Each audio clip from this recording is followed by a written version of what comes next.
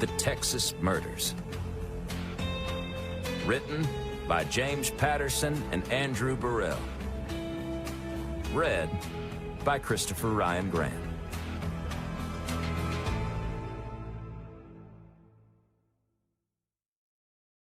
For Ron and Roberta Burrell. Prologue. 1. Isabella hears the unmistakable vibration of a rattlesnake tail, freezing her in a cold chill. The 17-year-old girl raises her eyes from the stream. She was drinking from water hardly deeper than a puddle, and sees the snake on the other side of the bank. Its head is raised above its slithering body, thicker than a Coke can, and stretching to longer than 6 feet.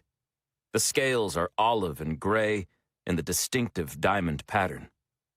The girl blinks her eyes to determine if she's hallucinating. She's lost track of the number of days she's been crawling through the desert, dragging her useless leg behind her while following the trickle of the creek bed, meandering through rocky canyons of sagebrush and prickly pear cactus. She's been surviving on water and the tiny fruit buds blooming on cacti. She knows she can't go on much longer like this. She should crawl backward, but she can hardly move. She hasn't eaten in days. Her hands are scraped raw and bloody, with several fingers missing the nails. And her right leg, the worst of her injuries, is broken in multiple places. Her shin bone is bent at an unnatural angle and bruised deep burgundy. Her knee is almost as big as a volleyball, and her ankle is so swollen that she's long since removed her shoe and left it behind. The last thing she needs is a snake bite. If treated quickly, snake bites aren't fatal. She knows that. But she is already knocking on death's door. A dose of venom squirted from the fangs would finish the job within a day. That is, if the snake is even real, not just her starving brain playing tricks on her. As if in answer, the tip of the tail stands vertically, and the snake shakes the segmented point again, producing a rattling sound that sends a fresh chill down Isabella's spine. She's not hallucinating. She's face to face with a real rattlesnake. And if she doesn't back away, the snake is going to strike. If there wasn't a trickle of water separating them, it might have already attacked. Once, when she was younger, she watched an uncle on the reservation kill a rattlesnake. But he had the benefit of wielding a long-handled shovel in one hand and a machete in the other. She doesn't have so much as a pocket knife. Isabella attempts to ease backward, but when she tries to lift her stiffened leg, the limb screams in pain. Isabella's eyes drop from the snake to the water, and she catches a glimpse of her own reflection. Her skin is coated in dirt and sweat and blistered by the merciless sun. The left side of her face is swollen and marred with a deep laceration that feels hot with infection. Her hair dangles down around her face, the strands tangled and dirty, knotted with twigs and cactus needles. Her face is coated with dust, her lips dried and cracked, her eyes wild. She looks like some kind of cave woman out of a movie, more animal than human. Seeing herself like this, what's become of her, ignites a rage inside her. Adrenaline floods her bloodstream. She looks around for some kind of weapon. She spots a rock within her reach, roughly the size and shape of a football. The rock is half submerged in the water. Balancing on her one good knee, she attempts to pry the rock loose with both hands. The snake lifts its rattle and shakes it again, the last warning she's going to get. She frees the rock and holds it over her head. "Come on," she growls at the snake, her teeth clenched. The snake lunges forward, mouth open in a wide V, just as Isabella slams the rock down in an explosion of water. Everything happens so fast, she's unsure if she hit it. Then, she sees a reddish color clouding the water. The snake's long body flops around, but the head remains under the rock. The death throes last for almost a whole minute before the snake's body finally goes limp. When Isabella shoves the rock aside and pulls the snake up, She sees the creature's neck is smashed at the base of its skull, its mouth still hanging open, the forked tongue limp between its fangs. She drags the body onto the bank and digs her fingernails into the scaly skin of the belly. It's hard work without a knife, but she starts to peel the outer skin from the snake with a fevered determination. Her uncle breaded and fried the snake he killed, but she recalls the flavor being bland, like sinewy fish. The meat was full of tiny bones. She never wanted to eat snake again, but now she finds herself salivating, ready to devour the meat raw. As she works, she remembers her uncle skinning the snake he killed. He cut the head off, then nailed the body to a board, where it dangled lifelessly, while he peeled the scaly outer layer. Isabella's mind is a fog of hunger and exhaustion, but she tries to remember something her uncle said to her as she watched, some lesson she's forgotten. The memory is right there at the edge of her grasp. A sharp, stinging pain shakes her awake from her thoughts. The snake's mouth is clamped onto her forearm, the fangs embedded in her muscle, 2 syringes emptying themselves of poison. As she tried to tear off its skin, she must have triggered a muscle reflex.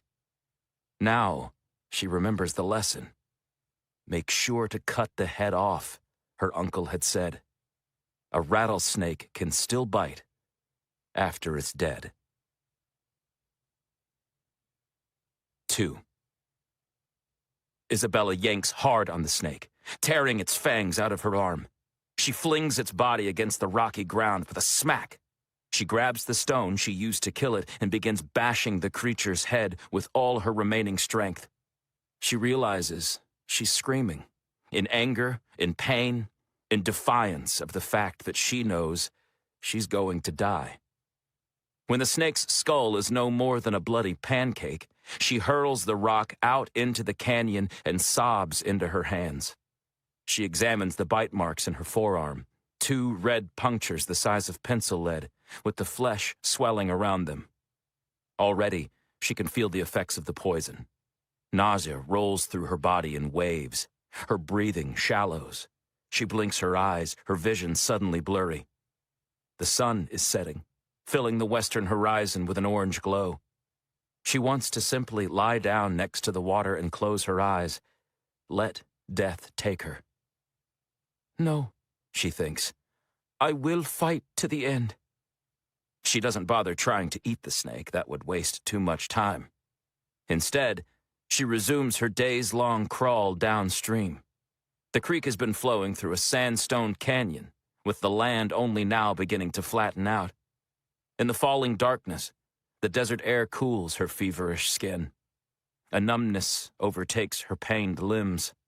The earth underneath her keeps tilting with vertigo, threatening to dump her sideways. But she pushes on. Time slips by in a blur. She wonders if she's already dead. Is this the afterlife? Crawling through a dark desert for all eternity? She collapses onto her back and stares at the stars spinning above her in a whirlpool. Go ahead, Death. I'm ready. She blinks her eyes and the sky turns bluish. She's lived to see another sunrise. But she knows it will be her last. Her labored breathing drowns out the only other sound, the faint trickle of water. She thinks she hears a vehicle on a road, but knows her mind must be playing tricks on her. When she hears it again, she rolls onto her stomach and pushes herself up to look around. The sun is rising, filling the landscape with light. A blurry, boxy shape glides across the horizon, glinting in the sunlight. Help! She screams. Help me! The car keeps on going, out of sight. She hobbles forward.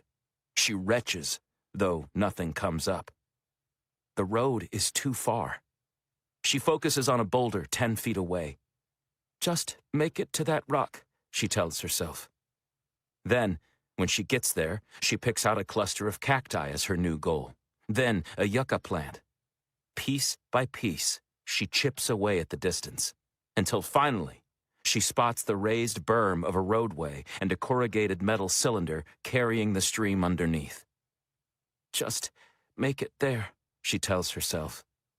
And when she does, She crawls onto the warm black top and lies on her back on the center yellow line.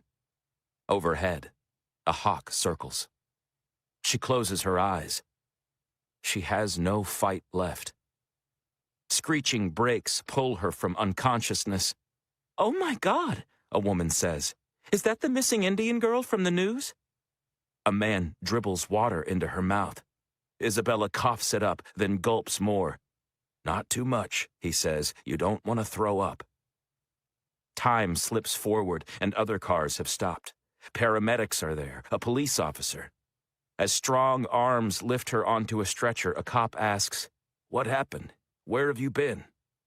The voice urges her that if someone abducted her, the more she could tell them right now, the more likely they would be able to find the person responsible. "They did this to me," Isabella mutters, barely audible. "What?" "I can't believe they did this to me," she says, and begins to sob. "Who?" the cop asks. "You don't know?" she says, looking at the cop's confused expression. The officer's hand is poised over a notebook, ready to write down whatever she tells him. But Isabella thinks of what she's been through, and those responsible, and she decides in that moment to never speak of what happened. Not to anyone. No matter what. Part 1. Chapter 1. 4 years later. The arrow soars silently through the air and strikes the target 100 yards away with a thunk. I lift my binoculars to see where the arrow hit. Dead center. Bullseye. In my Texas Ranger uniform of shirt, tie, boots, and cowboy hat, I lean against the fence and watch as the woman knocks another arrow and draws back her bow. Even through the rustling noise of the small crowd, I can hear the creak of the bowstring. She stands poised, the muscles in her arms taut. The other competitors, all men, have been using modern compound bows with cams on the strings and peep sights to make aiming easier. They have wrist releases to draw back the string. But the woman, a Native American, wearing a uniform from the Isleta del Sur Pueblo tribal police, has only an old hickory bow she pulls back with 3 fingers, and no sight to aim with except the tip of the arrow. And yet, she's been cleaning up against all her competitors. They started shooting at 40 yards and worked their way up to 100. She's so far ahead in points that she could miss the target entirely and still win the competition. She releases the arrow, and this one strikes dead center too. I applaud, along with the small crowd gathered to watch. The woman takes no notice. She draws back her 3rd and final arrow. Her body is the picture of concentration. Spine arched, right arm drawn back into a tight V, left arm holding the bow as straight as the arrow she's about to fire. Her hair is pulled into a single braid that runs down the length of her back. Her eyes squint ever so slightly. She holds the bowstring back by her jawline, touching the corner of her mouth with the tip of her forefinger. Then, in a fluid motion, she releases the tension on her fingers and lets her hand slide back, gently brushing her shoulder. The arrow launches forward, cutting an arc through the air as it travels the length of a football field. I hold my breath along with everyone else watching. The arrow strikes the target, not only in the center area, but so close it seems to be touching the other 2 arrows. The only way she could have a tighter pattern is if she'd split the arrows like Robin Hood. The crowd, not nearly as big as the demonstration of talent deserves, applauds the woman. Her competitors, gracious losers, take turns shaking her hand to congratulate her. She nods her head politely. She doesn't smile. Over the PA system, a voice announces the winner, Ava Cruz. I'm at the 2nd annual Texas Law Enforcement Charity Shoot, a fundraising event held on a massive shooting range outside of San Antonio. Sheriff's deputies, state troopers, Highway patrol deputies and Texas-based representatives from the FBI, ATF, and DEA are all here showing off their shooting skills to raise money for the Texas Fallen Officer Foundation. I'm slated for the fast draw competition. I skipped the event last year, caught up in an investigation. But this year, my captain called me up and told me he entered me in the contest. "Rory," he said to me, "the Texas Rangers didn't win a single event the first year. I want you to change that." Wandering around, waiting for my competition, I stopped on a lark to watch the archery contest, mostly because I thought the archers deserved an audience as much as the shooters. As someone who's honed his weapons skills to an art, I can appreciate the female officer's dedication to become that good.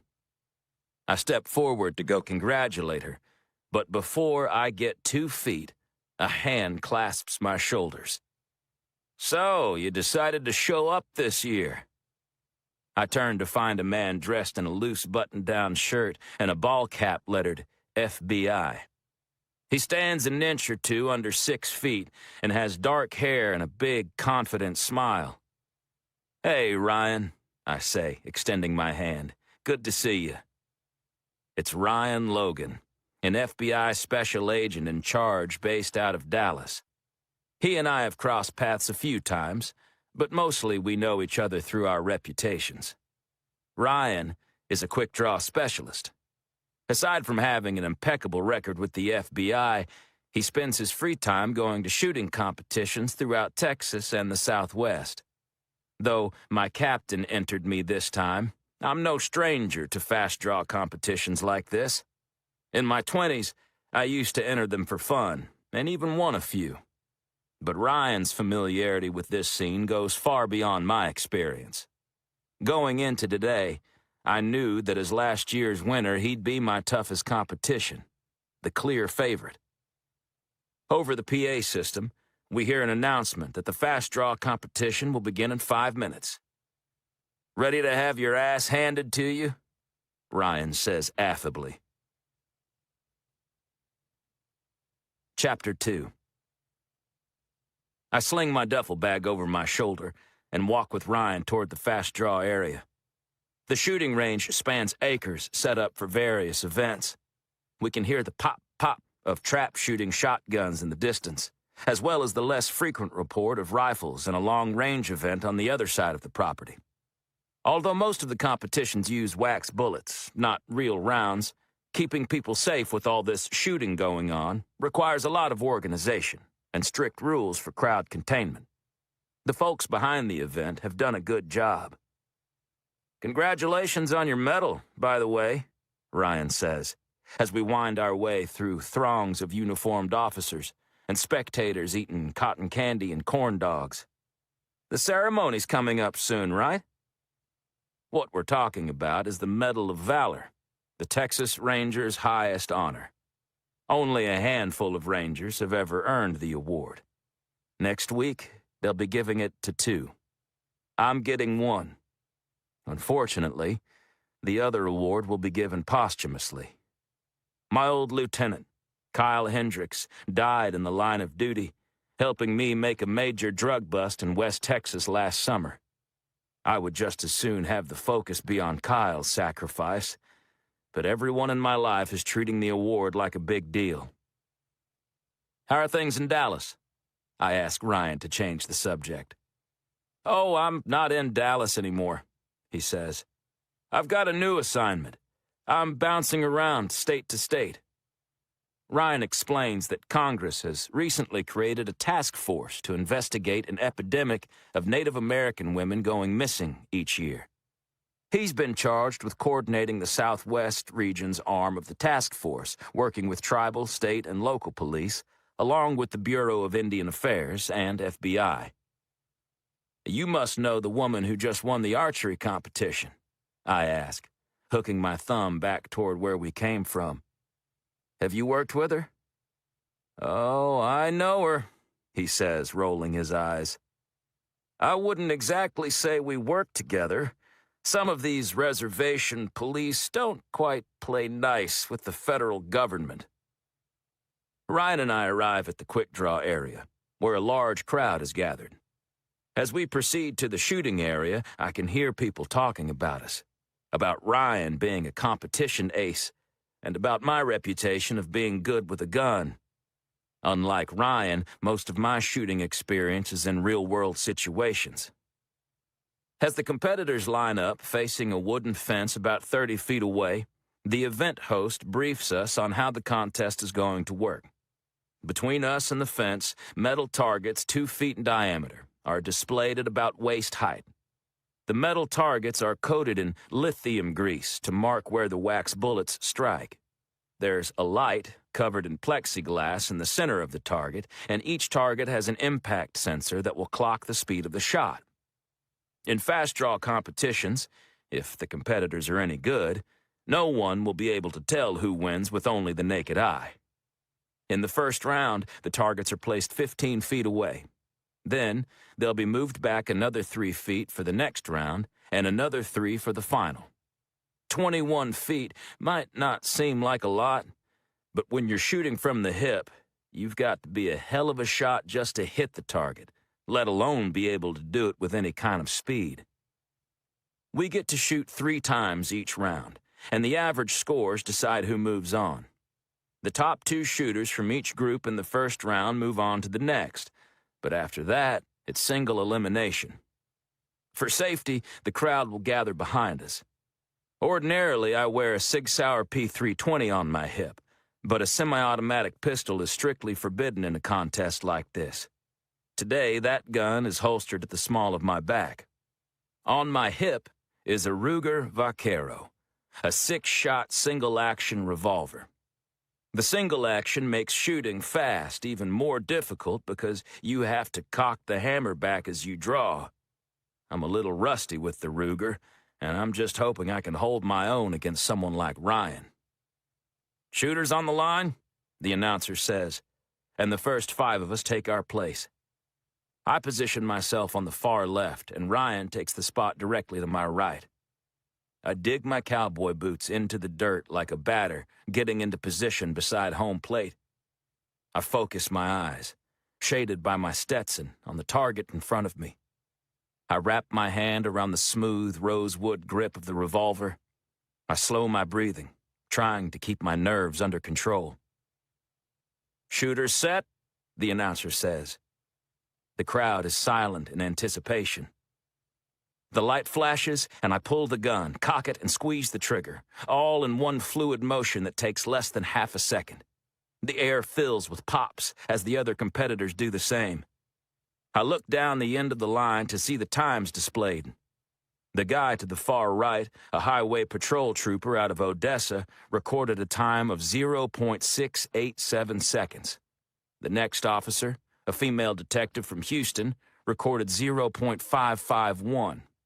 The middle guy, an embarrassed DEA agent, missed the target completely. And then comes Ryan's score, 0.315.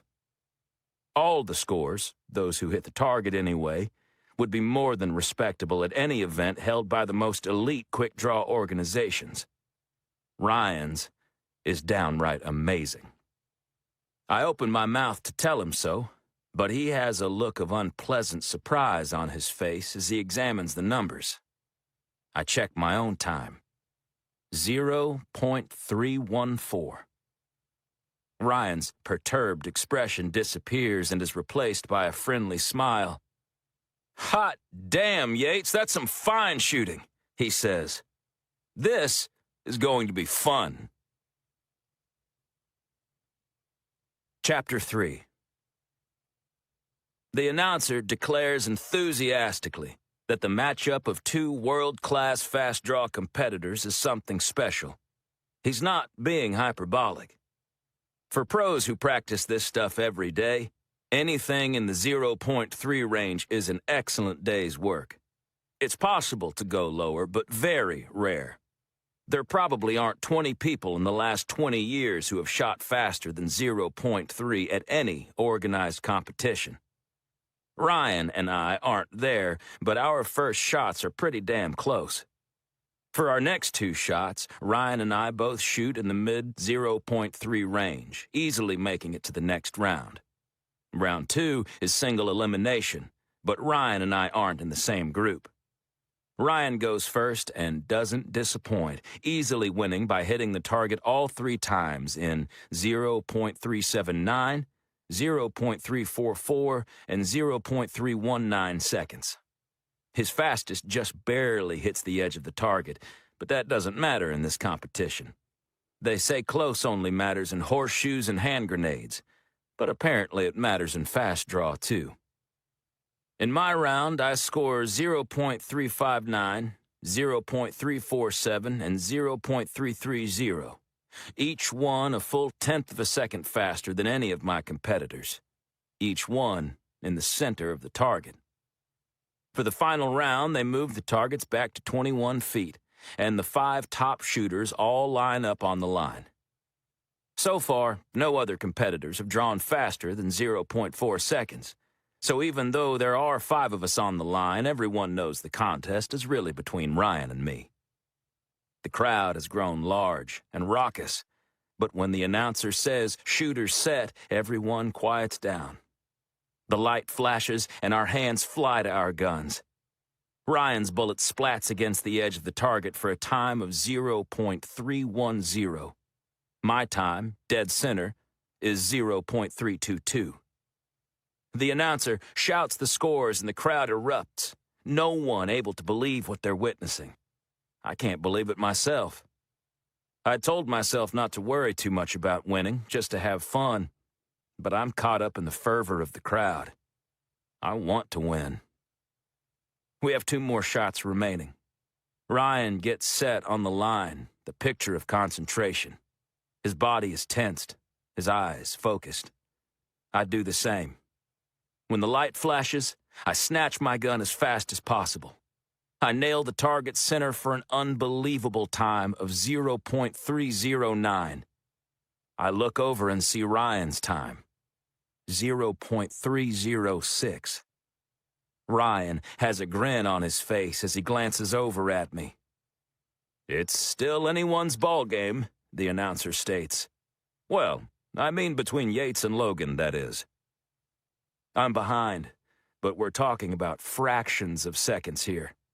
All I need is an excellent draw and for Ryan to have one of his worst.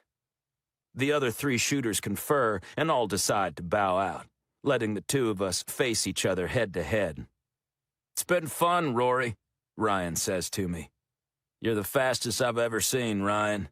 You've made me faster than I thought I could be." "Same," he says. He looks confident that he's got this in the bag.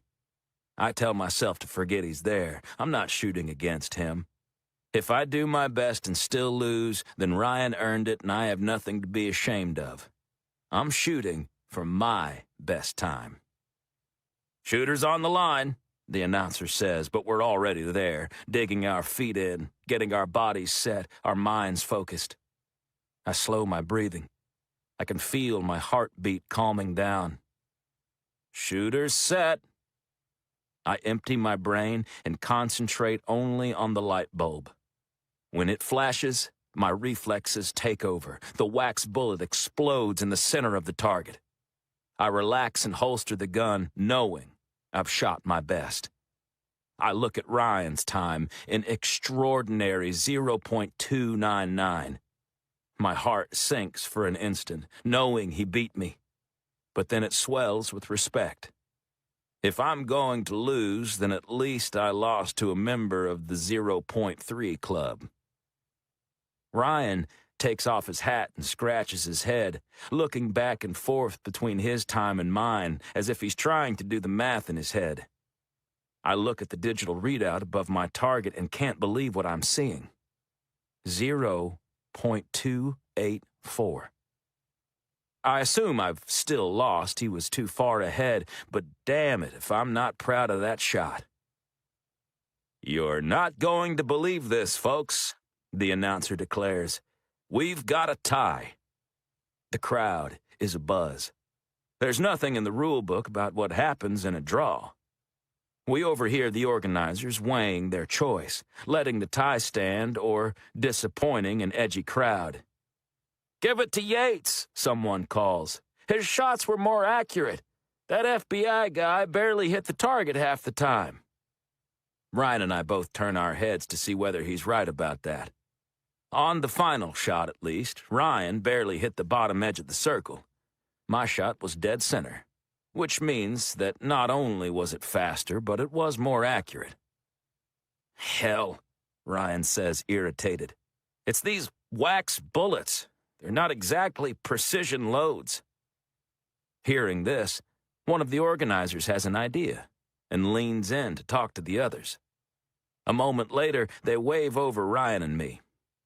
"Fellas," he says, "we're thinking we need to make a change." "What are you proposing?" I ask. "Let's switch things up a bit," the organizer says, "and use real bullets." Chapter 4. Using real loads in a quick-draw contest feels reckless. From the moment he says real bullets, I have a bad feeling, like the careful plans for audience safety are being abandoned for something a group of drunken frat boys would do around a campfire on a Saturday night. "I'm sorry to disappoint you," I say, "but I've got to hit the road. I'm happy to concede victory to Ryan." "Hell no," Ryan says. "If I'm going to win this thing, I'm going to win it fair and square." "It won't take long," the organizer says. As if reading my mind about my real concerns, he adds, "We'll make sure to do it safe." Someone suggests that famous quick-draw artist Bob Munden used to slice playing cards in half with his shots. So our targets would be the flat edge of the cards, hardly bigger than a sewing needle. "We can set up some kind of contraption to hold the card up in front of the target with the impact sensor," the organizer says. "To win, you've got to cut the card and have the best time." "It'll destroy the sensor," someone says. But the others seem to think the damage will be worth it for the spectacle. I tell them that my concern isn't the target or the impact sensor, but whatever's on the other side of the wooden fence. The bullets are going to fly right through. "There's 8 feet of rubber tires over there," the organizer assures me. "Well, does anyone have any playing cards?" Ryan asks. The men look around at each other in comical confusion. Ryan and I can't help but laugh, but behind us the crowd is restless. Ryan says, "How about we do what old Jelly Bryce used to do?" Jacob Adolphus Bryce, known as Jelly, was a famous FBI agent in the 1930s, 40s, and 50s, who many people believe was the fastest gunman ever to live. In several shootouts, he shot men who already had their guns aimed at him, drawing and firing faster than they could squeeze the trigger. But he also did a lot of contests and performances, showing off his shooting skills for audiences. I've always thought that Ryan fancies himself a sort of modern-day Jelly Bryce. He does plenty of the performance shooting, but so far, he lacks the real-world reputation Bryce also had. Ryan explains that Jelly Bryce used to hold a quarter at shoulder height, with his arm extended, while his other hand rested on his gun. When he dropped the quarter, he could draw and shoot it as it passed his waist. Back in the 1940s, Life magazine did a photo spread with some kind of state-of-the-art camera, showing Bryce's skill in freeze-frame steps. "Let Rory and me try it," he says, digging into his pocket and pulling out 2 quarters. The organizers like the idea, and as much as I don't, I go along with it. I don't want to disappoint the organizers or the crowd, and, to my own surprise, I find that I want badly to win. I reach into my duffel bag and pull out my hip holster for the Sig Sauer. If we're using real bullets, I'm using my pistol of choice. I see Ryan doing the same, loading live rounds into the Glock he carries on the job. The announcer explains to the restless crowd what the tiebreaker will entail. There are a good 50 people, half of them law enforcement personnel, crowded around the shooting area in a crescent moon. As the organizer backs them away, I spot Ava Cruz, winner of the archery competition. The other half of the spectators are civilians. I figure they contributed good money to the fundraising event, and I ought to at least give them a good show. I spot a young woman carrying a toddler in her arms. The boy has straw-colored hair and is wearing noise-canceling headphones, and I tip my hat to her and give her a smile. She beams back at me, doing her best to keep the restless child from squirming out of her grip. Ryan volunteers to go first and steps into position. "Shooter on the line," the announcer says, and when Ryan's ready, he adds, "Shooter set?" In a flash, Ryan drops his coin and draws his gun. The crack of the shot is so much louder than the wax loads we used before. He reaches down and picks up his quarter. "Damn," he mutters. "I missed it completely." The crowd groans with disappointment, and the announcer explains that it's my turn, and if I hit the quarter, I'll win the contest. Ryan hands me the quarter and wishes me good luck, winking to say that he really hopes I miss. I face the fence in front of the barricade of rubber tires. I hold the quarter out at shoulder height and place my other hand on the grip of my Sig Sauer, which feels much more familiar to me than the handle of the Vaquero. This is my gun. I try to tune everything else out, focused only on the task at hand. Like before, with my incredible 0.284 shot, I am in an almost meditative state. Nothing exists but me and the shot I need to make. I let go of the quarter. My hand yanks the pistol. Somewhere in front of me, I spot a slight blur of movement, a fistful of straw. My brain registers that it's the child who was squirming in his mother's arms. He's wriggled free and darted into my shooting lane. But my reflexes are on automatic pilot. The gun is already in my hand, swinging up. My finger is inside the trigger guard, squeezing. Chapter 5. Somehow, the synapses in my brain send the message to my hand in time. I let the coin fall and thrust my gun high up in the air, stretching my finger outside the trigger guard. The silence, when we were all expecting a bang, has a strange, sobering effect on the crowd. I hear gasps of terror and then exhalations of relief. The mother runs past me and scoops up her little boy, who seems oblivious to the danger he was in. Crying, the woman clutches him in her arms, thanking me profusely and apologizing at the same time. My heart pounds as fast as I ever remember it pounding, even in the most heated of battles. My legs are wobbly, my whole face feels numb, and I blink back tears. The organizers are looking at each other with expressions that say, "What should we do?" "Do you want to try again?" one of them asks. "We'll do a better job of keeping the crowd back." I holster my gun. "Gentlemen," I say, "I'm calling it a day." The crowd gives me the biggest round of applause of the afternoon. "Rory," Ryan says, putting a hand on my back. His voice is full of genuine respect. "That was the finest gunmanship I've ever seen. You're the winner in my book." I tell him that I'm happy with the draw. "We all had fun and nobody got hurt," I say. "That's all I care about." Ryan takes my hand and holds it up, and the two of us stand for a moment with our arms raised in joint victory, letting the audience give us another round of applause. I have to spend a few minutes shaking hands and talking to folks, but I'm eager to get out of there. It's late in the afternoon, and I've got a 3-hour drive ahead of me to get home to Redbud. More important, I feel a little sick to my stomach and just want to sit in my truck and decompress. As I'm heading toward the exit, however, I spot Ava Cruz. She's buying a lemonade from a stand with her bow and arrow slung over her shoulder across her body. I break my stride and approach her.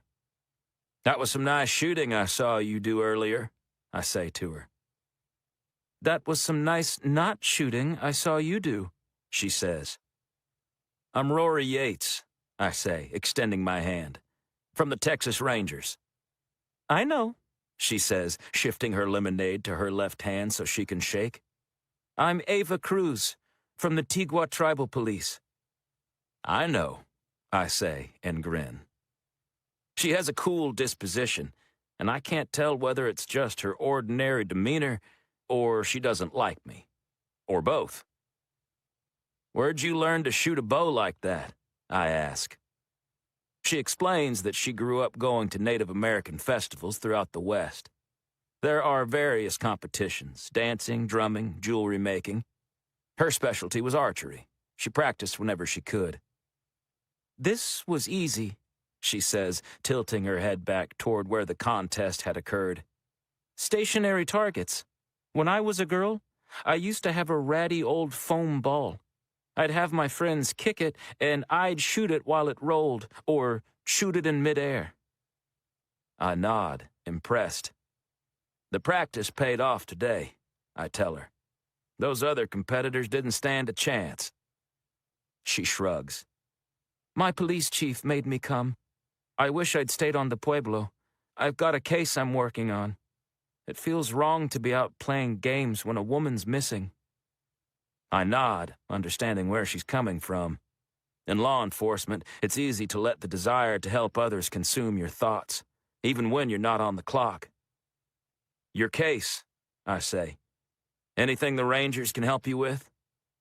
She smirks. No thanks. I squint, trying to figure out what she's implying. No offense, she says, taking a sip of lemonade.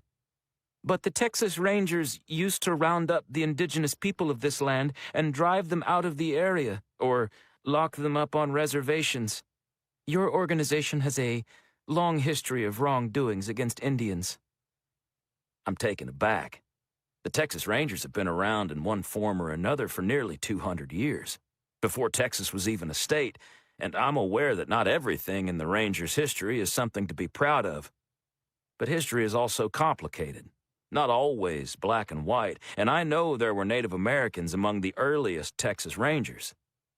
Regardless of the history and all its shades of gray, I am very proud of the modern Rangers, an elite investigation unit that helps solve crimes throughout Texas.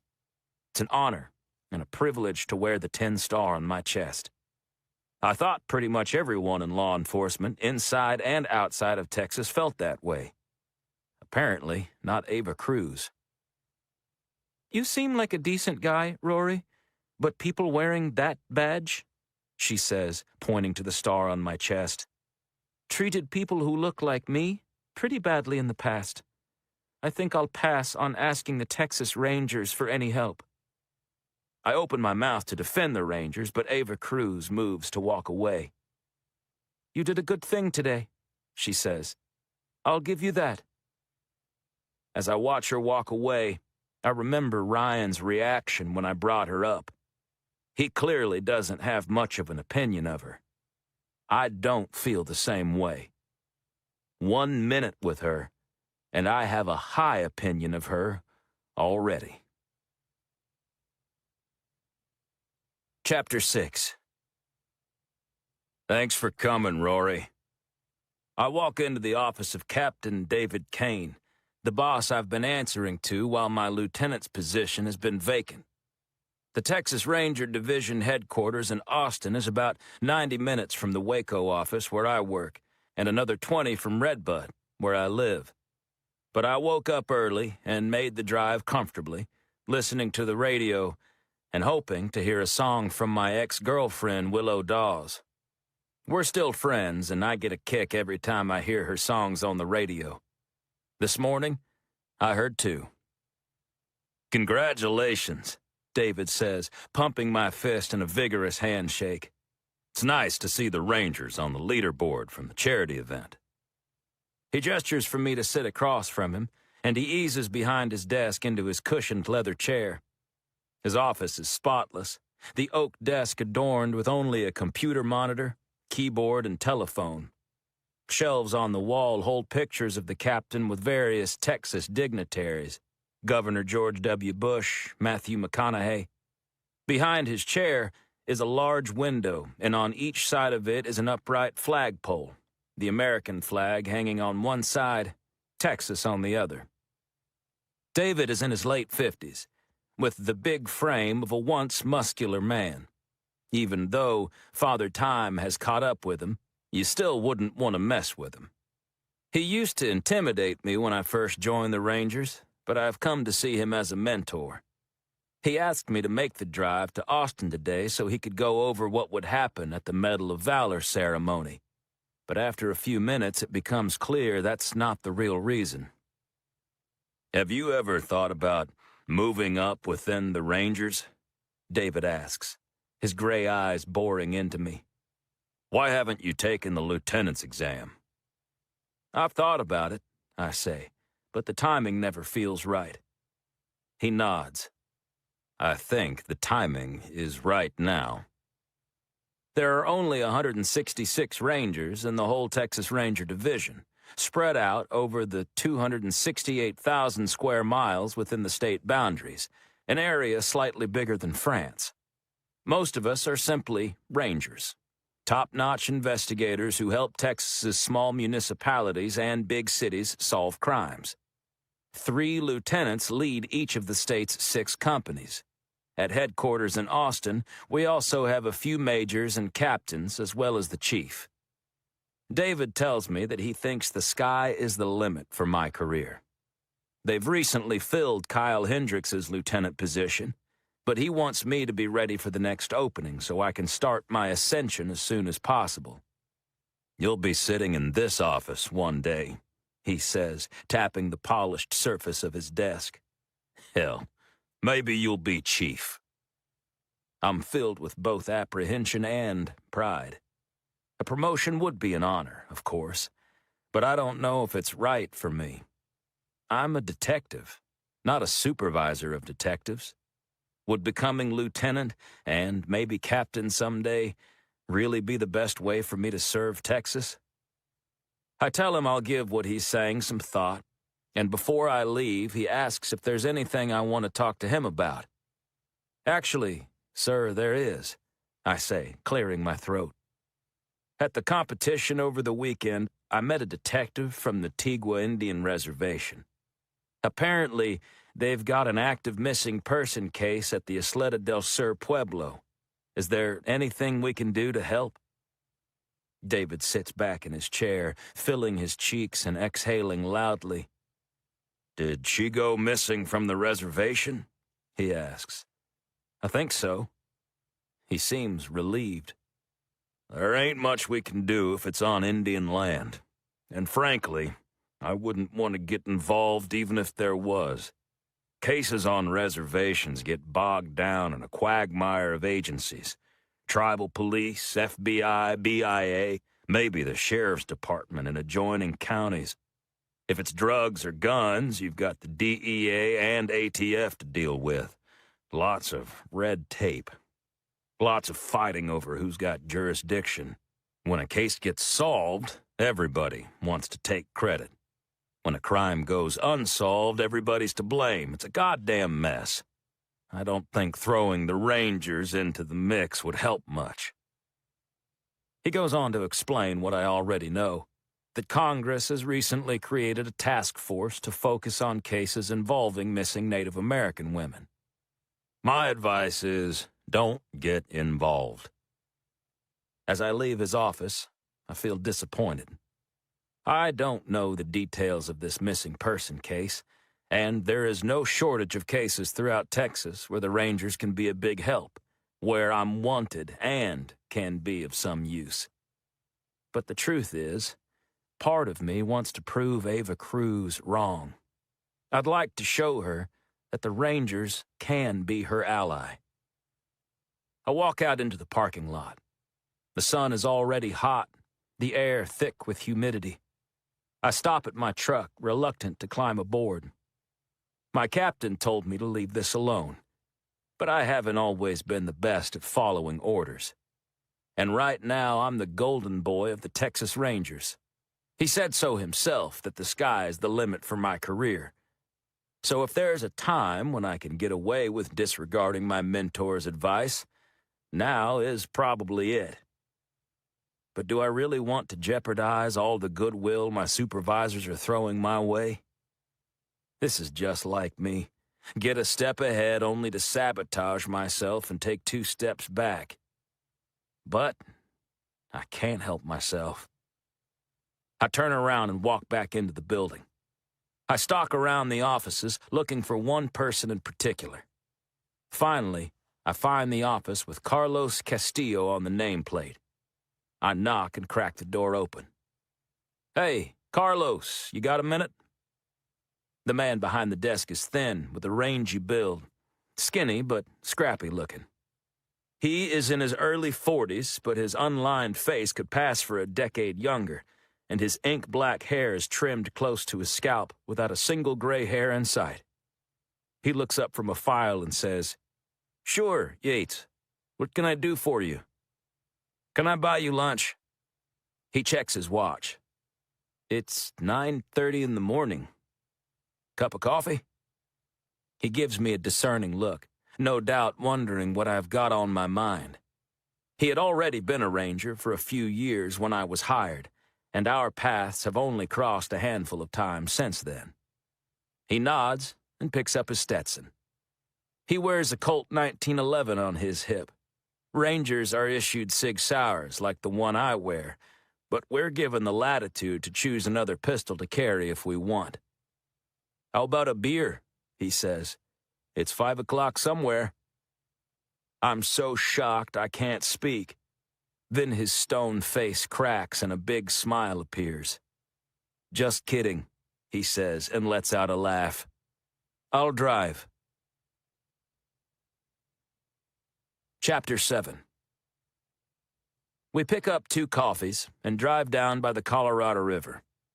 Carlos parks in a gravel area underneath the highway, and the 2 of us walk along a multi-use path that stretches over the river. The underside of the bridge above us is packed with the nests of cliff swallows, and the birds flit in and out of their gourd-shaped homes. Overhead, traffic rumbles along. "So, what brings you to Austin today?" Carlos asks, leaning against the railing and looking over the wide river. Even this early, the sun-shimmering water is full of people floating in rafts or paddling kayaks. I tell him that Captain Kane wanted to chat with me about the Medal of Valor ceremony. I don't mention the additional reason the captain called me in. I'd heard that Carlos unsuccessfully applied for the recent lieutenant position. He might not like hearing that we could end up being in the running for the same job. He congratulates me on the Medal of Valor. I don't expect him to attend the ceremony any more than he expected me to knock on his office door this morning. Carlos Castillo has a reputation for working alone. He does good work, no one ever complains about his results, but I'm not sure he has a lot of close friends in the Rangers. It feels awkward to explain why I've asked to talk to him, especially since I don't really know what I'm looking for myself. I decide there's no better way to explain something than to try, so I start with my encounter with Ava Cruz over the weekend. "Do you know her?" I ask. 29 million people live in Texas," he says. "What makes you think I know her?" "Well," I say, stumbling over my words, You thought that since we're both Indians, we must be pals?" I flush with embarrassment. Carlos is the only Texas Ranger in the whole division with Native American ancestry. He knows it, I know it. 60,000 people in Texas identify as Native Americans, he says. "You think we're all Facebook friends?" He stares at me with a forbidding expression. Then his facade breaks and a big smile fills his face. "I'm just messing with you, Rory." Relief washes over me. "I actually have met her before," Carlos says, "but I don't know her well." He explains that he's often assigned cases that involve Native American crimes, but that offenses that occur on tribal land are outside of the Rangers' jurisdiction. The assumption that the missing woman was moved off reservation property onto Texas lands might be a safe one in this case, considering the Isleta del Sur Pueblo, The residential area of the Tigua Reservation isn't particularly big, only about 30 acres. He starts to tell me about the federal task force, but I stop him and explain that Ryan Logan didn't seem interested in working with her. Still, Carlos gives me the same basic advice as Captain Kane. "There are already too many cooks in this kitchen," he says. "I know it's hard to accept, but sometimes you're better off trusting that the people involved are doing okay without you. The Rangers can't get involved in every case in Texas." Somehow, the recommendation seems more palatable coming from him than my captain. But the idea that the best way to help is to stay out of the way is still a bitter pill to swallow. Seeing that I'm not quite satisfied, Carlos adds, "I'll tell you what. I'll make a call over to the Tigua Pueblo. I'll offer our help, try to get a little more information on the case. Maybe they'll be a little more open to the offer coming from me." As we walk back along the path toward the truck, bicyclists and runners zip by us, some of them doing double takes, no doubt wondering what two Texas Rangers are doing out here in a popular recreation area. It's a beautiful day, and everyone around us is busy releasing endorphins. But I'm in a somber mood.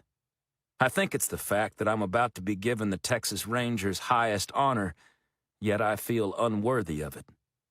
No matter how many cases you break, no matter how many arrests you make, there's always more to be done. Always more crime. And the truth is, I'm also stinging from Ava Cruz's criticism of the Rangers' legacy. I tell Carlos what she said and then add, "Why did you become a Ranger, Carlos?" "To pick up girls," he says, opening his truck door. "No one gets more badge bunnies than a Texas Ranger." I stare at him, shocked, and he smiles that big mischievous grin of his. "One of these days, you'll be able to tell when I'm joking," he says. Chapter 8.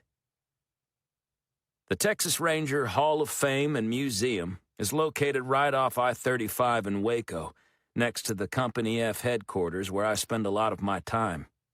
The spots designated for Rangers are already full, with so many out-of-towners coming in for the ceremony. Cars and trucks fill every space, with overflow lining each side of the entranceway. I finally managed to squeeze my F-150 into a gap between a Prius and a minivan near the frontage road.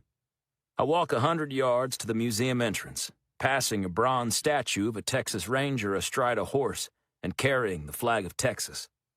Inside, I am immediately swarmed by people, dozens of uniformed Rangers, Texas law enforcement officials, friends from my hometown of Redbud, shaking my hand, congratulating me.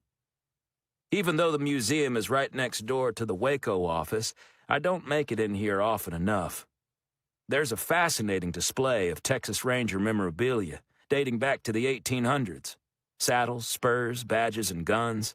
Lots and lots of guns. Every manner of weapon Texas Rangers have carried is on display, from Henry rifles and Colt Dragoon revolvers used 150 years ago to a LaRue 308 rifle, identical to the one I keep in the toolbox of my truck, and a Sig Sauer just like the one I carry on my hip. I make my way through the rows of artifacts, past paintings and sculptures of cowboys on the range, to the pop culture gallery with Lone Ranger lunchboxes and posters from movies and TV shows like Tales of the Texas Rangers and Lonesome Dove. Seeing all this stuff, the reality and the mythology of the Rangers all mixed together, I recall Ava Cruz's criticism of the early Rangers and the grudge she holds against us. But I don't have time to dwell on these thoughts. Not with all these people around shaking my hand and congratulating me. I spot my parents in the crowd, with my two brothers and their wives and children standing with a pretty young woman whom I don't recognize. As I hug everyone, Mom gestures to the young woman and says, "You remember Megan, don't you?" "Megan?" I say, staring at her. Long, dark hair, thick and glossy, falls over her shoulders and frames her face. She has arresting blue eyes, as deep as the Gulf of Mexico, and I feel like I'm struck dumb staring at them.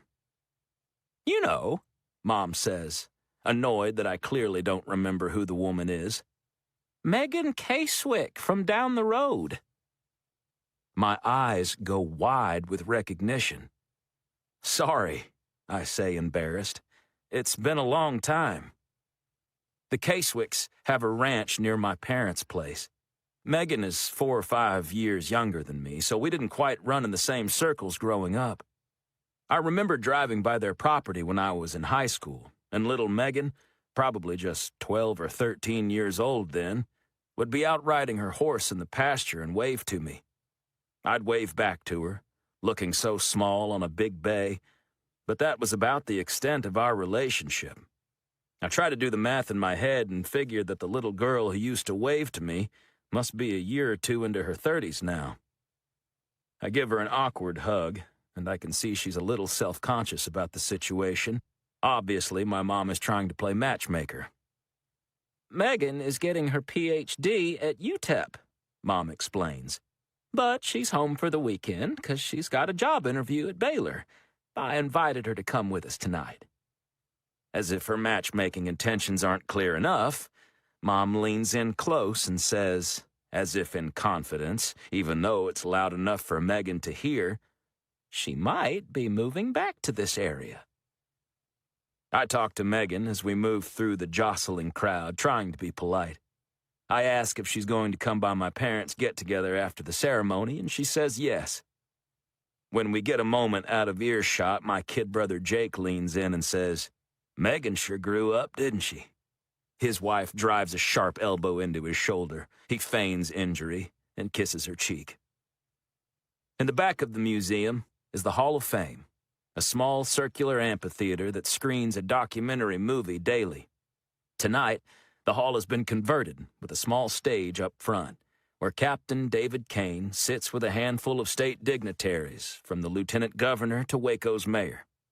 Attendees are crowded onto rows of benches, others standing along walls adorned with pictures of famous Texas Rangers. A front row spot has been reserved for my family and me, as well as the family of Kyle Hendricks. He didn't have a wife and children, so his mother will be accepting the medal. I take a moment to approach her. "I'm sorry for your loss," I say, my voice choked, tears coming to my eyes. "Kyle saved my life, and the lives of God only knows how many others. He's a true hero. If it were up to me, this night would be all about him." "Oh, thank you, Rory," she says, but those are the only words she can get out before she starts crying. The two of us hug. She feels fragile and small in my arms, and I can't imagine the pain she has to bear for the rest of her life. Over her shoulder, I see my own parents weeping, knowing that one day they could very well be in her position, accepting a posthumous medal for their slain son, as if a piece of tin on a ribbon could be any consolation. Chapter 9. The ceremony itself is mercifully short, with Captain Kane giving a succinct summary of the events Kyle and I were embroiled in, leaving out the gory details, followed by a touching memorial slideshow. When it's over, I'm emotionally drained and want nothing more than to go home and flop down on my bed.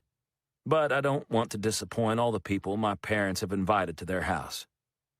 As my family and I are waiting for the crowd to clear, a familiar face appears out of the mass of people. "Willow!" my mom exclaims and gives my ex-girlfriend a big hug. "Rory didn't tell me you were coming." "I wanted to surprise him," Willow says, breaking from Mom to hug me. "I stood in the back so I wouldn't draw attention." She might have been discreet earlier, but now she's turning the heads of the people around us. Wearing a modest blue dress, she doesn't quite look as glamorous as she does in her music videos, but her famous face still stands out in a crowd. We embrace, and over her shoulder I can see the confused expression on Megan's face. I'm sure Mom wouldn't have invited her if she'd known Willow was going to be here. My parents thought the world of Willow, and weren't too happy when she and I decided to go our separate ways. Willow and I dated back before she was a star. I was going through a hard time after my ex-wife, whom I still loved, was murdered. I fell hard for Willow, and still think of our brief romance as some of the best days of my life. But her career took her to Nashville, and we couldn't make our relationship work long distance. We broke up amicably, but it still hurt. I introduced her to Megan. "You didn't tell me you had a new girlfriend," Willow says, her voice chipper and enthusiastic. I say, stumbling over my words. "She's not my, we're not." "Not yet," Jake mutters loud enough for us all to hear. Megan, flushed with embarrassment, says to Willow, "I'm a family friend." She extends her hand. "I love your album," she adds. "My favorite song is Outlaw in a Miniskirt." She looks at me with a wry smile. "That and Don't Date a Texas Ranger, of course." Willow laughs. "That's advice you definitely should not take." We make our way to the parking lot as rain is starting to sprinkle down.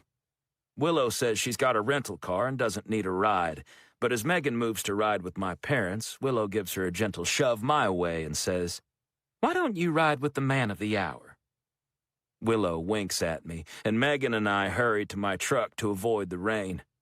As soon as I'm on the highway, the sky opens up and unleashes a deluge onto central Texas. My wipers are going as fast as they can, and still they can't keep up with the downpour. Thunder explodes like a rifle shot, and lightning ignites the sky in yellow light before plunging it back into darkness. "I hope that wasn't too uncomfortable," I say to Megan. I mean, with Willow being there. "I knew Willow was gorgeous and talented," she says, "but I didn't realize how cool she would be." I try to take the conversation away from Willow and ask Megan what she's studying at UTEP. She explains that she's finishing her PhD in American literature. Over the past few days, she was doing what they call a campus visit at Baylor, interviewing for a job there as an assistant professor. "I've had 2 interviews now," she says. "The other one is in Mississippi. Fingers crossed the Baylor job works out." She's been putting herself through school by working as a bartender 4 nights a week at a little pub on the outskirts of El Paso called The Outpost. "I don't mind pouring drinks," she says, "but it's not easy teaching classes during the day, working in the bar till 2 a.m., then trying to find time to write my dissertation." I'm impressed and a little intimidated. She's smart, hard-working, and I can't deny, damn good-looking. She's wearing a red blouse with an ivory skirt, with a slit showing off just a glimpse of her thigh. In the closed quarters of the truck cab, I can smell a dab of perfume, a citrus aroma that suits her perfectly. I mentioned that Baylor is my alma mater, and this gives me something to talk about for a few minutes. How much I loved going to Dr. Pepper Hour on Tuesdays and cheering for the Bears at Floyd Casey Stadium before they demolished it and built the new one. After I pull off the highway and head toward the ranch, a car appears ahead of us, stuck on an embankment. It must have hydroplaned and slid off the road. I pull over and pop on my police lights. "Hang on a sec," I tell Megan, reaching behind my seat for my rain jacket. Water pelts the brim of my hat as I step into the downpour. The driver rolls down the window a crack, and I ask her to try the gas. The wheels spin, spitting mud. "Hold on," I say. "I've got a tow cable." I turn around, and Megan is there, getting drenched. "I'll help," she says. "You'll get soaked," I say, but it's too late. Her wet hair is matted to her scalp. Her saturated blouse clings to her skin. "I was raised on a farm," she says, smiling. "Little rain never hurt anybody." I open my mouth to object, but she says, "I'm not the kind of girl who's going to sit in the car and let a man do all the work. You should know that right off the bat." "Here," I say, stripping off my jacket and draping it around her shoulders. I place my hat atop her head. The Stetson never looked so good before. I haul my tow cable out, and while I attach it to my truck, Megan kneels down in her skirt and hooks it underneath the stuck car. Her high heels are getting muddy, but she doesn't seem to mind. A minute later, the car is free, and we're back on the road, smiling at each other even though our clothes are soaked through. When we get to my parents' house, Dad says, "What the hell did you two get into?" The house is full of friends and family, and it's clear the party has already started. So much for a small get-together. "We thought maybe you ran off and eloped," Jake says. I ignore him while I strip off my button-down shirt so I'm only in a wet t-shirt. Mom hands us a couple of towels. As Megan attempts to dry her long hair, Mom fetches a faded Baylor sweatshirt that I bought her for Christmas years ago when I was a student. "Here," she says to Megan. "Let's see how you look in green and gold." "If you're done messing around," my other brother, Chris, tells me, "you're wanted in the living room." I am. As I step around the corner, I see a dozen or so people are gathered around two stools set up in the corner. Willow sits on one of them. The other stool is empty. Two guitars, mine and hers, lean against the wall behind her. "Sorry," Willow says with a bright smile. "Your family insisted we treat them to a duet." Chapter 10. I take my seat next to Willow, unsure how I'm going to muster the energy to perform. 2 hours ago, I was crying with Kyle's mother in my arms. Now I'm expected to play music. But all eyes stare at us eagerly. My good friend Freddie Hernandez, who I went to high school with, and who has since helped me break more than a few cases as a top-notch medical examiner, stands in the corner with Darren Hagar, another high school buddy, who owns the bar where Willow used to sing. Jake perches on the arm of the couch next to my parents. Chris sits on the carpet with my 3-year-old nephew Bo in his lap, who is sucking his thumb and looking like he's about to fall asleep. Megan sits down next to them and looks up at me with a bright smile. She looks good in an old sweatshirt with half-wet hair, and I can picture her like this with the two of us settled in for a chill night of watching Netflix on the couch. I realize I'm getting ahead of myself, but in this moment, I am at least hoping that she gets the job at Baylor so I can see more of her. Without even discussing it, Willow and I start with Mama's "Don't Let Your Babies Grow Up to Be Cowboys." It's the first song we ever sang together, and it's also the last song we played the night we broke up. Singing it now feels like we've turned another page in our relationship. We started with the spark of attraction, which turned into love, which led to heartbreak. Now, we've become friends. After concluding the song, we play a mix, ranging from Miranda Lambert and the Zac Brown Band to Garth Brooks and the Chicks. My nephew, half asleep a minute ago, is up and dancing. Willow suggests we try Kenny Rogers and Dolly Parton's duet, "Islands in the Stream." The song is going well, but I catch a glimpse of Megan in the audience and can see that she feels uncomfortable watching me share a love song with my ex. Up until then, she seemed to be enjoying the show. I say I've got time for one more, and a couple of people from the crowd jokingly call out that we should play "Don't Date a Texas Ranger." Laughing, Willow says she's been working on a new song and wants to know if she can try it out. "You just try to keep up, Rory," she says with a smile. She strums the strings with an upbeat tempo and starts singing lyrics about Texas, belting the words out in quick succession. Bluebonnet flowers and pickup trucks, Boca Chica and barbecue at Chuck's, hook'em horns and chanted rocks strolling the San Antonio Riverwalk, Dr. Pepper pecan pie, the Rio Grande and the big blue sky. From here she jumps into the chorus. "I hang my hat in Nashville these days, but my heart belongs in the Lone Star State. I love it, the place, the people, everything together. What can I say, y'all? Texas forever." The small audience is into the song, laughing and grooving along, But Willow kills the momentum by strumming the guitar a final time and saying, "Sorry, that's all I have so far." Everyone seems to want more, so I start playing the same tune and add my own lyrics. Working in the fields, plowing the hay, floating the Colorado River on a sunny day. Willow beams at me and joins back in. She sings, "The Dallas Cheerleaders Kick Line." Unsure for a moment what to say, I add, "Drinking Shinerbach and feeling fine." As the audience erupts with laughter, I sing, "Armadillos and rattlesnakes, coyotes and hawks." Grinning, Willow sings, "6th Street in Austin really rocks." At this point, the whole room is laughing, waiting to see what we can come up with on the fly. After a pause, Willow sings, "Country music on the radio," leaving me to conclude, "Let's not forget the Alamo." Everyone is in stitches, Willow and I included. We do another roll through the chorus to finish the song, and this time everyone in the room shouts, "Texas forever," along with us. Willow and I rise and take a quick bow, hugging each other and laughing. Megan is giggling along with everyone else, but I can't help but sense some reservations from her expression.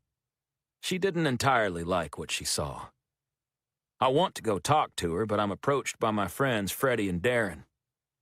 "Willow broke up with her boyfriend in Nashville, you know," Darren says conspiratorially. "I heard," I say. "She won't be single long," Freddie adds. Out of the corner of my eye, I catch a glimpse of Megan by the door saying goodbye to my parents. "Excuse me," I say, and squeeze my way through the crowded house. I catch up with her outside, and she's about to climb into her pickup. "Leaving without saying goodbye?" "Sorry," she says. "I didn't want to interrupt you." She looks luminous in the moonlight. She says she needs to get up early tomorrow and head back to El Paso. She has a long drive, followed by a shift at the bar. She tells me she had a great time and loved seeing me perform with Willow. "You two really are good together," Megan says. "Willow's the good one," I say. "She makes me look better than I am." "I'm not talking about the music," Megan says. "Oh," I say, shrugging. "Well, it wasn't meant to be." "You sure?" she says, giving me a serious stare. "You're really over her?" Cross my heart. Neither of us is really sure what to say next. We've both felt the same spark, I'm certain. But we also don't know if anything will come of meeting tonight. We might have a future. We might never see each other again. "Goodbye, Rory," she says, giving me a hug. We hold our embrace longer than we need to, and then I watch her drive away. Chapter 11. I'm at the sink, doing the dishes. Mom is picking up cups and plates as the last stragglers don't seem to be getting the message that the party is over. Behind me, at the kitchen table, my old high school football coach is talking to Jake and Dad, all of them a little drunk, reminiscing about the Hail Mary touchdown pass I threw in the final seconds of the homecoming game my senior year. It seems like every time I hear Coach tell the story, he adds another 5 yards to the length of my throw. "Want some help?" Willow says, sidling up next to me and beginning to dry the dishes in the rack. "Thanks for coming," I say, handing her a dripping plate. "It means a lot." "You do the same for me," she says, wiping the towel over the wet surface. "When I win my first CMA, I expect you to be there." I chuckle. "I'll do my best." As we work in tandem, I ask Willow where she's staying. She says that she didn't book a hotel yet, but my mom offered for her to stay in their spare room. The atmospheric pressure around us seems to change as we both recognize that my house, the house she and I used to share, is just up the hill on my parents' property, a little 2-bedroom where the old ranch hand sleeping quarters used to be. It would be easy for the two of us to walk up there together and pretend for one night like things are like they used to be. Neither of us says it aloud, but we're both thinking it. I told Megan that I was over Willow, but I wonder if I am. If I'll ever be. My phone buzzes in my back pocket, saving me from the awkward silence. Willow hands me the towel she's using, and I dry my hands. I check the phone and see the call is from Carlos Castillo. I've been expecting an update, but not this late. It's almost midnight. "Are you serious about wanting to help with these cases of missing Indian women?" Carlos says. "Yes." "Come pick me up," he says. "We're heading west." He explains that a native woman from El Paso has gone missing. She doesn't, or didn't, live on a reservation, which means the rangers can get involved with less red tape. "It's still going to be a jurisdictional pissing match with the local cops and the feds," he says. "But if you want to get involved, this is probably the way to do it." I tell him I'll be there as soon as I can. "You sure you want to?" Carlos says. "I know tonight was your ceremony. If I can go alone, I don't mind." I am exhausted, and if I told him to go without me, I could be in bed within 15 minutes, sound asleep, or sleeping with Willow. I do the math in my head about how much driving Carlos and I would have ahead of us. Almost 2 hours to Austin to pick him up, and another 8 or 9 hours to El Paso from there. We won't get to the crime scene until at least 10 a.m. tomorrow. I consider telling Carlos that I'm going to pass on this case. I'll let him or the feds handle it. But I remember Ava Cruz's reproachful words about the Texas Rangers. "I'm in," I say. When I hang up, Willow has an expression on her face that she's been in this situation before, watching me run off at all hours of the night. I usually like to think our relationship didn't survive because her career took off in Nashville. But my career got in the way just as much as hers did. "Where are you going?" she says, sounding disappointed. "El Paso." Her eyes go wide. "I'll start a pot of coffee," she says. "You go to your place, pack whatever you need, and stop back by before you head out. The coffee will be ready by then." I drive up to the house, only a couple 100 yards away, and change out of my damp pants and shirt and into clean ones. I throw together a duffel bag with a few changes of clothes, a paperback book, and my toothbrush. I'm not sure how long I'll be gone. When I drive back down to my parents' house, my family is there with Willow. The rain has stopped and insects chirp from the darkness. I take the thermos of coffee and give everyone hugs. As I hold Willow in my arms, I tell her she might as well stay in my house for the night. "It's a little messier than when you lived there," I say. "But you know where everything is." She thanks me, but says it might feel too weird, too lonely to be there without me. I climb into my truck, put it in gear, and wave out the window to say goodbye to everyone. I drive about 10 feet before putting on the brakes. I hop out of the truck and jog back into the house, past the confused faces of my family. "Forget something?" Dad calls after me. A few seconds later, I come out with my guitar case. "You never know," I say, sliding it behind the seat.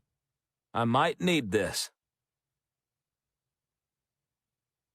Chapter 12. I meet Carlos at headquarters in Austin, where he's sitting on the tailgate of his pickup in the dark parking lot. He takes his shotgun and LaRue rifle out of his toolbox and slides them into mine, alongside my guns and other equipment. He places his bulletproof vest in there with mine as well. Carlos also packed a duffel bag of clothes and moves to put it behind the seat inside the cab. There isn't much room because of my bag and my guitar. "You really need the guitar?" he asks, raising an eyebrow. I shrug. I don't leave home without it. He offers to take the first shift driving, but I tell him I've just had half a thermos of coffee. He leans back in the seat and tilts his hat over his eyes. "Wake me when you need a break." Driving across Texas can be a long, lonely endeavor, especially in West Texas, as towns get fewer and farther between. It's beautiful country, but at nighttime there's nothing to see but the occasional jackrabbit darting across the road. As I drive, Carlos begins to snore. I look over at him and wonder what kind of team Carlos and I might make, since both of us have a reputation for doing things our own way. With nothing to do but watch the mile markers tick by, I let my mind drift to my evening. The ceremony, and the party afterward. My thoughts are torn between two subjects and can't seem to decide which to focus on, Willow or Megan. I think of how much I enjoyed playing music with Willow again, and what almost happened after. But I'm also thinking about Megan, and the way she looked in the rain, her hair soaked and her face aglow in the brake lights. I'm aware that these thoughts are a defense mechanism, keeping me from dwelling on what's really on my mind, the death of Kyle Hendricks. I wish I could go back in time and find some way to save him, but all I can do is try to make sure that it doesn't happen to anyone I work with in the future, including the ranger sleeping in the seat next to me. When Carlos finally stirs, there is a hint of blue visible in the sky, signaling the approach of dawn. The summer solstice was yesterday, which means today is the second longest day of the year. It's going to be an especially long day for me if I don't get some sleep. When I ask Carlos if he wants to take a turn behind the wheel, he says, "Nah, you might as well push on through. You're good for it, right?" It takes me a minute to realize he's joking. There's something about his delivery that gets me every time. I pull over at a rest area so we can empty our bladders and switch seats. It feels strange to sit in the passenger seat of my own truck. I try to relax, but the sun is rising and my body clock keeps telling me it's time to wake up, not go to bed. I feel a strange, exhausted tunnel vision and find my eyes focusing on the insects splattered against the windshield instead of the road in front of us. Outside the window, the transition from the barren hills of West Texas to the crowded city of El Paso is abrupt. 1 minute, we're in the middle of nowhere. The next, we're in a bustling city, which appears even bigger than its 600,000 people, because you can easily see across the border to Juarez, a city of more than 1 million. From the highway, with the muddy dividing line of the Rio Grande hardly visible, El Paso and Juarez seem to bleed together into one sprawling metropolis, stretching to the south as far as the eye can see. It's too late to sleep now, so I ask Carlos, "You think someone from this federal task force is going to be on scene?" He nods. "Probably." I ask him what he knows about the task force, why it was created. He echoes the explanation Ryan gave me at the shooting competition, that there's an under-investigated epidemic of missing and murdered Native American women. "There isn't even a clear estimate of how many women we're talking about," Carlos says, pulling off the highway and heading toward the missing woman's home address. "Sometimes Indian women are misclassified as Hispanic or Asian, or don't get logged into federal databases for whatever reason. Some estimates say as many as 5,000 Native women go missing or are murdered every year." 5,000, I say, shocked that the number is so high. At the federal level, Carlos says agencies like the Department of Justice and Department of Health and Human Services recently formed a coalition, trying to provide education and streamline communication among tribes and organizations. The FBI was brought in to lead the law enforcement effort, but the jury is still out about whether they're much help. "What happens to the women?" I ask. "Why are there so many?" "Some run off," Carlos says. "They live on the streets, maybe strung out on drugs. Maybe they come back. Some of them are probably beaten and killed by men in their lives. I suspect a disproportionate number are taken for human trafficking. Who knows? Maybe there's a serial killer out there collecting indigenous women." He says the part about a serial killer flippantly, but there are a lot of sickos out there. You never know. "The bottom line," he adds, "is that Native women are a segment of the population that no one gives a damn about, at least not until recently. So no one really knows why so many disappear." Carlos pulls off the highway near the university, and as we get close, it's easy to spot where we're headed. The parking lot of an apartment complex is crowded with a half-dozen law enforcement vehicles, patrol cruisers, unmarked sedans, a crime scene van, and a big operations van that, if I were to guess, belongs to the FBI. It turns out, I'm right. As we step out of our truck, Ryan Logan and a handful of other men in suits exit the van and spot us. "Well, look who it is," Ryan says. "The second fastest gun in the West." He's smiling, and his expression appears friendly enough, but there's something underneath. Something he can't quite hide that suggests he's not happy to see Texas Rangers on his turf. Chapter 13. I stretch and try to wake myself up. The day is already hot, but the air is bone dry. Nothing like the humidity of Central Texas. The lush green of the landscape back home has been replaced by the barren brown hills of the Chihuahuan Desert. Palm trees ring the parking lot but provide little shade. An irrigation system is spraying the lawn at the apartment complex with water, but it's apparent by the brown patches in the grass that the sprinkler is fighting a losing battle. A sheriff's deputy lifts the crime scene tape for us to duck under as Ryan walks up the sidewalk to meet us, his pants getting misted from the sprinkler. I introduce Carlos. "We thought we'd stop by and see what we could do to help," I say, trying to tread carefully around the questions of jurisdiction and hierarchy. Ryan hesitates, deciding whether to let us in on what's happening or try to keep us out of it. I'm hoping our recent history at the gun competition will make him agreeable, but the opposite could be true. He hadn't expected to walk out of the contest tied for first place, and he might hold a grudge about it. "All right," Ryan says, apparently deciding to be cooperative rather than competitive. "What can you tell us about the case?" Carlos asks. "This case?" he says, gesturing in the direction of the apartment. "Or the case?" He grins, as if he's got a secret. Carlos and I trade glances, not sure what Ryan's getting at. "This case," he says, nodding toward the apartment complex. "Not much to say. Woman's name is Fiona Martinez, college student. Works part-time at Whole Foods. Last seen 2 days ago, and she posted on social media just before midnight that night. Her mom expected a call from her yesterday. When the daughter didn't call, Mom called the EPPD. They called me." "Any connection to the woman who went missing on the Tigua Reservation recently?" I ask. "Just that they're both Indians." He glances at Carlos and amends his statement. "Both Native Americans." "Tigua?" Carlos asks. "This girl's Navajo." "Any sign of a struggle in the apartment?" I ask. "Or evidence that she might have run away?"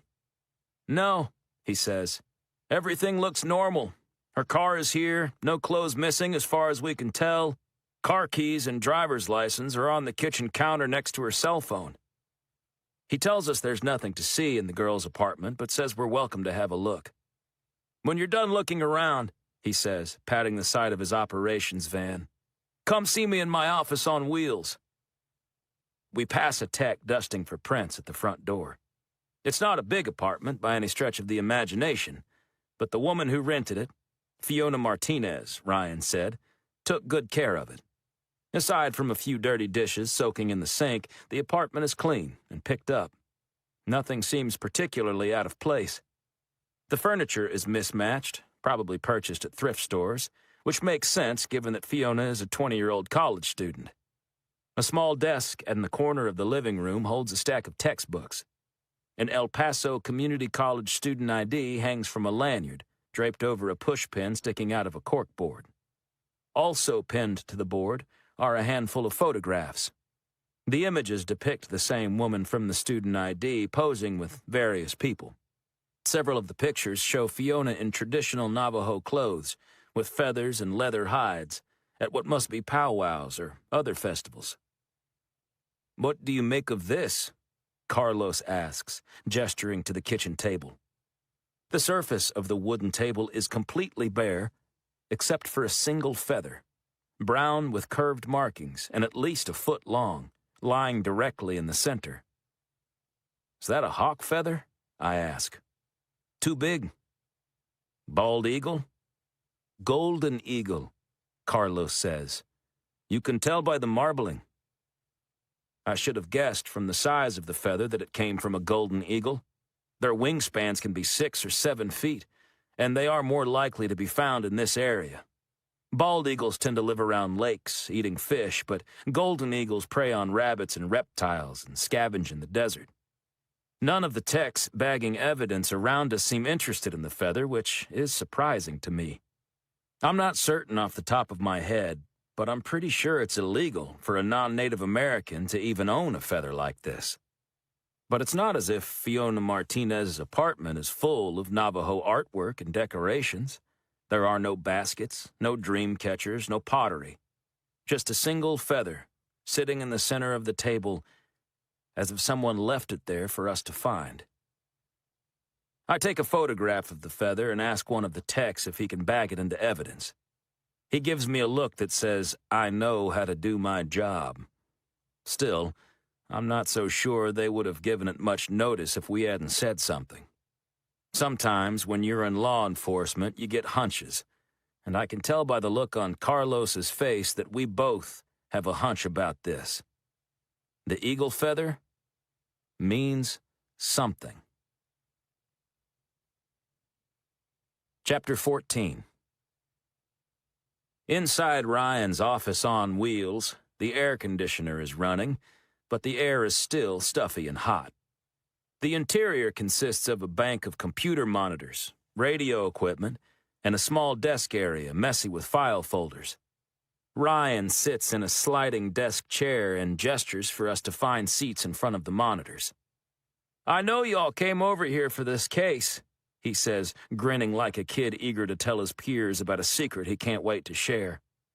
But since you're here, do you want to hear about the case? He presses a few keys, and one of the monitors displays a mugshot of a man with a rough, leathery complexion and an ugly scar running down his forehead, bisecting his left eyebrow and culminating just above his jawline. The left eye, which the scar cuts through, is gray and clouded. His good eye is alert and angry. The mugshot is one of those that you take one look at and know you wouldn't want to mess with the guy in it. If looks could kill, whoever took that mugshot would have died on the spot. This is Llewellyn Carpenter, Ryan says. Originally from Dayton, Ohio. Now lives in Roswell, 38 years old, former Army. Did tours in Iraq and Afghanistan, dishonorably discharged. He's been in and out of prison ever since. Narcotics, possession of stolen property, assault. Ryan presses more keys, and the other monitors light up with surveillance images of the man standing next to a blue panel van. There are several grainy images of him at a gas station, where he's smoking a cigarette next to the pumps, and a few clearer pictures of him unlocking a chain-link fence at a warehouse and then driving the van through the gate. Ryan explains that once his team started comparing notes on various missing persons cases throughout the region, they noticed that there were more than a dozen instances where a blue panel van was seen in areas where women went missing. As far east as Houston, as far west as Palm Springs, and as far north as Denver, police reports mention a blue panel van, usually listed as a seemingly unimportant detail buried within the notes.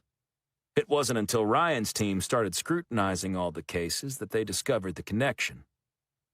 The day before a teenager went missing in Sedona last month, a security camera at a gas station got an image of the guy and the van. There was no clear picture of his full face, but the camera did catch his profile, showing the scar and a clear picture of his left forearm, revealing a distinctive tattoo of a snake coiling around the arm. We ran the tattoo through the federal database and came up with a list of matches, Ryan says, entering a few keystrokes until one of the monitors fills with images of half a dozen tattoos similar to Llewellyn Carpenter's. Once we had the names, we looked for someone with a matching scar. It was easy to narrow down the suspect list. The van license plate recorded in the security footage came from a stolen vehicle, Ryan says. But the FBI put a stakeout on his last known address in Roswell. He showed up a few days later, and they've been surveilling him ever since. Ryan points to a larger image of the warehouse that Carpenter had driven the van into, a run-down facility with boards over the windows and tumbleweeds lodged against the fence. We think this is a major distribution center for a large human trafficking operation, Ryan says. Women are brought here, hooked on drugs, and then shipped off to various illegal brothels in the Southwest. We've located 2 already, one in Tucson and one in Colorado Springs. We're hoping to get a fix on more. And this guy's in charge of the operation? I say, gesturing to the image of Llewellyn Carpenter. Ryan shakes his head. He's a kidnapper and a driver. He takes women from point A to B. He might be a major player, but someone else calls the shots. Who? Don't know yet. So, where is this warehouse? Carlos asks. And when are you going to bust it? I add. It's right here in El Paso, he says, and we're going to hit it within the week. We're trying to locate as many brothels as we can so we can take them all down at once. But we believe there are women inside suffering, so we're not going to wait much longer. Carlos and I glance at each other, knowing what the other is thinking. You need any help? I ask. Ryan sits back in his chair. If y'all want to get in on this, he says with a smug smile, I guess I could make room on my team for a couple of Texas Rangers. For a moment, I wonder why Ryan's so agreeable. And then he answers my question for me. I don't see how you can do any harm, he says. Besides, it won't hurt to have the Texas Rangers owing me a favor. Carlos and I seem to agree that this is a price worth paying because, without consulting each other, we both know that we won in. All right, then, Ryan says. Welcome to the Southeastern Branch of the Federal Task Force on Missing and Murdered American Indians and Alaska Natives. Chapter 15. We spend another hour signing paperwork and sitting down at a computer with one of Ryan's agents, who walks us through how to use a few federal databases we didn't have access to before. When Carlos and I finally step outside into the bright sunlight, I'm just about asleep on my feet. I need either a cup of coffee or a nap. Maybe both. We stop at a place called Mesa Street Grill and eat lunch while we talk. What do you think? I ask, remembering what he said on the drive about how the federal task force might add another layer of red tape to investigations, cluttering things up rather than streamlining them. Seems like their coordination of cases is paying off. He agrees, but adds that it also appeared as if Ryan only cared about the big trafficking operation. He was so excited to show off his plans about raiding the warehouse that he hardly seemed to care about Fiona Martinez. Ryan had offered us space to work in the FBI office, but I'm barely awake and need to take a quick nap. So we decide to check into a hotel. As Carlos sits at the desk, leaning over his laptop, attempting to navigate the FBI databases, I dial Ava Cruz of the Tigua Tribal Police. When I reintroduce myself, she says, I remember who you are, her tone suggesting that she has better things to do than talk to me. Another ranger called the other day, Carlos Castillo. I haven't had a chance to return his call yet. I explained that Carlos and I are in the El Paso area, close to the Tigua Pueblo, and that we're investigating another missing Native American woman. We found a golden eagle feather at the woman's apartment, I explained. I was wondering if in your case, the one you told me about, something similar might have been found. A Native American with an eagle feather? That doesn't sound unusual. Seemed out of place here, though, I say. There weren't any decorations with feathers or anything like that, and it was on the kitchen table, laid out with nothing else around it like a calling card. She says she didn't find anything like that in the home of the woman she's searching for. I also ask her about any sightings of a blue panel van, and she says that she'll have to ask the neighbors of the missing woman. That's a specific detail that she wouldn't have known to ask about before. Would have been nice if the feds had mentioned that, she says. Even though my phone call hasn't amounted to any leads, at least Ava Cruz's tone has changed. She doesn't sound put out by my call anymore. She sounds intrigued. When I end the call, Carlos says without looking up from his computer, "It was worth a try." I tell him I'm going to take a quick nap, and I pull my boots off and stretch out on my bed, still wearing my shirt and tie. I drift off to the sound of Carlos's fingers clicking away on the keyboard. I expect to be down only for a quick power nap, 30 minutes tops. But when my phone buzzes, waking me up, the light coming in through the window has changed. Evening is approaching. Hell, I say groggy. I slept too long. Now I won't sleep worth a damn tonight. I wish Carlos would have woken me up earlier. But of course, that's what he probably thought while I was driving to El Paso. Now we're even, I guess. "I got some dinner," he says, gesturing to a pizza box sitting on the table. He's eating a slice while still typing away at the computer. I check my phone and see that I missed a call from Ava Cruz. "Find anything out?" I ask Carlos as I call Ava back and wait as the phone rings. He says that he's just now getting the hang of navigating these federal databases. "I feel like a mouse in a maze," he says, or a tribal elder trying to use a smartphone. When Ava picks up, she says, "What you said got me to thinking, so I looked back through some of our old cases to see if there was any mention of eagle feathers." "And?" "Another woman went missing off the Pueblo last year," she says. "Rebecca Trujillo, 21 years old. The notes mentioned a feather laying across the woman's pillow." I motion to get Carlos's attention. He stops what he's doing on his computer, and I put the phone on speaker so he can hear better. "Any mention in the report of what kind of feather?" I ask Ava. "No," she says, "but I went through the evidence room and found it. It's here in a plastic baggie on my desk." "And?" "I'd say it's about a foot long, kind of a chocolate brown color." "Marbling?" Carlos asks. "Yeah, I guess that's what you'd call it. There are tan patches." We text images of the feathers back and forth, and while we're not ornithology experts, all three of us agree the feathers seem to have come from the same type of bird, maybe even the same bird. I tell her that we should make sure both feathers are taken to the crime lab in El Paso and see what they can tell us. "There's something else you should know," Ava says, her guarded tone gone, replaced by a collaborative attitude. "About this missing woman, Rebecca Trujillo." "Yeah?"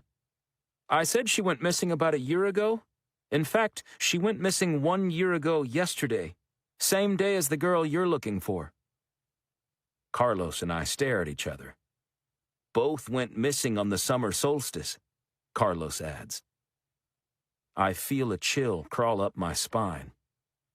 If Fiona Martinez went missing on the anniversary of Rebecca Trujillo's disappearance, both on the summer solstice, and in both cases a golden eagle feather was left behind, suddenly Carlos's flippant comment about a serial killer collecting Native American women doesn't seem quite so far-fetched.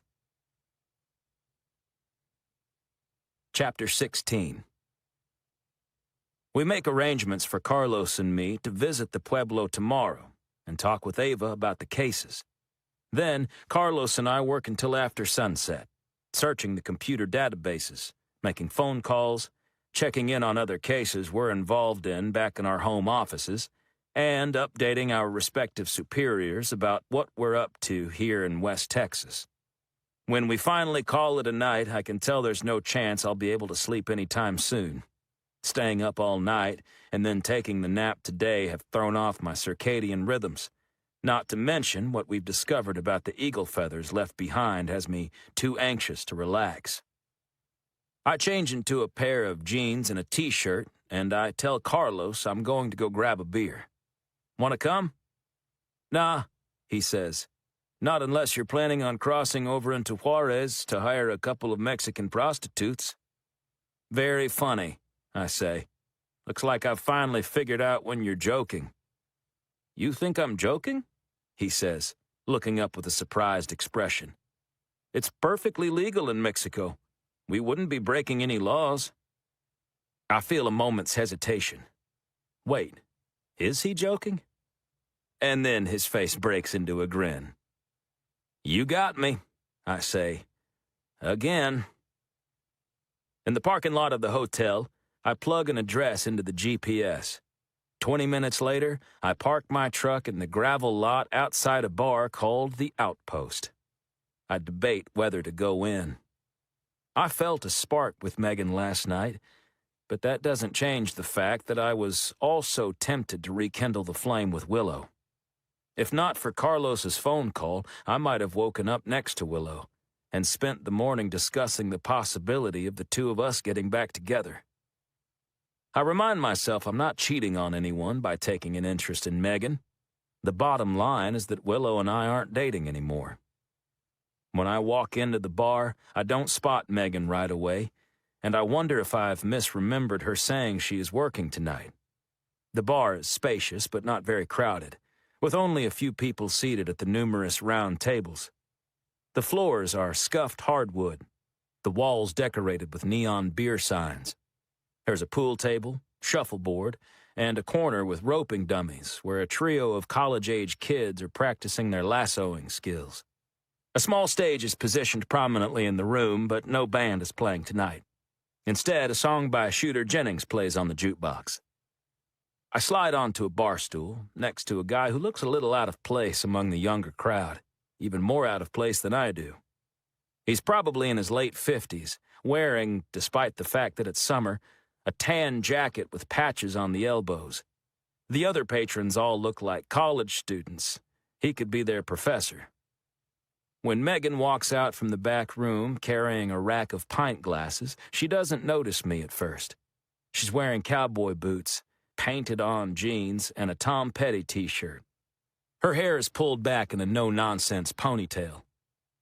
"Meg," the guy next to me calls, clearly not concerned that she's helping another customer. "How about a refill, love?" As she looks up at him, she spots me, and her face lights up in surprise. "What on earth are you doing here?" she asks, coming around the bar to hug me. "I couldn't wait to see you again." She gives me a skeptical look, knowing that I didn't drive 600 miles just to see her.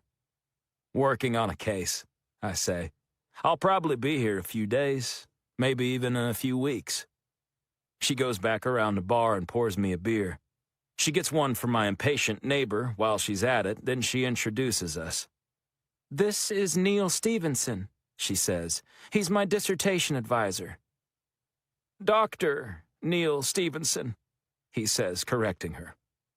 "Rory's a Texas Ranger," Megan says.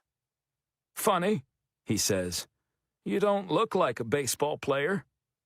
"The other kind of Texas Ranger," Megan says, rolling her eyes in mock irritation. Neil takes a drink, unimpressed. Megan appears to be the only one working at the bar, so she's soon pulled away and I'm stuck with her pretentious professor. His favorite subject is himself, and he drones on about how he tours southwestern colleges, giving lectures on American literature. As he talks, he doesn't take his eyes off Megan, and I wonder if she realizes that he wants their relationship to be more than just teacher and student. The clock approaches midnight, and the bar thins out. Besides Megan and me, there's only Dr. Stevenson, and a couple of guys shooting pool. Megan tells me she's going to close the place down so she and I can be alone. Her professor, who is quite drunk, doesn't seem too happy. I get the impression he is used to sticking around until closing so he can have time alone with Megan. Reluctantly, he orders an Uber while Megan heads over to break it to the pool players that this will be their last game. "Come on, one more draft," one of them says loudly, his words slurred. "My bitch girlfriend just broke up with me and I don't plan to leave until I'm good and shit-faced." "I think you've already achieved your goal," Megan says, reaching for the guy's empty glass on the rail of the pool table. The guy's arm flashes out and he grabs Megan's wrist, gripping it tight. "Now hold it there, honey," he says. "Let go," she says forcefully. "Either you fetch me a beer," the guy says, "or I'm gonna slap you around like I should have done to my ex." I rise off my bar stool and start walking toward them. The jukebox is already off, and the sound of my boots against the floorboards carries across the room. The man turns his attention toward me, and Megan snatches her arm away and backs up. "If you want to slap somebody around," I say, "why don't you try me?" Chapter 17. As I approach the pool table, I try to take stock of what I'm walking into. The drunk guy, wearing a faded Houston Astros tank top, turns to face me. He's short and stocky, with muscular arms and a beer gut, giving me the impression he spends time in the gym, but more likely lifting weights rather than putting in any time on the treadmill. He has a slight grin on his face, like the idea of getting into a bar fight makes him happy. His girlfriend just broke up with him, and he's ready to either beat someone up or get beaten up. Probably doesn't matter much which. Fortunately, his friend doesn't seem interested in joining. He's taller, but thinner, and looks sober by comparison. A water glass sits on a nearby table, and I deduce that he is the designated driver, who came along to watch over his friend during his mission to get wasted. "Come on, Randy. Let's just go find another bar," the friend says, then looking up at me adds, "We don't want any trouble." "The hell we don't," says Randy, who picks up a pool cue and snaps it over his knee. "Trouble is exactly what I fucking want." He tosses the thin half of the broken stick aside and holds the other end like a baseball bat. This changes things. I'm not in the habit of wearing a gun when I'm off duty, so I don't have any weapon on me. I figure I can still probably disarm him, but there's a decent chance I'll get hurt. Plus, I was hoping to get out of this without putting the son of a bitch in jail or the hospital. Waiting around for the cops to arrive will interfere with my alone time with Megan. "Either that pretty little bartender serves me one more round," he says, "or I'm gonna shove this pool stick right up your ass." Megan says, "Neil, call the police." I'd forgotten about the professor over by the bar.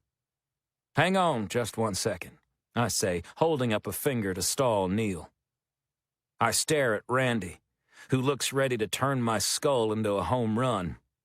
Slowly, I reach into my back pocket and pull out my wallet, flip it open, and show him my Texas Ranger ID. He squints his eyes to read. "You a cop?" "I'm a Texas Ranger," I say. His confidence and anger seem to drain from his body. He looks unsure how to continue. "Jesus Christ," his friend says, putting his hands to his head. "Put the stick down, Randy. Don't be an idiot." I'm not sure if seeing the badge makes them more scared of me, or if they're just afraid of what might happen if Randy assaults a Texas Ranger. Either way, Randy doesn't have the same looking-for-a-fight attitude he did a minute ago. He hesitates for a moment, and I brace myself for the attack. Then, he comes to his senses and puts his arms up as if I'm holding a gun on him. He doesn't let go of the pool cue. He seems to have forgotten it's even in his hand. I'm sorry, mister. I wasn't thinking." I turn to the friend as I pocket my wallet. "Are you sober?" He nods his head, and from over my shoulder, Megan confirms that he's been drinking ice water all night. "Take your friend home," I say. Then I gave Randy a hard stare. I don't know anything about you, Randy, but I didn't like what I saw tonight. Grabbing a woman's wrist, talking about slapping your ex around, trying to start a fight with me. You need to make some changes in your life. This isn't how a Texas man behaves. "Yes, sir," he says, his skin a shade or two paler than it was when I first approached him. "One other thing," I add, gesturing to Megan. "This woman is a close personal friend of mine. If you ever set foot in this bar again, I'm going to hear about it. I've got your first name and I've seen your face. That's enough. I'm a Texas Ranger. I'll find you." The two men hurry out the door, Randy taking the broken pool cue with him. I follow them and watch as they pull out of the parking lot in a Jeep. I make a mental note of the license number. When I walk back in, Neil says, "Well, that was quite a display of testosterone." I ask Megan if she's okay, and she says she is. I tell her that her instincts were right to call the police, and I add that she never should have been working alone in a place like this. "Normally there's always at least 2 people on a shift," Megan says, "but the other guy called in sick." Megan takes a few minutes to turn off the neon beer signs and finish cleaning up behind the bar. Neil milks the last of his beer and then announces that his Uber is arriving. "See you on campus tomorrow," Megan calls out as he exits. A minute later, she and I are finally alone with fresh beers in front of us. "It's nice that we finally get some time alone to talk," I say. "I'm not sure I'm in the mood to talk anymore," she says.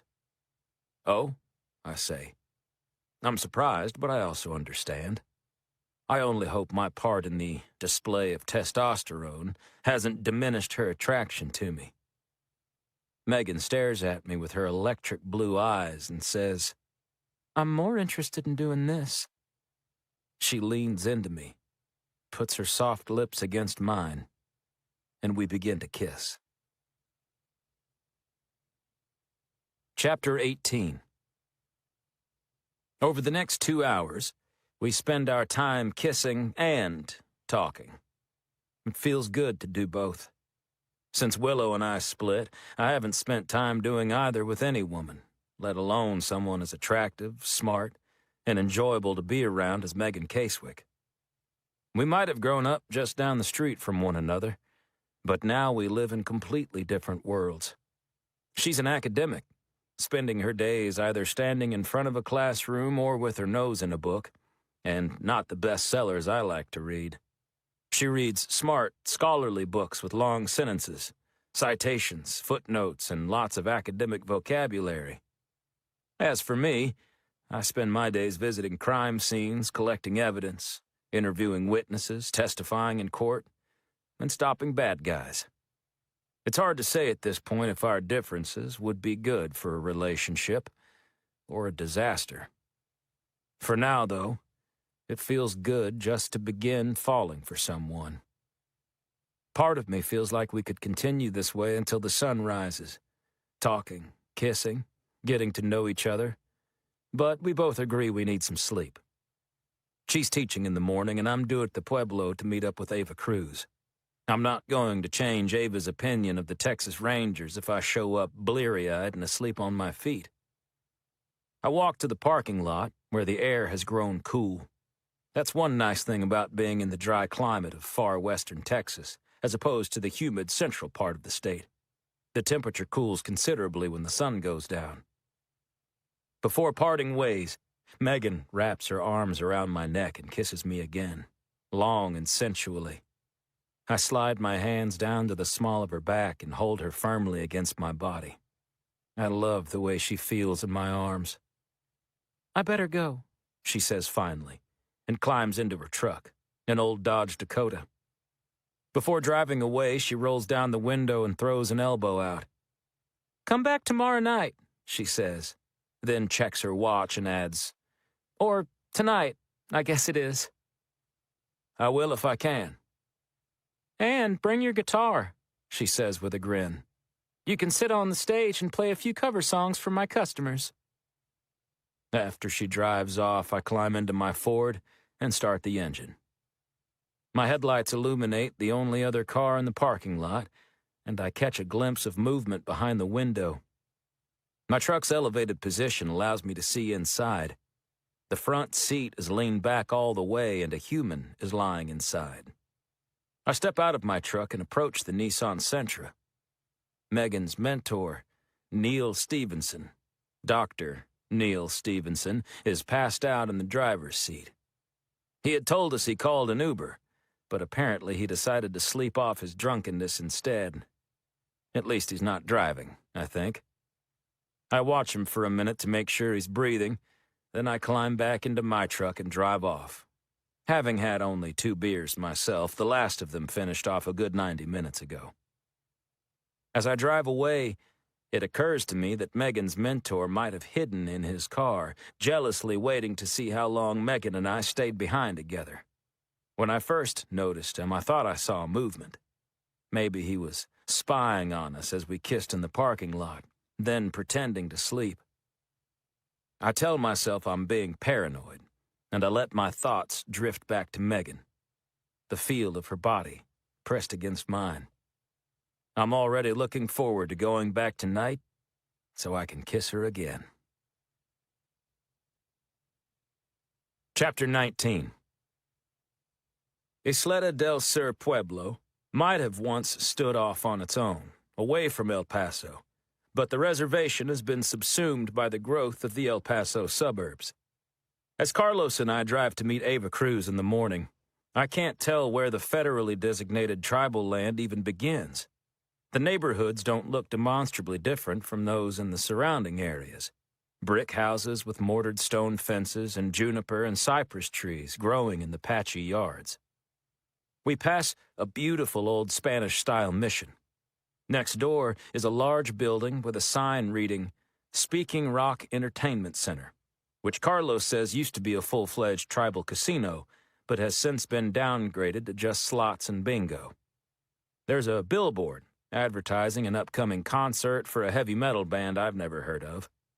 Down the street, we drive past an old, boarded-up community center. Workers driving heavy machinery are digging up the lot across the street, with a sign advertising a new community center scheduled to open next year. A minute later, I pull my truck into the parking lot of the Isleta del Sur Pueblo Judicial Facility, one of the bigger adobe structures on the Pueblo, containing both the police department and the courthouse. The front lawn is green and well-maintained, a sharp contrast to the mostly brown yards in the Pueblo and surrounding city. The words, Tribal Police Department, are stenciled in large red letters above the door of the left wing of the building. I park next to a tribal police SUV. The Isleta del Sur logo is displayed on the vehicle's white door, showing a star, a bald eagle head, and 2 feathers, which, unlike the feathers found at the crime scene, are white with black tips. We tell the receptionist who we're here to see, and Ava doesn't leave us waiting for long. She comes out to greet us wearing her blue uniform, and her hair pulled back in a braid, exactly how I saw her at the shooting competition. She gestures for us to follow her, and she leads us to an investigation room, where photos and notes are pinned to the walls, stacks of paperwork and file folders cover a table, and evidence boxes fill one corner. An older model box TV sits on a rolling metal stand. The garbage can by the door is full of paper coffee cups and discarded takeout boxes, giving me the impression that Ava has been working day and night on this case. Ava points to an 8x11 photograph taped to the wall of a young Native American woman with a bright, enthusiastic smile. Her long, straight hair cascades down her shoulders and out of the frame. The picture looks like a senior high school portrait. "This is Marta Rivera," she says. "Age 19, lives with her mom here on the Pueblo. Went missing 10 days ago, no sign of struggle, no witnesses who noticed anything suspicious. Nothing to suggest she ran away either. No clothes missing or anything like that. It's like she just vanished," Ava adds, snapping her finger loudly. "Into thin air." "Does she go to college?" I ask. "She works full-time at the rec center and takes some classes online from Arizona State." There goes my idea that maybe she and Fiona Martinez, who attends El Paso Community College, are classmates. Ava tells us that since we called her yesterday, she's asked Marta's mom if she saw any out-of-place eagle feathers after her daughter went missing. The answer was no. "But," Ava adds, "I also looked into your blue panel van." She explains that she didn't find anyone who remembered seeing a vehicle that fit the description. However, She had already obtained security camera footage from the Speaking Rock Casino on the day Marta went missing. One outdoor camera has a good view of one of the main roads through the pueblo. The footage has been saved onto a DVD, and Ava picks up a remote and turns on the TV. She plays a few seconds showing cars going up and down the roadway. "That's the way we came in today," I say. "There," Ava says, pausing the screen. The image is grainy, but a van is definitely visible, and it seems to have the same color as Llewellyn Carpenter's vehicle. "Looks like the one," I say. We're all quiet for a moment as it sinks in what this might mean. "The good news," Carlos says to Ava, "is that the FBI knows who that guy is, and they're taking steps to rescue at least some of the women he's abducted. Hopefully, we'll be able to find Marta Rivera and bring her home," I say. Ava looks dubious. "You said that was the good news?" she says to Carlos. "Does that mean there's bad news?" Carlos nods. I already know what he's going to say. "The bad news is that I think our eagle feather victims are a different case entirely. I don't think either Fiona Martinez or Rebecca Trujillo will turn up when the feds conduct their raid. And," he adds, "I wonder if there might be more eagle feather victims we don't know about yet." Chapter 20. Ava makes room for Carlos and me in the tight investigation room, clearing space on the table. Carlos and I bring in our laptops, and the three of us get to work, hunting through the FBI database and making phone calls. Carlos orders food, another pizza, and we eat lunch while we work. Given our new access to FBI online tools, it doesn't take long to discover that 2 years ago, on the solstice, a Ute woman from Durango, Colorado disappeared and was never found. A year before that, a Kickapoo woman from Houston disappeared. Also on the solstice. Also never found. It takes us longer to figure out if golden eagle feathers had been left behind. I called the Durango Police Department and finally convinced someone to look through the old files. There are no feathers in evidence, but the officer I speak with flips through some crime scene photos and sees a feather on a desk in the woman's room. He takes a picture of the picture and texts it to me. The image isn't great, but the size and color of the feather show that it, too, probably belonged to a golden eagle. Meanwhile, Ava calls the Houston Police Department, and after some digging, they find a feather in an old evidence box. By mid-afternoon, we've established that for 4 years in a row, Native women went missing on the solstice, with feathers left behind. In all cases, the women were young, between 18 and 21. We can't yet see any other links between them. They come from 4 different tribes: Tigwa, Navajo, Kickapoo, and Ute, and it's doubtful any of the women knew each other, even though the last 2, Fiona Martinez and Rebecca Trujillo, both disappeared from the El Paso area. Fiona was actually from Flagstaff, Arizona, and had only recently moved to Texas. Rebecca was already gone by then. While Carlos continues typing away on his laptop, Ava and I begin discussing what it's going to take to fully look into these 4 missing persons cases. We'll need access to all 4 police files. We will need to travel to these different communities spanning 4 states and interview the women's friends and family members. We'll need to examine whatever evidence the local authorities have in storage. The bottom line, we're going to need a bigger team than the 3 of us. I think it's time we let Ryan Logan know what we found, I say. We're going to need help. Wait 1 second, Carlos says, still scrutinizing his computer screen. Finally, he looks up with a satisfied expression and says, "I think I found a 5th victim." He explains that 4 years ago on the solstice, a young woman went missing. She was 17, which makes her a little younger than the others. Nothing in the record says anything about an eagle feather, but the disappearance on the solstice is significant. "Where was she from?" Ava asks. Right here on the Tigua Pueblo, Carlos says. She was last seen at a powwow happening in El Paso, so the local cops and the feds took the lead in the investigation. I wasn't here that far back, Ava says. I was working for the highway patrol up in the Panhandle. There's more, Carlos adds, grinning because he knows that he's holding us in suspense. Spill it, I say. Don't leave us waiting. She's still alive. My eyes go wide. Carlos explains that the woman, whose name is Isabella Luna, was discovered on a highway 80 or so miles east of El Paso. She'd been gone for 10 days and was badly malnourished and seriously injured. Cuts, broken bones, even a rattlesnake bite. The police and FBI questioned her about what happened, Carlos says, but she had no recollection. Finally, it looks like they gave up trying to get her to remember. They just let it go. Closed the case.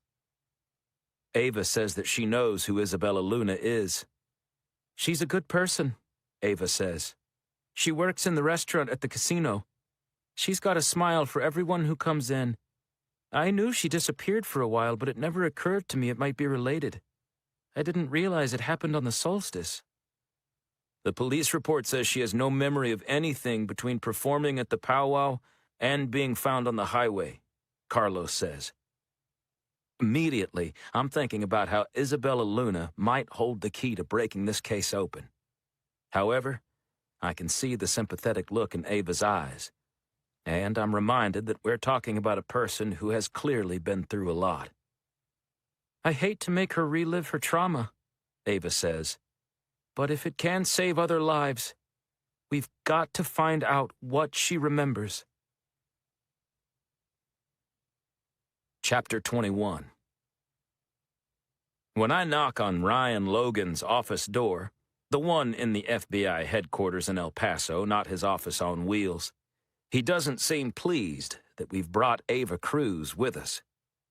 I don't mean to be an asshole, he says, but if you want to talk to me about official task force business, we'll need to speak in private, only members of the team. Yesterday morning, he didn't have a problem filling Carlos and me in on all the details about Llewellyn Carpenter and the planned raid. That was before we signed on the dotted line and joined his so-called team. I wonder why he won't extend the same courtesy to Ava Cruz. Maybe it's because yesterday he had the opportunity to show off to a couple of visiting Texas Rangers. Today, he doesn't want to hear that someone outside the task force has something to contribute that his team might have overlooked. I open my mouth to say I want Ava to stay. She's part of our investigation, but she heads toward the door saying, "It's okay." She lowers herself onto a seat just outside the doorway, looking like a child waiting in the hallway while Mommy and Daddy talk to the teacher. Carlos and I sit across from Ryan's desk. I take a deep breath. Ryan's attitude has started the meeting off on a bad note, and I can already feel my anger simmering to the surface. I hate when politics and egos get in the way of solving crimes. "What can I do you for?" Ryan asks, throwing his legs up on the desk. The office has no decorations, no pictures on the wall, nothing but a spotless desk and the late afternoon sun pouring in through the window.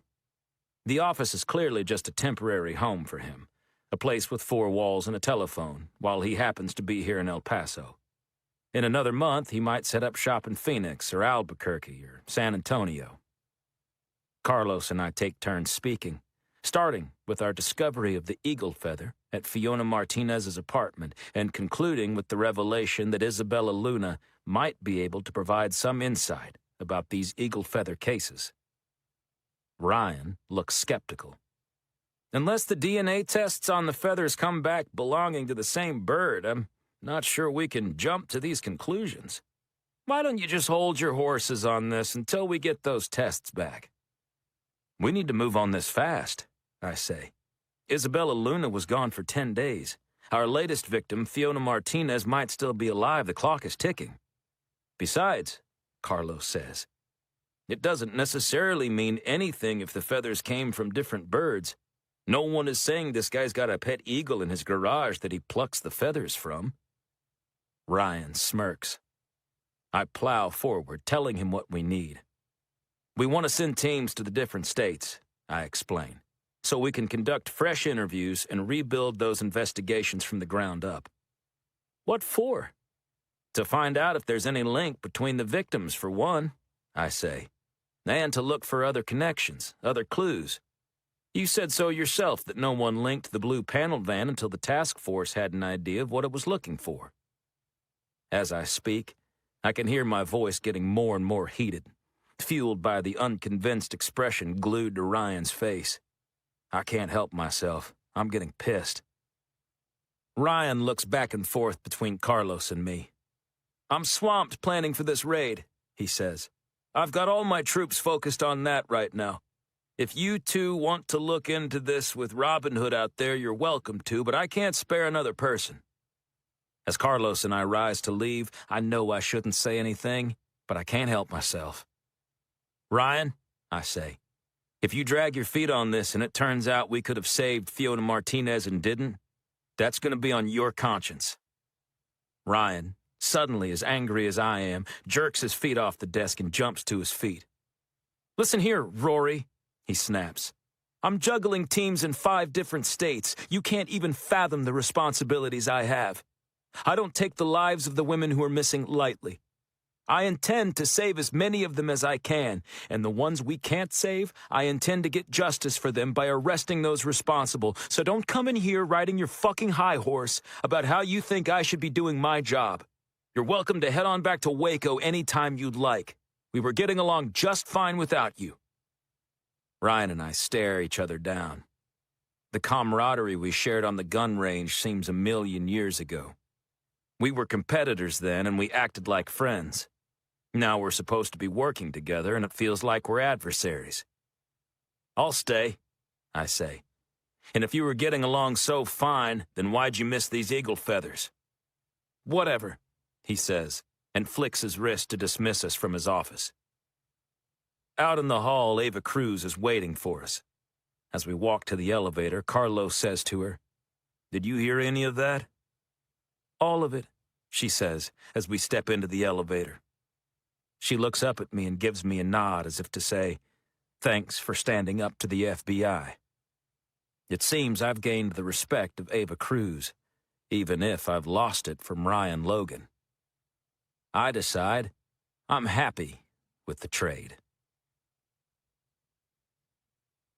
Chapter 22. As the elevator descends, Carlos says, "It's 5 o'clock. Y'all want to go get a drink?" "I know the perfect place," I say. We agree to meet at the outpost in an hour. I drop Ava back at her station, and then Carlos and I head back to our hotel. We change into jeans and collared shirts that aren't quite as dressy as our work shirts. Then we head over to the bar. "Well, what's this?" Carlos says as we pull into the lot. The marquee over the door reads, "Performing live, one night only, Rory Yates." What on earth? I say. As we enter the bar, Megan spots us right away and laughs as she approaches. "Don't be mad," she said. "I meant it as a joke. You don't have to play if you don't want." "Oh, he's ready," Carlos says, bumping his shoulder against mine. "He's got his guitar in the truck. Rory never leaves home without it." It's not lost on me that he's repeating the same words I used when I picked him up in Austin. He gives me his roguish grin. "Maybe a few songs," I say. "I'll need some liquid courage first." Carlos and I make our way to the bar. When Megan's out of earshot, Carlos says to me, "I like her. She's got a sense of humor." "I'm surrounded by comedians," I say. The outpost doesn't serve food, but there is a cluster of food trucks just down the street. Carlos goes and buys us some tacos while I order a round of Texas lagers and get a table. The bar is fuller than it was last night, but it's far from packed. It shouldn't be too stressful to play a few tunes. 2 minutes after Carlos returns, Ava walks in, with a muscular Native American man in a white t-shirt. His hair is pulled into a braid as long as Ava's. "This is my fiancé, Marcos," she says. "I hope it's okay that I brought him. I didn't get the impression we were going to talk business tonight."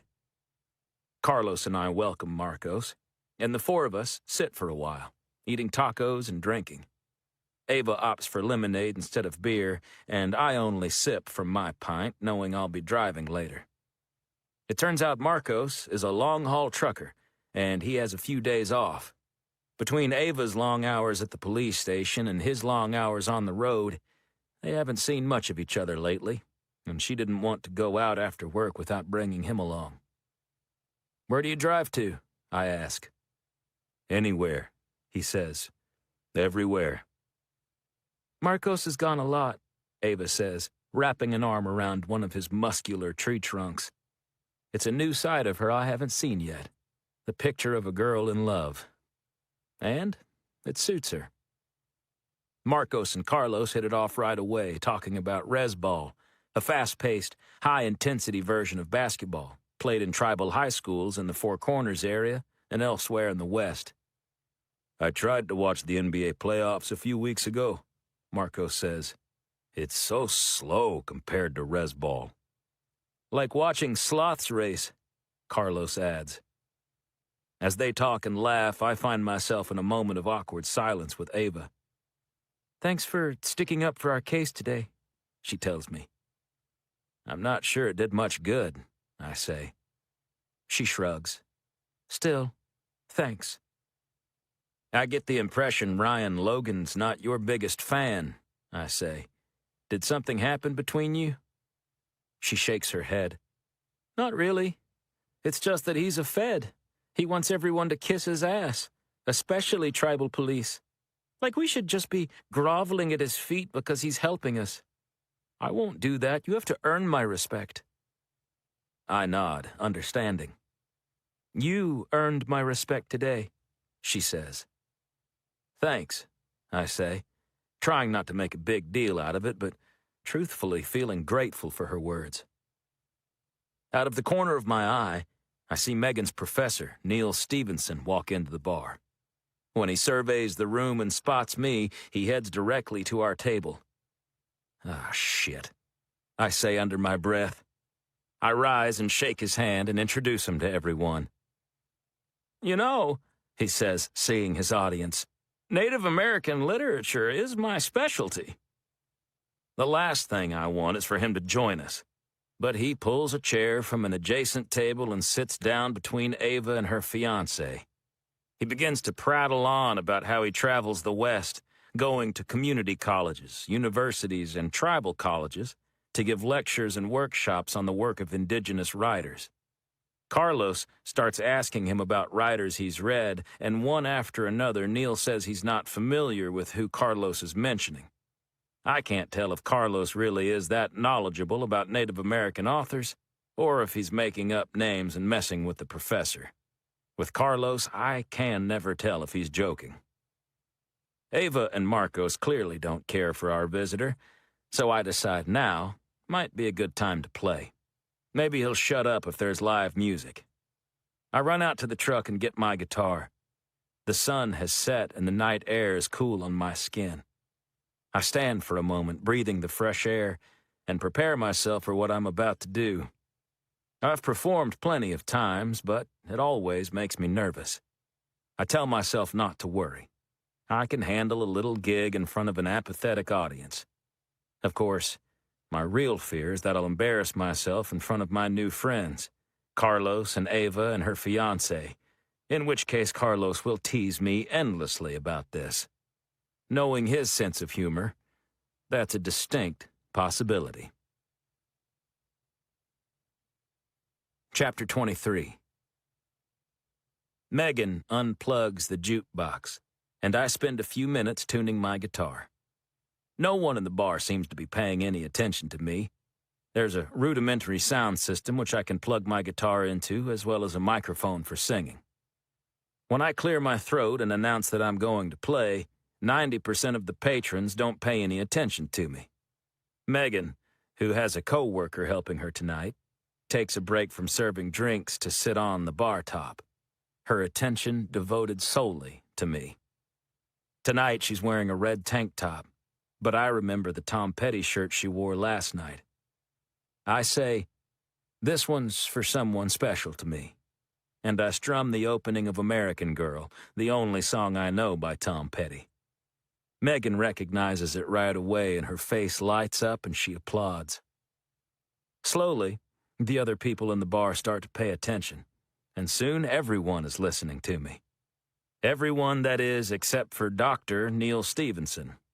The professor keeps talking to Ava, who seems to be doing everything she can to ignore him. After American Girl, I start in on some of the country tunes I know well. Songs by Johnny Cash and Willie Nelson and Tim McGraw. Jimmy Buffett is always a hit, no matter what the crowd is like. I play for about 30 minutes, and by the end there are about a dozen people on the dance floor. I know I should quit while I'm ahead, but I decide to try out Willow's song, Texas Forever, on the crowd. I tell them that this is from Willow Dawes, and the audience lets out a hoot. It seems to dawn on a few of the faces that I might be the Texas Ranger she wrote her hit song about. I do my best to remember the lyrics Willow sang and the ones she and I came up with on the fly. The whole crowd likes it. It's a Texas crowd, after all. And just like at home, they're shouting Texas Forever along with me by my second trip through the chorus. I decide to try to make up some new rhymes. I look over at Ava, Marcos, and Carlos, and I sing, "The Texas flag and the Lone Star, drinking beers at the Outpost Bar, the Isleta Mission and the Tigua Pueblo, playing bingo at the Speaking Rock Casino." This brings a smile to the face of the usually stoic Ava, and I decide that's a good place to end. I roll through the chorus one last time, and the audience sings practically all of it with me. After I pack up my guitar, but before I leave the stage, I pull out my phone and send a text to Willow, explaining that I was playing around with her song and came up with some new lines. I feel a little strange, like I shouldn't be texting her, but I tell myself there's nothing wrong with it. We're still friends, aren't we? Once I hit send, I look up and see Megan standing at the edge of the stage, beaming at me. I feel guilty, like I've been caught doing something I'm not supposed to. "That was amazing," she says. Then she gets an ornery twinkle in her eyes, as if she's up to something. "Can you help me lift a keg from the storage room?" "Sure," I say, unsure why she won't ask her coworker. I follow her to a storage area behind the bar, out of sight of the patrons, and as soon as we're alone, she grabs me and pulls me into a kiss. We make out, pressing our bodies against each other for a good minute or two. "I've been wanting to do that since you walked in the door," she says when we finally stop to take a breath. I laugh. "I take it you don't really need help with a keg?" Reaching up to wipe some lipstick off my mouth, she asks what I'm doing later tonight, after her shift ends. I know what I probably should do is go to the hotel and get some sleep, but I tell her I'll do whatever she wants. "Maybe you should come back to my place," she says. I tell her I'll give Carlos the keys to my truck, and I'll wait with her until closing. She stands on her tiptoes and gives me a peck on the cheek. I head back out into the bar, where I see Carlos is practicing his lassoing, and Neil Stevenson has followed Ava and her fiancé over to the pool table. I'd been worried that the professor had the hots for Megan, but I'm not sure that's the case now with the way he's following Ava around like a lost puppy. Marcos looks like he's ready to throw Neil through the window, so I figure I better rescue them. I'll go over and start chatting with Neil to give the couple a few minutes to themselves. But first, I want to run my guitar out to the truck. I don't want it left behind when I give the keys to Carlos. As I push through the exit and into the parking lot, I make it about 15 feet before I spot something that makes me stop short. Parked in the lot near the door is a blue Jeep, just like the one Randy and his friend drove away in last night. Before my eyes can move to check the license plate number, some kind of blunt object, a broken pool cue perhaps, smashes into my lower back. I fall forward, wincing in pain, as my guitar case goes flying. Chapter 24. I fall to my hands and knees in the gravel as my guitar case makes a dull twang sound landing next to me. The pain in my back is excruciating, like I've just been struck with a bullwhip, and I find myself stunned for a moment, frozen on all fours. Afraid that another blow is going to come, this time against the back of my skull, I roll over and put an arm up in defense. 3 figures, all wielding some kind of weapon, crowd in around me. There's enough ambient street lighting for me to make out their faces in the darkness. Randy, the asshole I almost got in a fight with last night, stands at my feet holding the same broken pool stick he ran off with. His sober and sensible friend isn't with him tonight, but he has 2 other companions, one holding a tire iron and the other a massive crescent wrench that must be at least 2 feet long. "Remember me?" Randy says, smacking the stick against the palm of his hand. "Randy, my old friend," I say with fake enthusiasm. "I'm beginning to think your girlfriend did the right thing by dumping your ass." "You little shit," he growls, stepping forward. I back up, sliding on my butt through the gravel. I keep one arm up in case he takes a swing. Better a broken forearm than a broken skull. As I scoot backward, I leave my guitar case behind, and one of the men gives it a hard kick, sending it skidding across the gravel. "Not so tough now, huh?" Randy says, obviously enjoying the sight of me squirming away. I'm trying to buy time. I don't have my gun, I'm outnumbered 3-1, and they have weapons. The wrench and tire iron are more dangerous than the pool stick. So if Randy's buddies are as willing to commit violence as he is, I could be in serious trouble. I can only think of one thing to do. "I'll give you money," I say, reaching into my pockets. "I've got $300 on me. That's a Benjamin for each of you." I can see that Randy's friends like the idea of getting paid. Why assault someone for free when you can not assault someone and make $100? But Randy isn't interested. "How about we just beat the shit out of you and take the money?" From the nodding faces of his friends, I can concede that he's made a good counter-argument. I keep scooting backward. We're probably 30 feet from the bar entrance now. Inside my pocket, my hand fumbles for my keys, trying to find the fob for my truck and remember which button does what. "You know I'm a Texas Ranger," I say, trying to buy myself a few more seconds. "You made that clear last night." "Which means you can't just beat the shit out of me," I say. "You're going to have to kill me. Otherwise, I'll identify you and you'll go to jail for assaulting an officer. Murder is your only option unless you stop right now." Randy's buddies don't look too happy about this news. Apparently they hadn't thought this through. But Randy doesn't seem fazed by it. "That's the idea," he says. "I'm going to kill you, and then I'm going to my ex's house and—" He stops talking when the alarm on my truck sounds. The headlights and brake lights flash like the 4th of July. I only hope it's loud enough for Carlos to hear inside. "Oops," I say, pulling my keys out of my pocket. "I guess the $300 are in the other pocket." "You son of a bitch!" Randy barks, raising his stick. The door of the bar bursts open and Carlos, Ava, and Marco step out. When he sees what's happening, Carlos shouts back into the bar, "Call 911!" Then he runs toward the 3 men. Ava and her fiancé follow, both ready to fight. With Randy and his friends distracted by the 3 people racing toward them, I hop to my feet. The trio of men don't seem to know what to do, looking at each other for guidance. They're still armed, but now they're outnumbered.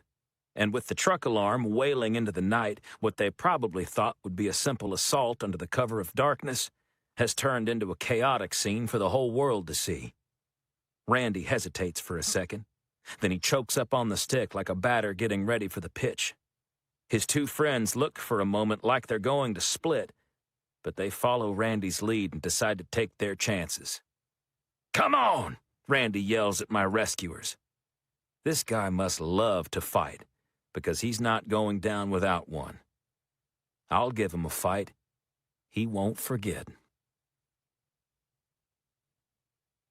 Chapter 25. I tap Randy on the shoulder, and he spins toward me, swinging the broken pool cue like a major league hitter going after a fastball.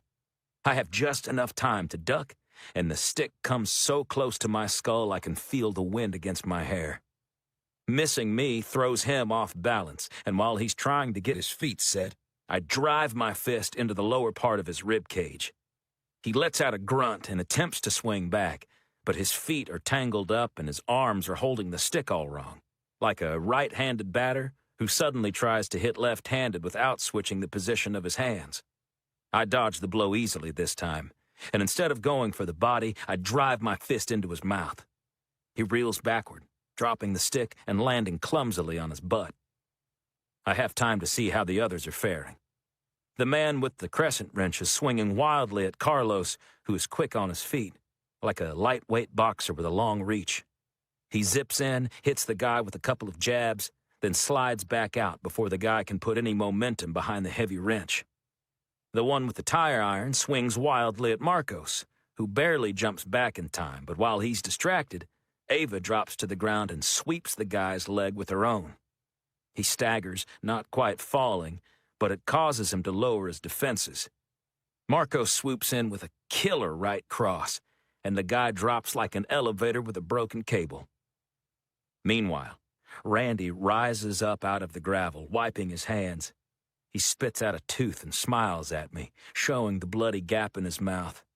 He looks more pissed than hurt and charges at me. I grab him, stepping out of the way as I use his momentum to propel him face first toward a car, which I recognize as Neil Stevenson's Nissan Sentra. Randy's head collides with the door, making a loud thud and leaving a dent the size of a salad plate. Randy tries to stand up, but before he can turn around, I grab his left hand and twist his wrist. He groans in pain, and I contort his arm in a way that will either drive him to the ground or, if he resists the pain, do some damage to ligaments and muscles. It's his choice. Luckily, he makes the first smart move all night and goes down to the ground in a huff. With his chest in the gravel, I pin his arm behind his back. I look up to see Carlos has his guy in a similar position. The other guy, the one who got run over by the freight train of Marcos' fist, is still out cold. Randy grunts and looks around with a surprised expression on his face that says, "Is the fight really over?"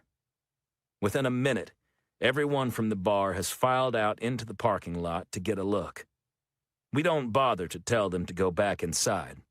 As long as they don't get close, some spectators aren't going to hurt anything.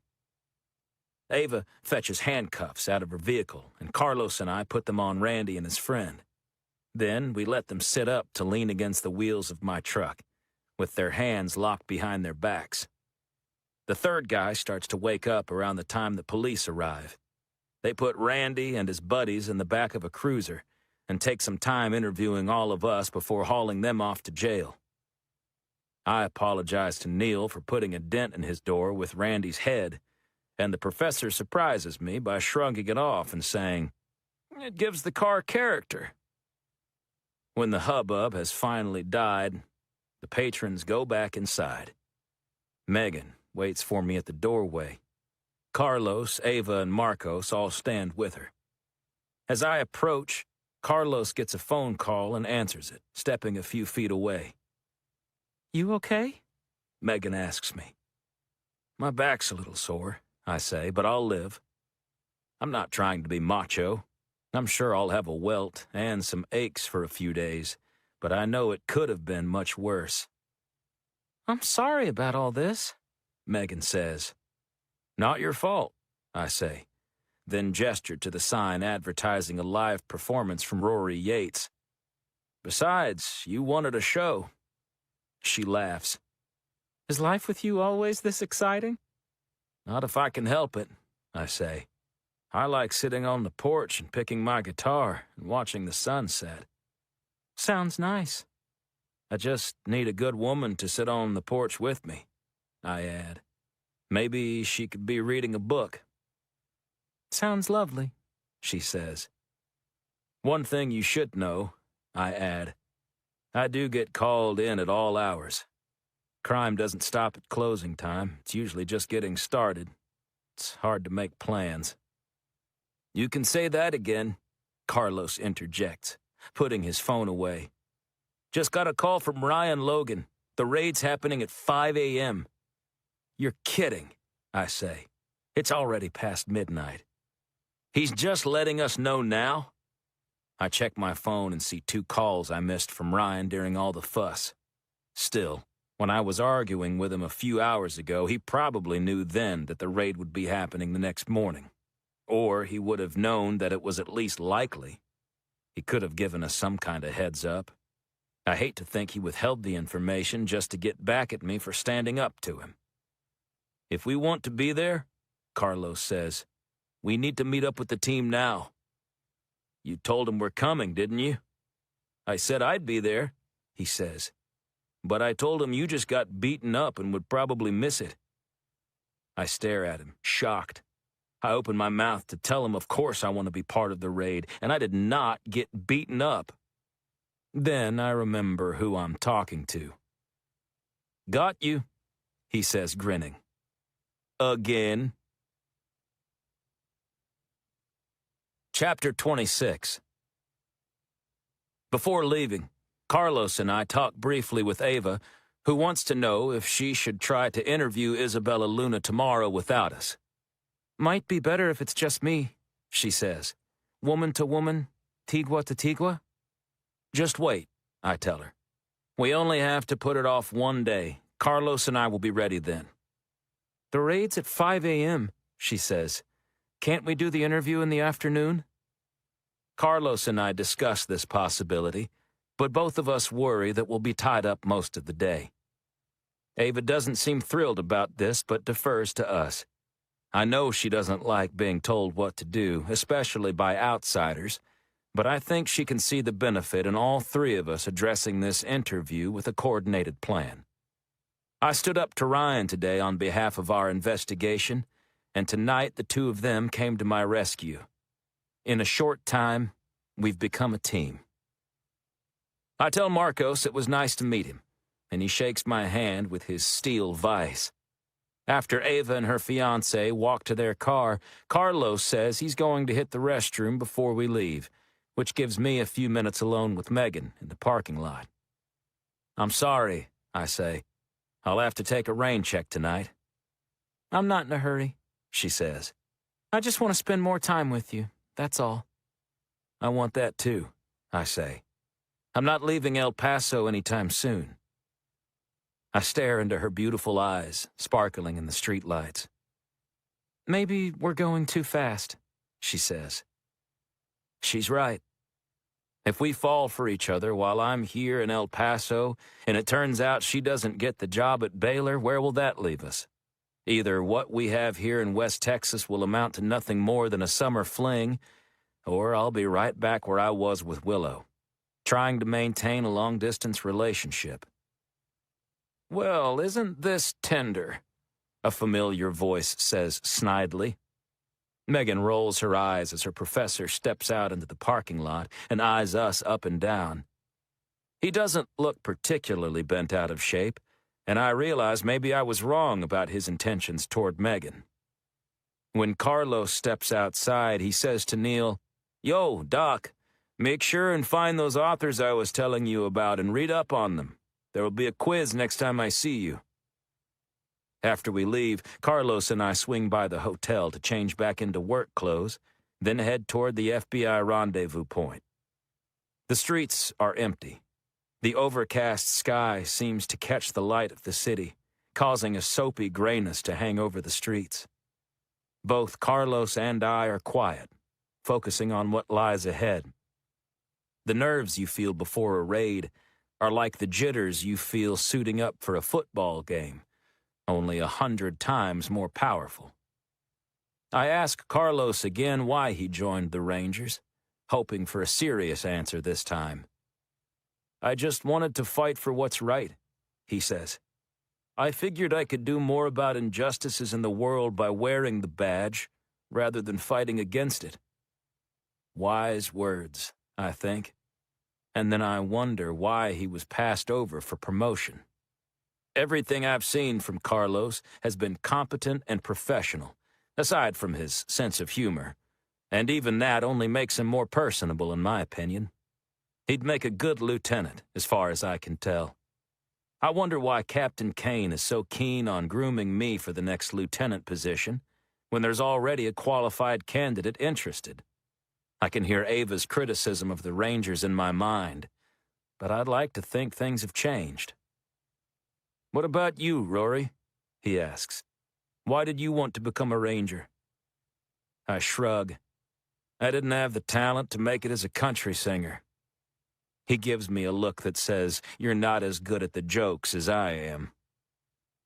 "My dad taught me to help people, if I could," I say. "This seemed like a good way to do it. Plus," I add honestly, "I was good at shooting. I was fast, I was accurate. It came naturally to me, and I liked the discipline of practice, trying to get better and better. It seemed a shame to let the skill go to waste. Of course, I was too naive to realize." When I hesitate, he completes my thought for me. "It's a lot different shooting at a target than a human being?" "Yeah," I say. "Just because you can do one doesn't mean you can do the other." We're quiet for a moment. Then I add, "I guess it turned out I could do both." As we leave the highway and approach the abandoned warehouse where the team is meeting up, I ask Carlos, "Have you ever?" "Once," he said. Serious, no sign of his comedian side. "Before I was in the Rangers. I was a sheriff's deputy in Maverick County. Went to serve a warrant on a meth dealer accused of statutory rape. He opened the door with a .38. He missed, and I didn't." After the truck chews up another half-mile of road, he adds, "He was a bad person, just about as bad as they come, but that didn't make it easy." We pull through a chain-link fence to a lot thrumming with activity. There are several cars and Ryan Logan's recognizable office on wheels. Dozens of law enforcement officials are there, suited up in bulletproof vests and carrying rifles. I spot Ryan talking on his radio and barking orders to the men and women around him. I don't like the eager, cocky expressions on their faces. Everyone looks overconfident to me. They all remind me of Randy, excited for the fight to come. And we all know how that turned out for Randy. Before stepping out of the truck, I point to the star on my chest and say to Carlos, "Someone has to wear these badges. Better that it's people like us who take seriously what it means to pull the trigger. It's the people who want to shoot that I worry about." Carlos nods in agreement. "Let's get our vests on.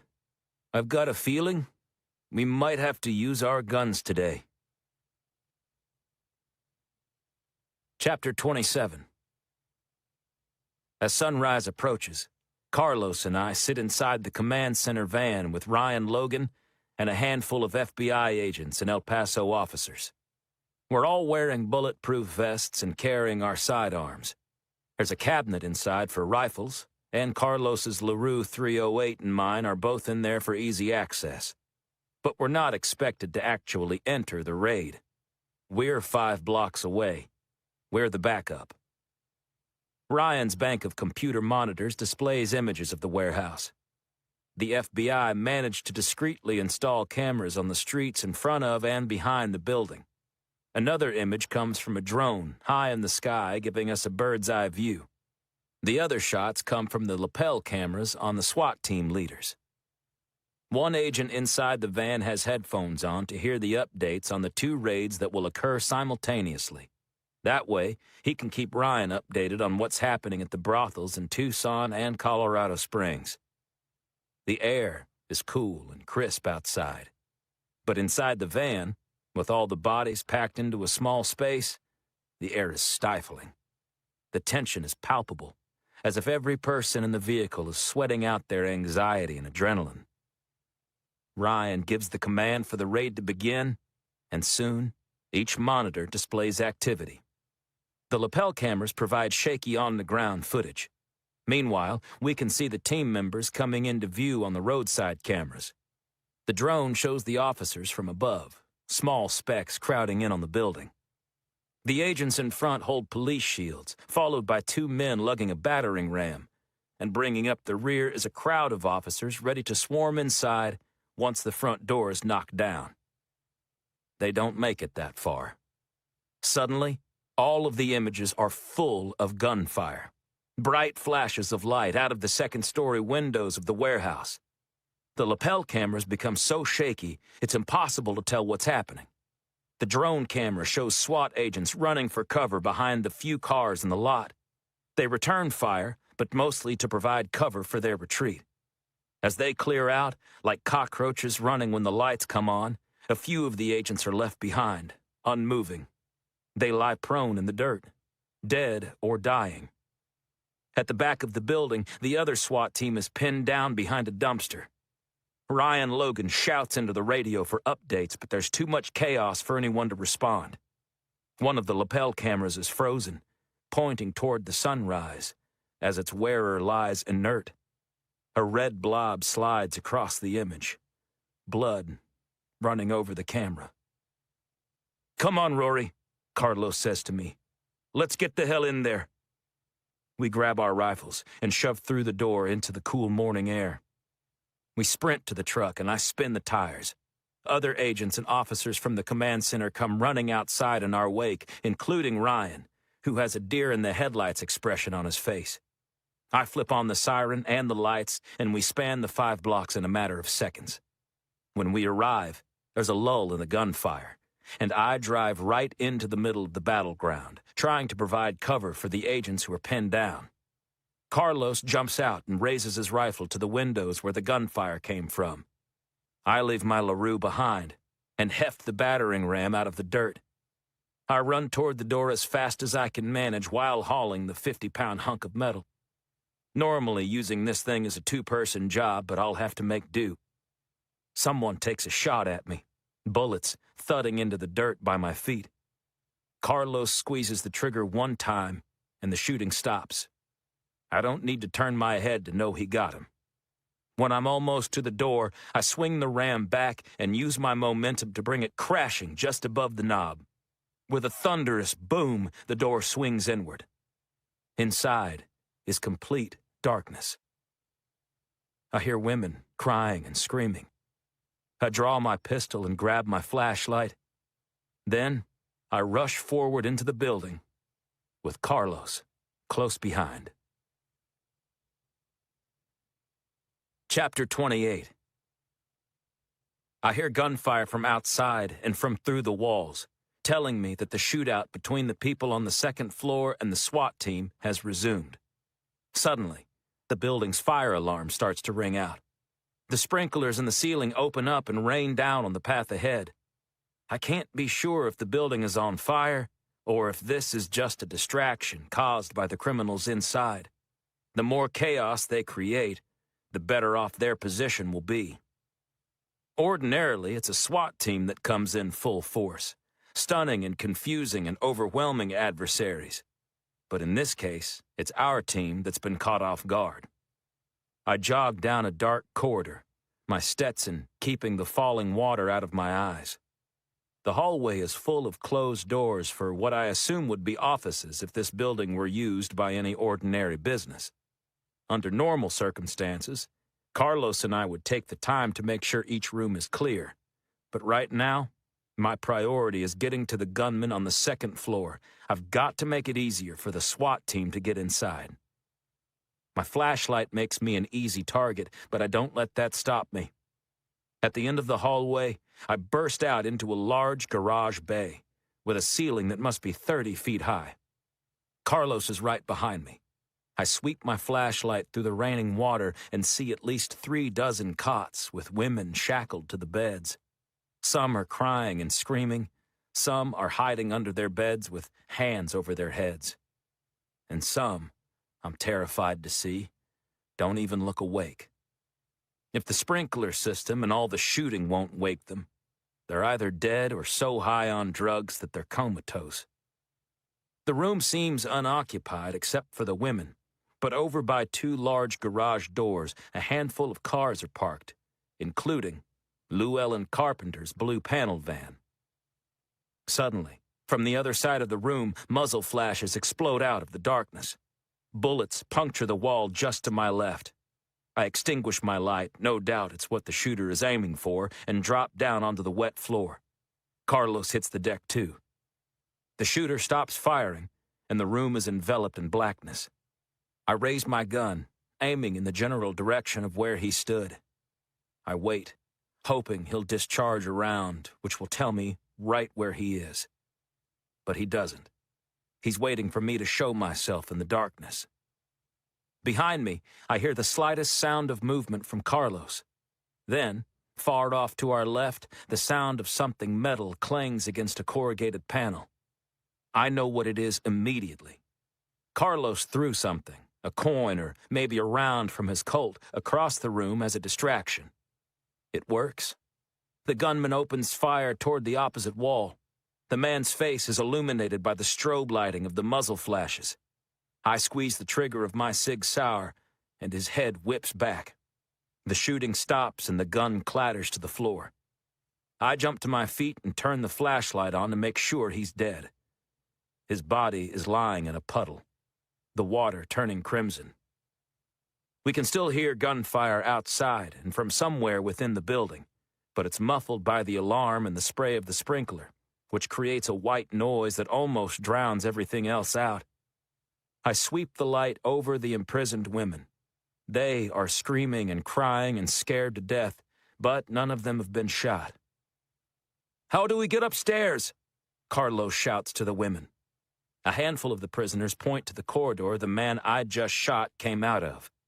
Carlos and I run across the room, our boots splashing in the water. Behind us, we hear a noise, and we both spin, guns raised. An armed man bursts into the room. I'm on the verge of pulling the trigger before he can get his gun raised. I lift my gun instead, pointing it toward the ceiling. It's a member of the SWAT team who made it in behind us. He raises his gun, aiming, no doubt, at my flashlight.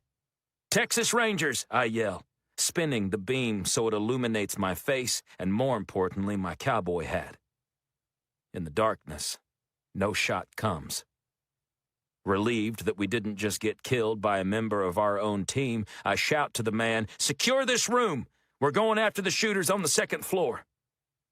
Carlos and I race past the body of the man I shot and into the next room, expecting a staircase. Instead, we find an even larger room, this one with a mezzanine running the perimeter of the second floor.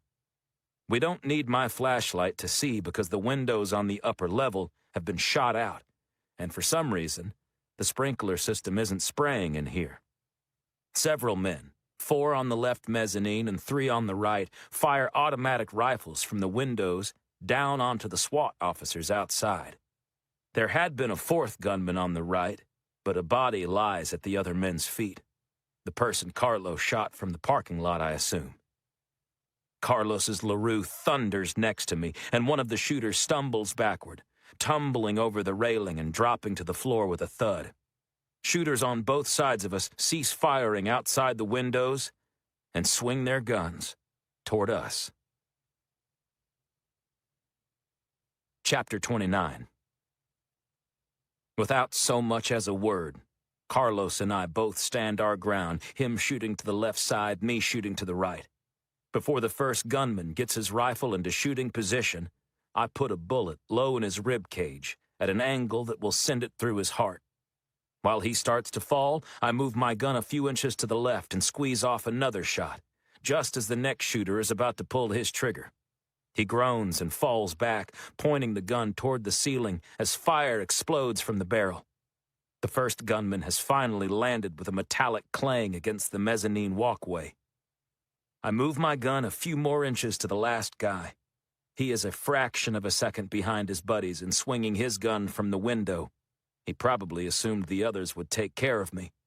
But instead of waiting until he has me in his sights to fire, he lets the gun rip while he's turning. A wave of bullets strafes the ground, coming my way. I squeeze off another round, and the wave stops just feet from me. The man slumps over the railing and hangs with his head upside down, his arms dangling. I turn my attention to Carlos's side of the gunfight. Only one shooter remains, but before either he or I can take him down, a volley of gunfire blasts through the window from the outside, filling him with holes. Then, the back door of the warehouse bursts open and SWAT members rush in, guns drawn. All firing ceases for a moment. There are plenty of sounds. Cops running into the building, voices shouting outdoors, sirens wailing, the sprinkler system in the other bay. But compared to the noise of the gunfire, the room feels eerily quiet.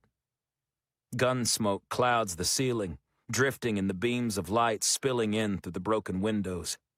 Glass tinkles down from the shattered windows. Then, we hear a single blast, recognizably a shotgun, coming from the room with the women, and suddenly a commotion of terrified voices overtakes the sound of the sprinklers. Carlos and I rush back to the room, and I try to take in what's happened. One of the garage doors is rising, filling the room with bright sunlight. The SWAT officer, who was the first one to make it in, lies on the floor unmoving. Another figure, covered completely in a heavy gray blanket, inches through the maze of beds like a ghost. I raise my gun, but notice there are two sets of feet sticking out of the bottom of the blanket. A pair of men's boots and a woman's bare feet. I understand what's happening in an instant. There's a man under the blanket holding one of the women hostage. I move closer, keeping my gun on the shapes under the blanket. I think about shooting the man in the foot, but I assume he's got the shotgun we heard a few seconds ago. If I do no more than injure him, he could unload a round of double-aught buck into the poor woman, opening her up like a soda can that's been shaken up and thrown on the ground. I need a kill shot, but I don't have one. SWAT members pour in through the two corridors, aiming their guns at this and that, trying to assess the situation and secure the scene. But in the chaos, no one really seems to grasp what's happening. There are women crying, bodies on the floor, water pouring from the ceiling. As the garage door rises, Ryan Logan walks casually inside, as if thinking one of his men raised the door, and all is under control. "Hostage!" I shout, pointing to the shapes under the blanket, which have almost made it to the blue van. Ryan sees what I'm pointing to and draws his gun. "Don't shoot!" I shout. Ryan hesitates and seems to understand the situation better now. I run up next to him as the blanketed shape arrives at the van's side door. A glimpse of arm reaches out from under the blanket to slide the door open. I see it only for an instant, but it's long enough for me to recognize the tattoo of a snake, coiled around the forearm. "Give up, Carpenter!" I yell. "There's no way out!" He ignores me as he wrestles the girl inside the van. I still have no good shot. "Miss!" I shout. "Tell us your name!" "Marta!" shouts a scared voice from under the blanket. "Marta Rivera!" My blood runs cold as I realize this is the woman who recently went missing from the Isleta del Sur Pueblo, the one Ava has been consumed with finding. Carpenter slams the van door shut behind them. Ryan and I position ourselves in front of the van, along with a handful of other law enforcement personnel.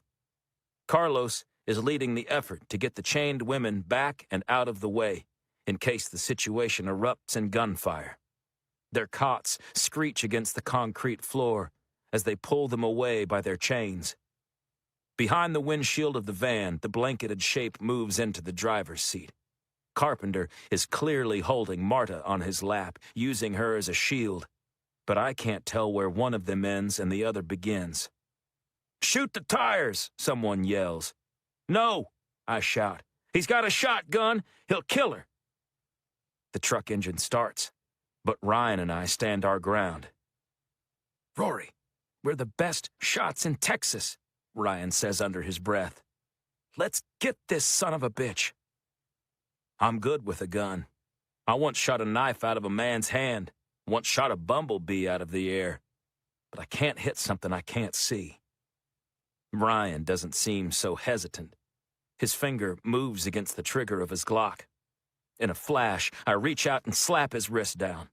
The gun goes off and the bullet ricochets off the bumper, sending up a puff of dust when it punches a hole in the concrete floor. Ryan looks at me with surprise and anger. "What the hell are you doing?" he snaps. The van engine roars to life, and Carpenter, still hidden under the blanket, stomps on the gas. I tackle Ryan as the van comes within inches of running us down. I fall on top of him and watch as the van speeds through the gravel lot. "Get the hell off me!" Ryan shouts, pushing me away. Strong hands grab mine and pull me to my feet. "Come on, Rory," Carlos says. "Let's catch him." We sprint to my truck and jump in. As I spin the tires and give pursuit, I hear Ryan yelling, "You better get him, Yates, or it's going to be your ass!" Chapter 30. The van is a few hundred yards ahead of us when I make it to the street. I flip on the siren and turn on my lights, which flash from the grill of my truck and from behind the passenger seat visor. Water is still dripping off the brim of my hat. The van takes a hard right and speeds toward downtown. Carlos shouts into the radio, alerting the local police to who we're pursuing and which way we're headed. With Marta Rivera in the van, we don't want to shoot it up or make it crash. We need some backup to cut off the van's route of escape so we can surround it. FBI vehicles join the pursuit from the warehouse, but they have a lot of ground to make up. We need to get into a position where Llewellyn Carpenter gives up, or at least gives us a clear shot. I'm assuming he shed the blanket, otherwise how could he drive? So if we can somehow get ahead of him, I might be able to get the shot I need. The van drives recklessly, with no regard for other cars on the streets. It zips into oncoming traffic, passes a car, whips back into its own lane. It's causing such chaos that my truck is getting caught in the congestion of its wake. Everyone is slowing down, stopping in the middle of the street, not realizing until I'm on top of them that my siren and lights are on. "We're losing him," Carlos says. I whip the truck to the left, so I'm straddling the center line. Cars to my right squeeze over, and the cars coming at me hit their brakes. Up ahead, the van turns onto another street. "Keep an eye on him," I yell, jerking the wheel left and right to avoid a collision. "Turn here," Carlos yells. A few blocks ahead, we spot him taking a hard left. "He went into a parking garage," Carlos says. The lights have just changed, and the roadway in front of me is filled with pedestrians crossing the street. I ease forward, honking my horn as people realize what's happening and hurry out of my way. One man, crossing with his nose in his cell phone, doesn't notice, even when I lay on the horn and I have to ease around behind him. Then, my foot is back on the gas and I close the gap to the garage. Carlos tells the dispatcher that we need backup units to block all exits to the garage. I pull in and start winding my way upward. It's a big parking garage with multiple options of where to go on each level, several ways up and down. I don't want Carpenter to slip down behind us, so I take my time, trying to explore every corner of each level before moving up. Other cars crowd the lanes and I honk my horn so I can get around them. "There," Carlos says, pointing across the garage to the recognizable blue van, just barely visible on the next level up. I speed to where the van sits in a parking spot. I slam on the brakes and put the truck in park to block Carpenter's escape. Carlos and I jump out and run around the vehicle. My gun is leveled on the driver's side. Carlos, who's ditched the LaRue for his Colt, circles to the passenger door. When I get to the window, I aim my gun inside. The front seats are empty. Carlos runs back over to my side, where the sliding door is located. With my gun ready, I try the handle and pull the door open, revealing an interior that's empty, except for a gray blanket lying in a heap. There's no sign of Llewellyn Carpenter. No sign of Marta Rivera. Carlos runs to the radio. "The van is empty," he reports. "He must have switched vehicles." I run to the concrete barrier at the edge of the garage and look down at the street. A half-dozen cars pour out of the garage. Vans, trucks, sedans, sports cars, and there's no telling how many in the street might also have come from the garage. I hear sirens in the distances, but they're not close enough to block off the area in time. Shit, I say, holstering my gun and catching my breath for the first time since all this started. The outside of my clothes is soaked with water. The inside is soaked with sweat, and my mouth is bone dry. To the east, the sun hovers over the horizon, blasting the landscape in golden light. It's only about 30 minutes after sunrise, yet I feel like I've had one of the longest days of my life. I'm emotionally and physically spent. Carlos walks up to me and puts a comforting hand on my shoulder. "We'll get him," he says. "And at least we know Marta Rivera is alive." But for how much longer, I wonder. Chapter 31. The scene at the warehouse is abuzz with activity when we get back. 2 fire trucks arrived, although there isn't actually a fire. Crime scene investigators are going through the building with a fine-tooth comb. It looks like a few of the kidnappers were taken alive. Agents are leading them in handcuffs to the back of a paddy wagon. Several ambulances are there, with paramedics treating some of the rescued women, while FBI agents and El Paso police take names and information. From what I can tell, the women come from a variety of racial and ethnic backgrounds: white, black, Latina, Asian. But there's no doubt that a disproportionate number are Native American. The one similarity they share is that they're all young. Agents have set up crime scene tape around a wide perimeter to keep the news vans at a distance. But when we drive up, an agent opens a gap for us to pull in.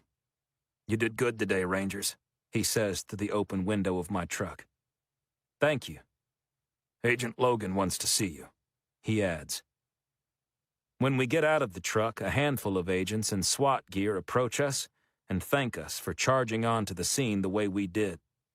"There's no telling how many more of us would have been cut to pieces without you guys coming in to help," one says. We say we appreciate the sentiment, but I've got a feeling that Ryan Logan isn't going to be quite so grateful. Ryan's office on wheels has been moved to the parking lot of the warehouse. I knock on the door and peek my head inside. He's on the phone but waves me in. Carlos and I sit and wait, still wearing our bulletproof vests, still sopping wet. When he hangs up, Ryan says, "Well, at least the other 2 raids went off without a hitch. Looks like we've rescued 49 women in total, 8 from Tucson, 9 from Colorado Springs, and the other 32 from right here." "That's good news," I say.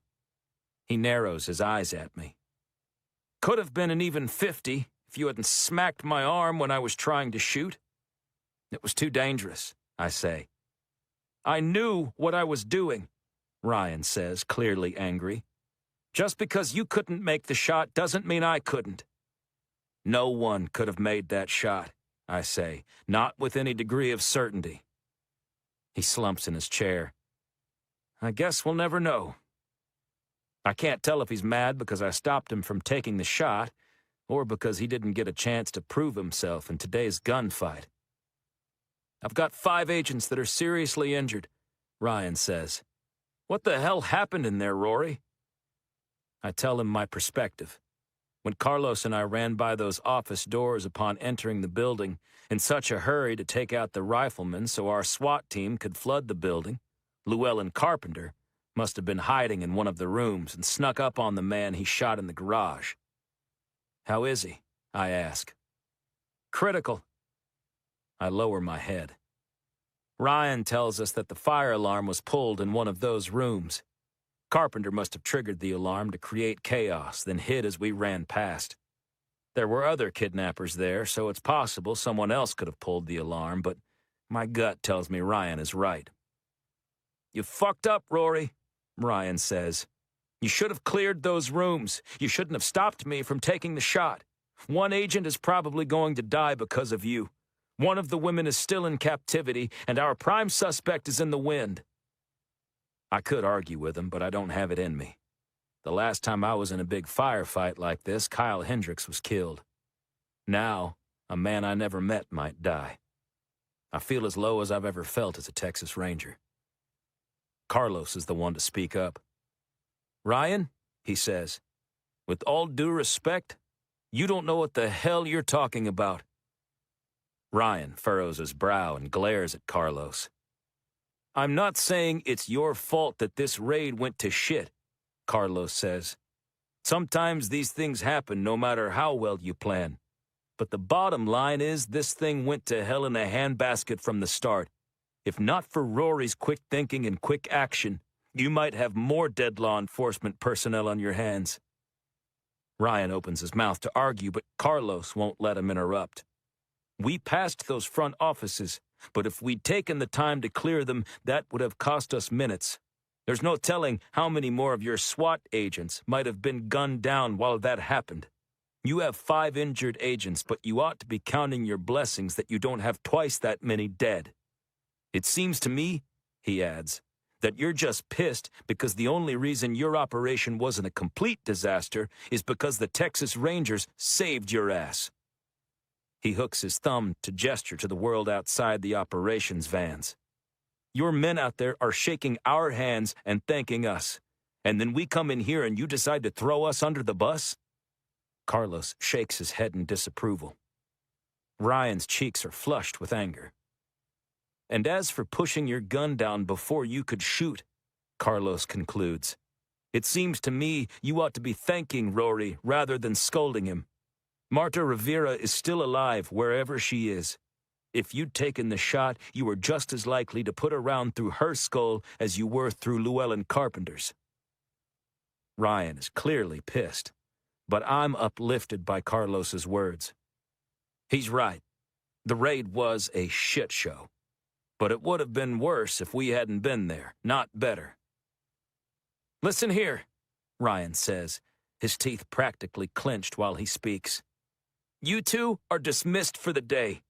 Go find Ava Cruz and follow your little eagle feather leads wherever they take you. Don't come to me until you've got something."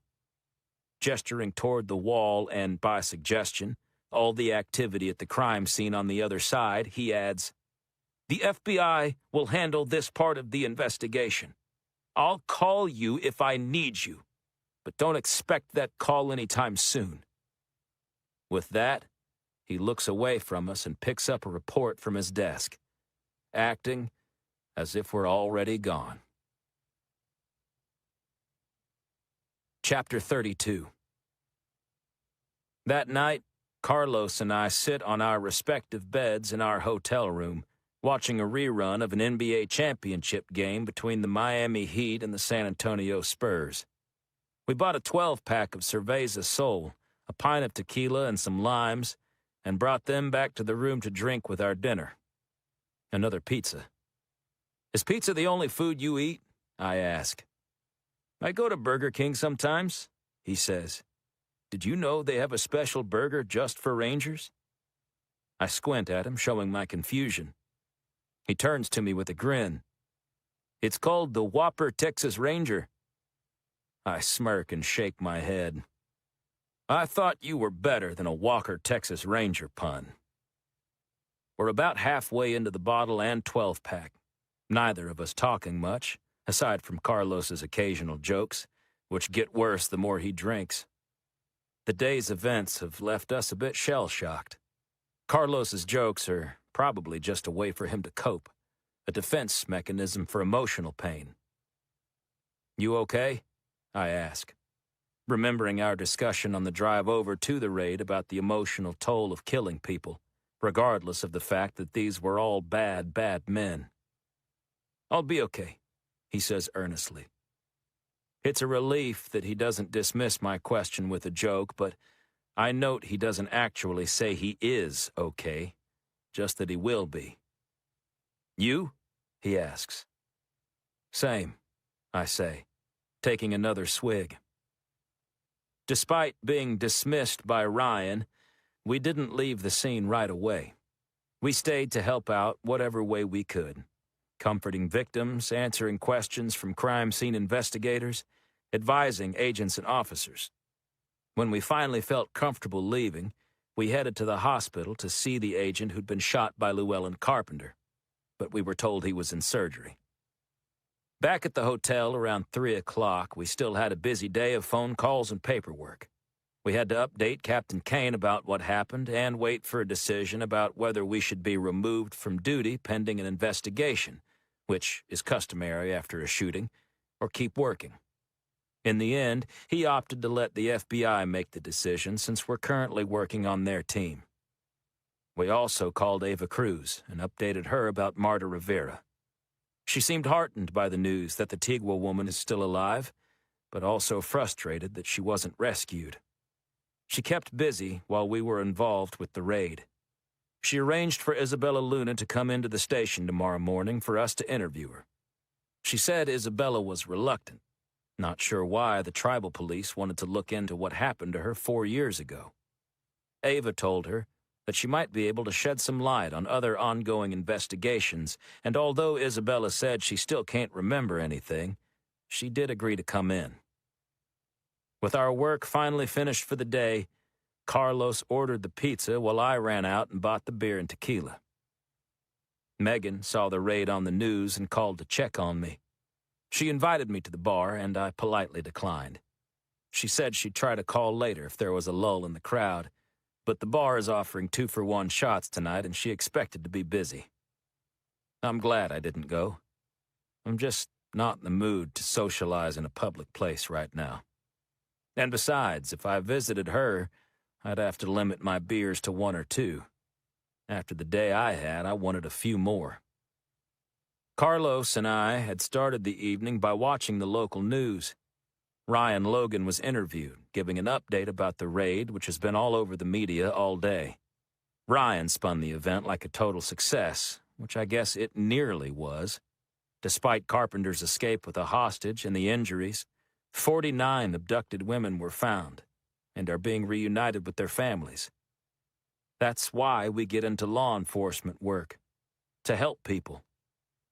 In lauding the FBI and the El Paso Police Department, Ryan made no mention of the involvement of the Texas Rangers. Carlos had seen enough and flipped through the channels, ultimately selecting the basketball game. "Man, that LeBron James is something else, isn't he?" Carlos says, taking a drink and turning up the volume on the TV. "He can play defense just as well on Tim Duncan as Tony Parker. Maybe he could hack it in res ball." I'm not watching. I'm lost in thought, reliving the intensity of today's gunfight. Also, I can't get the images out of my head of the traumatized women, some of them barely clothed, looking around in confusion, many of them stoned on heroin or meth. I wonder what kind of person goes to a brothel and pays money to rape a drugged woman there against her will. What kind of world do we live in where such a thing happens? On the bedside table, my phone buzzes. I expect it to be Megan, taking a quick break between serving shots, but when I check to see who's calling, it's Willow. I hesitate, feeling guilty if I take it. But then, I remind myself that Willow and I are just friends. I reach for the phone. I could use a friend right now. Chapter 33. I answer the phone and step outside, leaving Carlos to watch the old basketball game without me. "I saw the news out of El Paso and just wanted to make sure you weren't anywhere near there," Willow says. I chuckle uncomfortably as I walk down the hall toward the exit. "Actually, I was there," I say, right in the thick of it. "Oh, Rory, are you okay?" "It's been a hard day," I say, stepping outside into the cool night air. Light glows over the city, and I can see the Franklin Mountains illuminated in the distance. There's a wooden bench in front of the hotel and a small garden with various kinds of cacti on display.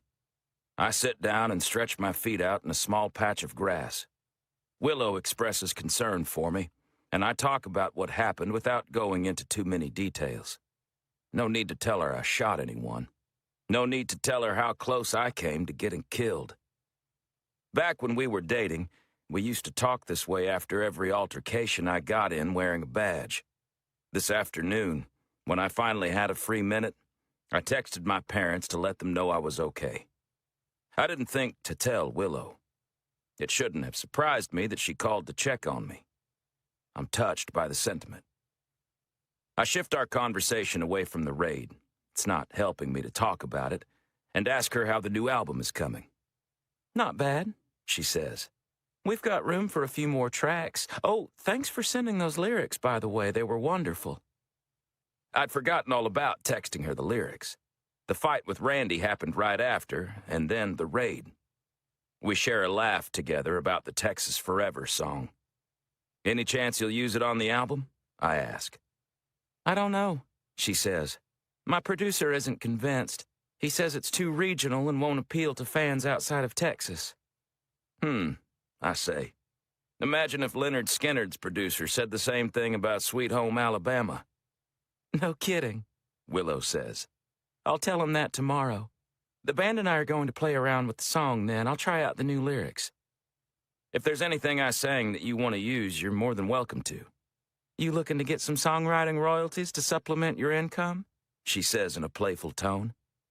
"Never crossed my mind," I say. "No need to credit me with anything. It's your song. I was just trying to help." "I appreciate it," she says. "We'll see what happens." As I talk, I hear a beeping. I pull the phone away from my ear and see I have an incoming call from Megan. Not wanting to interrupt Willow as she talks about the album, I let it go to voicemail. Willow and I talk for another few minutes, and then I let her go. It's almost midnight in El Paso, and even later in Nashville. We used to end our conversations by telling each other "I love you," and it feels weird not to say it. After I hang up, I call Megan back, but the call goes straight to voicemail. I don't bother to leave a message. Apparently, her break is over. When I go back in the room, Carlos has dozed off on his bed. I turn off the TV and shut off the lights. Lying in the darkness, I try to think about Megan, or Willow, anything but what happened today. But it doesn't work.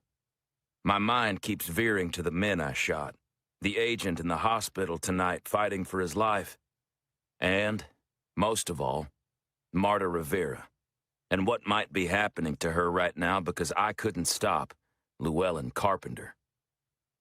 It's a long time before I'm able to drift off to sleep.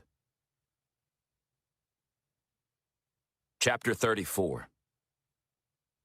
The next morning, I'm up bright and early, drinking a tall glass of water and taking an Aleve for my headache.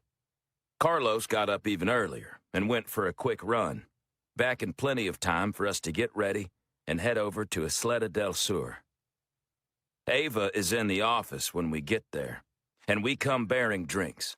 2 cups of coffee for Carlos and me, and a lemonade for Ava. "Just took a guess you might like this over coffee," I say. She takes a sip. "Good guess," she says with a smile. The 3 of us sit down to discuss how to approach Isabella Luna's interview. We don't want to scare her, don't want her to feel like we're prying open old wounds. But if there's anything she can remember, anything at all, it might help break this case open for us. We decide to stand in the lobby so we don't keep her waiting once she arrives. "I think this is her vehicle," Ava says, as an old Ford Bronco pulls into the lot. Out steps a young woman with beautiful dark hair, brushed straight down and parted in the middle. She wears a short-sleeved blouse and jeans along with sandals. As she walks through the parking lot, I notice the slightest hint of a limp, as if all the injuries listed in the police report never fully healed. Ava greets her with a hug. She introduces Carlos and me, and the young woman looks up at both of us with anxiety she can't quite hide. "Texas Rangers?" she says, trying to force a smile. "This must be serious." "We think you might be able to help us with some cases we're working on," I explain. "So, This doesn't have to do with what happened to me? She asks. It does, I say, and then promise to explain more inside. We lead her to a small conference room where we sit around a table. We don't sit across from her, like it's a 3-against-1 interrogation, but spread out so it's more like 4 people just having a conversation. Carlos starts by noting that her old police file suggests she couldn't remember anything from the time of her disappearance until she was found. It's been 4 years, he says. Has anything come back to you? Isabella's nervousness seems to amplify. Her breathing has become more shallow. No, she says. I really don't think about it very often. I try not to, honestly. I remember the ambulance, the hospital, but the week or 10 days or whatever it was I was gone are just blank. Like someone reached into my brain with a big eraser and scrubbed them out. So you can't remember how your leg was broken? Ava asks. She shakes her head. You were bitten by a snake, according to the file, I say. Do you remember that? No, she says. Nothing. Carlos asks if anyone had been following her in the days leading up to her disappearance, if anything unusual had happened, anyone who might have been upset with her. I only know what you already know, she says, gesturing to the file folder sitting on the table next to Carlos. The last time anyone could remember seeing me was at the powwow. This was at Franklin Mountain State Park. The Tigua hosted the powwow, planning to make it an annual thing if it went well. But I think because of what happened to me, they just didn't bother to put it on the next year. Ava explains that while she grew up on the Pueblo, she had been working for the Highway Patrol elsewhere in Texas at the time. She asks Isabella to tell us about the powwow. It was like any other, she says, looking at Carlos and Ava. You've been to them. There's dancing and drumming, lots of crafts and leather work and jewelry, food stands with Indian tacos and fry bread. She shrugs her shoulders. It was just a powwow. I try to picture this young woman at the event. There would have been plenty of people there who knew her. It was practically in her backyard, and it no doubt would have been a happy occasion. You know, she says, my life is divided in 2. Whenever I remember something in my life, I immediately categorize the memory as happening before it happened or after whatever it is. I'm not sure. But I don't actually remember anything between the powwow and being picked up on the highway. And I've made peace with not remembering. To be honest, I don't really want to remember. I can't fault her for not wanting to remember. Maybe there's something before her disappearance that could help us. Do you remember seeing any kind of eagle feathers at the powwow? She laughs, a strange sound considering how upset she is. There are feathers everywhere, she says, looking to Carlos and Ava for confirmation. They nod knowingly. Everyone's decked out in their regalia. Lots of feathers on their clothes, their spears, their drums. She looks back and forth between us. What's this all about? We glance at each other and, without speaking verbally, agree to give her some information.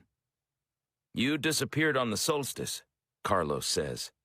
In the years since, 4 other Native women have gone missing on the solstice from different areas of the Southwest.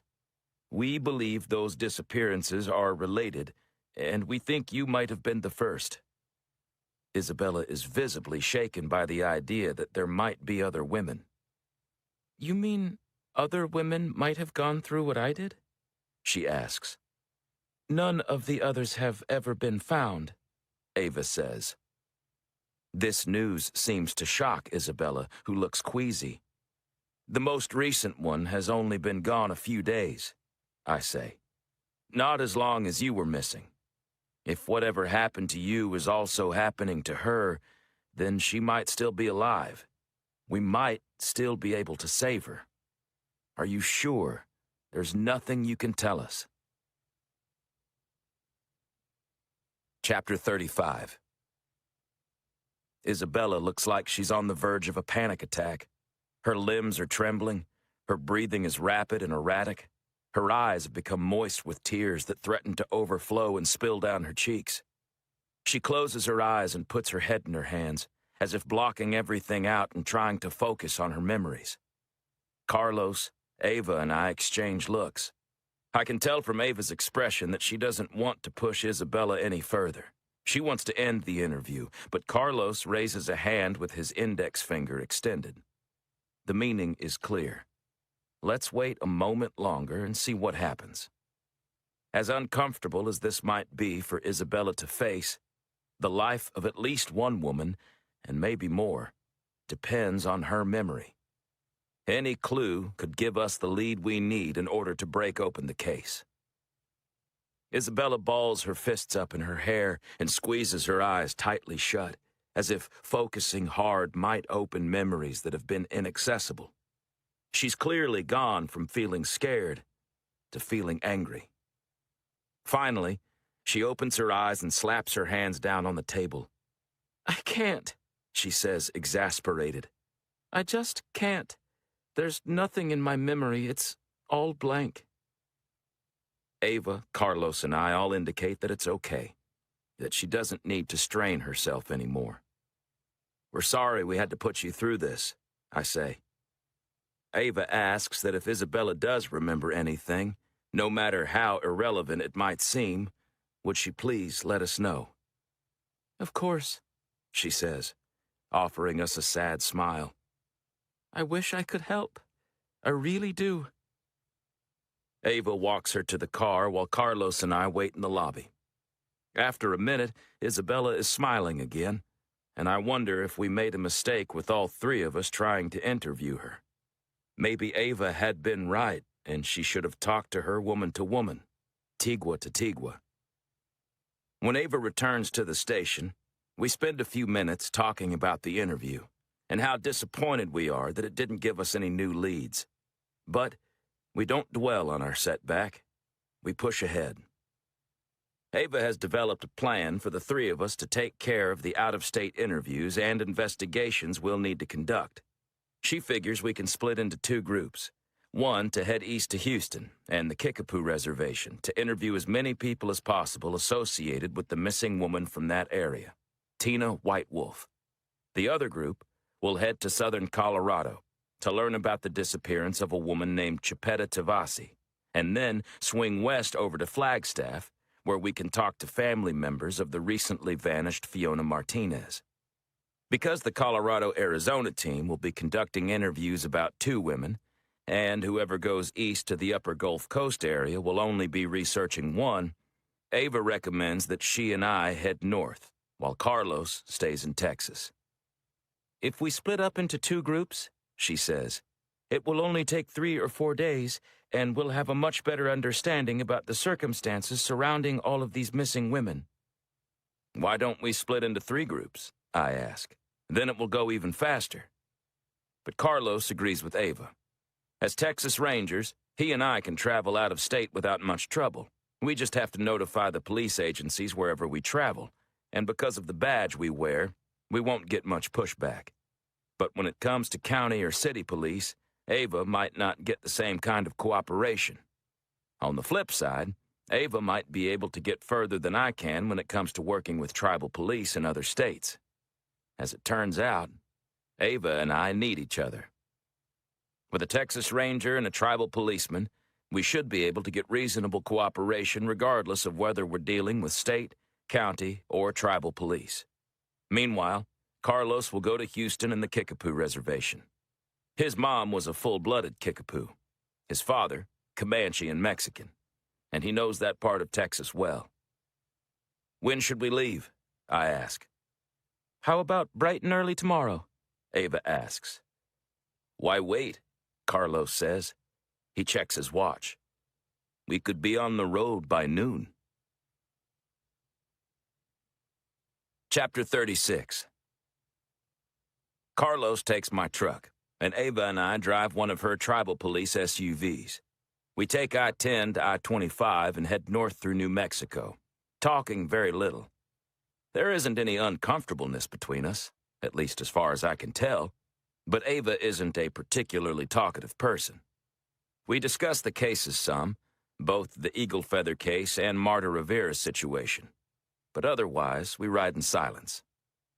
I call Ryan Logan to update him on our whereabouts. I also inquire to make sure that Fiona Martinez wasn't among the women at the warehouse or the brothels. I already know the answer, since in my heart I'm confident the Eagle Feather victims are part of a different case. But I need to make sure. He listens professionally, but when I ask him if there's any news about Marta Rivera, he says, "Why don't you and your pals keep looking into those Eagle Feathers and let us worry about the trafficking victims?" He says this with an air of superiority that raises my blood pressure, as if he and his men are doing the important work, and the three of us are off on some wild goose chase. I try to convince myself that a whole battalion of law enforcement officials are looking for Marta, and that I should feel confident that they'll find her. I feel myself torn between two cases. I know this case is important, but I also wish I could be searching for Marta. Outside the window, the New Mexico countryside rolls by. Brown hills dappled with sagebrush, rocky buttes rising from the earth, vast swaths of land without a human structure in sight besides telephone poles and electrical towers. The sky is blue from horizon to horizon without an ounce of humidity to dull the brilliant hue.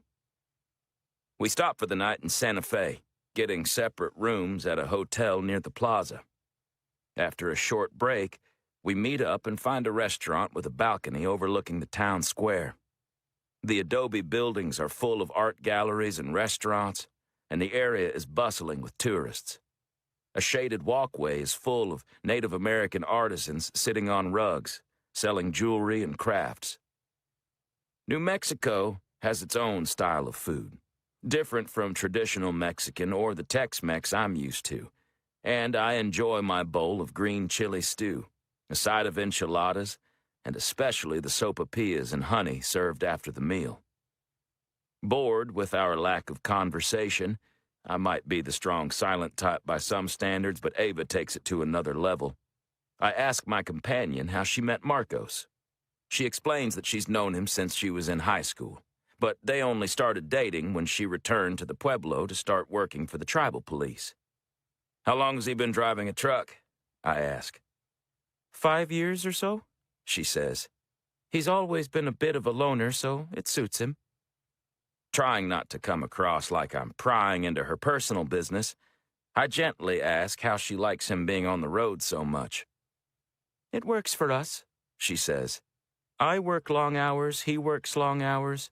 When we do manage to get free time together, we make the most of it. We're thankful for what we get." That's a healthy way of looking at it, I say. My relationships always seem to fail because we can only focus on the time we don't spend together instead of the time we do. "What about the bartender?" she asks. "How's that going?" I shrug. It's all a bit up in the air. "What's with her professor?" she asks, and can't hide her smile. We both laugh out loud, thinking of Neil Stevenson and his pretentious demeanor.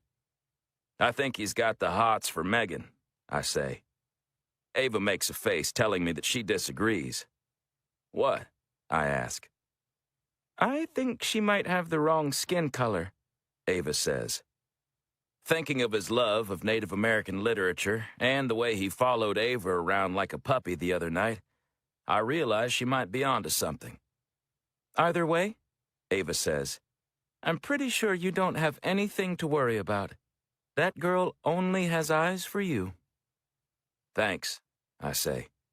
"That reminds me, I probably should call her and tell her I can't stop by the bar tonight." I excuse myself and find a secluded spot on the balcony, looking down on the plaza. The sun is sinking, and a band is setting up on a gazebo in the middle of the lawn. "Hey," Megan says when she answers. "Sorry we missed each other last night." I remember that I didn't take her call because I was talking to Willow. Megan tells me she's got the night off and was going to spend it working on her dissertation, but if I want to hang out, she'd set her computer and books aside. Bad news, I say. I'm in Santa Fe. Over by Galveston? No, up by Albuquerque. Oh, lucky you. I love Santa Fe. I wish you were here with me, I say, as the band starts to play an interesting folk rock mix, with a woman with a beautiful vocal range singing in Spanish. I picture Megan and me down on the lawn, dancing to the music. Then, I think about what Ava said about focusing on the time you get to spend with the person you care about, not the time you spend away. I'll be back in El Paso in a few days, I say. How about we go out then? Rory Yates, she says in a playfully coquettish tone. Are you asking me out on a date? Yes, I am. I'm glad you can't see my face right now because I'm blushing. This makes me smile. As we chat, my phone beeps. I have an incoming call from Willow. Do you need to get that? Megan says. Is it anything important? No, I say. This time, I ignore the call from Willow. Chapter 37. The next day, we head north. On the drive, we spot pronghorns grazing in the high plains. The land is desolate and beautiful, with occasional signs telling us we're passing through one reservation or another. When scanning through the radio stations, we hear a DJ speaking to the audience in Navajo. When we cross over the border to Colorado, the landscape becomes greener. Tall mountains spring up around us, and the hills fill with pine and spruce trees. We pull into Durango around noon, crossing a bridge over the rushing waters of the Animas River and making our way toward the center of town. We wait at a railroad crossing while an old narrow-gauge locomotive whistles and chugs smoke into the air before pulling out of town to carry tourists into the mountains. Down Main Avenue, the adobe architecture of Santa Fe has been replaced by big brick buildings that preserve the look of what the mountain town might have been like 100 years ago. We stop by the police station first, where the officer I talked to on the phone has already photocopied the whole case file for us. We spend some time talking with him, learning very little, and I take only a moment to flip through the folder, glancing at the photos. I'll have time to scrutinize the file later, but for now, I want to interview the woman's father, who owns a jewelry store down the street. When we enter the store, a 50-ish white woman is working behind the counter. Ava asks to see Frank Tavasi, the owner, and as she heads into the back room to find him, I take a moment to look around. The store specializes in Ute and Navajo jewelry, with display cases full of silver bracelets, necklaces, and rings adorned with turquoise and other colorful stones. Other items decorate the walls: an alabaster pipe, a beaded horse bag, and ornamental dream catchers with stars and moons as their centerpieces. But no feathers, eagle or otherwise. Frank Tavasi walks into the showroom and introduces himself. He has short black hair and is a walking advertisement for the store, stylishly wearing several items of jewelry. We explain what we want to talk to him about, and he says that he'd rather speak at his house, which is only a few blocks away. You could see my daughter's bedroom, he says. His voice shakes a little with the words, and I can tell that even though it's been 2 years, the wounds caused by his daughter's disappearance are fresh. We say we'd like that, and the three of us set out on foot. Only a couple of blocks off Main Street is a strip of historic-looking houses, and Frank leads us to one. The interior is decorated with the same artist's sensibilities as the jewelry store.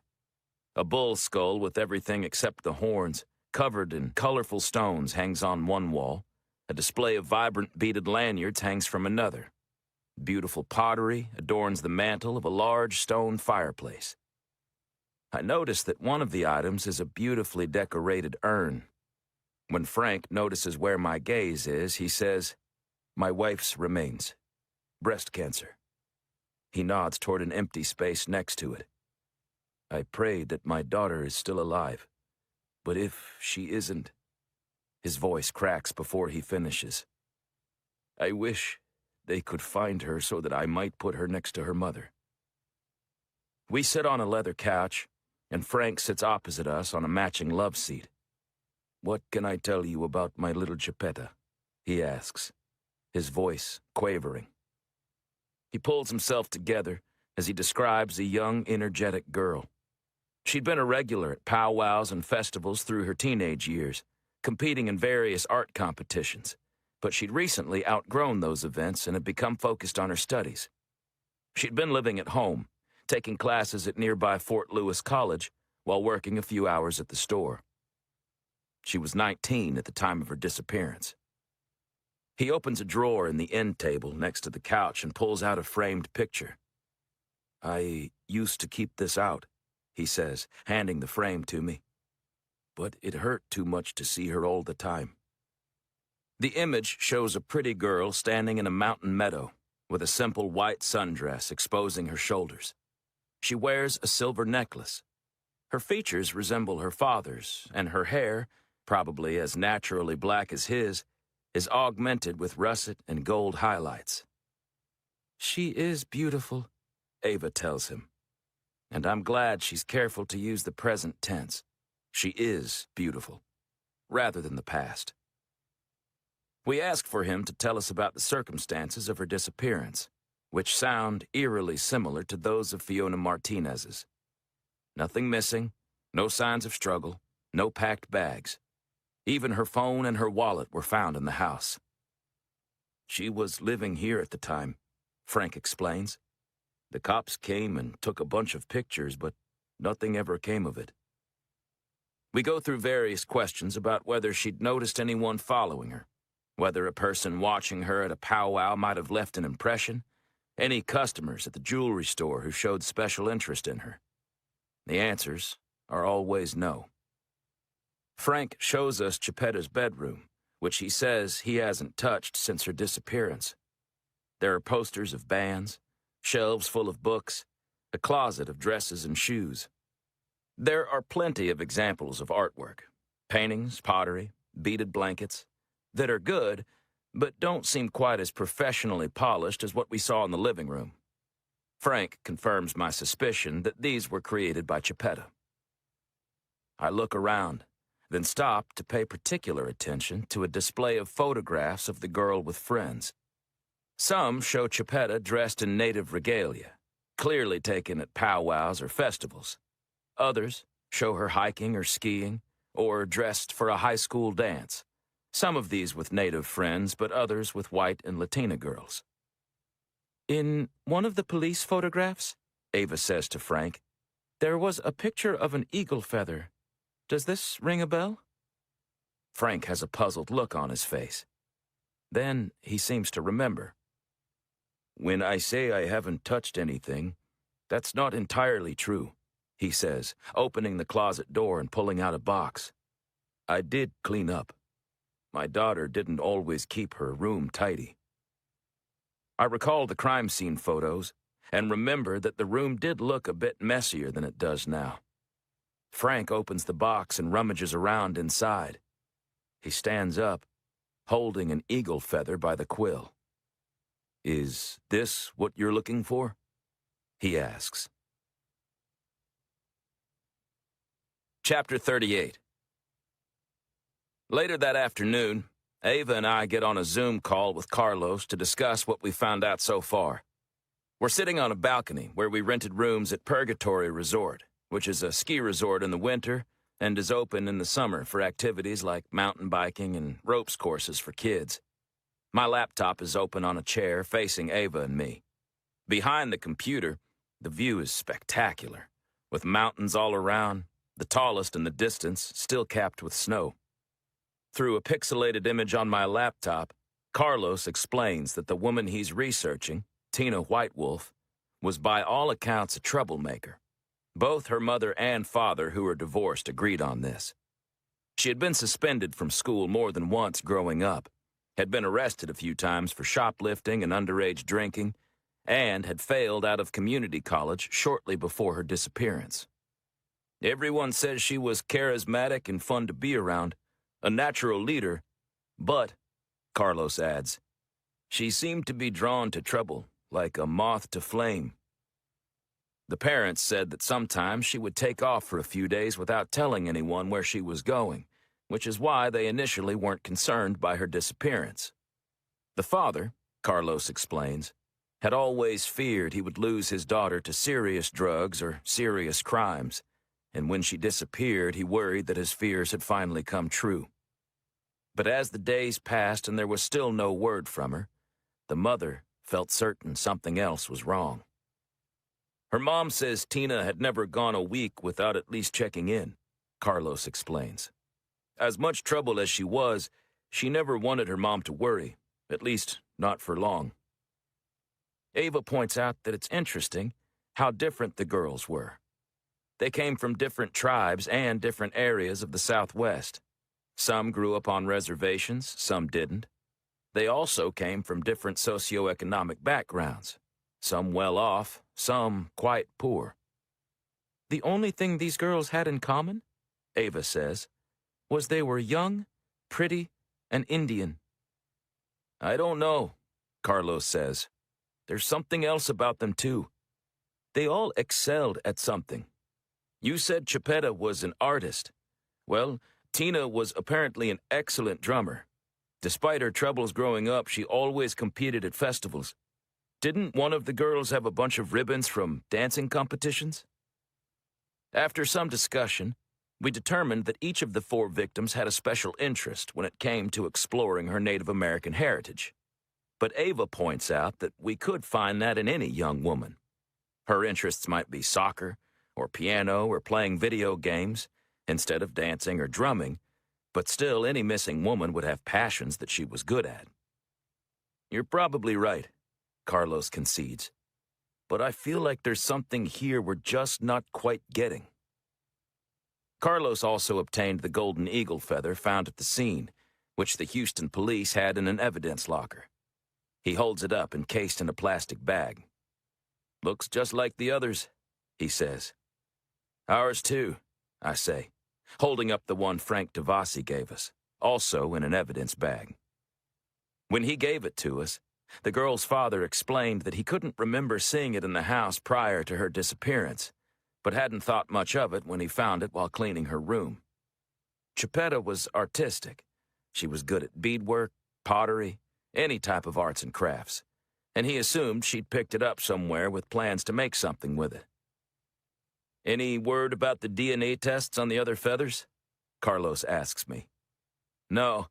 I asked the lab to give them priority, but I haven't heard anything. I'll check right now. Carlos and Ava keep talking, and I step inside my hotel room and dial the crime lab. I give the tech who answers the phone the file number and wait. It's supposed to be fast-tracked, I explain. That's one of the benefits of being a Texas Ranger. When you send something to the crime lab, you can ask for it to be prioritized. Otherwise, getting results could take months. It's a privilege I don't like to use unless it's important. This is part of the whole FBI Native American task force, isn't it? The technician asks. After a few more moments, in which I can hear keys typing on a computer, the tech says, Looks here like Agent Logan took it off the priority list. What? I guess the FBI's priority supersedes the Texas Rangers. Now I know how local cops feel when one of our requests bumps theirs. The tech explains that the task force has recently bombarded the lab with various items. Guns for ballistics matching, evidence bags filled with hair or clothes for DNA testing, dozens of blood samples for examination, and Ryan apparently wanted those at the top of the queue. He must have thought these feathers weren't as important. I can't help but think Ryan's deliberately trying to delay our investigation. Is he punishing me because of what happened at the raid? Is he bitter because of our tie at the shooting competition? Or just holding a grudge because I stood up to him? Either way, I'm fuming when I hang up the phone. Listen to what Ryan Logan did, I say to Carlos and Ava. After I explain, I can tell Ava is livid, but she doesn't express her opinion verbally. I'm not so stoic about it. Scrolling through my contacts to find Ryan's number, I say, I'm going to give that son of a bitch a piece of my mind. Unfortunately, I get Ryan's voicemail. It's Rory, I say. Call me. That's all I say, but there's no mistaking my tone. Ryan will know I'm pissed and ready for a fight. Chapter 39. After doing some interviews the next morning, we strike out for Flagstaff, passing by a herd of elk on our way out of Durango. The scenery on the drive is beautiful, the forested hills of Colorado becoming red desert plains, adorned with amazing rocky buttes, then transforming again into sparse prairies, foregrounding distant mountains. As we get closer to Flagstaff, the famous San Francisco Peaks, a volcanic range of 10 and 12,000-foot mountains blanketed with thick pine forests, rise out of the prairie. Over the course of the 5-hour drive, I await a call from Ryan, but never get it. I was mad yesterday, but I've calmed down a bit since then. Carlos had cautioned me that ripping Ryan a new one isn't going to make things any better. "You know, part of this job is diplomacy," he'd said before ending our Zoom call. "Getting tough with Ryan isn't getting us very far. We need to figure out a new approach." Besides, Carlos said, the results of the tests can wait. And Ryan might even be justified in bumping our feathers for some of the other materials. The human trafficking case is important. The people behind it are still out there, and several more women are likely being held against their will. It's easy for us to think our case is the most important, but that's the thing about law enforcement. There are too many cases competing for our attention at any given moment. It took a restless night for me to think about it, but now I'm inclined to agree with Carlos. I've got to figure out a new way to deal with Ryan. We head into the city of Flagstaff, which is a lot like Durango, only bigger and more crowded, and drive to a gift shop where Fiona Martinez's mother works. The store is full of everything from sweatshirts and Southwest tourist trinkets to Native American arts and crafts, rugs, pottery, jewelry, and kachinas, little carved statues of spirit deities. Dream catchers hang from the ceiling, but none with eagle feathers as far as I can tell. We don't immediately see an employee, but after a moment, a 40-something woman walks in wearing shorts and a t-shirt with a picture of the iconic Route 66 road sign on it. I introduce Ava and myself, and Ruth Martinez takes us into a back room where we can talk in private. The room is packed with cardboard boxes and assorted items, stacks of folded t-shirts, piles of rugs, an open box of coffee mugs, a spinner rack of postcards, a basket of chunks of petrified wood and volcanic rock, and a clear plastic bag full of jackalope stuffed animals. Ruth clears some folding chairs so that we can sit. "How can I help you?" she asks. I can see Ruth's resemblance to her daughter, based on the photographs I've seen of Fiona. She's very pretty, just like Fiona, but she wears her grief on her face, with puffy hammocks of skin hanging under her eyes, the whites themselves red with swollen blood vessels. Her hair is streaked with gray.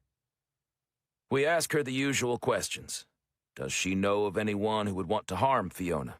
Does the eagle feather we found at Fiona's residence look at all familiar? The answers, as with the other victims, don't help much, but I get a better sense of who Fiona is. Her mother describes her as a thoughtful, introspective girl. She loved to read and to weave. She could spend hours doing either. "She'd weave the most beautiful rugs," she says, then gestures to the pile in the corner. "Much better than this mass-produced garbage we sell to tourists." "Why did Fiona move to El Paso?" I ask. She was going to El Paso Community College, but she could have just as easily gone to college here. She explains that Fiona wanted to get out of the Flagstaff area and try living someplace new. She was working at Whole Foods here when an opening became available in El Paso, and she applied for the transfer. She was a dreamer, looking for an adventure. "It could have been anywhere," she says. "She would have gone to Phoenix or Denver just as willingly. It just happened to be Texas. I didn't want her to go, but I never thought anything like this would happen." We've been operating on the assumption that the previous eagle feather victims are probably dead, but I can't forget that there's a chance that Fiona is still alive. Isabella Luna, if she was the first victim, was gone for 10 days before she was discovered. Fiona hasn't been gone that long yet. Ruth Martinez is obviously thinking along the same lines, holding out hope that she'll see her daughter again. Unlike Frank DeVossi, who seems resigned that the best he can probably hope for is to recover his daughter's remains so she can take her place in an urn on his mantelpiece, Ruth isn't ready to give up. She makes it clear she thinks Fiona is alive. "We're moving forward with the assumption that she's alive as well," Ava says. "It's not an assumption," Ruth says. "I can feel it." When we say nothing, she adds, "I don't know how to explain it, but I'm her mother. I know that if she was dead, I would sense it somehow." I've heard this kind of thing from family members before. Grieving parents or siblings who believe in their hearts that their loved one is still out there, sometimes even after years. It's heartbreaking to finally deliver the news that the person they believed was alive was actually long dead. But something about Ruth Martinez's certainty makes me believe she might be right. It also fills me with fear, because even though Fiona could be alive right now, she might not be when we eventually find her. "I promise we're going to do everything we can to bring your daughter back," I say. And even though I shouldn't, I add, alive. Chapter 40. At mid-afternoon of our second day in Flagstaff, Ava and I go out to a late lunch to discuss what more we need to do in Arizona. Our work feels pretty much done here, and so our discussion focuses on whether we should leave for Texas tomorrow morning or get a few hours of driving in today. We're at a pizza place called Oregano's, and I text Carlos with a photo of a thick, deep dish pie we're about to eat. "Jealous?" I ask. A minute later, I get a text back. It says, "Are you?" and includes a photo of my guitar. I laugh. I can't help myself.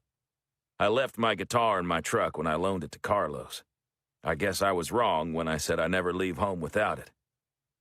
"I'm short on gas money," Carlos texts. "I'm going to hit up a pawn shop before I drive back. You think I can get $20 for this?" "Ha ha," I text back. "Very funny." As we devour the pizza, I take a moment to reflect on the relationships I've formed with Carlos and Ava. A lot of times, Rangers work alone, so it's been nice to have not one but two great partners on this case.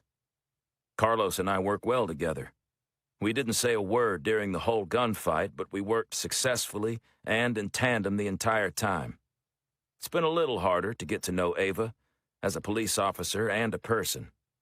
But beneath her steely exterior, I've seen her conduct interviews, review case files, and carry herself with the professionalism and poise of a sensitive woman who genuinely wants to help people. I'm glad my positive first impression when I met her at the shooting competition proved accurate, and that I've shaken her questionable first impression of me, so she and I could develop this working relationship. And friendship. The relationships with Carlos and Ava have made this assignment with the FBI's task force a gratifying experience, which wouldn't have been the case otherwise, especially considering the strained relationship I now have with Ryan, who was my rival at the shooting competition, but, as far as I'm concerned, never needed to be my rival on the job. As I finish off my last piece of pizza, my phone buzzes, and I see that, speak of the devil, it's a call from Ryan. "Hey, Yates," he says in the kind of friendly tone he used at the competition. "Where are you at right now?" "Flagstaff," I say.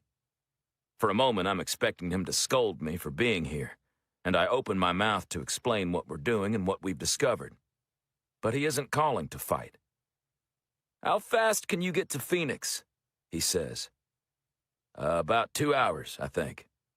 "Excellent," he says. "I need a favor." He explains that the police have found a Honda Civic abandoned in Phoenix that matches the description of the vehicle they believe Llewellyn Carpenter used after abandoning his van in the garage. Security footage from the garage showed Carpenter throw Marta Rivera in the trunk and take off, only about 30 seconds before Carlos and I got there.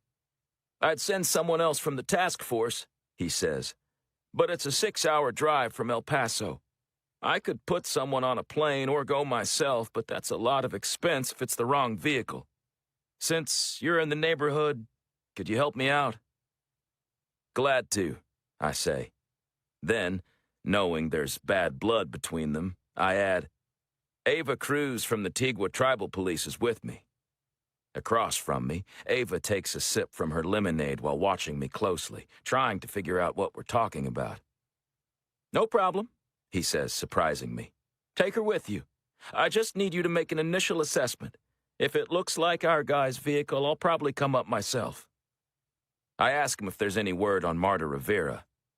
"No," he says, "but if that's the car we're looking for, she might be in Phoenix."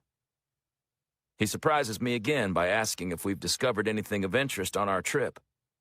"Well, we've got 4 feathers now, all from victims who went missing on the solstice, 1 year apart." "About that," he says, "there's something I need to tell you." He starts to explain that he asked the lab to bump the feathers in favor of evidence from the raid. I tell him that I already know, and, now it's my turn to surprise myself, I tell him that I understand. I'm thankful for Carlos advising me to proceed with caution. If I'd let Ryan have it 2 days ago, I doubt he'd be asking us to go to Phoenix right now. "Now that you've got all 4, Ryan says, "maybe we'll see if we can squeeze them back to the top of the list." I thank him and hang up the phone, thoroughly flabbergasted. "Wonders never cease, I guess," I say. "What happened?" Ava asks, taking another sip from her lemonade.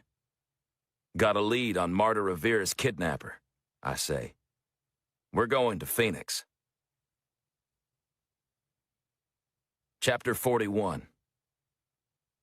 Driving from the mountains to the desert, we drop almost 6,000 feet in elevation. As we get closer to the Phoenix metropolitan area, the landscape sprouts 10 and 20-foot saguaro cacti, which stand in the sunlight on practically every hillside in sight.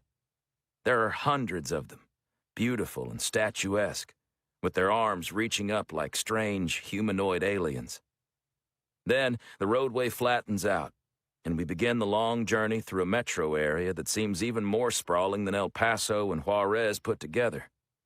The address Ryan gave me is actually in Tempe, but the cities here, Scottsdale, Mesa, Chandler, Glendale, all bleed together into one endless collection of neighborhoods and strip malls, with the occasional brown hill rising from the flat landscape to break up the monotony. The roads are lined with palm trees, and every person we see is wearing as little clothes as possible. Flip-flops, short shorts, tank tops.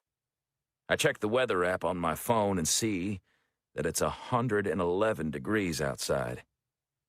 We drive past Sun Devil Stadium and the big brown hill with Arizona State's signature yellow A on the side, then pull into an apartment complex, which looks like mostly student housing, judging by the age of the people walking around. A Tempe Police Department car is parked in the lot, blocking in an old Honda Civic. When we step out of the air-conditioned car, the heat is suffocating. The officers introduce themselves and say that they were told to keep an eye on the vehicle until we got there. After we've had our look, they'll call to have it impounded. If it's the car we're looking for, the FBI will want it taken to a crime lab in Phoenix, where they can tear it apart looking for evidence. "A tenant reported the car," one of the officers explains. "All the parking spots are assigned to apartments. The tenant ignored it for a couple of days before leaving a note under the windshield wiper explaining that this was her parking spot, but the car never moved." "The keys were in it," the other officer adds. "I bet he was hoping someone would steal it." The officers say that they've already done a preliminary dusting for fingerprints on the driver's side door, steering wheel, and gear shift. They're waiting on the results, and the lab technicians will be more thorough later, but if I can ID the car now, that will tell them how important it might be. Ryan texted me a few images of the car Carpenter was driving. The pictures, screenshots taken from the security footage, aren't very clear, but I do my best to look back and forth between the images and the vehicle. The color is right. The year and make and model all look right as far as I can tell. The car in the pictures had a sticker in the upper corner of the windshield, like the kind you get after an oil change. And sure enough, this car has a small Jiffy Lube decal in the same location. The car in the photo also had a bumper sticker, although it's impossible to tell what it said. This car has a sticker in the same spot that says, "Do you follow Jesus this close?" I ask to see inside, and without touching anything, I lean in to look around. I can't see much that would help me determine if this is the correct car. It's practically empty inside, the exception being a brochure folded and wedged into the cup holder, advertising a massage parlor in Scottsdale. Sweat is rolling down my body, inside my shirt, but I'm determined to be thorough about this, regardless of the heat. I ask if the officers have looked in the trunk. They haven't. As one reaches to unlock it, I have a fear we're going to find Marta Rivera in there, her body stinking and bloated from the heat. As the lid pops open, I'm relieved to see that the trunk is empty. Ava and I lean down to scrutinize the interior, and Ava is the first to spot a hair caught in the trunk carpeting, barely visible in the harsh sunlight. We leave it where it is, but look at it carefully, trying to discern its length and color. The color is dark, not just brown, but black. Just like the hair of the girl in the picture Ava showed us when we first arrived at the Tigua Tribal Police Station. The strand is at least 2 feet, which is very long, even for a woman. "Do you know how long Marta Rivera's hair is?" I ask Ava. "Almost down to her butt," she tells me. "That's the way her parents described it." I reach for my phone to call Ryan, but Ava stops me, bringing my attention to something else. The underside of the trunk lid, sticking up almost vertically into the air, is smeared in a way that's barely visible. I don't see them at first, but when I step to the side to look at a different angle, it's clear that there are dozens of fingerprints inside, stretching from one side of the trunk lid to the other. Someone inside put fingerprints all over the interior. In fact, the smudges form a pattern. Are those words? I wonder aloud. Ava and I and the other cops are squinting, trying to figure out what we're looking at. It's hard to make out all the smudges. We'll need to dust for prints to do that, but it doesn't appear that they are random. "It's upside down," Ava says, tilting her head sideways. I do the same, and then I see it. Once we've dusted for prints, the message will be more visible, but I can see enough to make out the muddled, uneven words. Marta Rivera. Help. Chapter 42. I call Ryan Logan and tell him what we found. "Hot damn," he says, excited. "Good work, Yates." It was Ava, actually, who spotted the prints. "Well, good work, Ava," he says. Those are words I never thought I'd hear him utter. All animosity between us seemingly forgotten, Ryan says he's going to take an FBI plane to Phoenix and lead the team of technicians, who will scrutinize it for more evidence.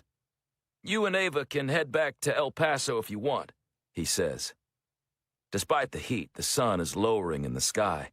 Sunset is probably only an hour or two away. "We might as well stay the night," I tell Ryan. "Anything you want us to do while we wait on you?" "No," he says. "You've done good work. Go find a hotel with a pool and take it easy." When I hang up, I relay our conversation to Ava. "I guess whatever stick was stuck up his ass finally fell out," she said, and we both burst out laughing. I'm glad the Tempe officers have gone back into their air-conditioned vehicles and didn't hear that, but it feels good to laugh. We're giddy, I guess. Finding this car has us both feeling like there's hope to find Marta Rivera alive. "Well, Ava says. For once, I think Ryan Logan has a good suggestion. Let's go find a hotel with a pool and get the hell out of this heat. I give her a look that says, I've got another idea. We could do that, I say, then point inside the car to the brochure in the cup holder. Or we could go check out this massage parlor. She gives me her own look. Are you sure we should? Can't hurt to drive by, I say. We don't have to go in and order Swedish massages. Ava asks if we should call Ryan Logan and let him know what we're doing. I already know what he would say. He wouldn't want us interfering. But the hope that Marta Rivera is alive is spreading inside me like a wildfire.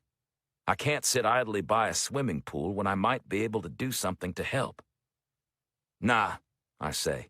No need to involve them until we know something.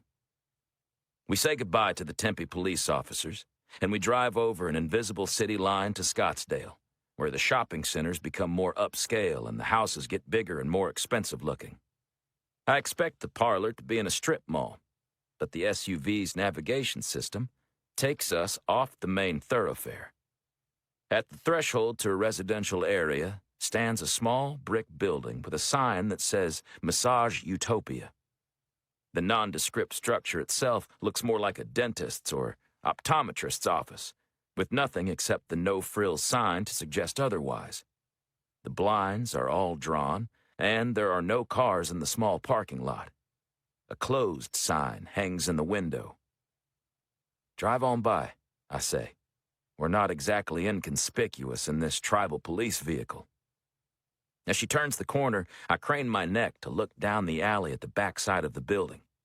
While the front of the building showed no signs of life, the back of the building is bustling with activity. One man carries clear garbage bags full of something, maybe bed sheets, and tosses them into the back of a parked pickup truck. Another comes out with an armload of paperwork and shoves it into a 50-gallon drum, which is already piled high with discarded papers. A bottle of lighter fluid sits on the ground next to the barrel. They're clearing out, I say. They're about to burn the evidence. You think this is one of the brothels? Ava asks, looking in her rearview mirror but not altering the way she drives, so as not to call attention to us. Must be, I say. Pull over up here. What should we do? Ava asks, easing to the curb. Better let Ryan know, I say, grabbing my phone while looking around to see if anyone has noticed us. When the FBI agent answers, he says, I'm heading to the airport now. I should be there in about 2 hours. Something's going on, I say. It might be over in 2 hours. As quickly as I can, I relay what I saw at the massage parlor. Just sit tight, he says. Keep an eye on them. And if they clear out before you get here? I say. What if they burn the evidence? Just stay put, he tells me. There could be victims in there right now, Ryan, I say, losing my patience. What if they load up a van full of missing women and drive them away? Follow them and don't get spotted, he says. And I want to argue with him that we can't exactly keep a low profile in Ava's police SUV. The civility and friendliness Ryan spoke with earlier is gone, and he's taking a tone like a parent talking to a child he knows is about to do something against the rules. You're there in an observation role only, Rory. Do not engage with these people in any way. I'll be there with a team as soon as I can. Shit, I say after he hangs up. In the rearview mirror, I spot a van pulling into the alleyway. It's white, not blue, but otherwise it looks similar to Llewellyn Carpenter's van. Perfect for hiding people in the back. They're going to load up the women, Ava says in a panic. I step out of the car and tug off my tie and untuck my dress shirt and undo the buttons, letting it hang open over my t-shirt. I remove my gun belt but stick my Sig Sauer in the back of my pants, wedged in by my belt and covered by the untucked shirt. I drop my hat onto the car seat. Then, I unpin the star on my shirt and toss it next to the hat. Do I look like a cop? I say. No, she says. But you don't exactly blend in. I don't think people wear dress pants with cowboy boots around here. She pops open the glove box, and pulls out a trucker hat with the words Tombstone, Arizona, stenciled across the front panel and an illustration of a grave marker next to it. "Here," she says. "This is Marcos's." I put the hat on. "Better," Ava says. "What's the plan? What are you going to do?" "I don't know," I say. "But I can't let that van leave with any women in it." I tell her to stay put. There's no need to discuss the prospect of her coming with me. My disguise might not be perfect, but she's wearing her Tigua Tribal Police uniform. She's even more conspicuous than the car we're driving. "If you hear shooting," I say, "call for backup." With that, I turn on my heel and head down the sidewalk, like Wyatt Earp heading over to the OK Corral. Only I don't have Doc Holliday or anyone else to back me up. Chapter 43. I walk into the alleyway like I belong there. Two white men standing outside, one throwing papers into the barrel, the other spraying what's inside with lighter fluid, look up from what they're doing with confused expressions on their faces. I notice one of the guys has a revolver tucked into the waistband of his jeans. If the other is armed, the gun is hidden. "Can I help you?" the one with the gun asks. "I'm here to drive the van," I say, smacking my hand against the side of the panel van, which is parked next to the pickup truck I saw earlier. The two men look at each other. The one with the gun is thin, with a scruffy red beard and a face full of acne scars. He's wearing an Ozzy Osbourne t-shirt and flip-flops, which look oddly casual for a guy with a revolver tucked into his waistband. The other guy, with a bald head and a belly like a watermelon, is wearing a purple Phoenix Suns jersey and matching shorts. If I was confident that it was only these two guys here, with only one of them armed, I'd go ahead and draw my gun and try to arrest them. But someone, maybe Llewellyn Carpenter, maybe somebody else, pulled up in that van and disappeared inside the building. And there could be others in there, as heavily armed as the men at the warehouse raid. For now, I decide I better keep up this charade that I'm one of them. "Boss sent me," I say. "Who?" the guy in the Phoenix Suns outfit says. "The boss," I say, emphasizing it like they should know who I'm talking about. "Mr. Z?" the one with the gun and the Ozzy Osbourne shirt asks. I nod, not knowing what else to do. "Llewellyn didn't say nothing about that," the other guy says, turning his head toward the back of the building. It looks like there are two rear exits, one door that hangs open and another that's firmly shut. "How many women you got in there?" I ask. Then I try the name I heard them use. Mr. Z didn't say what kind of a shipment to expect. "We only got 4 left," the Phoenix Suns fan says. "5, Ozzy Osbourne says, "counting the one Llewellyn brought." Marta. She's inside. My heart rate, already jacked, accelerates even more. "Well, let's get this show on the road," I say. "Let's get them loaded up." I step forward toward the back door. I'm not entirely sure what I'm doing, but now that I'm in the middle of this situation, I have to commit all the way. I guess I'm hoping I can somehow convince these guys to let me drive off with the 5 kidnapped women. It might actually be possible if Llewellyn Carpenter, who must be in there somewhere, doesn't spot me. These guys don't recognize me, but I'm certain he would. Marcos's Tombstone, Arizona trucker hat isn't much of a disguise. As I pass the truck, I spot a shotgun lying on the bench seat. Ozzy Osbourne follows behind me, and when we get to the threshold, instructs me to go down a hallway lined with doors, some ajar, some closed. "First girl's in here," he says, gesturing to the closest closed door. I try the handle, but it's locked. The guy pulls out a key ring and opens the door. The room is dark, and I reach for the switch. Colored lights come on, illuminating the figure lying on a mattress on the floor. It's a young white woman, wearing only a t-shirt and underwear, with tangled hair and a body full of bruises.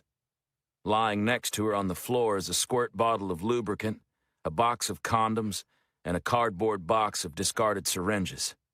She lifts her head, squinting against the light, and says in a gravelly voice, "You got my stuff? I need it." Her lips are flaky with dead skin, and her eyes have the distant, disconnected look of a junkie only interested in the next fix. "You're coming with me, darling," I say, trying to play the part.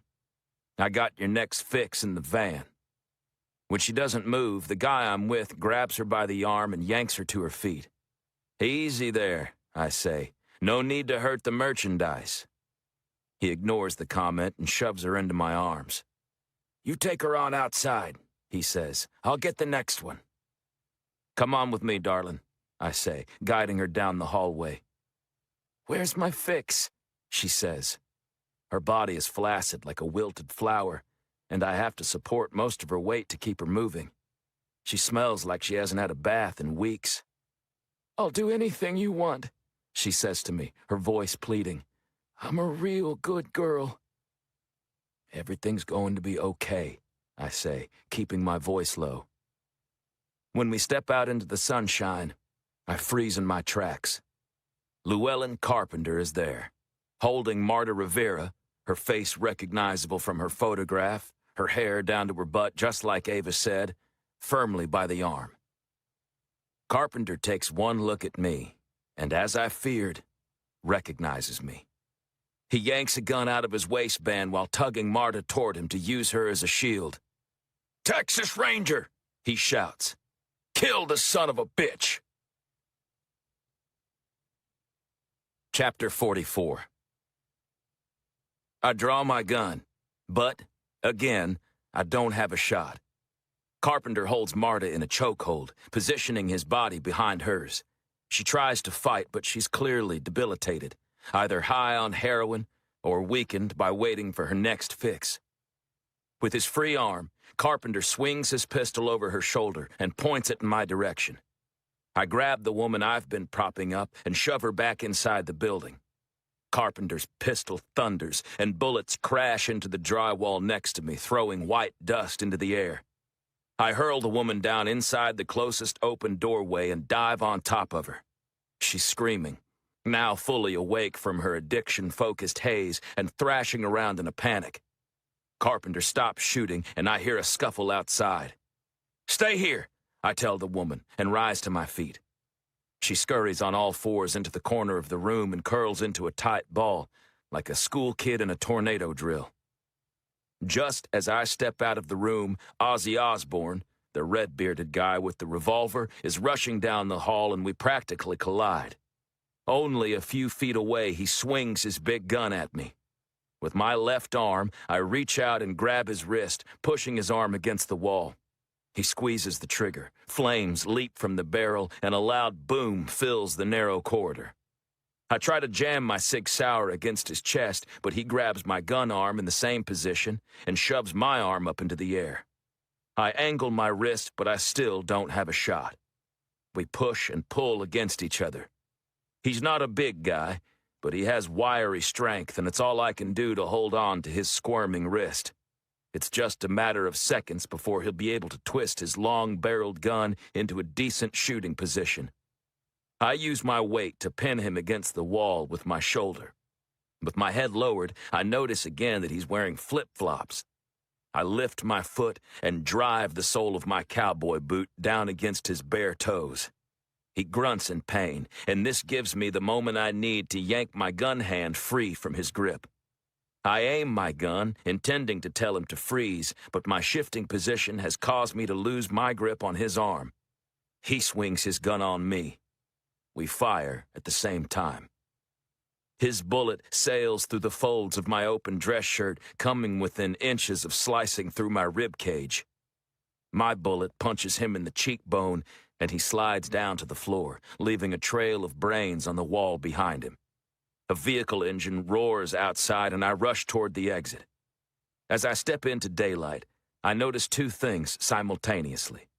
The first is that the van is speeding away, no doubt with Llewellyn Carpenter and Marta Rivera inside.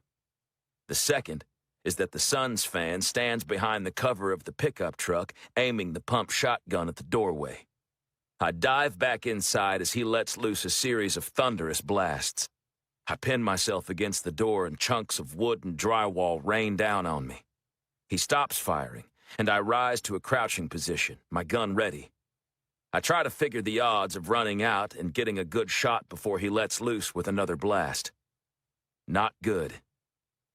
"You stay right where you are," I hear the man yell.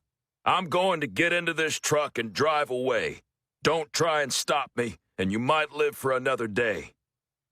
I don't hear him climbing into the truck, nor do I hear the engine coming to life.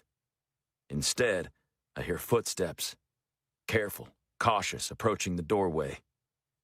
He's coming after me. I raise my gun, ready for him to step into my path. Then, I hear the click of a gun being cocked. Not a shotgun, a handgun. "Stop right there," I hear a familiar voice say. "Ava." "Put the shotgun down, gently," she says. Then, a moment later, "It's okay to come out, Rory." I step forward, ready to fire, but the son's fan is standing with his hands up. Ava's sidearm is leveled on the back of his head. The shotgun is lying on the ground. "Thanks, Ava," I say. "I'm glad as hell to see you." "Put your hands against the wall," she says to the guy, and when he does, she holsters her gun and handcuffs him. "I called for backup," she tells me. "There's an APB out for the van. Was it Carpenter?" "Yes," I say, realizing just how dry my mouth is. I swallow. "And he took Marta. Again." Chapter 45. 2 hours later, the sun has set, and the scene is swarming with police vehicles. Their red and blue lights strobing in the darkness. Press vans are parked on the street. Scottsdale police officers, Maricopa County sheriff's deputies, and a whole team of crime scene technicians are working the scene. The 4 women have been taken to the hospital. The shotgun-wielding basketball fan has been taken to jail. Ryan Logan and a small team of FBI agents arrived about 15 minutes ago. When he saw me, he said, "Wait here," and pointed to a spot on the sidewalk. Then he walked into the scene to be briefed. Ava stands with me as I wait. I feel like a criminal awaiting his day in court. I've since tucked my shirt back in and strapped on my gun belt. My Stetson is back on my head. My clothes are dirty, and there's even a bullet hole through my shirt, but at least I look a little more like a Texas Ranger. I don't know where Marcos's tombstone hat is. I lost it somewhere in the chaos of the gunfight. We wait for what seems like a long time until finally, an agent I recognize from the raid comes to fetch me. "Special Agent Logan would like to see you," she says, and leads me to the back of the building. As we walk, she says conspiratorially, "Ryan's not happy." "I figured," I say. "But for the record," the agent says, "I think you did a good thing, here and at the warehouse in El Paso. You've got nerves of steel, Ranger. You've got my respect." "Thanks," I say. Ryan is waiting for me in the lobby area of the building, which is decorated to look like a real massage parlor.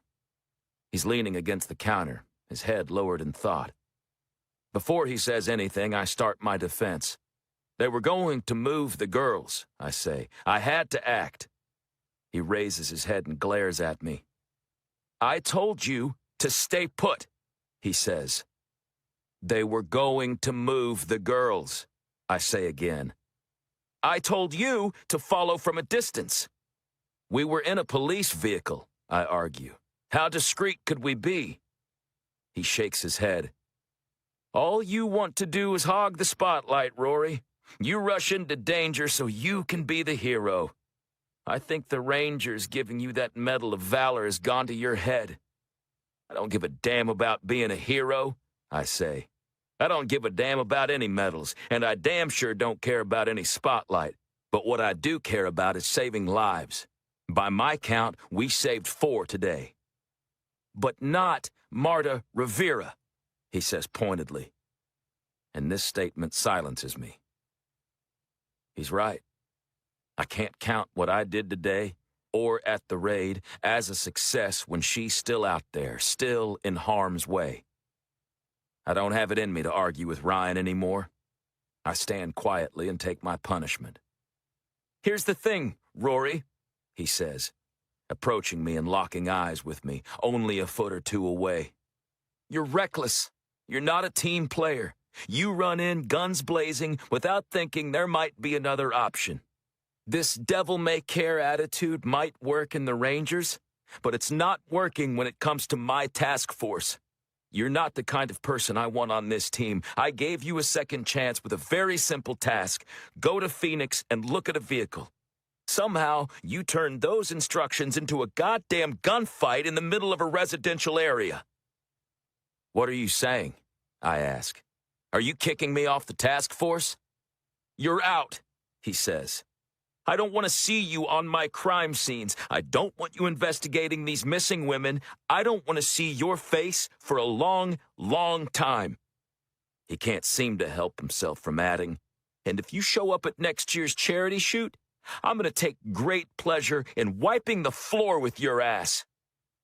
So that's what this is all about, I think. Part of me wants to argue with him. His assessment is completely unfair. The real reason behind his attitude is a simple emotional response. He's mad he couldn't beat me in the competition, and he's jealous that I keep performing well in real gunfights when he spends most of his time on the sidelines. His own agent just complimented me on nerves of steel. Ryan wants to be a modern-day Jelly Bryce, the kind of agent who can perform in shooting competitions and in the field. The truth is, Ryan Logan is jealous that I'm the one with the reputation like his hero. But I'm tired of fighting. I've been butting heads with him since day one. I've been in 2 gunfights now. I've saved lives. I've done good police work. And still, I can't get the cooperation I need to keep going. He's firing me. But in my heart, I'm also quitting. No matter what I say to defend myself, my actions, or my record since joining the task force, Ryan can always counter with 2 words: Marta Rivera. The bottom line is I've failed her. Twice. Ryan waits for me, as if expecting an argument. Instead, I tip the brim of my hat to him and exit without saying a word. When I arrive at Ava's vehicle outside, I say, "Let's go back to El Paso." "What happened?" she says. "I'm off the task force." She shakes her head in disapproval. I'm not sure if she's mad at Ryan for kicking me off the team or angry with me for not fighting to stay on. "So that's it?" she says. "That's it," I say. "It's over. At least for me." "What about Marta Rivera?" she asks. "What about Fiona Martinez? What about the promise you made to Fiona's mother?" I don't answer. I don't know what to say. I tried. I failed. I give up. I can't say those words aloud, but she can see what I'm thinking anyway. What I see on her face cuts me to the bone. It's disappointment. Disappointment that the Texas Ranger she'd come to believe in has proven her right after all. Part 2. Chapter 46. Fiona opens her eyes with the approach of sunrise. The dark sky is bluing, the stars disappearing. The change is gradual at first, and then the sun explodes from the horizon, washing the landscape in golden light. Lying on her side on a slab of sandstone, Fiona uncurls from the fetal position she's been huddled in all night. Desert days are scorching, but the nights are cool. There is no comfortable in-between temperature except for a few hours after sunrise. Her lips are dry and cracked, her breath hot. She slides herself, dragging her useless legs to the stream bed that trickles through the desert canyon. She can't get enough of the cool water, which she slurps hungrily. The creek is only an inch or 2 deep, but the water is the main reason she's still alive. She's eaten some cactus buds, a few insects, and one lizard she was lucky enough to grab and choke down, scales and skeleton and all. But she knows it's the steady stream of water, which she's able to fill her belly with several times a day, that's keeping her alive. She remembers learning in school that a person could survive a long time on water alone. How long? 10 days? 20? She never guessed she would be in a position to test this out for herself. She's lost count of how long it's been since she was abandoned here. It hasn't been nearly 20 days, but the prospect of starvation is only one of her problems. Her injuries are another. She's sure there are broken bones in both of her legs. On her right, the ankle is swollen to an unbelievable size, the flesh a cadaverous purple color. Her left leg is worse, the lower part bent at a noticeable angle, telling her that both bones must have snapped. She's thankful that neither bone is jutting out through her skin, but there must be internal bleeding, maybe a growing infection. She is stuck in a canyon created by the stream, which has etched itself into the hard stone over time. On one side of the creek is wide-open desert, full of sagebrush and the occasional prickly pear cactus, ocotillo shrub, and desert spoonstalk. On the other side of the stream is a steep cliff face, at least 40 feet tall, towering over her. She woke up the first day, nauseated with pain, at the base of the cliff. She thought she was in a pile of branches, but as the sun came up, she realized she was among the bones of women who came before her. There were 3 women as far as she could tell. Clearly the remains had been pulled apart by coyotes or other scavengers, the skeletons no longer intact and in different states of decay. But she'd counted 3 skulls, the most recent of which still had patches of hair attached and remnants of skin, flaking off like parchment in ancient books. One skeleton had a beautiful silver necklace, still tangled in the vertebra of the neck. Fiona had clambered down into the creek bed to get away from the bodies and find the water she could hear trickling through the rocks. She discovered a small overhanging shelf of rock that gave her protection from the sun during the hottest part of the days. She'd been there ever since, hoping someone will come to rescue her. She spent much of the early days crying, in pain and fear and self-pity. But now she has no tears left. Each time she sleeps, she wonders if she'll be closing her eyes for the last time. Death must be close now. She'd thought someone would find her. Surely they must be searching. But the girls who came before her, if they weren't killed on impact, they must have thought the same thing. And now there is nothing left of them but bones. Fiona has considered striking out on her own. If she's going to die, why not die trying to live? In her mind, she's made a plan to travel downstream. Going downhill, even at such a minuscule angle, will be easier than uphill. But each day, when faced with the decision of whether to leave, she finds that she doesn't have the strength. Now, lying next to the trickling water, she asks for a sign. She catches movement out of the corner of her eye, and when she looks up, spots a scorpion crawling from underneath a rock. It's not the kind of sign she was looking for. The creature skitters forward silently, its tail straight back, its pincers upright as if probing the air. The scorpion, about 1.5 inches long, approaches her hand, lying flat against the sandstone. Fiona is as still as a statue.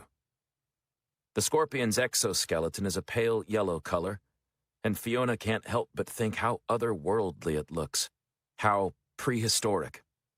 Scorpions like this were crawling on rocks when dinosaurs walked the earth. The thought of this, the scorpion surviving through millions of years of planetary changes, makes her think that perhaps this is the sign she needs. The universe has sent her a survivor. What better sign could she receive? The scorpion crawls forward and steps onto the back of Fiona's outstretched hand. Goosebumps rise on her skin, but otherwise she stays frozen. She wants to scream and yank her hand away, but she wills herself not to. Still, The scorpion senses something, and its tail raises from a flat line into a C-shaped arc, the barb at the end ready to strike. Fiona could try to kill it, try to eat it, but she isn't confident she'll be fast enough. And she has another idea. She'll let the scorpion decide for her. If it stings her, she'll close her eyes and let the poison finish the job her injuries and her starvation have already begun. But if it crawls off her arm and leaves her alone, then she'll rise to her hands and knees and begin crawling down the canyon. That's the bargain she makes with herself. If it stings her, she'll let herself die. If it doesn't, she'll fight to live with everything she has left. She stares at the scorpion, perched on her skin, and waits for its decision. Chapter 47. Marta wakes on the floor of a van, aching and sick. The metal beneath her is cool. The interior of the van will become hot later when the sun beats down on it, the walls blistering to the touch, the floor emanating heat like an oven. But for now, the van's interior feels chilly, like the refrigeration aisle of a grocery store. Which is nice because she's already feverish, already sick. She can't remember the last time she ate, but it isn't food she craves. It's the other stuff. She can't believe how quickly she's become hooked. When one of the men, sometimes the one they call Llewellyn with the snake tattoo, but sometimes others, brings a small baggie of brown powder, her heart races with anticipation. She waits subserviently as they pour the powder into a spoon, heat it with a lighter, suck the substance up into a syringe. She lets them wrap the rubber strap around her arm, tap her skin for the vein to fatten and become distinct. There is a moment of pain, like a bee sting. Then she closes her eyes and floats on a cloud of bliss better than anything she's ever felt before. And when the clouds disappear, and she feels the metal floor beneath her again, the sickness returns. Sweating, stomach cramps, and aching in her muscles, even her bones. Marta sits upright, leaning her back against the wall, blinking her eyes awake. The van isn't moving, she notices. The only window is a metal mesh rectangle between her metal holding cell and the cab. She scoots forward to get a better look. Her limbs are shaky, and it's all she can do to rise to her knees to look through the metal X's. Llewellyn, the man who kidnapped her and who has been dragging her around in one car or another since the day the police showed up at the warehouse, isn't in the driver's seat. She spots him through the windshield, pacing and with a phone to his ear. He's waiting for someone on the other end to pick up. Behind him, Marta sees only hills of sagebrush, no buildings or structures.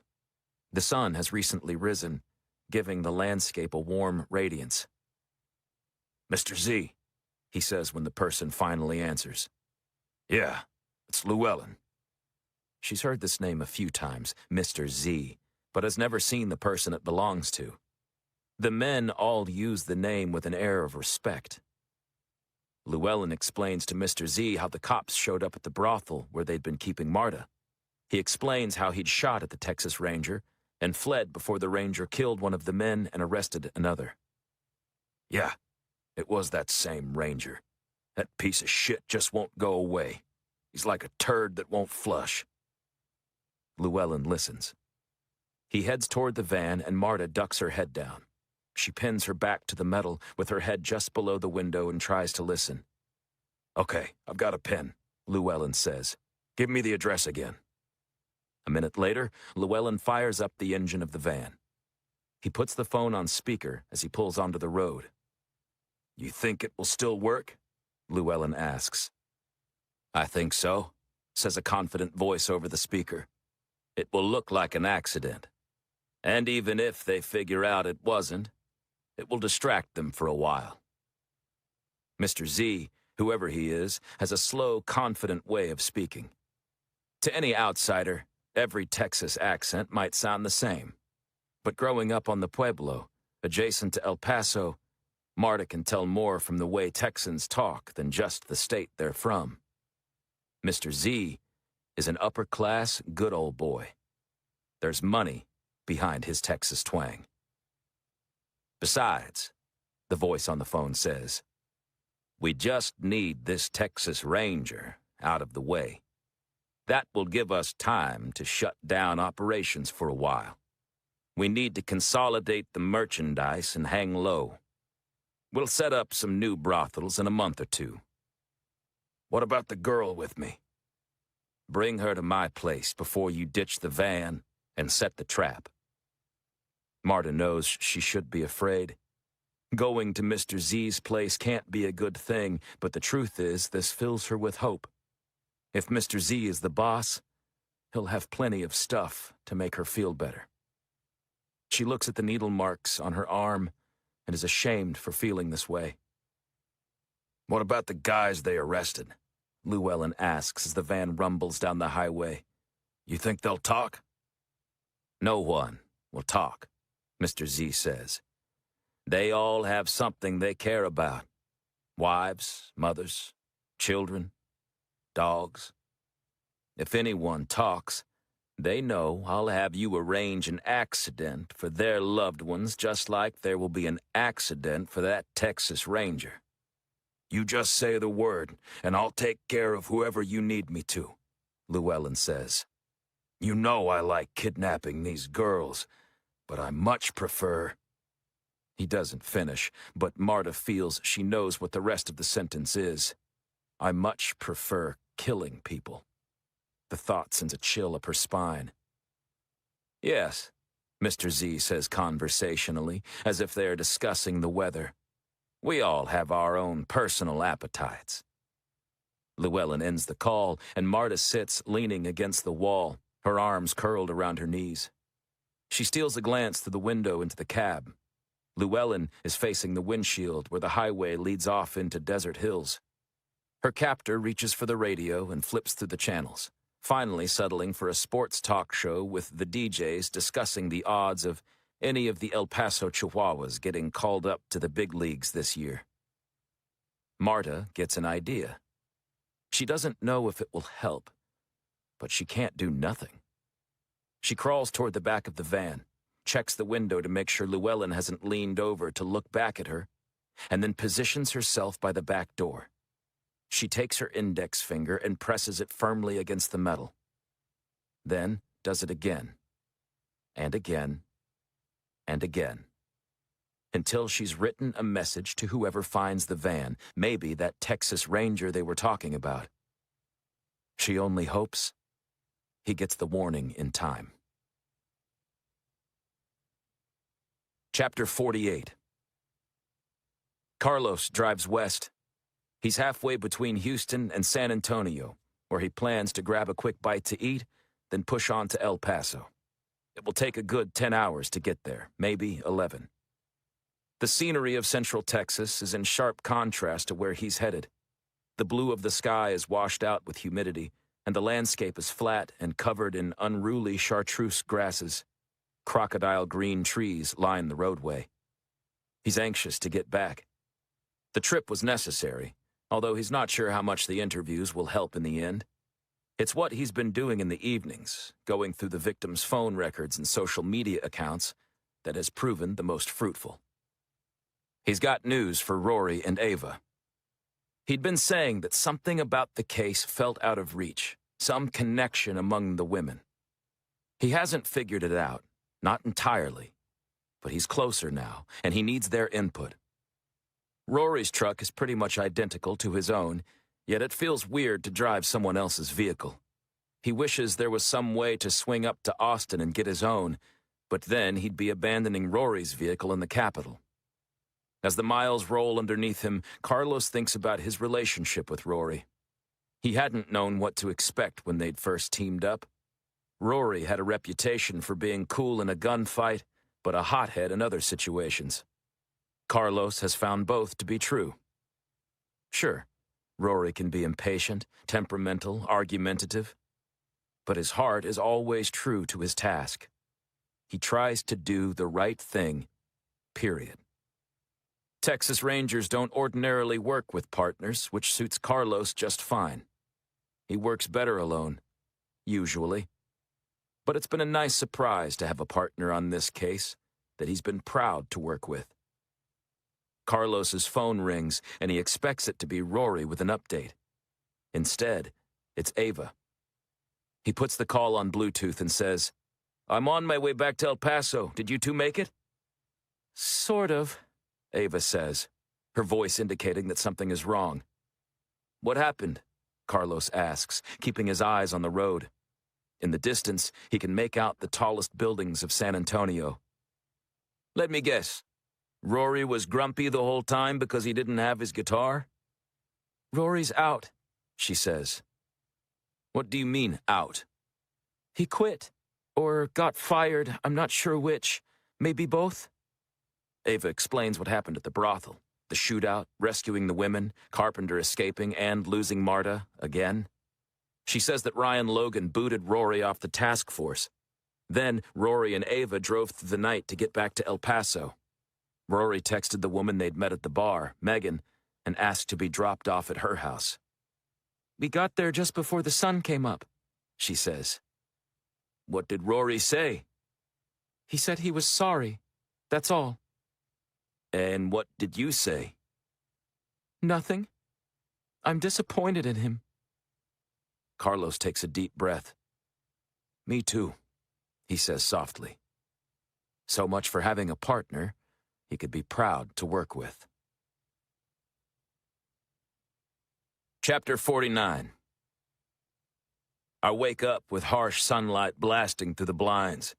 I feel groggy and disoriented, trying to remember where I am and why on earth I've slept so late. Then I remember. I'm at Megan's. And I slept this late, whatever time it is, because I didn't go to sleep until after the sun was already up. I sit up in bed. I'm still wearing my pants and t-shirt, but my tie and belt are draped over a chair in the corner, my boots on the floor underneath. My duffel bag sits on the floor, my gun belt tucked inside of it. My hat is perched atop the back of the chair. The dress shirt that I wore yesterday is nowhere to be seen, and neither is the tin star that was pinned to it. A glass of water is sitting on the bedside table next to a hardback book. I take a big drink. The bedroom is small, with a compact desk in the corner and a bookshelf on one wall. Some of the titles I recognize from college English classes: Ceremony, Reign of Scorpions, and Bless Me Ultima. But mostly, they're scholarly books I've never heard of, with words in the titles I've never seen before, like intertextuality, narratology, and paraliterary. I sit for a few seconds and blink the sleep from my eyes, then finish the water.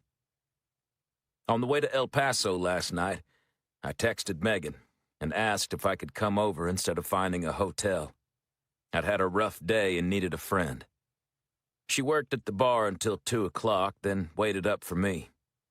When Ava dropped me off around 5, Megan gave me a big hug, but there was no kissing, no making out.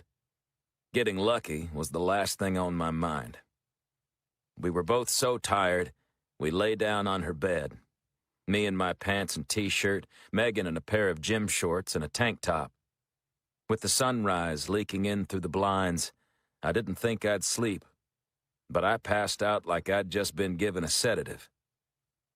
Now, I rise to my feet, stretch my stiff muscles, and leave the bedroom. The soreness in my back from getting hit by the pool cue is gone, but I have plenty of fresh aches and pains from yesterday's events. I follow the sound of a TV turned low and find Megan in her living room, her fingers clacking away on her laptop. A small TV sits against the wall, a commercial advertising a used car lot in El Paso. The salesman, a 50-something man with hair that's too blonde and skin that's too tan, boasts about the lowest prices and most extensive inventory on this side of the border. "Good morning, sunshine," Megan says when she sees me. "Morning," I say, my voice hoarse. "What time is it?" She checks her monitor and says, "Time for a late lunch if you're hungry." "In a minute," I say, and I slump down onto the couch. I feel like I've been hit by a truck.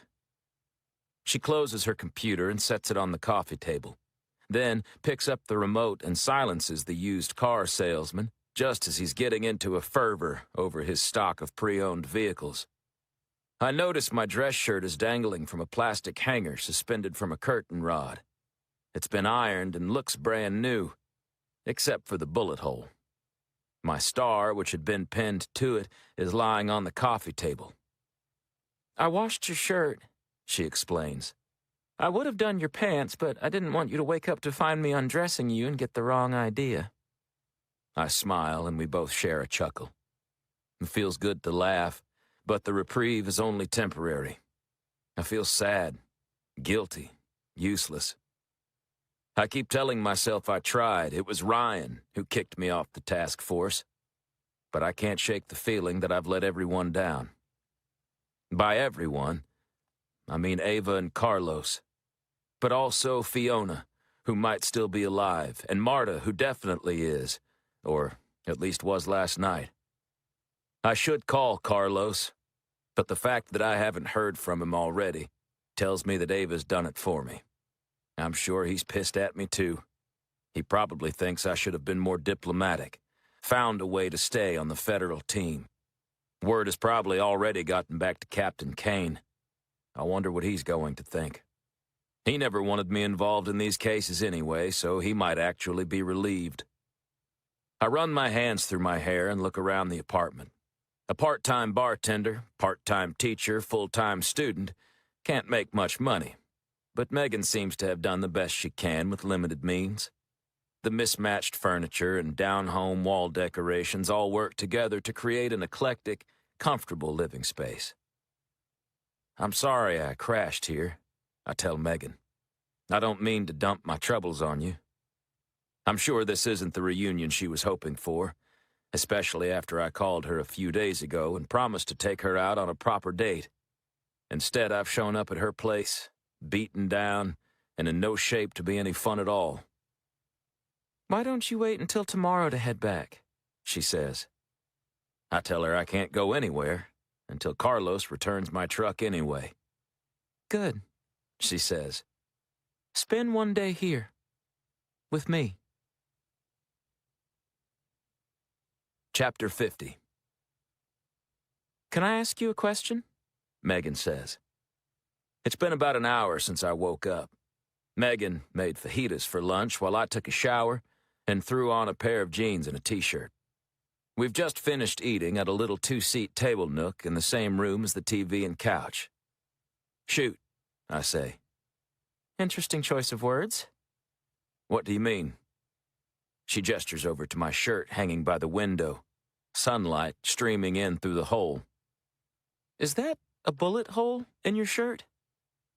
I nod, wondering what she's thinking. The prospect of dating a Texas Ranger always sounds good to women, until they realize they could lose you at any time. Willow always had a hard time dealing with it. Megan places a comforting hand on my shoulder. "I'm here for you," she says. "If you need to talk, we can talk. If you want to do something else to take your mind off of everything you've been through, we could watch a movie or sit around reading books. Whatever you need." Megan looks beautiful, with the bright sunlight pouring onto her skin, which doesn't have or need a stitch of makeup on it. Her blue eyes catch the light and shine like the cobalt surface of a beautiful mountain lake. I've never really been one to open up about what I'm feeling, but Megan's sincerity prompts me to start talking. "On the drive last night," I say, "I was thinking about Wyatt Earp. You know who he was, don't you?" "He was a gunfighter from the Wild West, wasn't he?" Megan says. "Kurt Russell played him in a movie. Or maybe it was Kevin Costner." "Both," I say. "He was a lawman. He might not have been much better than some of the outlaws he went after, but he has a legend that follows him, a mythology that makes him a hero in everyone's mind." Wyatt Earp was on my mind because of the tombstone hat I borrowed from Ava, but on the drive I started thinking about how there was a famous gunfight in which his coat was shot through on both sides with buckshot. Yet somehow, none of the rounds hit him. It reminded me of my shirt, where the bullet passed through the front and the back on the left side. It looks like the bullet would have gone right through me, but that's only because the shirt was open and hanging at the time my attacker squeezed the trigger. I rise and examine the hole in my shirt. The shot was so close that there are burn marks around the entrance hole. Wyatt Earp never got shot once, I say to Megan. Not in his whole law enforcement career. People he rode with got shot or killed. His brothers did, Doc Holliday did, but he didn't. I put my little finger through the front hole, the edges crisp from the scorch marks. Supposedly, shots passed right through his coat without hitting him. Bullets went through his hat. One even hit his boot heel, they say. His saddle horn was shot off, I think, but he was never hit. Never so much as a scratch. I don't know for sure, I add, but I get the feeling that at some point, Wyatt Earp figured he'd used up all his luck. He hung up his gun and retired from law enforcement.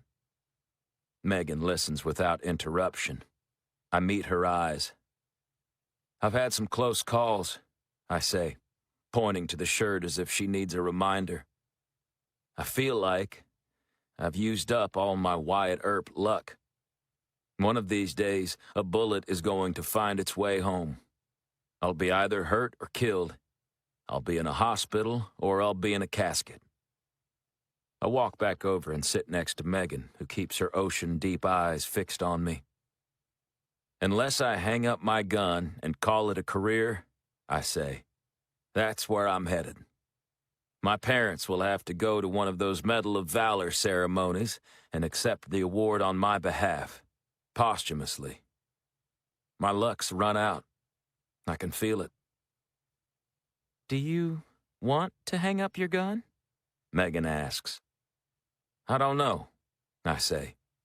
Maybe getting kicked off the task force is the sign I need. I don't seem to fit in with the way things work these days.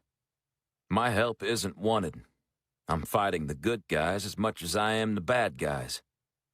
Maybe it's time for me to call it quits.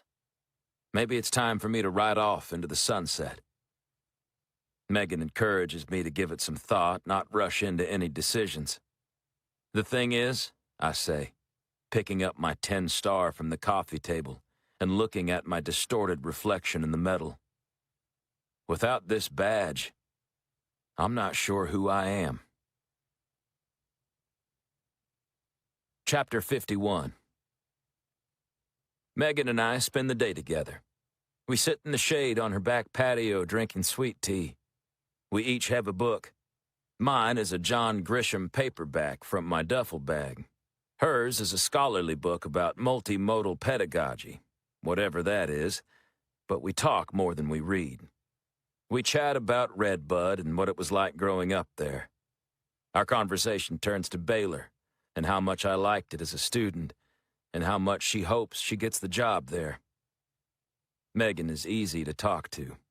What's happening in my life, getting kicked off the task force, disappointing Carlos and Ava, my inability to save Marta or crack Fiona's case, is never far from my mind. However, I find that I'm able to laugh with Megan and enjoy myself despite the mess my life seems to be in. As we talk, I'm able to imagine a future with Megan, and maybe that future doesn't need to involve law enforcement. Maybe I should turn in my badge, hang up my gun. I've done some good with my career. I should be able to quit and be proud of what I've accomplished. I've had these kinds of thoughts before. This time feels different. Like maybe it really is time to call it quits. But I'm afraid I would always feel a nagging guilt that I could have done more. How much do I have to give, I wonder. As evening approaches, the sky darkens with clouds, and we head back inside and eat dinner. After the sun sets, we move to the couch, trading tea for wine, and our conversation turns to Megan's dissertation, an archival study of diary entries from early Mexican-American immigrants. The project sounds fascinating and difficult, and I'm reminded how smart Megan is and how different our worlds are. I wonder again how compatible we might be. "What's the deal with your professor?" I ask. "Neil." Then I correct myself. "Dr. Stevenson. Is it weird for a professor to hang out in a bar with one of his students?" She explains that he's a widower, and she's encouraged him to come to the outpost instead of drinking alone at home. "I'm a PhD student, not some naive undergrad," she says. "I know Neil's got an ego the size of Texas, and sometimes you can't get him to shut up, but he's a good mentor. I've learned a lot from him." "Do you think he's got the hots for you?" "He's old enough to be my father." "So?" "No," she says. "With me, once he's had a few drinks, all he talks about is his wife. He's lonely, but he's not looking to shack up with any of his students." I nod, seeing Neil in a new light, with a new level of sympathy. My ex-wife and I were divorced when she died, but still, it wrecked me. I can't imagine what it must be like to spend 20 or 30 years with someone and then lose them. As Megan and I have talked, we've slowly slid closer together on the couch. When I showed up at sunrise, it didn't feel like the time or place to start making out. But we've spent the day together, getting to know one another. And now, with just a little bit of alcohol in our veins, it feels like we're both ready to make things more physical. "God," I say, staring into her shimmering blue eyes, "I hope you get that job in Waco." "Let's not think about that right now," she says. "Let's just enjoy the moment." She leans forward, and her warm lips brush against mine. I kiss her softly at first, then with more firmness. My tongue reaches out and finds hers. We shift on the couch cushions and press our bodies together. I hold her close to me with my palm on the small of her back. She untucks my t-shirt and runs her hand up the ridges of my stomach. I lower my mouth to the crook of her neck and kiss her warm skin. She throws her head back and lets out a soft, erotic moan, her thick chestnut hair cascading down the arch of her back. She runs her fingertips up the inside of my thigh, shooting electricity into my bloodstream. And now, it's my turn to let out an involuntary moan. "Take me to bed," she whispers in my ear.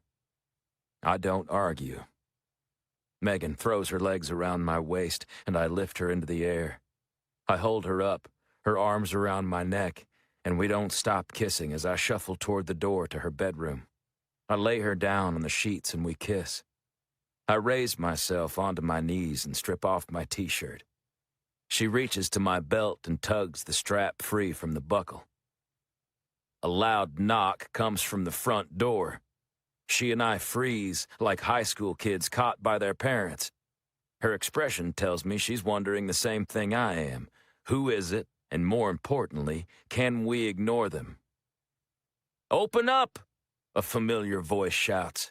"We got a report that a Texas Ranger is being held hostage here by a beautiful teacher/bartender. "Shit," I say, giving Megan an "I can't believe this is happening" smile. It's Carlos. She lets out a good-humored groan.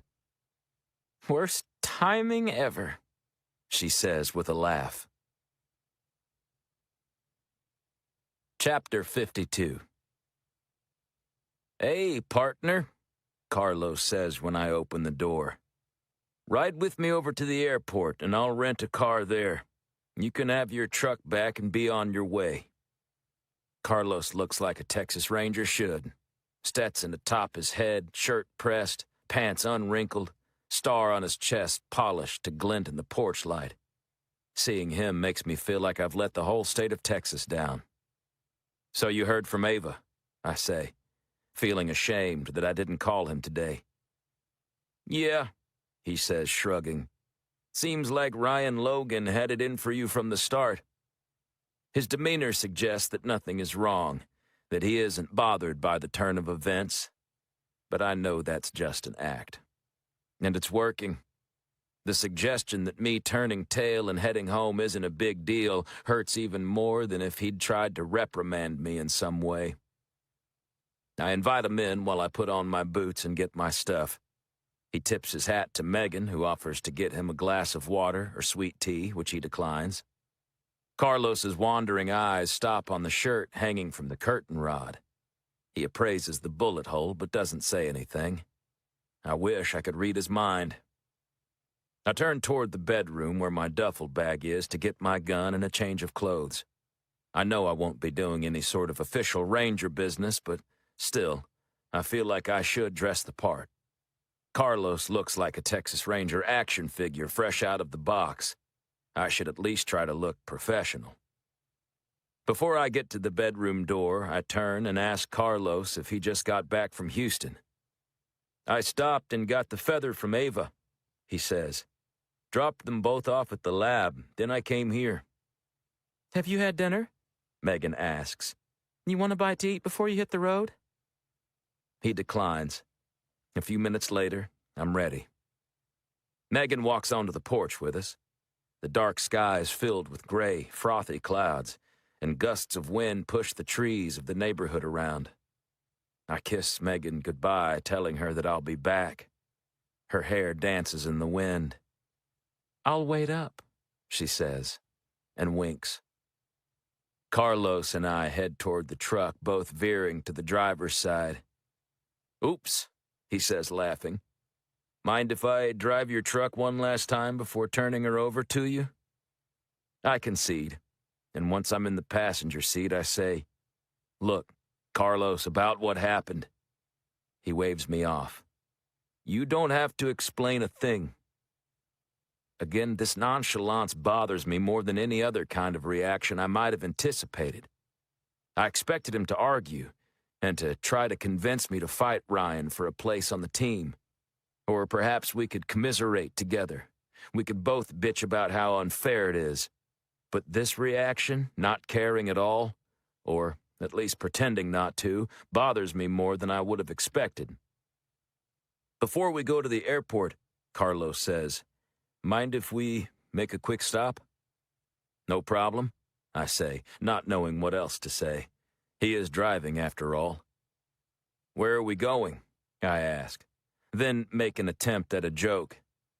Is there a sale on pizza somewhere? He ignores my attempt at humor and says, just going to see somebody.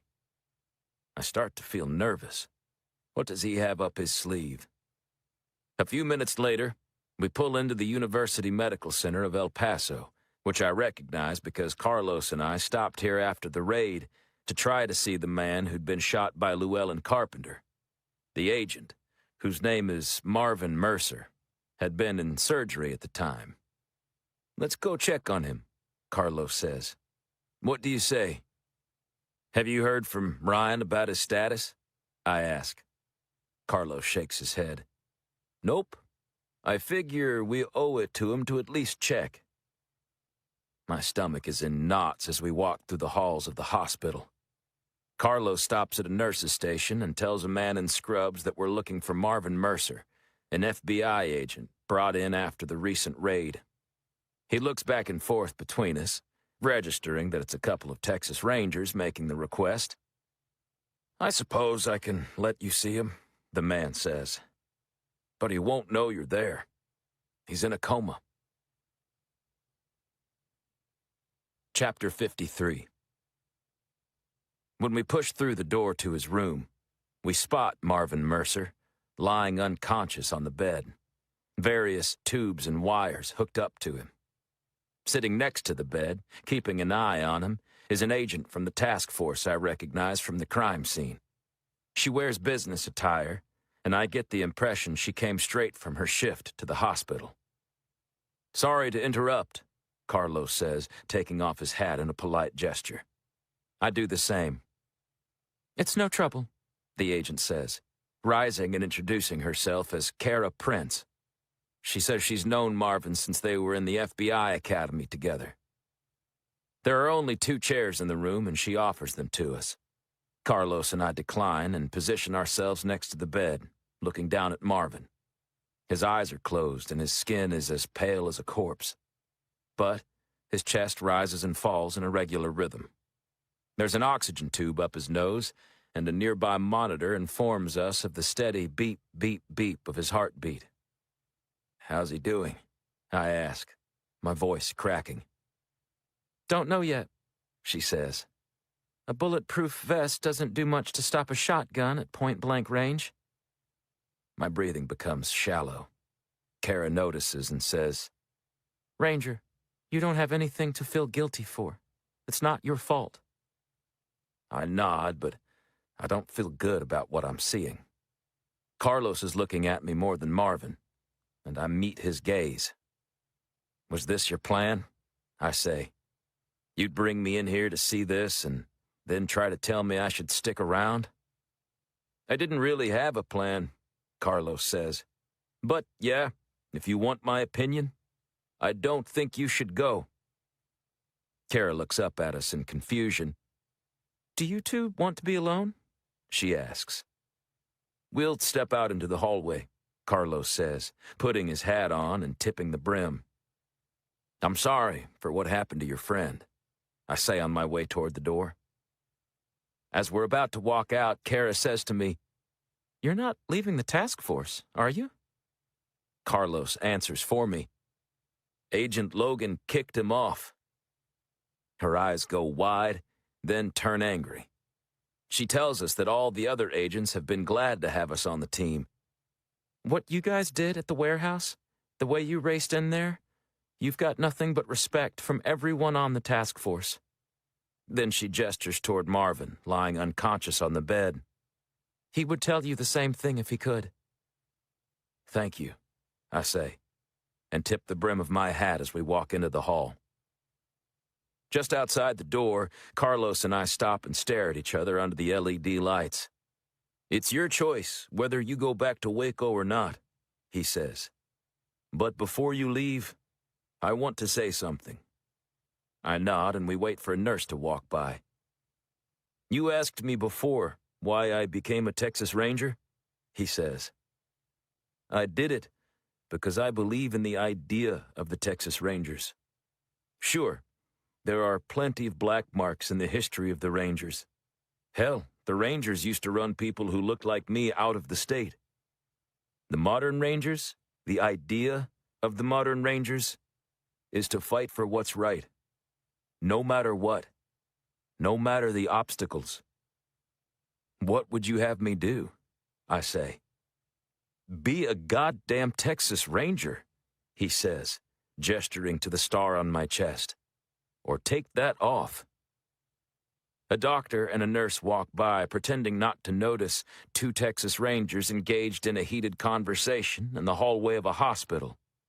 "Ryan kicked me off the task force," I say, hating the whining sound in my voice. "I did my best, he still kicked me off."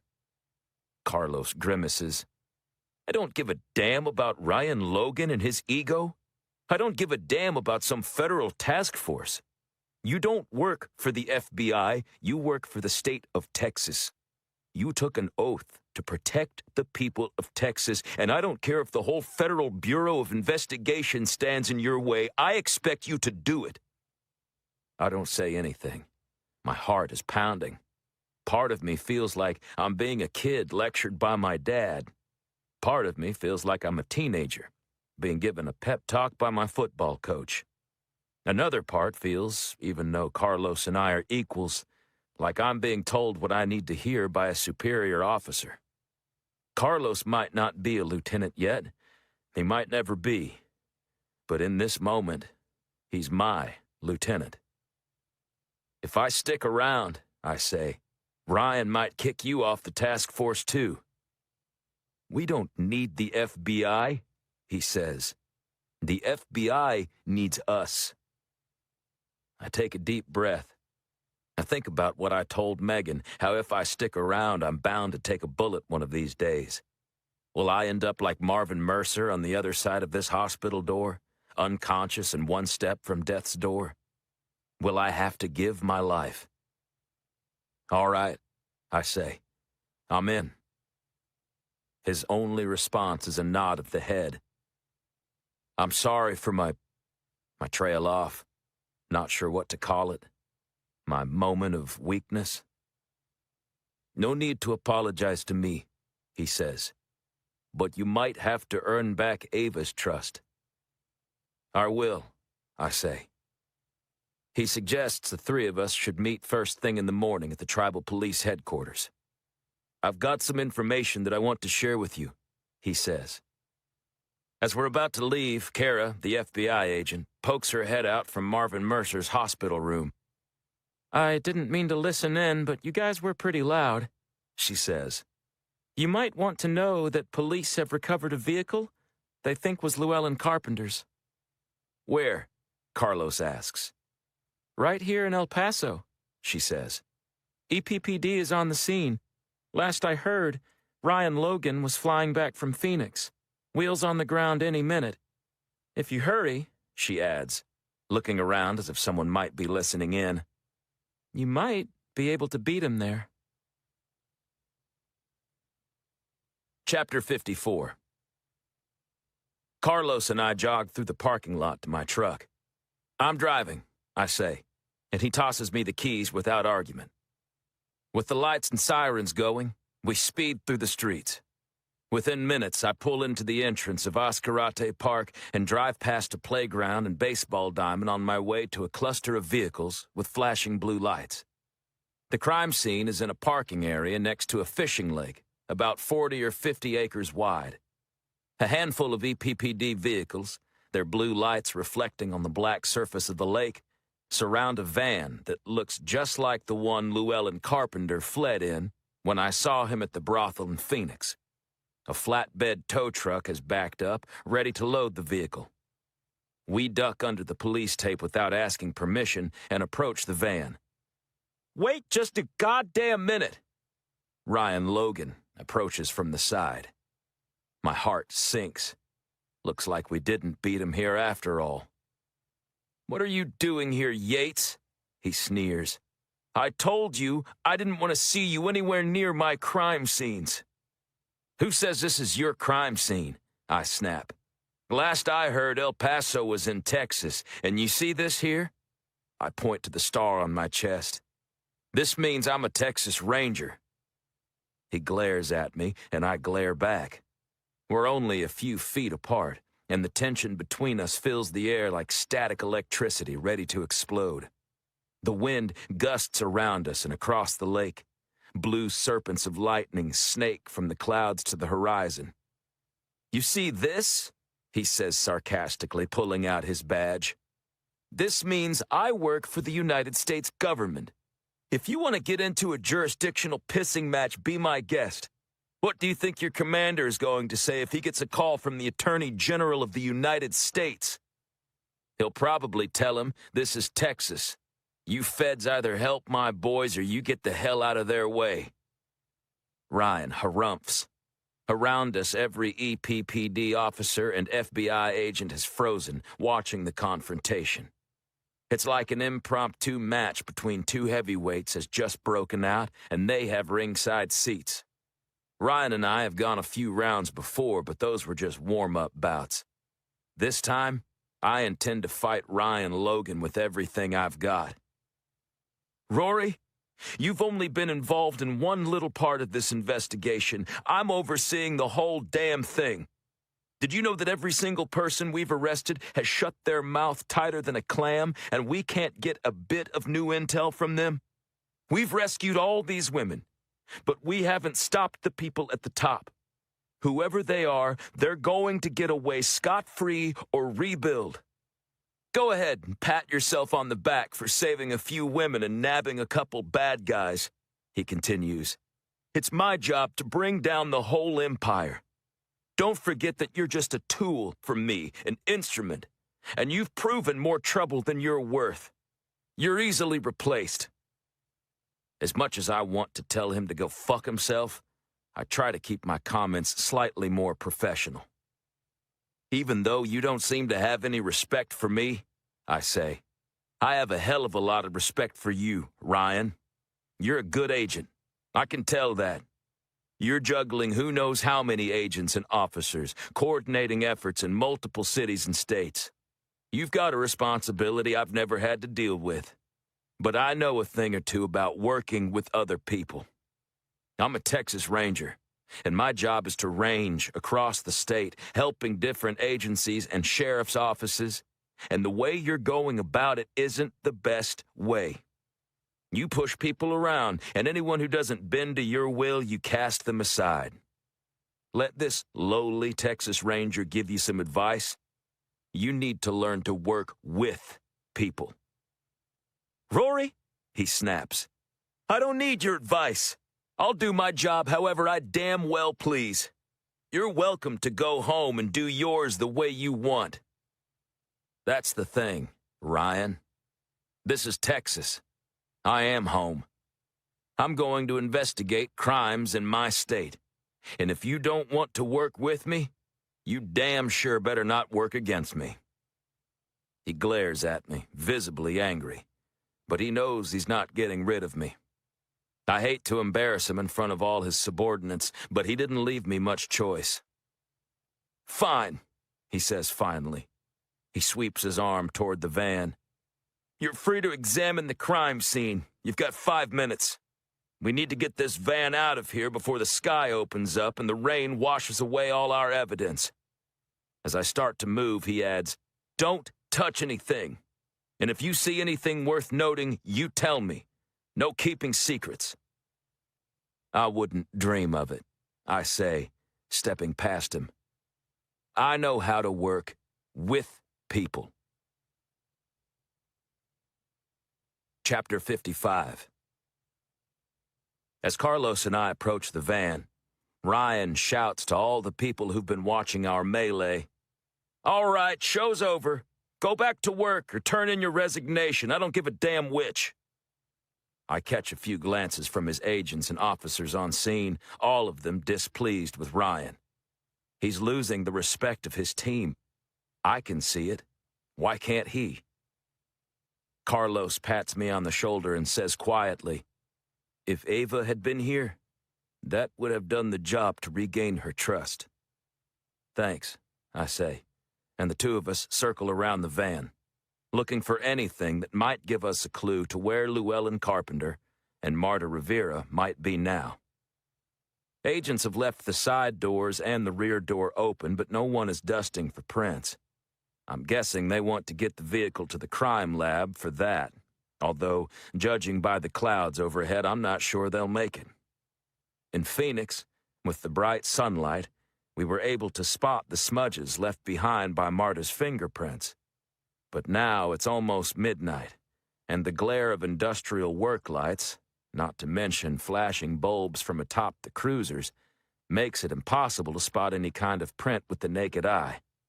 If Marta Rivera has left us another hidden message, we'll have to wait to see what it is.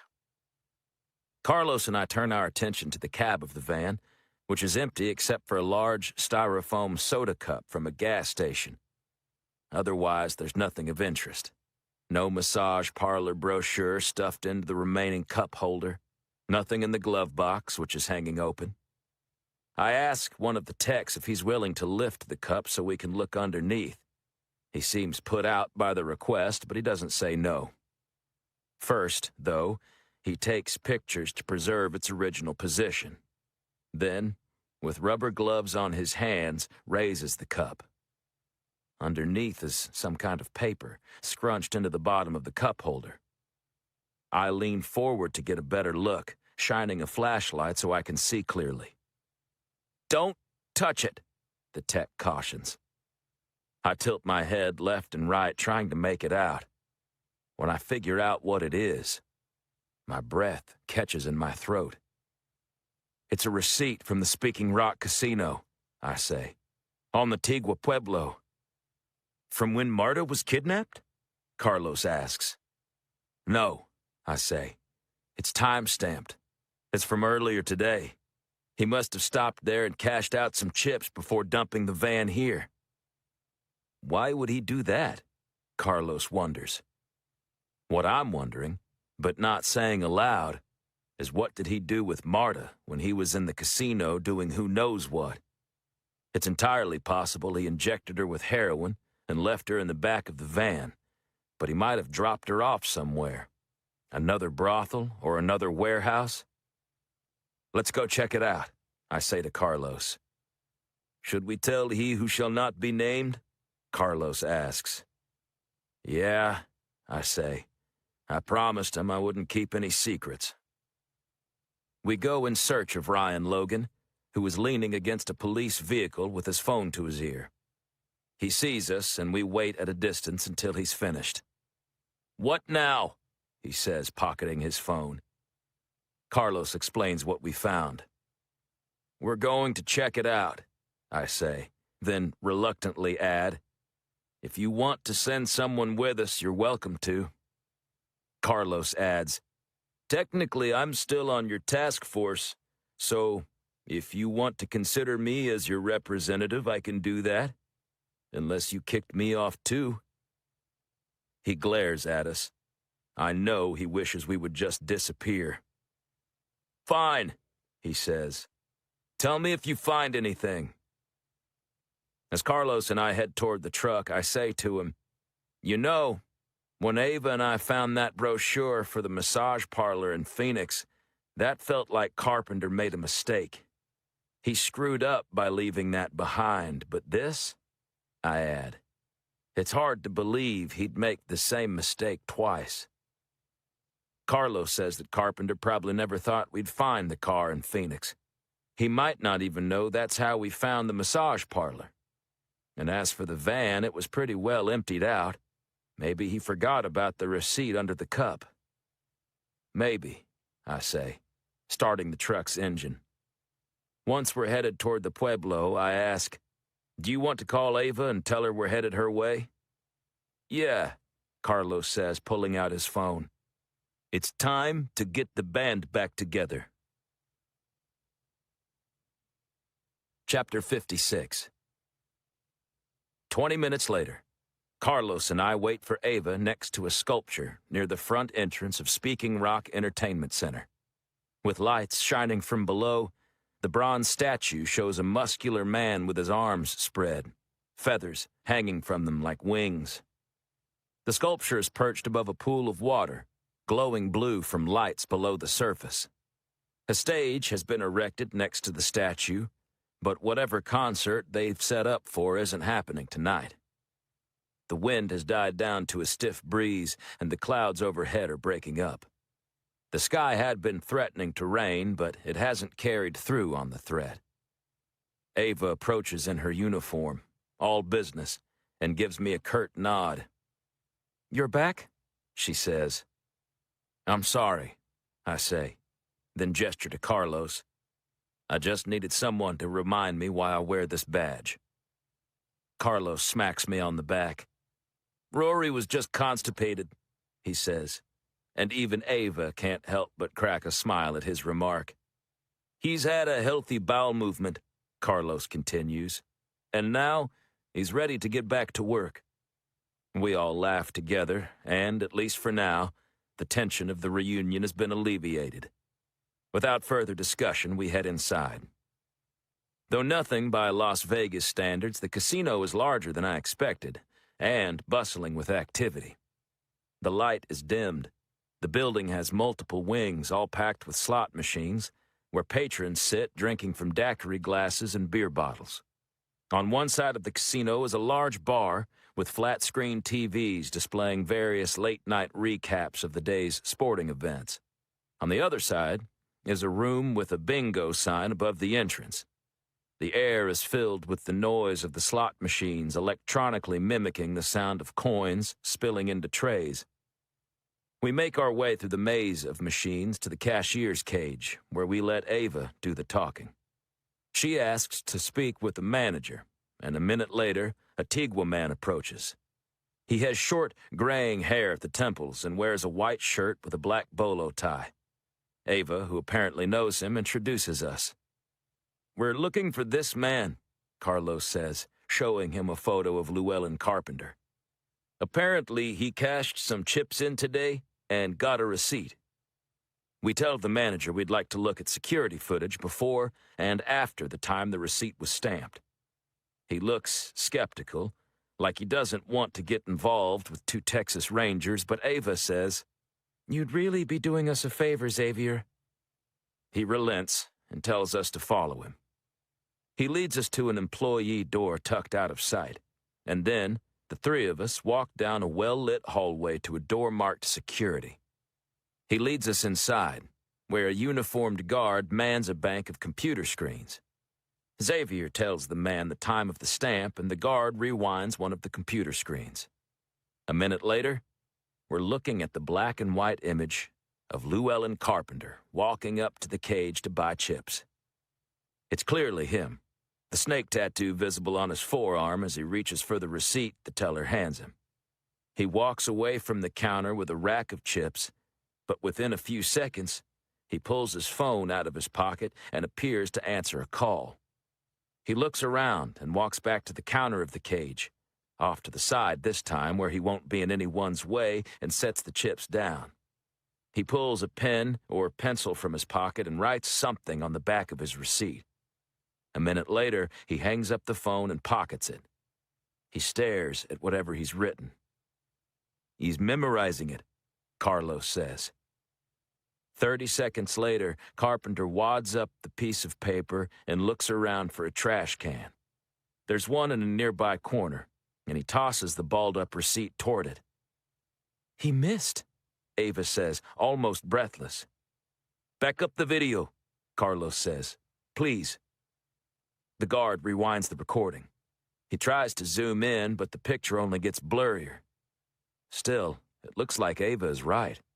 The ball of paper overshoots the can and lands behind it on the floor, hidden in the corner behind the bin. On the screen, we watch as Carpenter returns to the cage and cashes in the chips he just bought. He receives another receipt, which he pockets. "That's the one we found," Carlos says. "Let's go see if we can find the one he threw away." We rush back down the hallway and into the casino, leaving the manager and guard behind. It takes a moment for us to orient ourselves within the clanging labyrinth of slots, but soon we hurry past the machines on our way to the cage. In my mind, I'm preparing myself for the fact that the receipt will be gone. Whoever comes around to empty the garbage bins will have noticed it and thrown it away. We'll have to confiscate all the garbage in the dumpster and ask Ryan to okay a team of techs to sift through it.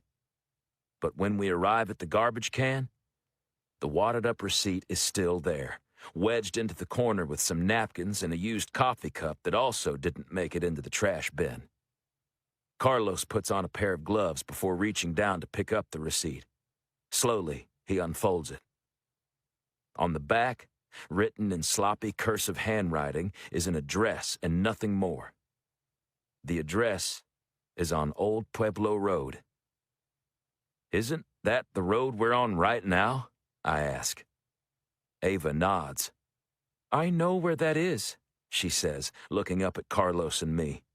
"It's the old Tigua Community Center. It's been abandoned. They're building a new one and haven't made up their mind whether they should tear it down or use it for something else." I remember seeing it when Carlos and I drove onto the Pueblo to meet Ava for the first time. "What the hell would Carpenter want there?" Ava says. "I don't know," I say, "but let's go find out."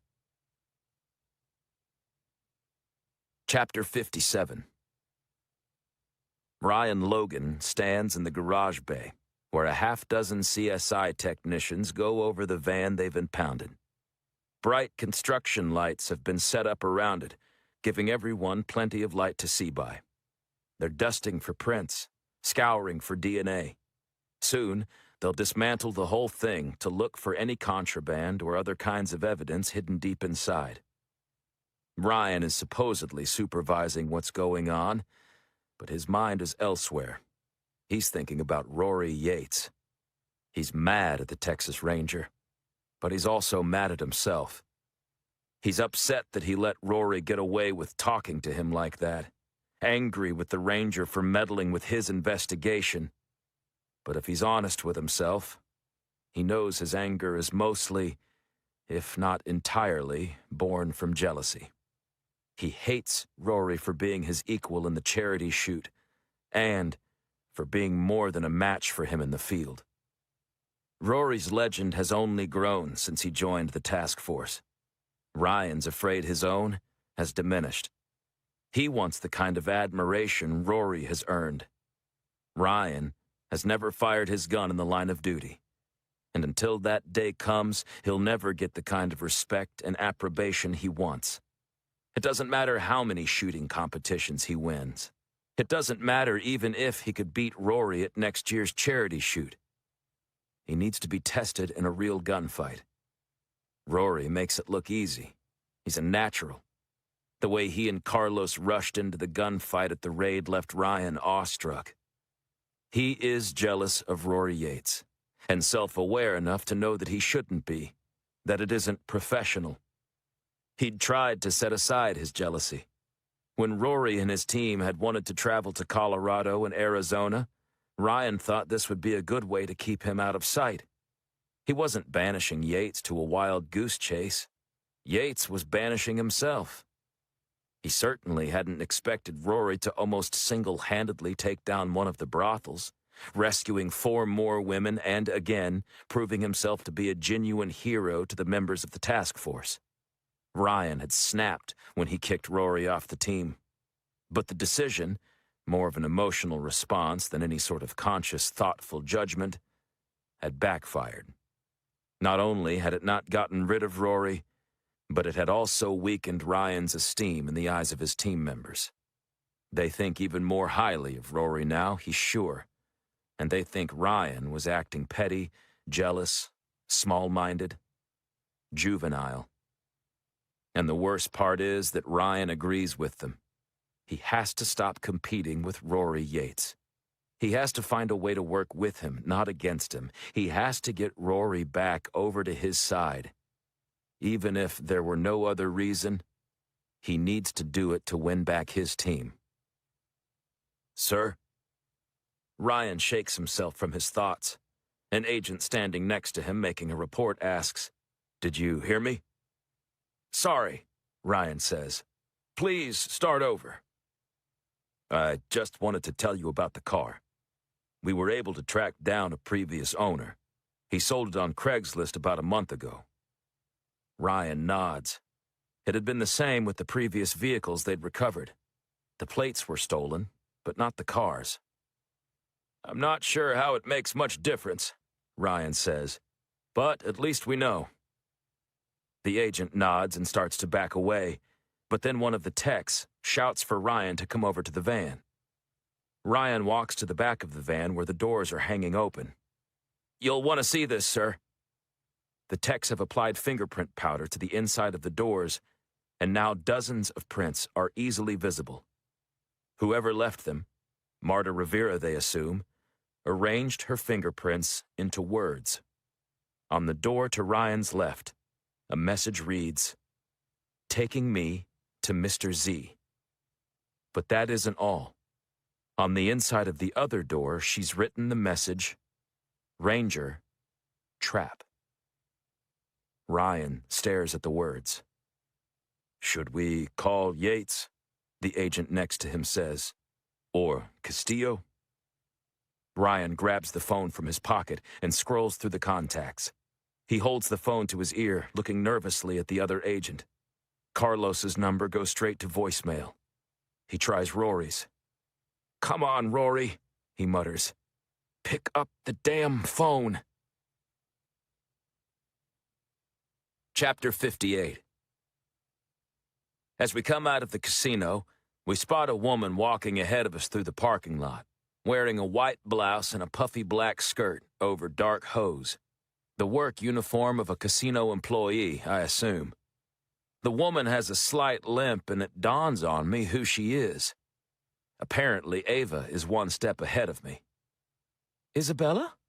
Ava says loud enough for the woman to hear. Isabella Luna, the woman we believe might have been the first eagle feather victim, turns around and greets us with a puzzled expression. I'd forgotten she worked at the restaurant inside the casino. Recognition fills her face after a brief moment of confusion. "Hi, Ava," she says, stopping so we can approach. "What are y'all doing here?" Working on a case.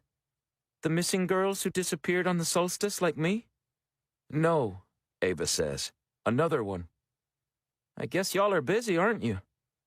Busier than a one-legged man in an ass-kicking contest, Carlos says, and this makes Isabella smile.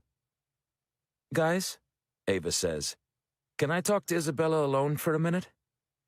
Carlos and I let her. We're in a hurry, but we also know this conversation could be important. We'll bring the truck around, I say. A minute later, Carlos and I drive up to where the two women are talking. They're chatting like old friends. I'm antsy to get going, but I know Ava must be feeling the same way. She wouldn't linger like this if she didn't have a good reason. How are you holding up? I ask Carlos, remembering that he spent the whole day driving from Houston to El Paso, and he's been busy with me ever since. You didn't have dinner, did you?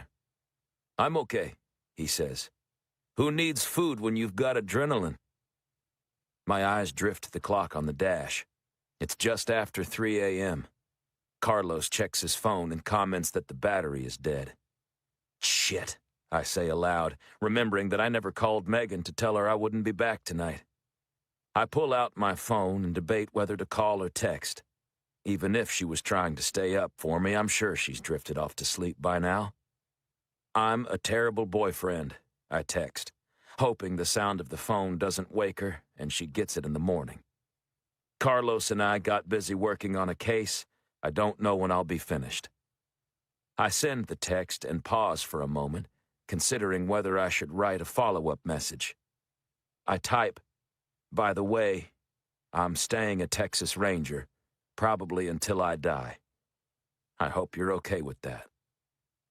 But before I can press send, my phone starts ringing. It's Megan. "Did I wake you?" I ask. "I'm a night owl," she says. "I'm usually just getting home from work about now." I tell her I can't talk long and apologize again for not contacting her earlier. "That's okay," she says. "I'm just grinning from ear to ear that you called yourself my boyfriend." I hadn't even realized I'd done it. I'm glad she can't see me now because I can feel the blood rushing to my head. "I'm going to change my Facebook profile right now," she quips. Outside the windshield, Ava gives Isabella a hug and then heads toward the truck. My phone beeps in my ear and I see that it's Ryan Logan calling me. I better go, I say to Megan. I'll call you tomorrow. "I take it you're not hanging up your hat?" Megan says. Is that okay? I ask, wondering if she was hoping I would quit for good. Willow would have been happy if I'd quit, I'm sure. "It's fine with me," Megan says. "You look damn fine when you're all gussied up in your hat and badge." Carlos scoots over and Ava slides in next to him. I tell Megan again that I need to go. "Be careful," Megan says, and then adds with exaggerated emphasis, "Boyfriend." I try to switch over to the call from Ryan Logan, but I've missed him. I consider calling him back, but before I can mention that he called, Ava says, "You know we don't really need to drive. It's just right over there." She points to the windshield. In the gloom of the streetlights, the dark building with boarded-up windows is visible from where we are. Well, we're already in the truck, I say, shifting into gear. Might as well drive over. What did you and Isabella talk about? Carlos asks Ava as I drive. "She's agreed to let me interview her again," Ava says. "Just me. I think I might be able to get her to open up if it's just the two of us." Excellent work, Carlos says. It was probably a mistake for Rory and me to be there the first time. Maybe what she needs is to talk to a fellow Tigua. And a woman.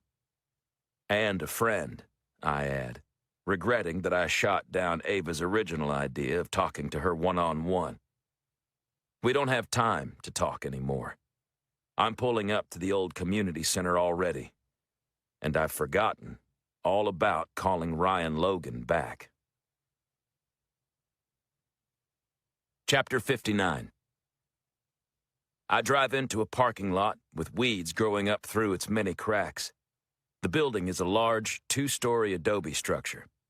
The outside walls are as cracked as the parking lot and have been sporadically tagged with graffiti. Plywood sheets are nailed over the windows.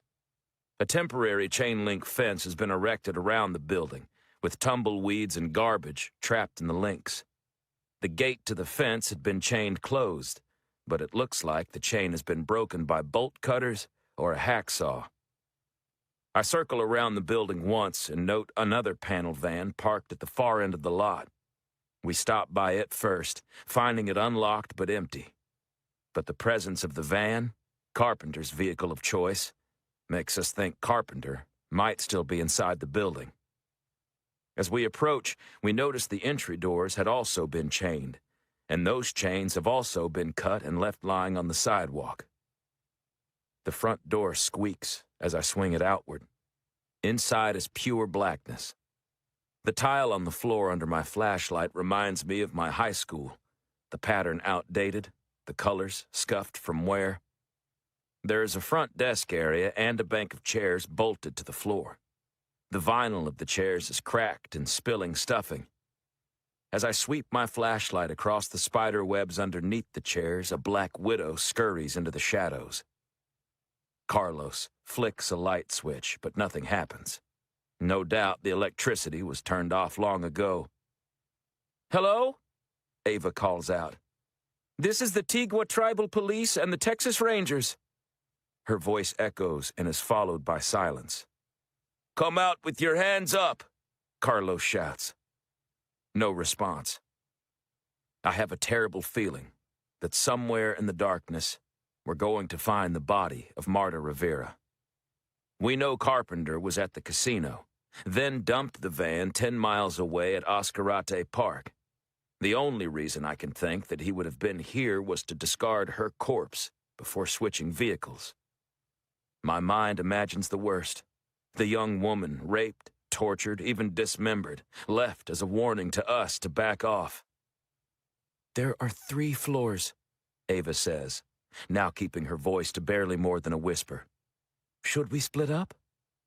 3, I say, remembering only 2 from the outside. The ground floor, the upstairs, and the basement. The lobby splits into 2 corridors, which Ava explains creates a rectangular hallway going around the building. If we split into 2 groups, each taking a hallway, we'd meet somewhere in the middle. And whichever way we go, somewhere around the halfway mark we'll come to a stairwell leading up and down. Wait, Carlos says, ducking down and shining his light closely at the floor. Look at this. Ava and I kneel as Carlos points out a faint footprint visible on the floor. A thin film of dust covers the ground, and if you look closely, you can tell that someone has walked through here. Now that we know what to look for, we shine our lights forward and see more of the boot treads recorded in the dust from when their owner walked deeper into the facility. We shine the lights at our own footprints, which look similar, suggesting that the other prints might not be much older. I think these tracks are new, Carlos says, his voice barely more than a whisper. Let's follow them, I say, keeping my voice down. Together. Ava points out that there are tracks going in but none coming out. Unless he found another way out, Carpenter, or whoever else broke into the community center, is still inside. The 3 of us proceed as quietly as we can into the darkness. Carlos and Ava lead side by side with me in the rear, checking behind us. Our boots make noise on the floor, but we are as quiet as we can be. Chunks of plaster have fallen off the walls, and a few of the rectangular panels in the ceiling have dropped to the floor, exposing wiring above us. The boot tracks lead in and out of doors as if the intruder was looking for something. One room contains old tribal decorations stacked against one wall, banners and costumes and drums. Another is used for the storage of old archery equipment, large, hole-strewn circular targets along with bows and quivers of arrows leaning in the corner. Another room holds sports equipment, including a rack of deflated basketballs and a wrapped-up volleyball net. A trampoline is folded in half and shoved up against the wall, the canvas fraying and many of the rusty springs hanging loose. It occurs to me that perhaps the intruder was merely an ordinary burglar looking to steal something of value. If Llewellyn Carpenter was going to discard Marta's body here, wouldn't there be 2 sets of prints? Or at least marks in the dust where she was being dragged? We come to a place in the hallway where stairs lead up and down. Here, the tracks become more complicated. Boot marks show the person walking upstairs and downstairs. Then more tracks continuing down the hallway on this floor. Then more coming back. The tread points in both directions on the upper and lower stairwells. We don't need to discuss it to understand what we're seeing. We can tell where the intruder went, but if he's still in the building, we don't know where he is now.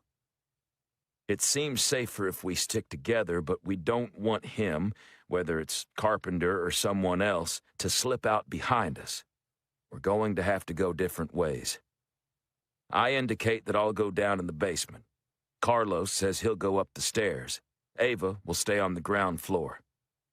Be careful, I whisper, and call out if you need help. With that, I descend alone into the blackness of the basement. Chapter 60. Carlos jogs quickly up the stairs, keeping his light beam steady in front of him, his Colt leveled and ready to fire. At the top landing, the boot tracks travel down a dark corridor and veer left into a doorway. Carlos hurries to the door and tries the handle. It's unlocked, so he yanks the door open and swings his gun and light inside. The room is packed with exercise equipment, large mats folded up and shoved against a wall, with upright punching bags filling the rest of the space. Some of the bags are cylinders with tufts of padding coming out of holes, but others are meant to look human, with muscular foam torsos and heads with scowling faces. Carlos darts his flashlight around, making sure none of the human forms are actually people. As far as Carlos can tell, the tracks go into the maze of boxing bags, but no tracks come out. He sweeps his light across the room, spotting a window on the other side. Through broken glass, he can see the lights of El Paso. If there had been plywood covering the window, it's been knocked down. He wonders if there's a fire escape over there, or perhaps some kind of scaffolding. The window might be low enough that the intruder could jump to the ground without too much risk of serious injury. Carlos steps into the collection of punching bags, easing past them while keeping his gun and flashlight pointed in front of him. "If you're in here," he says, "identify yourself and come out with your hands." He senses movement in his peripheral vision and spins around. A man lunges from the shadows. Before Carlos can get his light or his gun on the person, a heavy metal object smashes into the side of his skull. His knees forget what their function is, and the hardwood floor rushes up toward him. When he crashes down, he rolls over and tries to orient himself. Although he kept his grip on his Colt, the flashlight slipped from his grasp and is spinning on the floor, causing a strobe effect. Carlos can see the lower half of a human. Boots, jeans, a hand holding an enormous pair of bolt cutters, at least 2 feet long. Black, red liquid drips from the bolt cutters, and Carlos has the numb realization that it's his blood. He tries to raise his gun, but his attacker's free arm reaches down and grabs the weapon. The flashlight, spinning slower now, completes a turn and illuminates the arm connected to the hand taking his gun away. A tattoo of a snake coils around the forearm. Carlos knows he needs to move, shout, alert Rory and Ava, do something. But his body just doesn't seem to be listening to his mind's instruction. Carlos's head collapses back onto the floor, and his eyes close. The last thing he is aware of before passing out is the sound of Llewellyn Carpenter's boots walking back across the floorboards. Chapter 61. At the bottom of the stairs, I come to large double doors, which had been chained shut, but the cables, just like upstairs, now lie in a heap on the floor. The doors contain small rectangular windows, reinforced with diamond-shaped wire in the glass. I can see nothing but blackness on the other side. There's a rotten egg stench in the air, and I'm afraid the smell is from some kind of rotting body. Maybe an animal that somehow got stuck down here. Or a human that was dumped. I swing open the door, aiming my gun and flashlight inside. The smell intensifies exponentially. A cold chill sluices through my veins when I realize what it is. Natural gas. I freeze in my tracks, uncertain whether I should proceed. Apparently, they turned off the electricity, but not the gas.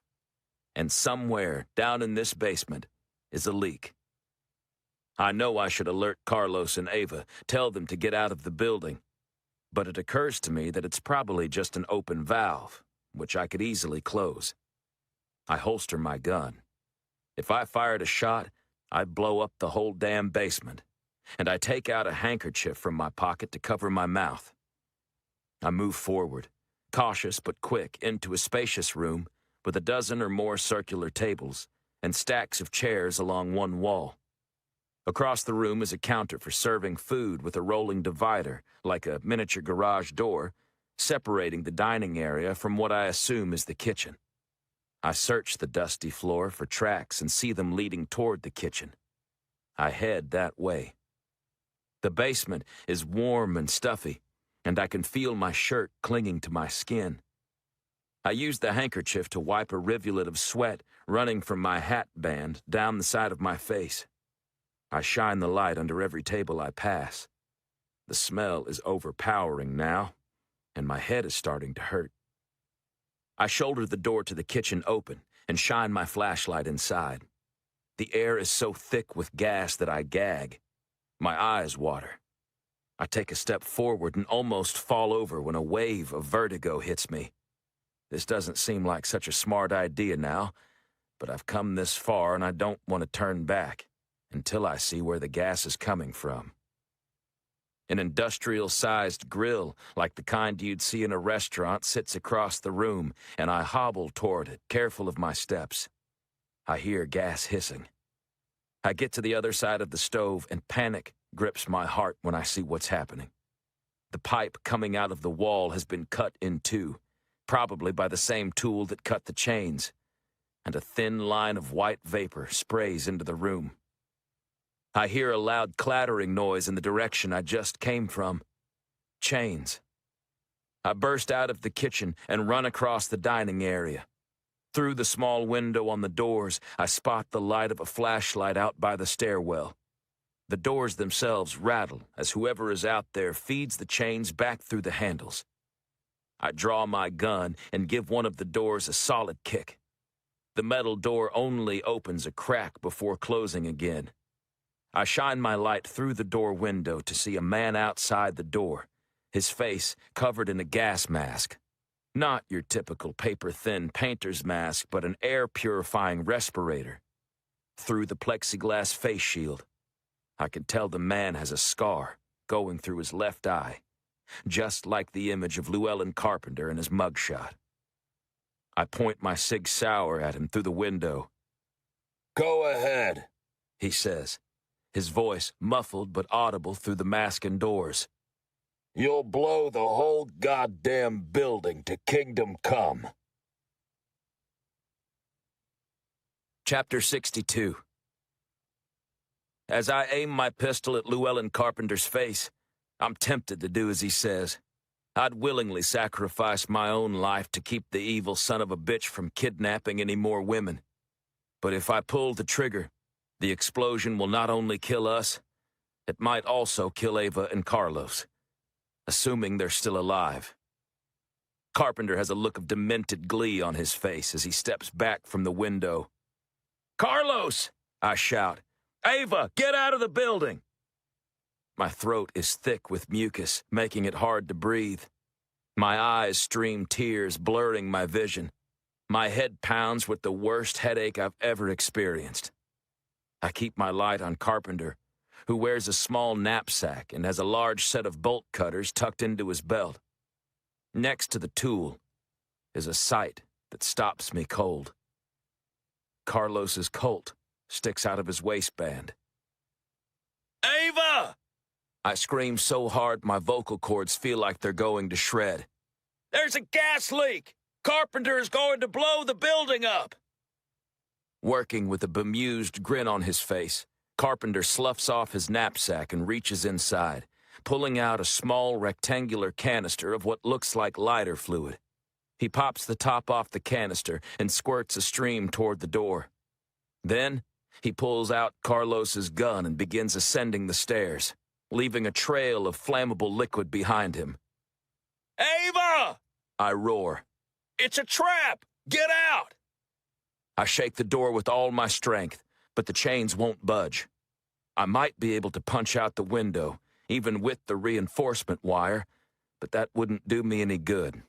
It's too small for me to crawl through, and I couldn't simply reach through and unlock the doors. I would need something to break the chains. If not for the gas, I'd shoot through the door until I hit the chains. But the moment the first spark ignites inside the gun, flames would fill the basement and burn me alive. The concussive force might blow the whole building off its foundation.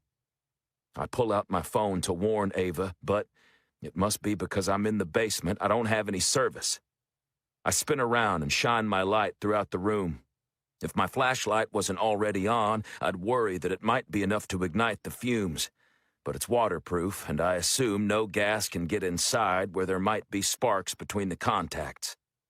I'd been so preoccupied lately with all my close calls and gunfights, I figured a bullet was waiting for me in my future.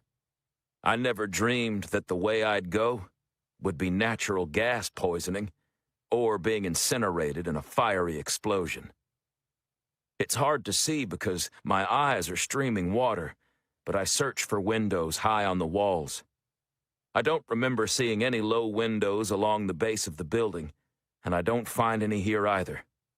There's no way a building like this would pass fire code without 2 exits from the basement, so there must be another way out. The question is, can I find it before I pass out? As I try to take my first step, I collapse onto my hands and knees. I retch thick, soapy bile.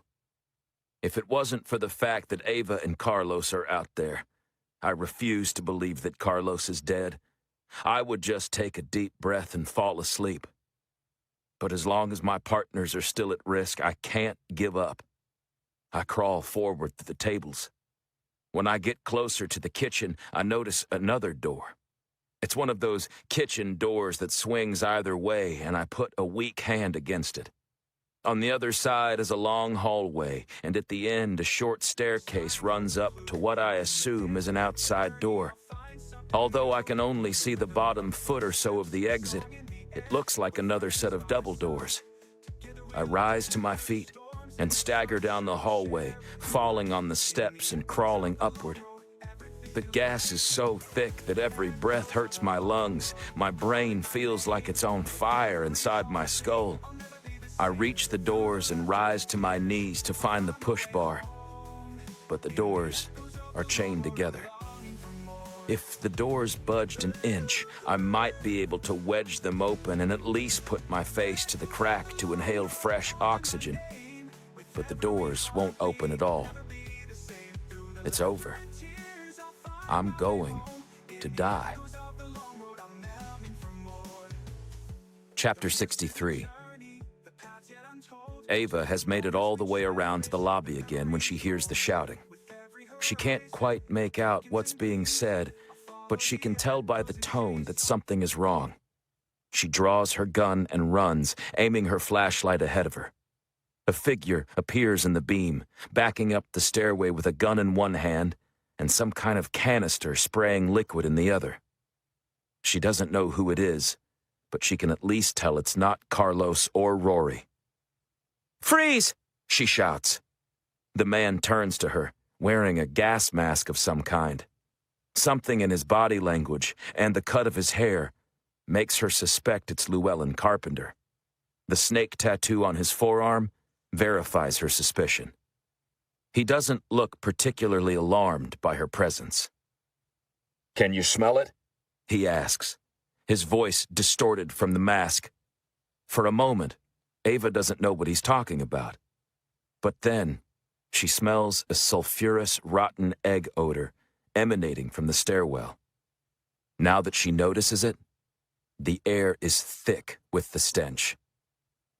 "If you squeeze that trigger," Carpenter says, "the whole basement of this building is going to be one hell of an inferno. Your Texas Ranger buddy is at ground zero. He'll be dead in an instant. But you," he says, nodding into the flashlight beam blasting him in the face, "it won't be quick. You'll run out of the building engulfed in flame, with your eyes melting in their sockets like butter." You'll die too, Ava says. Carpenter shrugs. "You've got a few options here. Run out now and save yourself, or try to save one of your friends. The white guy's downstairs breathing gas. Your Indian buddy is upstairs with a cracked skull." Carpenter takes the bottle and starts spraying the liquid again.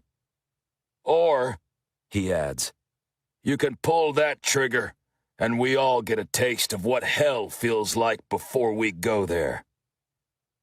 The smell of gas is thicker now, nauseating Ava. I'm not going to hell, Ava says, and she lowers her gun and runs back down the hall the way she came. Instead of running outside, she turns into one of the rooms she and Carlos and Rory explored when they first came into the building. She holsters her gun and sprints past the archery targets they saw earlier. In the corner, she finds the bows and quivers of arrows. She snatches one bow, but the string is broken. She tosses it aside and grabs another, taking a second to run the flashlight up and down it to make sure it's functional. Then, she yanks an arrow out of a quiver and slides the nock over the string. It's not a particularly good bow, and the aluminum arrow isn't the quality she normally uses. And it certainly isn't her bow, which she's used for years and shot thousands of times. But it will have to do. Chapter 64. When she runs back out into the hallway, Carpenter has passed her. She holds her flashlight in her teeth, her hands filled with the bow and arrow, and runs down the hallway. At the doorway, she looks out to find Carpenter by the chain-link fence, circling. The pale blue light of approaching dawn fills the sky behind him. Ava spits the flashlight out. There's enough light for her to see by. When Carpenter hears the clatter of the flashlight hitting the ground, he turns to look at her. She's standing just inside the doorway, covered in darkness, and it's likely he can't really see her, only her shape. He points the gun at her to keep her where she is. He's still grinning, knowing she won't shoot her pistol, won't risk the natural gas reacting with the spark of the firing pin. He doesn't know she's traded her gun for a bow. The last spurt of lighter fluid comes out of the bottle, and he discards it. He leans over, placing the gun barrel only inches from the liquid, close enough that a discharge from the Colt will ignite the fluid and carry the flame through the doorway and down the hallway. When it reaches the point where the air is thick with gas, the hallway will burst into flame, probably blasting her out the door like a cork shooting off a champagne bottle.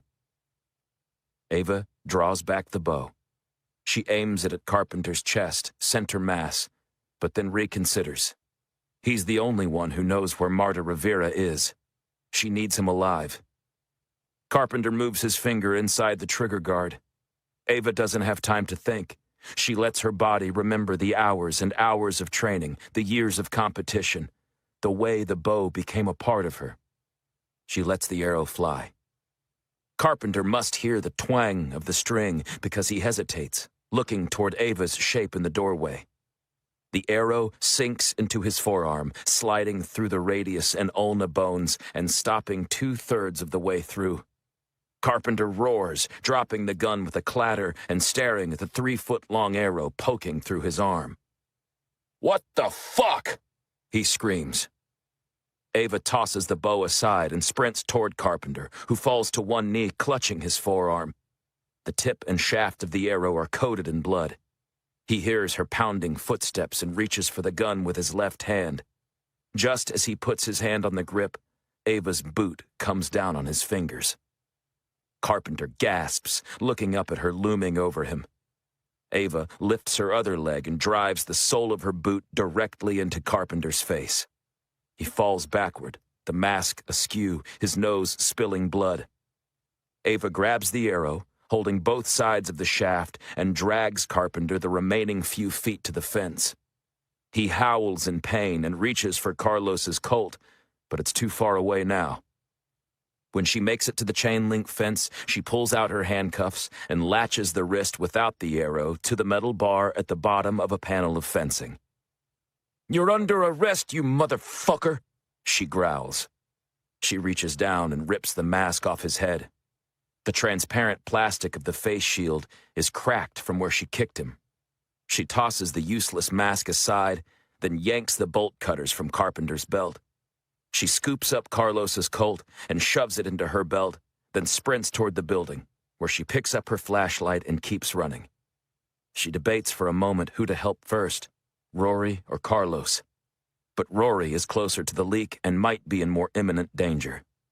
She leaps down the steps, taking 2 at a time, and finds the chained doorway. She places the bolt cutters around a link and hesitates, fearing the metal-to-metal contact might make a spark. But she doesn't have a choice. The gas is so thick here, she can't imagine what it must be like on the other side where Rory is. She presses the 2 sides of the cutter together and grunts at the effort. The chain snaps and falls to the floor. She rips the door open and shines her light inside. "Rory!" she shouts. But there's no answer. Chapter 65. When Llewellyn Carpenter sees the woman run into the building, he takes his cuffed hand and rattles the metal circling the fence pipe. He takes a deep breath and steels himself for what he's about to do. Then, he presses the end of the arrow against the concrete and slides the shaft through the hole in his wrist. He grits his teeth and growls in pain, the veins bulging on his neck. When most of it is through, all but the fletching, he takes the bloody shaft between his teeth and uses his mouth to yank the arrow the final few inches. Fresh blood spills from the wound as he spits the arrow onto the ground. He sits on his hands and knees, snarling from the pain. He tries to move his fingers and finds that his thumb and forefinger seem to be okay, but the others won't move at all. In a minute, he's going to knock the temporary fence down so he's shackled to one panel. Then he's going to drag it over to the Texas Ranger's truck and see if the door is unlocked. He's hoping for handcuff keys, but a shotgun might do to blast the fence beam to bits. All of that is on his to-do list, but there's something else he has to take care of first. He shoves his fingers into the pocket of his jeans, wincing in pain, and comes out with a Zippo lighter pinched between his thumb and forefinger. He flicks it open and examines the flame. It's about a 7 or 8 foot toss to get the lighter to the wet trail of fluid leading into the doorway. In the air, the flame might blow out, or he might miss. But he's going to try. Llewellyn Carpenter isn't the kind of man who quits. Another man would have surrendered when the Texas Rangers and FBI raided the warehouse. Another man would have given up when the Ranger showed up at the brothel. Llewellyn had gotten away both times. He might not get away this time, but he'll at least make sure none of those 3 piece-of-shit cops live to testify against him in court. He holds the lit Zippo sideways, like a flat rock he's about to skip across water. He moves his arm slowly in a throwing motion, getting a sense for the movement. Finally, he cocks his arm back and lets it fly. The orange flame soars through the air, hits the pavement, and skids toward the wet spot. The Zippo stops a centimeter outside the wetness, like a shuffleboard disc skidding to a halt just short of the scoring line. "Shit," Carpenter says, disappointed. Then, he watches as the dancing flame stretches toward the liquid. The wet spot flares up. A 6-inch flame darts along the trail of fluid and disappears through the door of the community center. Orange light fills the hallway. He hears a whoosh like a furnace kicking on, only 100 times louder. Hot air exhales from the doorway, blowing against Carpenter's face. The rectangular entrance fills with a bright, fiery light, illuminating a malevolent grin on Carpenter's face. He laughs like the devil at the pit of hell, ecstatic that he's just claimed 3 more souls. Chapter 66. Ava tries to run across the basement, but stumbles into a table. Her throat burns. Her lungs ache. She gags, and tentacles of white phlegm dangle from her mouth. She pushes on, her head spinning. She looks toward the kitchen and spots a corridor. At the end is the dull glow from another light. She shines her light and locates more stairs. And a person, lying motionless on the steps. She staggers forward, finding Rory unconscious, his flashlight discarded on a step beside him. She doesn't bother to shake him. Instead, she goes straight for the door, positioning the blades of the bolt cutters around the link of the chain. She presses the handles together, but she doesn't seem to have the strength to cut through the metal. She feels unconsciousness threatening and thinks what a cruel joke it would be if she passed out now. She heaves with all the strength she has left. The handles snap together and the chain falls away. She pushes the double doors open to the blue morning light, getting a whiff of the most beautiful, clean air she's ever smelled. "Wake up! Rory!" she chokes, trying to rouse him. She hears a noise, like a jet engine starting up behind her. When she turns to look, warm wind blows against her face. The corridor blazes with a reddish-orange light. Ava grabs Rory under the armpits, and with a strength she didn't know she had, drags him up the stairs and out into the morning air. She jumps on top of him just as a cyclone of fire explodes out of the doorway like the breath of a dragon. A thunderous boom fills the air. The boards over the windows on the first floor explode outward, followed by glass shards and spouts of flame. Ava, keeping her body pinned atop Rory, has never felt such heat. Tendrils of fire thrash above her. And then, the dragon's breath retreats into the basement door. Black smoke billows out. Ava quickly checks to make sure neither of them is on fire. Then she grabs Rory and drags him to the chain-link fence. It's a safe enough distance, for now. Behind them, fire crawls from the windows up the side of the building like reverse waterfalls of red and yellow flame. Ava shakes Rory. Tears stream down her soot-covered cheeks as she yells, "Wake up, Rory, wake up!" His eyes flicker. "Don't you die on me, Ranger!" she screams. He lets out a soft cough, and that seems to open the floodgates of his lungs. He hacks violently, rolling onto his side, each cough seeming to rip him apart. "It's okay," she says, patting his back. "Get that shit out of your lungs." He sits up, taking big, wheezing breaths. He blinks and looks around, seeming to understand most of what happened while he was out. "Where's Carlos?" he croaks, barely able to speak.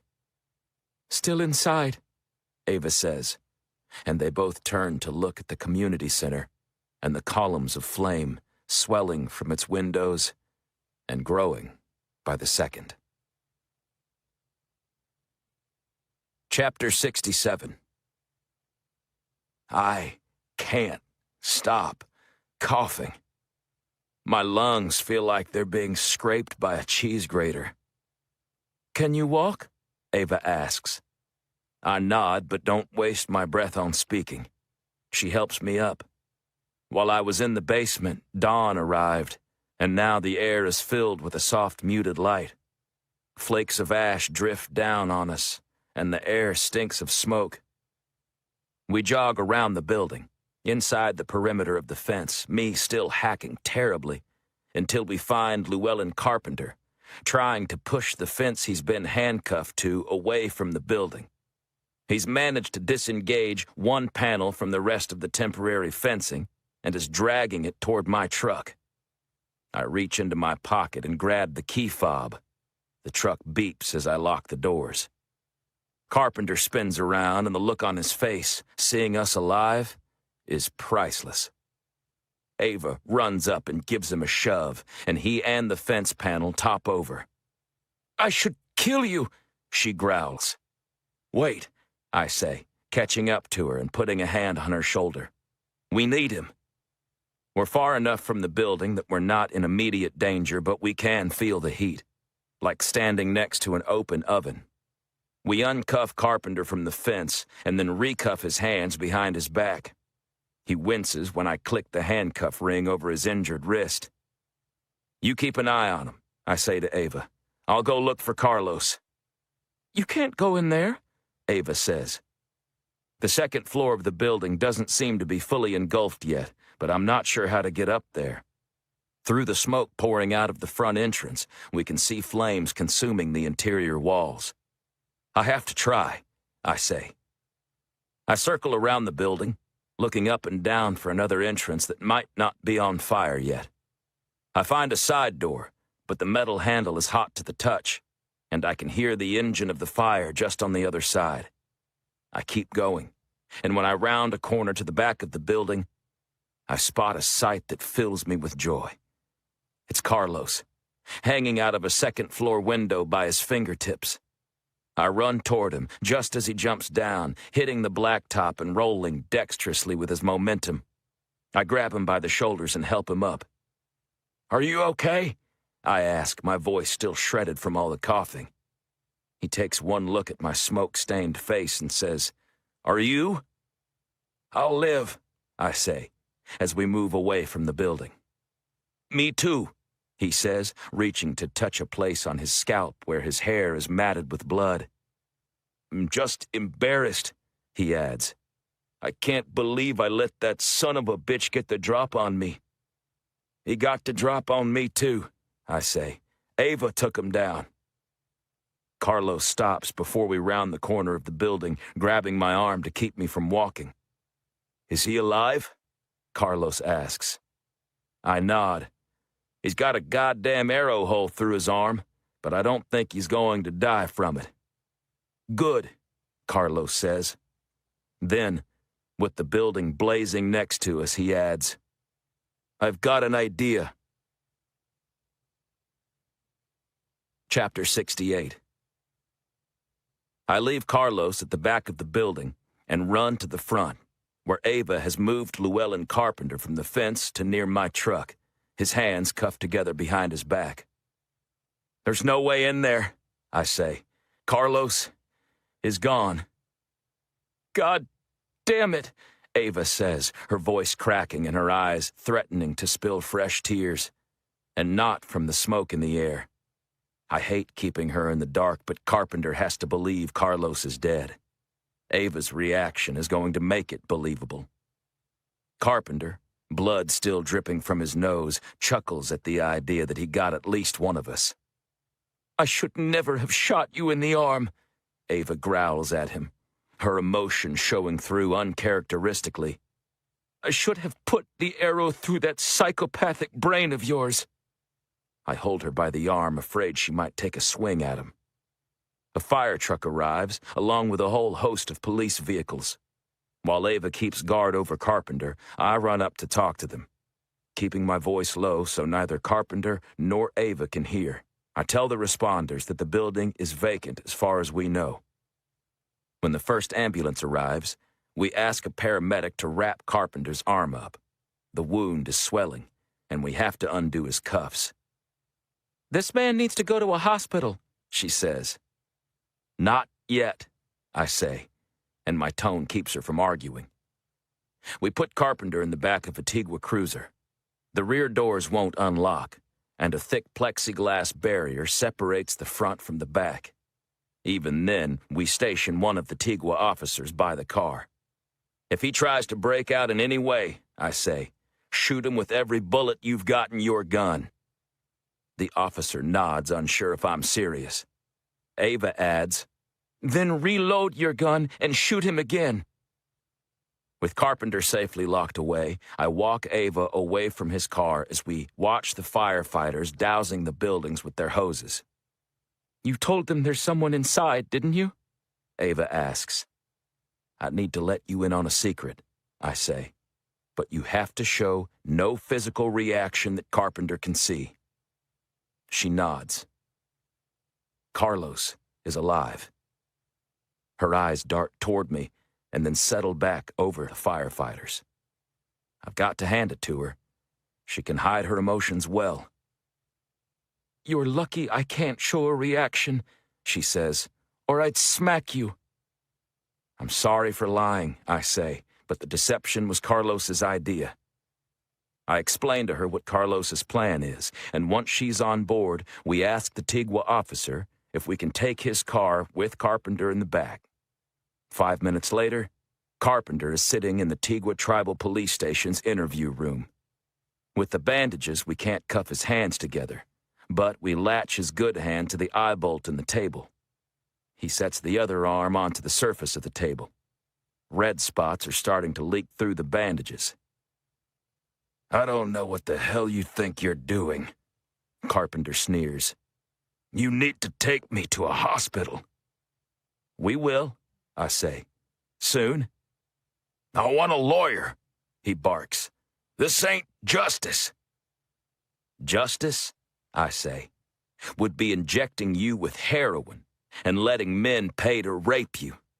I'd say talking to you for 5 minutes before taking you to a doctor is mild by comparison, especially, I add, waving dismissively toward his arm in an effort to bait his anger, for such a minor injury. Minor injury? He cries, holding up his bandaged arm. Does this look fucking minor to you?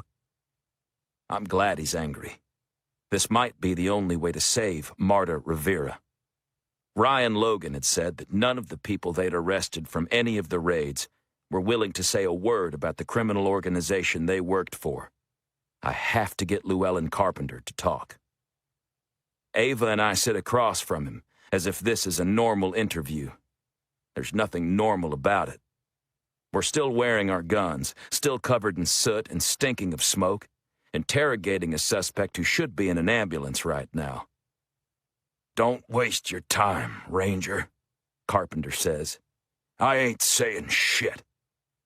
We've got you for kidnapping and attempted murder, I say. You'll do a good bit of time, a decade at least, maybe less if you're lucky. He stares at me, trying to see where I'm going with this. I made sure to give a low estimate of his future incarceration. I want him to think about the possibility of freedom in 10 years. But, I add, killing a police officer is capital murder, a death sentence. He smirks, but I can tell my words are having an effect. If this was any other state, you'd grow old on death row, I say. You'd have a nice cell all to yourself, away from other prisoners while your lawyer filed appeal after appeal. That wouldn't be a bad life, actually. But this is Texas, where the average time spent on death row is less than 10 years. That means a decade from now you won't be walking out on parole smelling the fresh air. You'll be lying on a slab while a doctor shoots you up with potassium chloride. If you're lucky, you won't be conscious when your sphincter lets go and you shit your pants. He glowers at me with his one good eye burning like a green flame. It gives me satisfaction that I've managed to wipe the smirk off his face. That's what's going to happen, I say. Unless you cooperate. If you help us out, on my honor, I will testify in every court hearing you ever have that you shouldn't be given the death penalty for the murder of a Texas Ranger. I don't mention that I know for a fact he didn't kill a Texas Ranger, that Carlos is alive and well, and on his way to the station now, if not here already. We're not waiting for a lawyer, I say to Carpenter. We're not waiting for the FBI. This is a deal between you and me. It's a one-time offer. And it expires in 2 minutes. Chapter 69. His smirk is back. That's not how this works, Ranger, he says. Cutting a deal takes lawyers and judges and lots of signatures on dotted lines. It also takes time, I say. And that's one thing Marta Rivera doesn't have. My primary goal here is to save her life. The interview room seems stuffy to me, but it might be that I'm feverish from being so close to the fire, or so close to dying. Either way, I can feel the sweat running down my chest. I hope it doesn't run down my forehead and give Carpenter a clue to how nervous I am. I'm acting tough, but it's a bluff. I need information only he has, and I don't know any other way to get it. If we wait to get the FBI and a bunch of lawyers involved, I say, trying to come across as sincere, then your boss, Mr. Z, is going to know you've been arrested. He's going to move the women he's still got prisoner. He might kill them, and he'll do whatever he can to cover his tracks. Carpenter shifts in his seat, pleased that he might have some kind of leverage here. His eyes dart to the one-way mirror on the wall. Anyone out there watching us? He asks. I don't know, I say truthfully, since I'm not sure if Carlos has shown up yet. I don't mention that we positioned a video camera to record the conversation. No one we've arrested associated with these missing women has been willing to roll over, I say. Maybe they know that if they talk, something will happen to someone important to them. Maybe an accident, like a gas leak. Now Carpenter's expression changes to a look something akin to satisfaction. I realize it could very well be that Carpenter is who these other men are afraid of, but he also should know he's replaceable. If he's Mr. Z's enforcer, who the other minions are afraid of, Mr. Z might now be in the market for a new guy to do the kind of dirty work Carpenter does. But maybe he already has such a person, an equal to Carpenter or a subordinate who's been waiting in the wings for this kind of chance. Carpenter's life could be in danger, or the life of someone he cares about, if there is such a person or thing. Once he knows you're in our custody, you and everyone or everything you care about could be in danger. You might be an evil son of a bitch, Carpenter, but I'm guessing there's something in this world you care about. Carpenter seems contemplative for a moment. I've got cats, he admits, his tone different now. Cats? Yeah, 10 of them, at my house in Roswell. The neighbor feeds them when I'm not home. I'm guessing Mr. Z won't have a problem threatening your cats to buy your silence. Maybe he'll kill 2 or 3 to send a message. And how are you going to protect them? I'm going to put Mr. Z in a Texas penitentiary, I say, as if the answer is obvious. And if you want to shorten your sentence, you can testify against him. But that's a different deal for a different day. I need to catch him first, and that's what this deal is for. All I'm promising is that I'll sit in every courtroom and hearing for the rest of your incarcerated life and testify that I don't think you deserve the death penalty. I can't keep you out of prison, but I can probably keep you from dying in prison. He shakes his head. You'll betray me. Carpenter, you're absolute scum, I say. If anyone deserves to be on death row, it's you. But I keep my promises. And I promise that if you answer 2 questions for me, I'll shout from the goddamn rooftops that you deserve to live. Of course, I don't mention how easy my promise will be to keep. First, I say, where is Marta Rivera?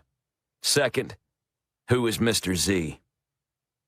We sit quietly, staring at each other for almost a full minute.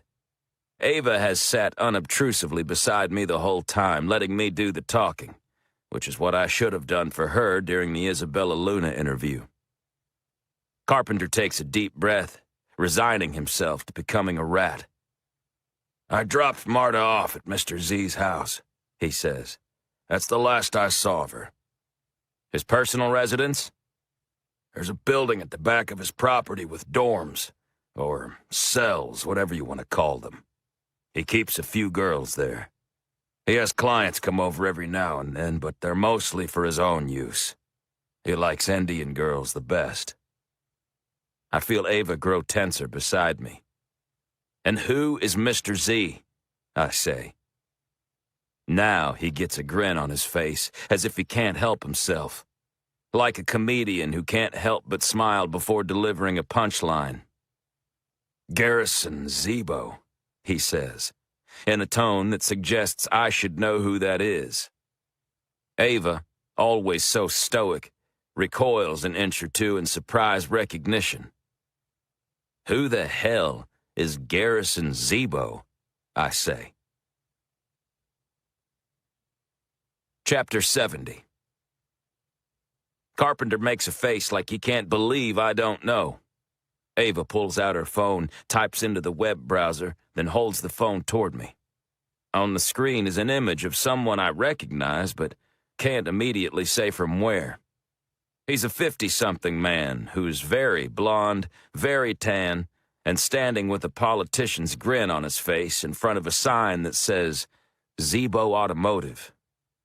Then it hits me. Mr. Z is the car salesman I saw on Megan's TV yesterday.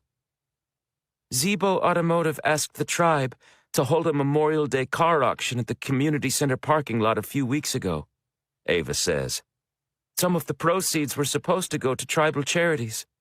She squints her eyes at Carpenter, who sits before us with a smug expression. That's how you knew the gas was still on. Carpenter nods. They opened the door so Garrison wouldn't have to use a porta-potty. He poked around in the dark while he was in there. He taps his forehead with his bandaged hand.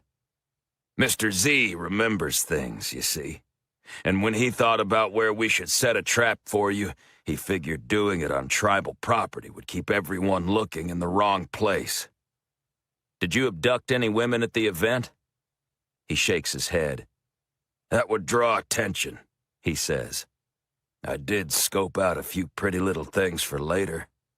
He grins and says, but that was 3 questions, and I only promised to answer 2. I think for a moment about the case and say, no wonder you had an endless supply of automobiles at your disposal. That's why none of them were ever reported stolen or missing. Automobiles are one thing Mr. Z doesn't have a shortage of, Carpenter chuckles, as if now that we've come to an arrangement we can share a good laugh together. But he won't be laughing in a second. Behind me, the door to the interview room opens. Carlos walks in, holding a white gauze pad to his bloody scalp. Carpenter sees him and he scowls at me, the rage clearly simmering under his skin. With his scarred white eye and his burning green one, he looks truly sinister. I thought you were a man of your word, he spits at me. I am, I say, rising from my seat. I promise to tell anyone who wants to know that you did not kill Texas Ranger Carlos Castillo. I gesture with my arms to Carlos, which, as you can see, you clearly didn't. Cops lie in interrogations all the time, but when I give my word, even to criminals, I don't break it. My words might have been deceptive, but I haven't made a promise I can't keep. Any guilt I feel for tricking him disappears easily and is replaced by satisfaction once I remind myself of everything he has done. That this man kidnapped and trafficked women. We got you, you son of a bitch, I think. Ava, I say, let's move Mr. Carpenter to one of your holding cells until the FBI gets here. Then they can do with him what they want. Ava nods and moves to unlock the handcuff from the eye bolt on the table. Is it time to call Ryan? Carlos asks me. Let the feds know what we know? I turn my head slightly toward him. A momentary lapse of focus at the worst possible time. The instant I tilt my head away, the fraction of a second where both Carlos and I are distracted, is the same moment when Ava unlatches Carpenter's handcuffs from the table. Carpenter, as quick as a snake, throws his bandaged arm around her neck. With his other hand, he draws her pistol from its holster. He positions himself behind her, using her as a shield, and wedges her gun under her chin, finger on the trigger, ready to blow her brains onto the ceiling. Chapter 71. Carpenter's one good eye peeks from around Ava's skull. "Get your hands up," he barks, "and move away from the door." Neither Carlos nor I move. Not our hands, not our feet.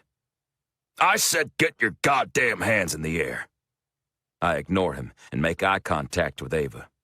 She looks nervous, but not as scared as she should be.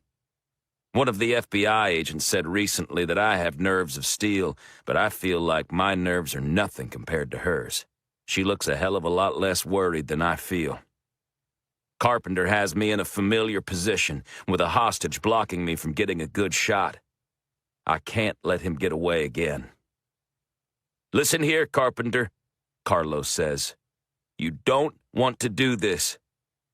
"You listen to me, you stupid fucking Texas Rangers," Carpenter says. "Either you put your hands up right now, or I'm going to—" "No!" It's Ava speaking, not me. "You listen to me," she says, doing her best to talk with the gun pressed to her chin. "You're going to let go of me and put your hands in the air." Carpenter harumphs. "If you don't," she says, "Rory is going to shoot." "My ass," he says. "He'll hit you instead of me." "You wouldn't sound so cocky," she says, "if you'd ever seen him shoot. I have." Carpenter lets out a chuckle, and then he starts barking orders at Carlos and me again. I'm only halfway paying attention to him. My eyes are focused on Ava's intense stare. "Do it, Rory," she says quietly. "Take the shot." "It's too dangerous," I say. All I can see of Carpenter is about an inch of his face, just enough to glimpse his one eye peeking from behind Ava's head. It's a shot I might try with paper targets on a range, but with somebody's life at stake, it's too risky.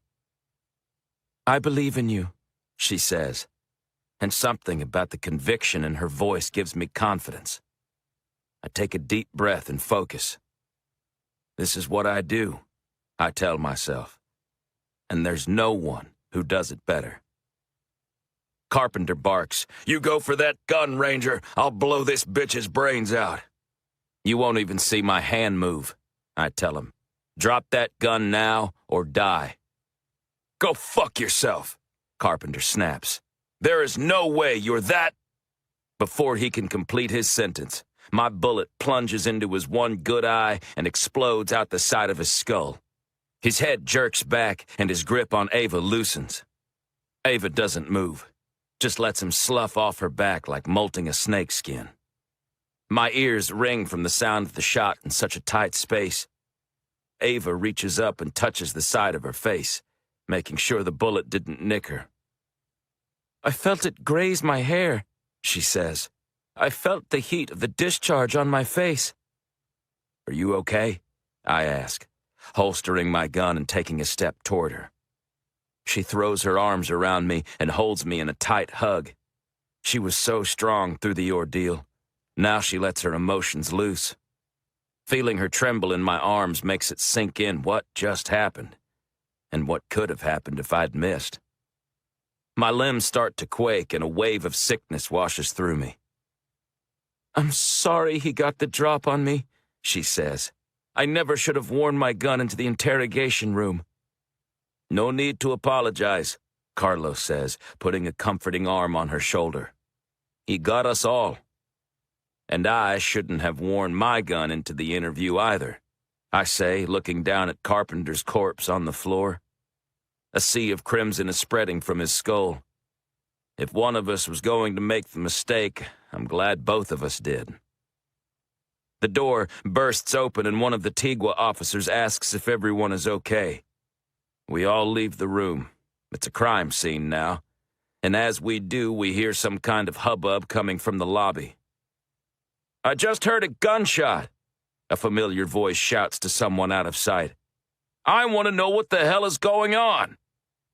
It's Ryan Logan, and he sounds pissed. Chapter 72. On shaky legs, I follow Carlos and Ava through the building to the lobby.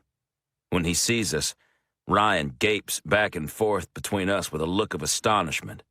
We're dirty and soot-covered and disheveled. Our clothes are torn and wrinkled and bloody. I open my mouth to try to explain what's happened, but before I can get a word out, Ryan rushes forward. I recoil, almost expecting him to hit me, and instead, he throws his arms around me.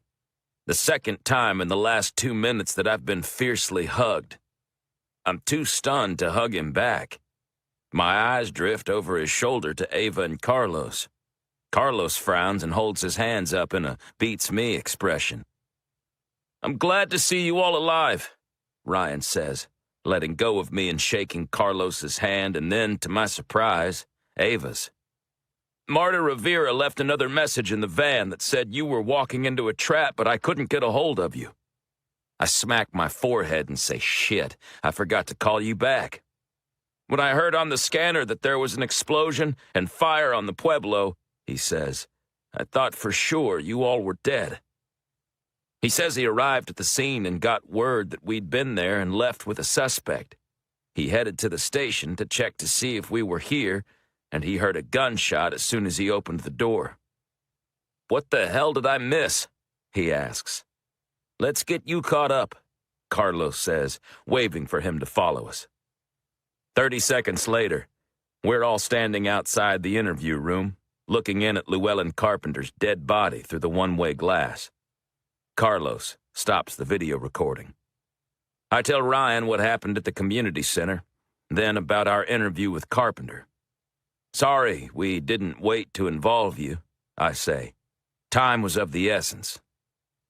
Ryan, who doesn't seem the least bit angry at us for doing what we did without his authorization, says that he'll call in a crime scene team to look at the interview room, and he'll have someone check out the van in the parking lot next to the burning building.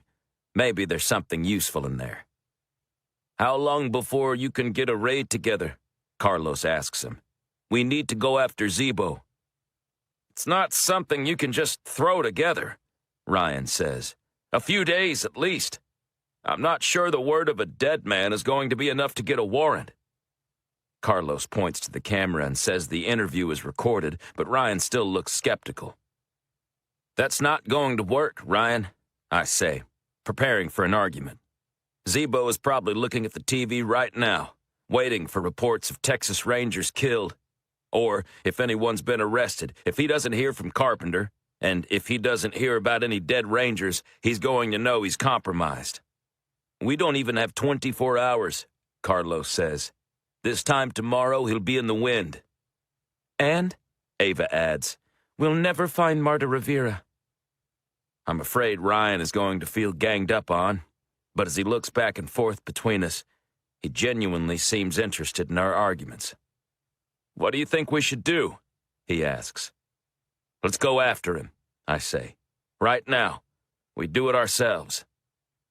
Ryan has an expression on his face like he can't believe what we're asking him to do. But then, he looks in at the dead body of Llewellyn Carpenter. It feels like we could end this thing once and for all, today. But if we don't, if the so-called Mr. Z slips through the cracks, we might never bring this case to a close. Ryan takes a deep breath.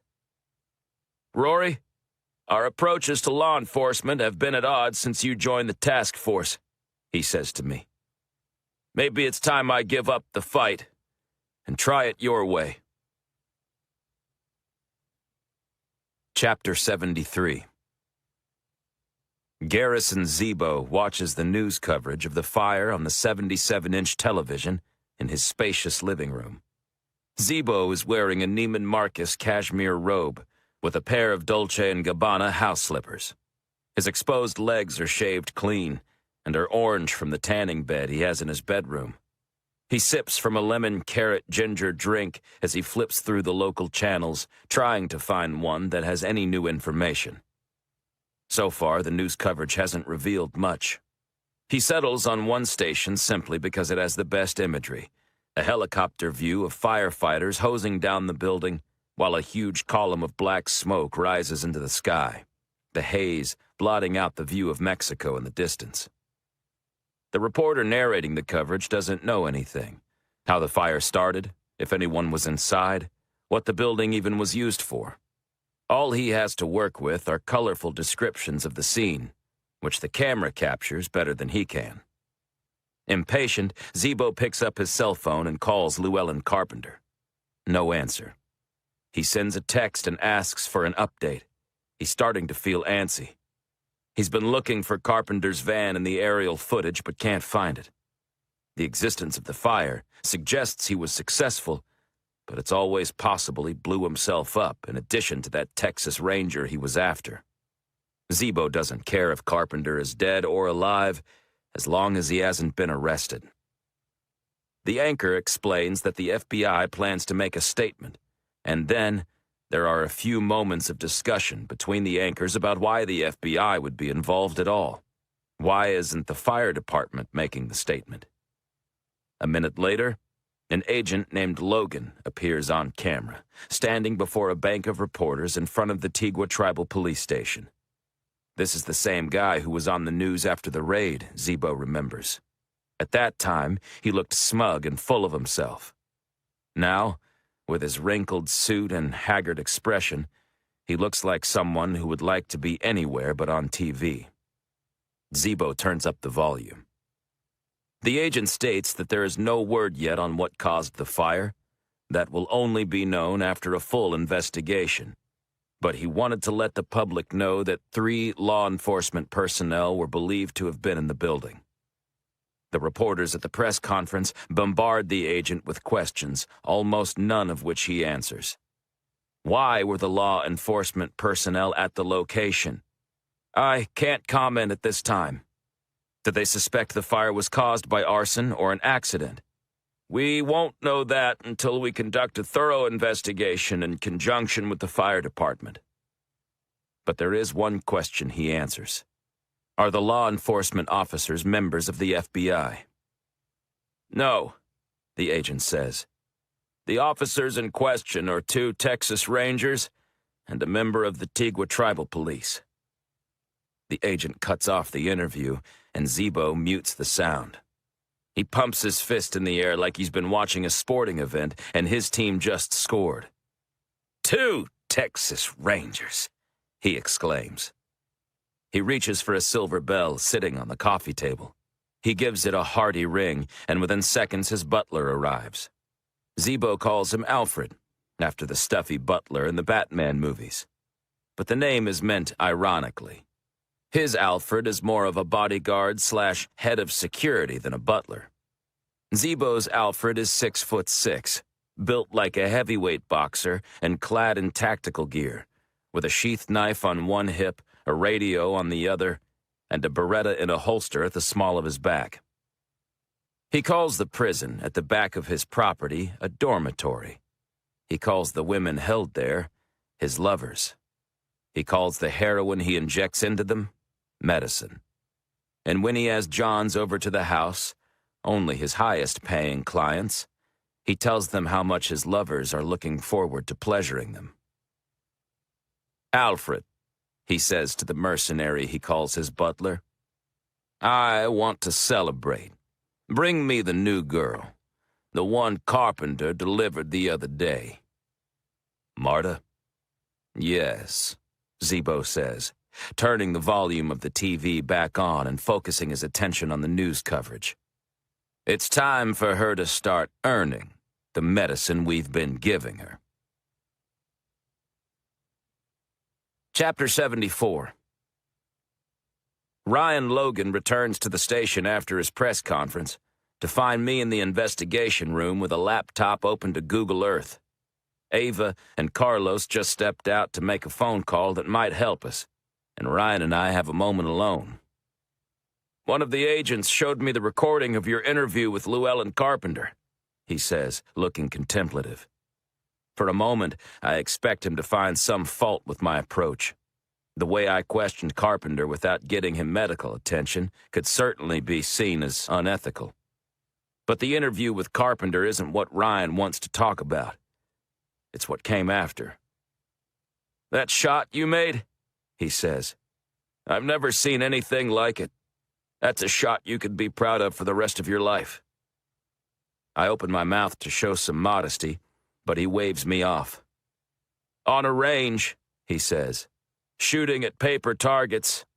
I could probably try that 10 times and get it right once or twice. But this isn't a range. Those weren't paper targets." I nod, not knowing what to say.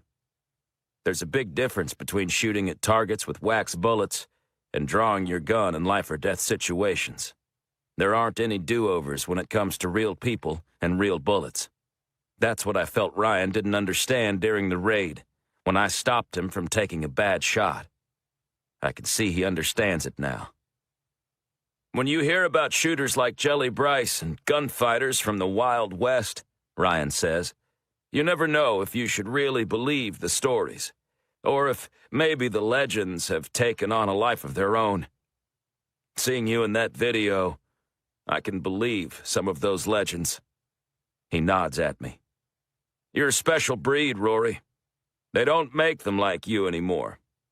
You might be the last of your kind." This last sentence he says with both admiration and reservation. In his tone is the wish that he could be like me and the realization that he isn't. However good he might be with a gun, there's a gulf between us that he doesn't feel he'll ever be able to bridge. Being able to shoot a gun isn't the most important part of being in law enforcement, I say. I've seen that time and again working with Carlos and Ava. I'm not half the cop they are. Or you, I add, earnest in my compliment. I know we've had our disagreements, Ryan, but I respect all that you've done with this task force. There are a lot of women being reunited with their families because of you. He nods his appreciation, but I can see my words don't cheer him. I want to warn him that the situation we're heading into is likely to get bloody. I want to ask if he's ready, but I know he might see that as disrespectful. And, given the respect he's just shown to me, I don't want to insult him. Before I can figure out what to say, Carlos and Ava return. "Just got off the phone," Carlos says. "Our plan should work." "Someone want to tell me what's going on?" Ryan says. Carlos points to the Google Earth image of Garrison Zebo's property. Zebo's acreage abuts the foothills of the Franklin Mountains in an upscale area of El Paso. The property includes a large mansion and several other buildings on a campus thick with trees and other vegetation. A large blue pool sits behind the house, so close it looks like you could dive from the deck into the water. One of the large outbuildings looks like a garage, and considering Zebo owns a car lot, we suspect that he probably has some nice automobiles stored there. Another building, near the back of the property, looks like it could be storage, or perhaps even a guest house for visitors. We assume the women are held there. A thick wall, probably concrete or flat rocks concreted together, a popular style here in El Paso, runs around the perimeter of the property, topped with razor wire. There's also a gate out front with a small guardhouse. "If he's got women there," Ryan says, "then he's going to have armed men guarding them." I'm afraid Ryan is going to call off the operation, but then Carlos speaks. "There," Carlos says, pointing to the screen. "That's our way in." Behind the property, an aqueduct runs through the foothills, carrying steel gray water along a path that people probably use for running or horseback riding. These kinds of acequia trails are common in this part of the Southwest, where every ounce of water is precious. On Zebo's property, we can see a small drainage creek running down a hill, passing right behind the building where we think the women are housed and toward the back wall. The stream bed is dry in the picture, but when there's a rainstorm, it probably fills up. It's hard to tell exactly how, but the stream bed leads under the wall where it intersects with the main waterway. Without some kind of outlet, the back of his property would flood. Just got off the phone with the water company, Carlos says. The pipes they use in that area should be big enough for us to crawl through, although it might be a tight fit. Should we wait for nightfall? Ava asks. No, Ryan says, surprising all of us that he's the one to endorse this seat-of-the-pants mission. Let's get this show on the road. Not just yet, Carlos says, and all eyes turn to him. Ava, you're not going to like what I have to say. What? She asks. I don't think you should go with us, Carlos says to her. It should just be the three of us. He points to himself, then to Ryan and me. I'm shocked. I don't know why he'd want to leave her behind. Ava visibly bristles. From her face, I can tell she feels betrayed. Chapter 75. Ryan, of all people, comes to her defense. She saved your asses back there at that fire, he says to Carlos. We shouldn't leave her out. He turns to Ava. I was wrong to exclude you before, and he's wrong now. Carlos says that his recommendation for her to stay behind is not meant to be a slight about her abilities in the field. It's not that at all, he says to her. You need to stay behind to interview Isabella Luna. He explains that no matter what happens at Garrison Zebo's place, those of us who go will be preoccupied afterward for the rest of the day, probably the rest of the week. There will be reports to file, statements to give, interviews to handle. And all of that is only if it goes well and we arrest Garrison Zebo and save Marta and any other women who might be there. If anything goes wrong, if it turns out Carpenter was lying and that Garrison Zebo isn't Mr. Z, or if Zebo gets away, or we don't find the girls, then our asses will be in serious trouble for rushing into this thing without warrants and approval from our supervisors. We could come out of this with the blackest of black marks on our records. Whether we in-the-day law enforcement heroes or pariahs, will be indisposed for a good 24 or 48 hours, maybe longer. Fiona Martinez might not have that long, Carlos says, referring to the latest eagle feather victim. Isabella Luna was found 10 days after her disappearance. If the same thing has happened to Fiona as happened to Isabella 4 years ago, there might still be time to save her. Last night at the casino, Isabella agreed to talk to you, Carlos says. If she'll open up to you in a way she wouldn't when Rory and I were there, we need to know what she knows. At this point, Ryan gets a phone call and steps away for a moment. Carlos goes on to explain what he's been wanting to talk to us about but hasn't had the chance. That he spent his evening on his Houston trip scouring the phone records and social media accounts of the 4 missing eagle feather victims.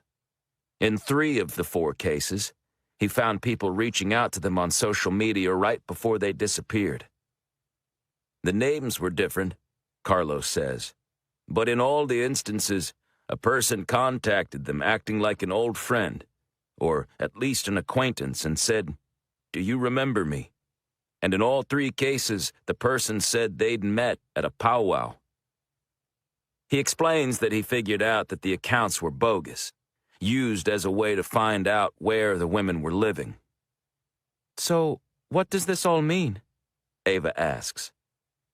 Carlos says that he thinks the women were all targeted at powwows. The abductor saw them, maybe met them in some capacity, and then tracked them down later through social media. But why not abduct them when he first met them? I ask. Powwows are crowded places, Carlos says. It would be hard to just take someone. Plus, he adds, we know whoever it is waits for the solstice. We don't know why, but we've got 4 feathers left behind after 4 solstices. That's no coincidence. It's not, Ryan agrees, coming back into the conversation while putting his phone away. The crime lab just called. Last night I told them to move your eagle feathers to the top of the queue, high priority. We all stare at him, stunned. I just got word, he says. All 4 feathers were a genetic match. They came from the same bird. I feel a cold chill. Ryan says, if there was any doubt of the link between the cases, and I guess I was the only one with any doubts, it's gone. None of us can believe the about-face Ryan has demonstrated. Look, he says, I owe you all an apology. I didn't take your theories on the feathers that seriously. But when I saw the message from Marta Rivera that you were all heading into a trap, I thought you might all be killed. I realized we're all on the same side. And after you survived the morning, no thanks to me, I feel like I've been given a second chance to work with you all, not against you. He turns his attention to Ava, who he's had the longest-running feud with. Carlos is right, he tells her. You go talk to Isabella. Try to get her to remember something, anything, about the day she went missing. We, he adds, gesturing to Carlos and me, are going to do everything we can to save Marta Rivera.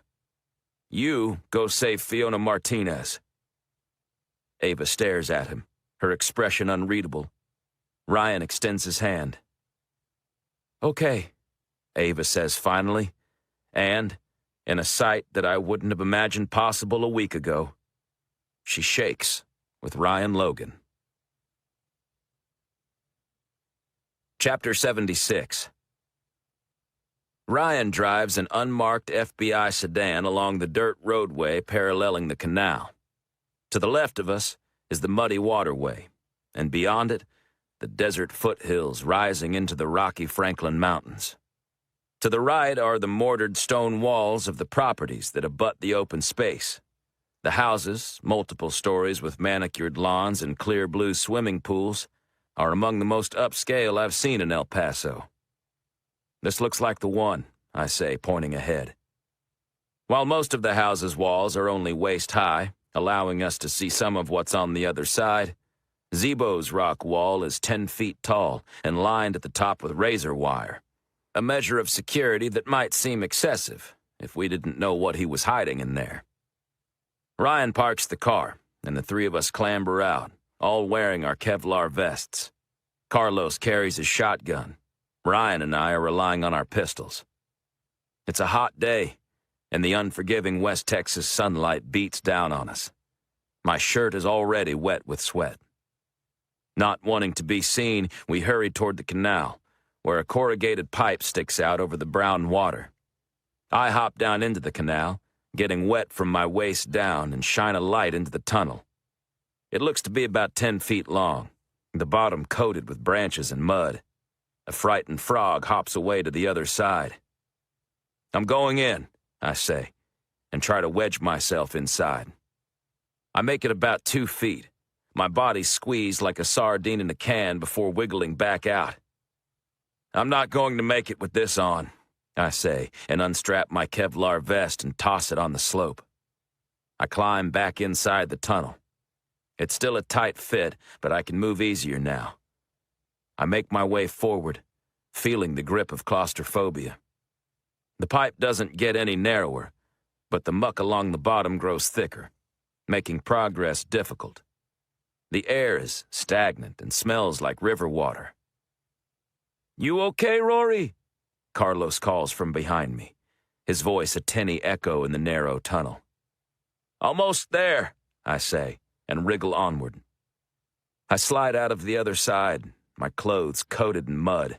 I'm in the bottom of a wash and don't have much of a view of Zebo's property, just trees and brush. But I do have a glimpse of the building where we think the women are imprisoned. It's clear, I call into the pipe, keeping my voice close to a whisper and letting the echo carry my words.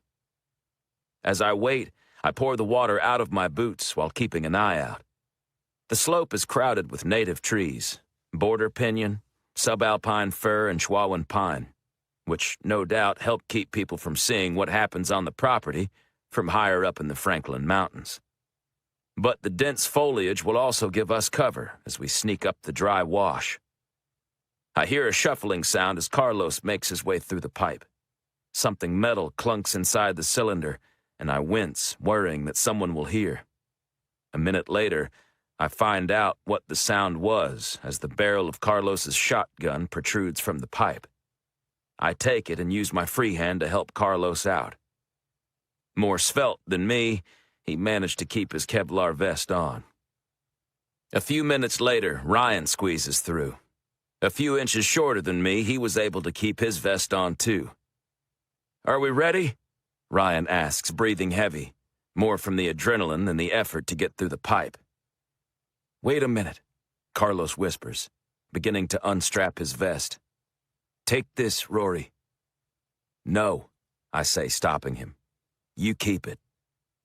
There's no way I'm going into this protected while Carlos isn't. I'm not having another Ranger die before my eyes. "Damn it," Ryan says.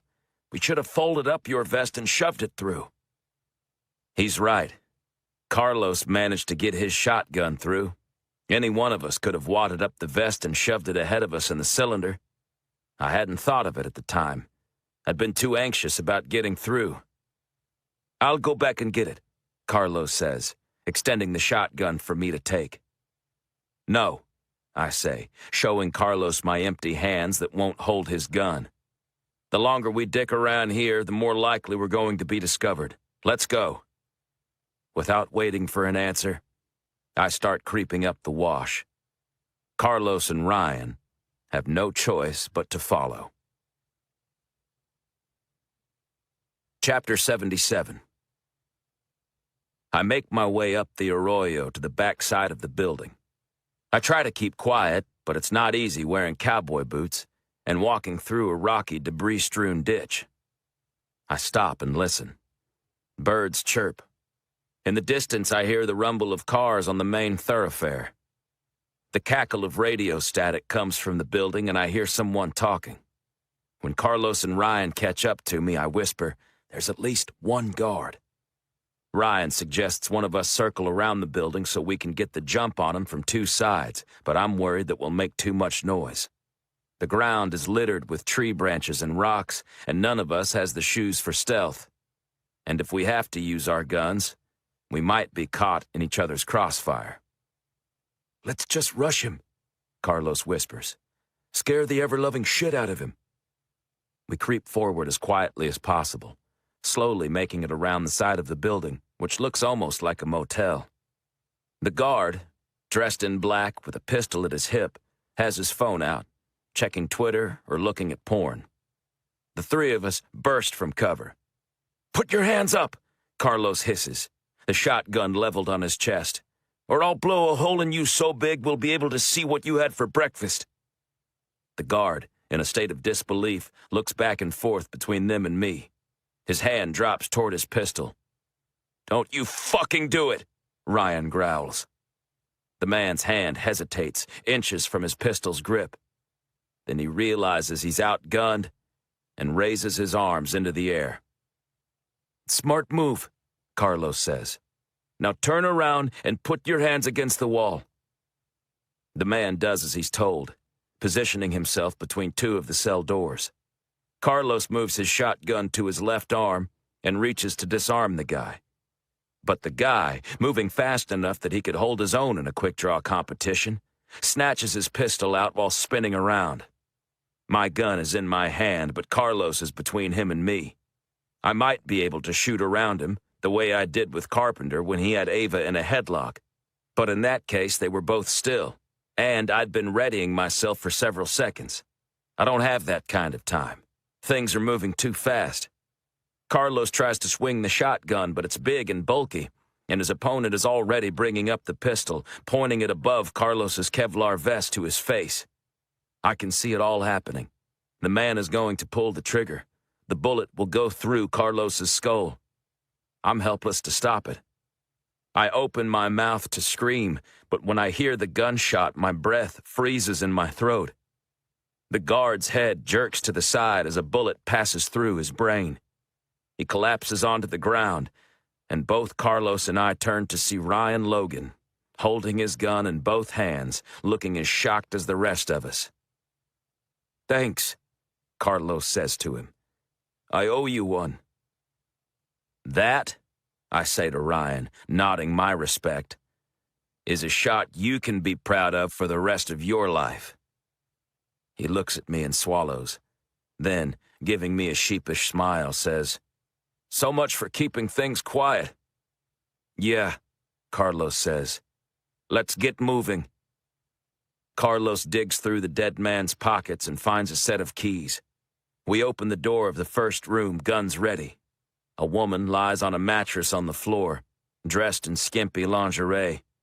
She is asleep or dead, her long dark hair covering her face. "Marta," I say, speaking loud to try to rouse her, even though apparently the gunshot outside her door didn't. She rolls over, brushing her hair back from her face. It's a young Latina woman. Not Marta. Chapter 78. Marta stands in the basement, trembling with fear. The room is spacious, but holds almost nothing. There is a king-sized bed covered in black, rubbery-looking sheets, a door to a small bathroom, and another door to a closet full of lingerie. Brightly colored corsets, lace bustiers, see-through body stockings, crotchless teddies. A big man in a black shirt with a gun escorted her here and told her to wait for Mr. Z. Her legs feel weak. She wants to sit on the bed, but she feels like that would be giving up, a gesture of supplication she's not ready to concede to. The door to the outside opens and an overly tanned white man walks in wearing a robe. Marta takes a step back. The man approaches, grinning at her like the Cheshire Cat from Alice in Wonderland. Marta recognizes him. She's seen him on TV. Garrison Zebo, the blowhard car lot owner always boasting about surpluses of inventory and how everything must go. She almost opens her mouth to tell him she recognizes him, but she bites back the words. If he knows she can identify him, that means he'll never let her leave. Then it hits her. He is never going to let her leave. "I know what you're thinking," he says, pointing to the closet. "There are so many choices, it's hard to pick." She starts to sob, and she's afraid her legs are going to collapse beneath her. "Don't cry," he says, his tone darkening. "If you're going to cry, then Uncle Z will give you something to cry about. Keep it together, and this will be more pleasant for both of us." Marta bites her lip and fights back tears. "That's better," he says. Then he looks her up and down like he's appraising a car's value. "You look fine. Why don't you go ahead and sit on the bed?" Her legs feel numb beneath her as she approaches the bed and sits down. Is this really happening? "You look tense," Zebo says. "How about I give you something to loosen you up?" He withdraws a small key from his robe and inserts it into the drawer of the nightstand. He reaches inside and pulls out a syringe, then a small baggie of brown powder roughly the size of a strawberry. "This is what you want, isn't it?" Mr. Z says to her, raising a knowing eyebrow. She's never wanted something so badly. Not just for the high and the release from the sickness she's been feeling, but also because she knows the high will anesthetize her from what is about to happen. If she's flying through the clouds, she won't be bothered by what is happening to her body back on Earth. Mr. Z prepares the injection. He pours the powder into the spoon and holds the lighter to its underside. The heroin bubbles as it melts, the air filling with an acidic, vinegary smell. From outside, They hear the sound of a gunshot. The noise is muffled down here, underground, but it's still noticeable. Mr. Z stops what he's doing, setting the spoon and lighter down, and grabs a cell phone from his pocket. "What the hell was that?" he barks into the phone. Marta stares at the heroin. It's almost ready. She can't wait. She moves toward the nightstand and picks up the spoon and lighter. With shaky hands, she holds the flame underneath the metal and watches the powder liquefy. Mr. Z eyes her but doesn't do anything about it. He seems amused that she's preparing her own injection. He turns away from her, paying attention only to the conversation. With shaking hands, she slurps up the brown liquid into the needle. "Don't bother me if it turns out to be nothing," he says into the phone. Then he pockets it into his robe. As he turns around, Marta lunges at him and jams the needle into his shoulder. He winces in pain, but before he can pull away, Marta squeezes the plunger and releases the heroin into him. He whirls around and belts her across the face. Marta collapses, and he looms over her, smirking as he looks back and forth between her and the syringe protruding from his arm. "You know," he says, "when you inject heroin into a vein, it takes effect in seconds. But when you put it into a muscle," he adds, tugging the syringe out of his shoulder with a wince, "it takes a good 5 or 10 minutes to kick in." He pulls out his phone while Marta stares at him from the floor, her whole body trembling. "Come get me in 5 minutes," he says into the phone. "This bitch just shot me up with her heroin." There's a pause, and he adds, "Just the muscle. I'll be high as a damn kite, but not for a while. 5 minutes will give me enough time." He pockets the phone and holds the syringe like a knife, glowering at her like a panther ready to pounce. "Plenty of time for me to kill you." Chapter 79. "Get me out of here," the Latina woman hisses from the mattress on the floor. "No one will hurt you anymore," I say. "Where's Mr. Z?" "With the new girl." "Where?" I ask. "Where he always takes us," she says. "The basement." Outside, the dead guard's radio buzzes.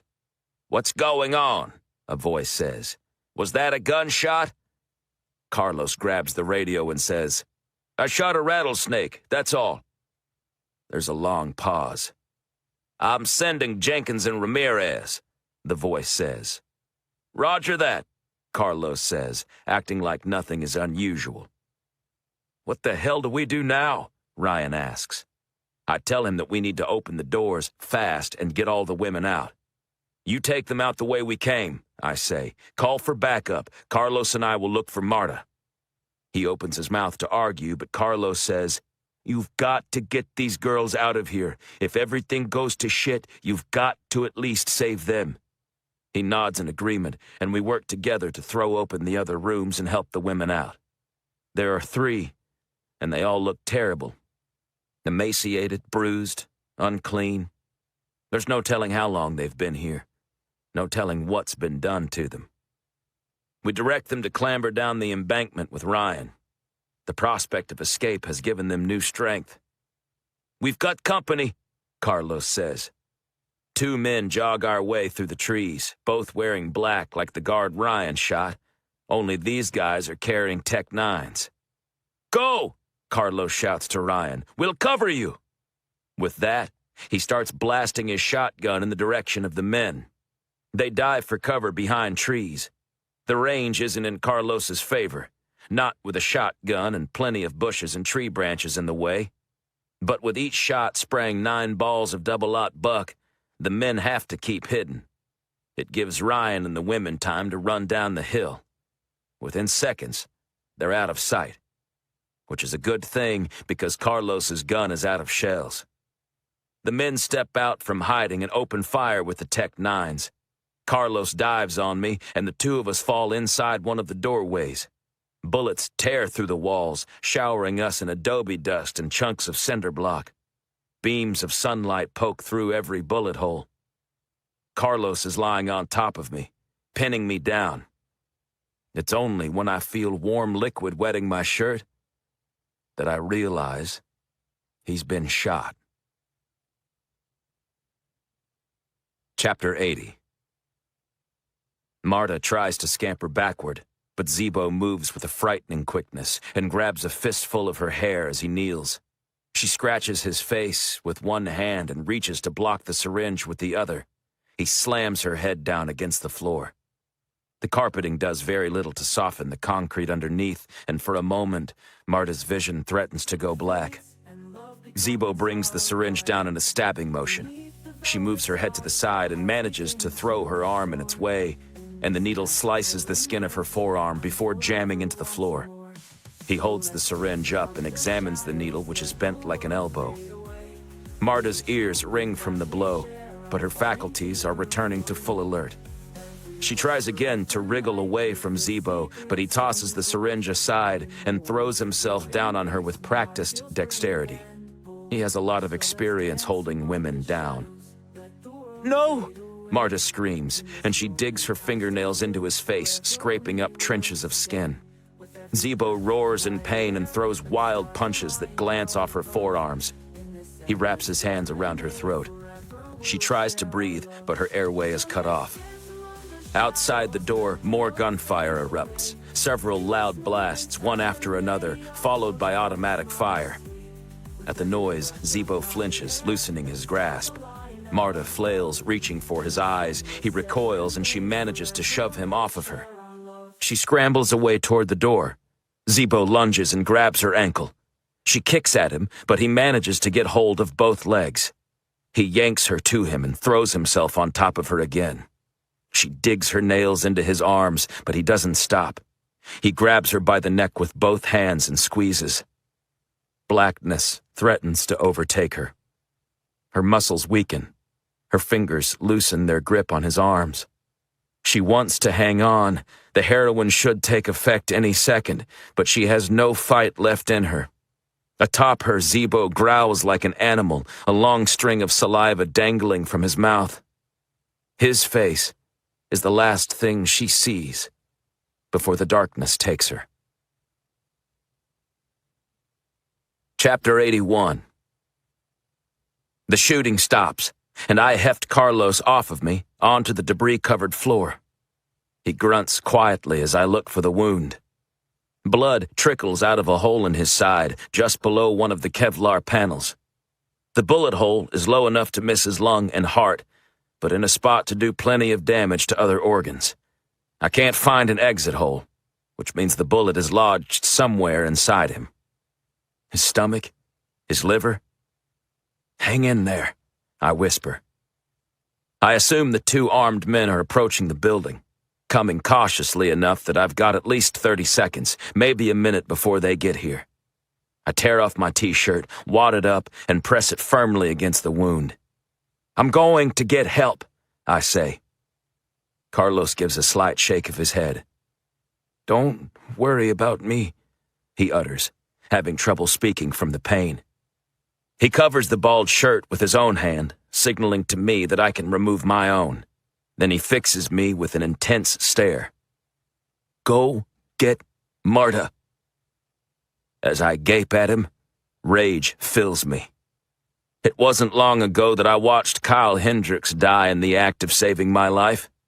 I saw the life leave his eyes, and I had to stand in the Medal of Valor ceremony accepting my award while his mother accepted his. Now, Carlos is going to die. No! God damn it, no! With adrenaline flooding my veins, I rise to my feet. The smart thing to do would be to wait in the room, my gun at the ready, and as soon as either gunman popped around the corner, I could shoot him. But I'm not waiting. Not while my partner is bleeding to death. I run out the door. One gunman appears off to my left. I shoot him in the face before he can pull the trigger. Instinct tells me that the other man is going around the building, flanking us, and I spin around in time to see him coming around the corner, swinging the Tech-9 at my running body. I dive to the ground, sliding through dirt on my left shoulder while aiming my pistol with my right. He lets loose a burst of gunfire, all of the shots sailing above me, and I shoot him through his gritted teeth.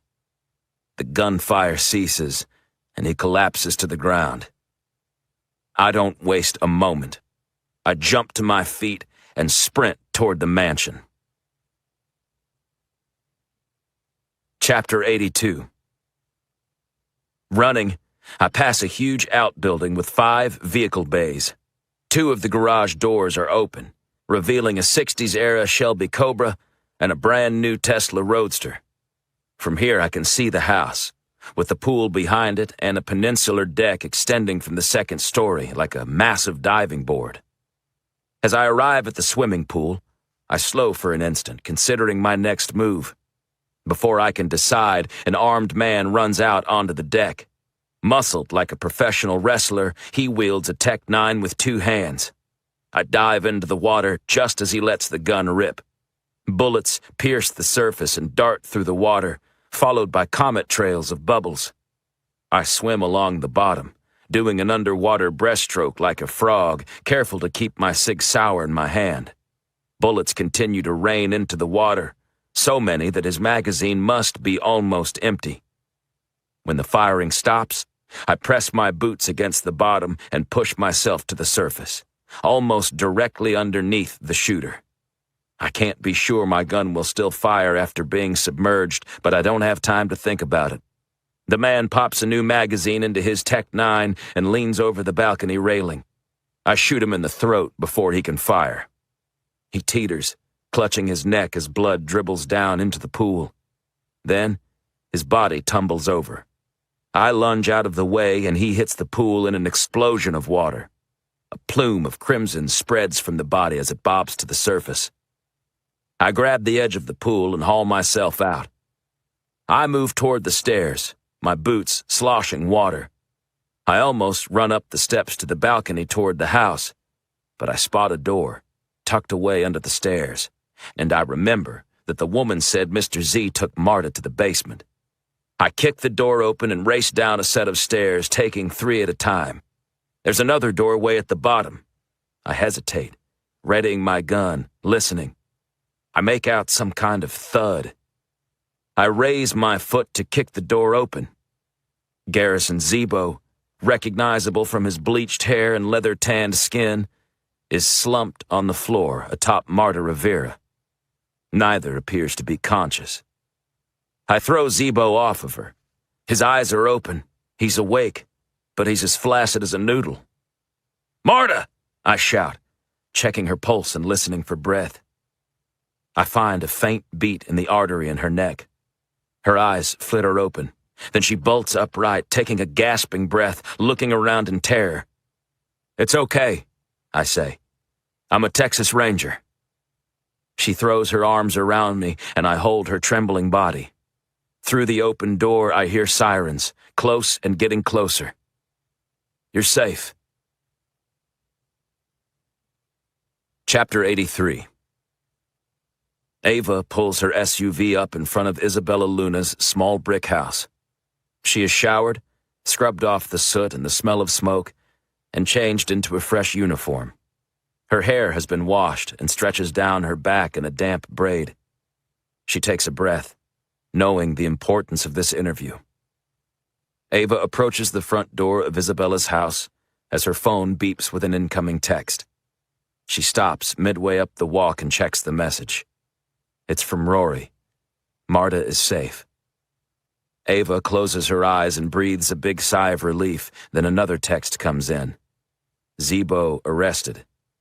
She feels a jolt of satisfaction. Then a third text comes and robs her of her good feelings. Carlos is injured, on his way to hospital. If you pray, say one for him. Ava looks up from the phone, blinking back tears. Thunder clouds are overtaking the sky as the sun sets, creating a feeling as ominous as this news. She starts to text Rory back, but Isabella opens the front door. "Ava?" she says. "I saw you pull up." "Hi," Ava says. "Is now a good time?" "It's as good a time as any, I guess." Just then, another text pops in from Rory. "Let me know what happens with your interview. Call me, no matter how late." She puts her phone away and hurries the rest of the way up the walk where Isabella gives her a hug. "Thanks for agreeing to talk to me," Ava says, trying to put thoughts of Carlos and how bad his injury might be out of her mind. "I'm not sure how much help I'll be," Isabella says, leading her into a nice living room with hardwood floors, a Kiva fireplace, and a worn leather couch with an accompanying love seat.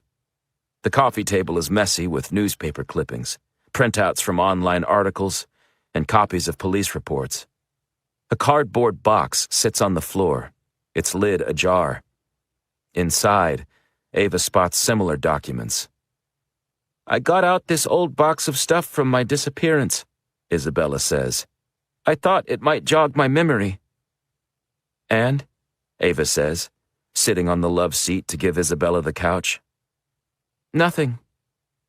Ava glances over the articles with headlines like, "Tigua Girl Missing After Powwow, Police Seek Information in Missing Girl Case."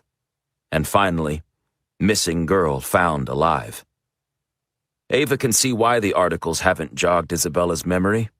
They're all about everyone else's experience, not her own. "What do you remember about the powwow where you were last seen?" Ava asks. "Not much," she says, shrugging. "It was just like any other powwow. I guess the cool thing was that this one was in our backyard. It felt kind of special because of that." Ava asks what the last thing she remembers is, and Isabella says she's not sure. She has memories of the event, dancing, competing, laughing with friends, but she isn't sure what order they happened in. Ava presses for more information, but every question she asks is met with a quick dismissal. As much as Isabella says she is willing, she doesn't seem to want to help. Ava gets the feeling that it isn't that Isabella can't access those memories. It's that she doesn't want to. Ava feels frustrated that while Rory and Carlos were putting themselves in danger to save Marta Rivera, she is just spinning her wheels with Isabella Luna. But what did she expect? She's just rehashing the same questions they already asked. She has to find a new approach if she wants to get the answers she needs. Chapter 84. "Isabella," Ava says, 4 other people have gone missing under similar circumstances. 3 of them have been gone so long that it's unlikely they're still alive. But one might be alive. You can help her." Isabella lowers her head. If she remembers, the only way to get her to talk might be making her realize she can help someone else. "Are you sure that you don't remember anything that happened to you?" Ava asks, staring at Isabella's lowered head. She's going to tell me, Ava thinks. Instead, Isabella raises her head and says defensively, "How do you know the cases are linked?" Isabella doesn't give Ava time to think. "They all went missing from their homes, didn't they? They all had an eagle feather left behind? What happened to me is not the same at all." "What did happen to you?" Ava says. "I want to know. I want to help you." Isabella makes a pfft sound with her lips. "You want to help me? It's a little late for that. Where were you 4 years ago?" Ava feels the opportunity slipping away. "I'm here now," Ava says. Isabella opens her mouth to speak, but then stands abruptly. "Excuse me a minute," she says, visibly quaking. Isabella disappears into the hallway. Ava lets her go. Maybe a moment alone is what she needs. A minute goes by, then 2. As she waits, Ava flips through the old articles about Isabella's disappearance. The coverage was extensive, probably because she went missing from such a public place. It occurs to Ava that the news coverage of Fiona Martinez, the latest victim, has been minimal by comparison. Ava's heartbeat accelerates as she thinks of something Isabella said. They all went missing from their homes, didn't they? They all had an eagle feather left behind. What happened to me is not the same at all. She and Rory and Carlos never told her the women had gone missing from their homes. And while they had asked her about eagle feathers, she doesn't think they mentioned why. Because the press doesn't know there was any connection between these years-apart cases, those details have never been in the newspaper or on TV. She knows something, Ava thinks, and it's time she comes clean. She steps into the hallway, where she finds 3 doorways, 2 of which are open. One of the open doors leads to a bathroom, another to an office. The third, the closed door, must be her bedroom. Ava raises her hand to knock, but something in the office catches her eye. On the desk sits a photograph. As Ava approaches, she sees it's a picture of 5 girls, all native, all wearing traditional regalia, all smiling and happy, all holding small dream catchers with 5 eagle feathers on each, and the words, Order of the Golden Eagle, stenciled in the centerpieces. They are all younger than their most recent photos, but Ava easily recognizes each of the girls. Fiona Martinez, Rebecca Trujillo, Chipetta Tavasi, Tina Whitewolf. And there, with the other eagle feather victims, smiling like she's among friends, is Isabella Luna. Ava spins around to look for Isabella, but something else catches her attention. In the corner, to the left of the door, in a place that was out of her sight when she first walked into the room, a feathered dream catcher hangs from the ceiling, the same as the ones in the photograph, except this dream catcher has only 1 feather. The other 4, identical to the feathers left at the victims' homes, are missing. Chapter 85.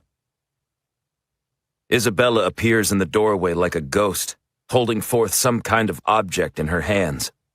Ava is paralyzed with confusion, and before it registers that the item is a taser gun, the young woman pulls the trigger. Electrodes fly through the air, trailed by electrical wires. Ava reaches for her pistol, but the probes land on her uniform and fill her body with the worst pain she's ever experienced. She tries to lift her gun, but every muscle in her body is locked up. Heat burns through her bloodstream. She drops to her knees, then onto her chest. Abruptly, the electricity stops coursing through her veins, but still she can't move. Her muscles were iron a second ago, but now they're jelly. Isabella walks over to her and pries her pistol out of her fingers. She tucks it into her waistband and then leans back down to disconnect the electrodes. Ava's handcuffs are fastened to her belt, and Isabella pulls them off. Ava tries to resist, but her limbs won't cooperate. In seconds, her hands are cuffed behind her back as she lies face down on the hardwood floor, still gasping from the pain. "Please, Isabella," Ava says, having trouble forming words. "Don't do this." Isabella takes the gun and presses the barrel against Ava's temple. "If you try to yell for help," she says, "I'll kill you with your own gun." Chapter 86. I'm sitting in the back of an ambulance, parked on the street outside Garrison Zebo's house. I'm holding an oxygen mask over my face with one hand and have an IV needle in the other. Someone gave me a fresh t-shirt, but my jeans and boots are still damp. The EMT helping me strongly encouraged me to take a ride to the hospital to get checked out, but I insisted I wouldn't leave the crime scene yet. The oxygen is helping me feel better, clearing my lungs of the lingering effects of the gas I inhaled this morning. The IV is giving me a small boost of energy. I can't remember the last time I ate, and it's easily been 30 hours since I slept. Tomorrow my body will be full of aches and pains, but for now, I'm still running on the fumes of my adrenaline. The sun has dropped below the horizon, and in the distance, the sky is filled with clouds pulsing with heat lightning. The whole street has been closed with police tape, and there are numerous police officers, FBI agents, and crime scene technicians running around. From where I am, I can see Ryan Logan standing on Zebo's lawn coordinating everything. I have a newfound respect for him. Managing the craziness of all this can't be easy. He is constantly being updated, relaying information, making decisions, In the time I've been sitting here sucking oxygen, he's probably already talked to the director of the FBI and the governor of Texas. As I wait for the IV to drain into my body, I check my phone, which, thank God it's water-resistant, survived my dive into Garrison Zebo's pool. I've got 24 missed calls and texts, all from family and friends asking if I'm okay, after seeing reports of what happened at Zebo's on the news. Both Willow and Megan are among the callers, but the message I'm really waiting on hasn't come yet. I haven't heard from Ava. Ryan breaks off a conversation with another agent, then heads over toward the ambulance. "You ought to let them take you to the hospital," he says. I shake my head no, then turn off the oxygen canister and hang up the clear plastic face mask. The IV bladder is almost empty. Ryan updates me on the investigation. Agents quickly scavenged some of Zebo's files and found the locations of 2 more brothels we didn't know about. One in a mining camp in Carlsbad, the other outside a truck stop in Amarillo. "We've got people headed to both now," he says. "We're bringing down the whole organization tonight."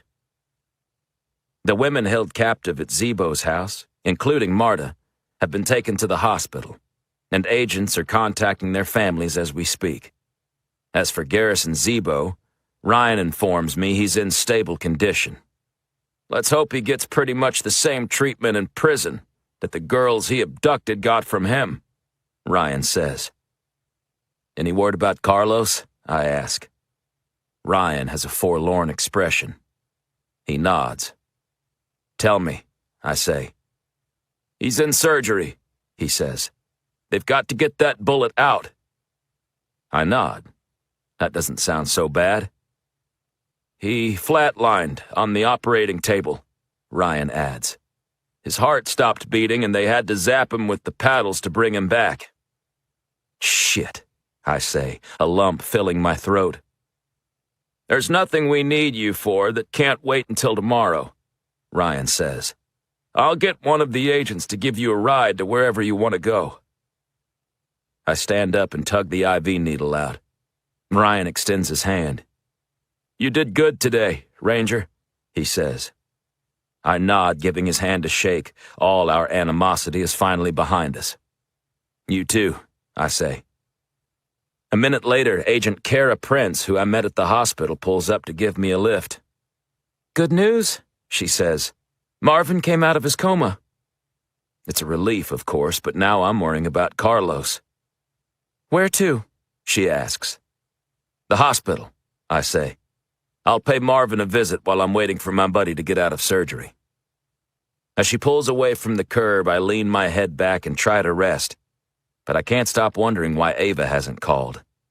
I try her number. The phone just rings and rings. I tell myself to worry about this in the morning. Still, I can't shake the feeling that something might be wrong. Ava is a consummate professional. She would have called. On second thought, I say to Kara, "Can you take me somewhere else?" Chapter 87. 10 minutes later, Kara pulls up next to the Tigua Community Center. Or what's left of it anyway. The second story has collapsed onto the first, leaving a pile of blackened debris. Tendrils of smoke drift into the sky. The cracked and weed-filled parking lot is damp with water. One fire truck is still there, with the firefighters keeping an eye on the rubble to make sure the fire doesn't spark to life again. My truck is sitting where I left it. I thank Kara and promise to stop by to see Marvin later. Then I nod to the firefighters and climb into my truck and start the engine. Before Ava and I took our trip to Colorado and Arizona, we stopped at her house so she could pick up a few things. I don't recall the address, just the vicinity, and after a few minutes of driving around, I pull up out front. There's no sign of Ava's SUV, but the garage door is open, full of weightlifting equipment. The radio is playing pop music, Kelly Clarkson, I think, and Marcos is lying on a bench, pressing up a bar loaded with 4 45-pound plates. He slams the bar onto the rack and sits up, smiling at me as he wipes his brow with a towel. It seems too late to be weightlifting, but Ava had said Marcos, as a trucker, keeps irregular hours. "Hey, Rory, what's up?" He looks me up and down. "Man, you look like shit." I tell him I'm trying to find Ava. "She went over to Isabella Luna's house," he says. "That was a while ago. I guess they really got to talking." I ask him if he knows where Isabella lives. He doesn't know the address, but knows the street and what the house looks like. After he gives me some basic directions, he looks at me with serious concern. "Something wrong?" "Probably nothing," I say. "Try not to worry." 3 minutes later, I pull up in front of the residence. Ava's police SUV isn't here either, but I figure I'll check anyway. The pueblo is small enough that Ava could have walked here. As I approach the house, Isabella swings the door open, smiling. "Oh, hi, Rory," she says. "Ava and I are just finishing up. Want to come in?" She has a flushed, happy look on her face, like she's been laughing, or maybe just had a glass of wine. Whatever I was worried about goes away. Her demeanor sets me at ease. "Just for a minute," I say. She opens the door for me and I step in. "She's in the living room," Isabella says, pointing down the hall. I take one step forward as Isabella shuts the door behind me. Suddenly, I feel 2 side-by-side stings on the back of my shirt, like I've been shot simultaneously by twin rubber bands. I try to turn, but electricity vibrates through my chest and limbs. I drop to the floor, unable to control my cramping muscles. My body writhes on the hard wood, my muscles consumed with painful spasms. The pulsating waves of electricity cease, but I'm still momentarily paralyzed. I try to reach for my gun, but my hand just won't do what it's told. "I'll take that," Isabella says coolly, plucking my pistol from its holster. Chapter 88. Isabella towers over me, retracting the cords of the taser. Her expression, so animated before, so happy, has been replaced by cold indifference. She reaches into my pocket and pulls out my cell phone. "Where's Ava?" I manage to grunt. She pats my belt and says, "Where are your handcuffs?" "In my truck," I croak, my voice hoarse. She lets out an annoyed huff, then takes a few steps away. Now would be a good time to jump to my feet to try to disarm her, but my body won't listen to my mind's commands. Feeling is coming back into my muscles, but not fast enough. Isabella returns, at her direction, and with great effort, I roll over and cross my wrists at my lower back. Isabella ties them together with twine, cinching the rope tight. She kneels and tears off a length of duct tape and presses it over my mouth. She tells me to get to my feet and points which way I should walk. I do as she asks, even though standing takes considerable effort, especially with my arms bound behind me. She walks me into the kitchen and directs me to a doorway. I shoulder my way through to a garage. Ava's SUV is parked inside, with Ava locked in the back. Isabella opens the vehicle's door and gestures for me to get inside.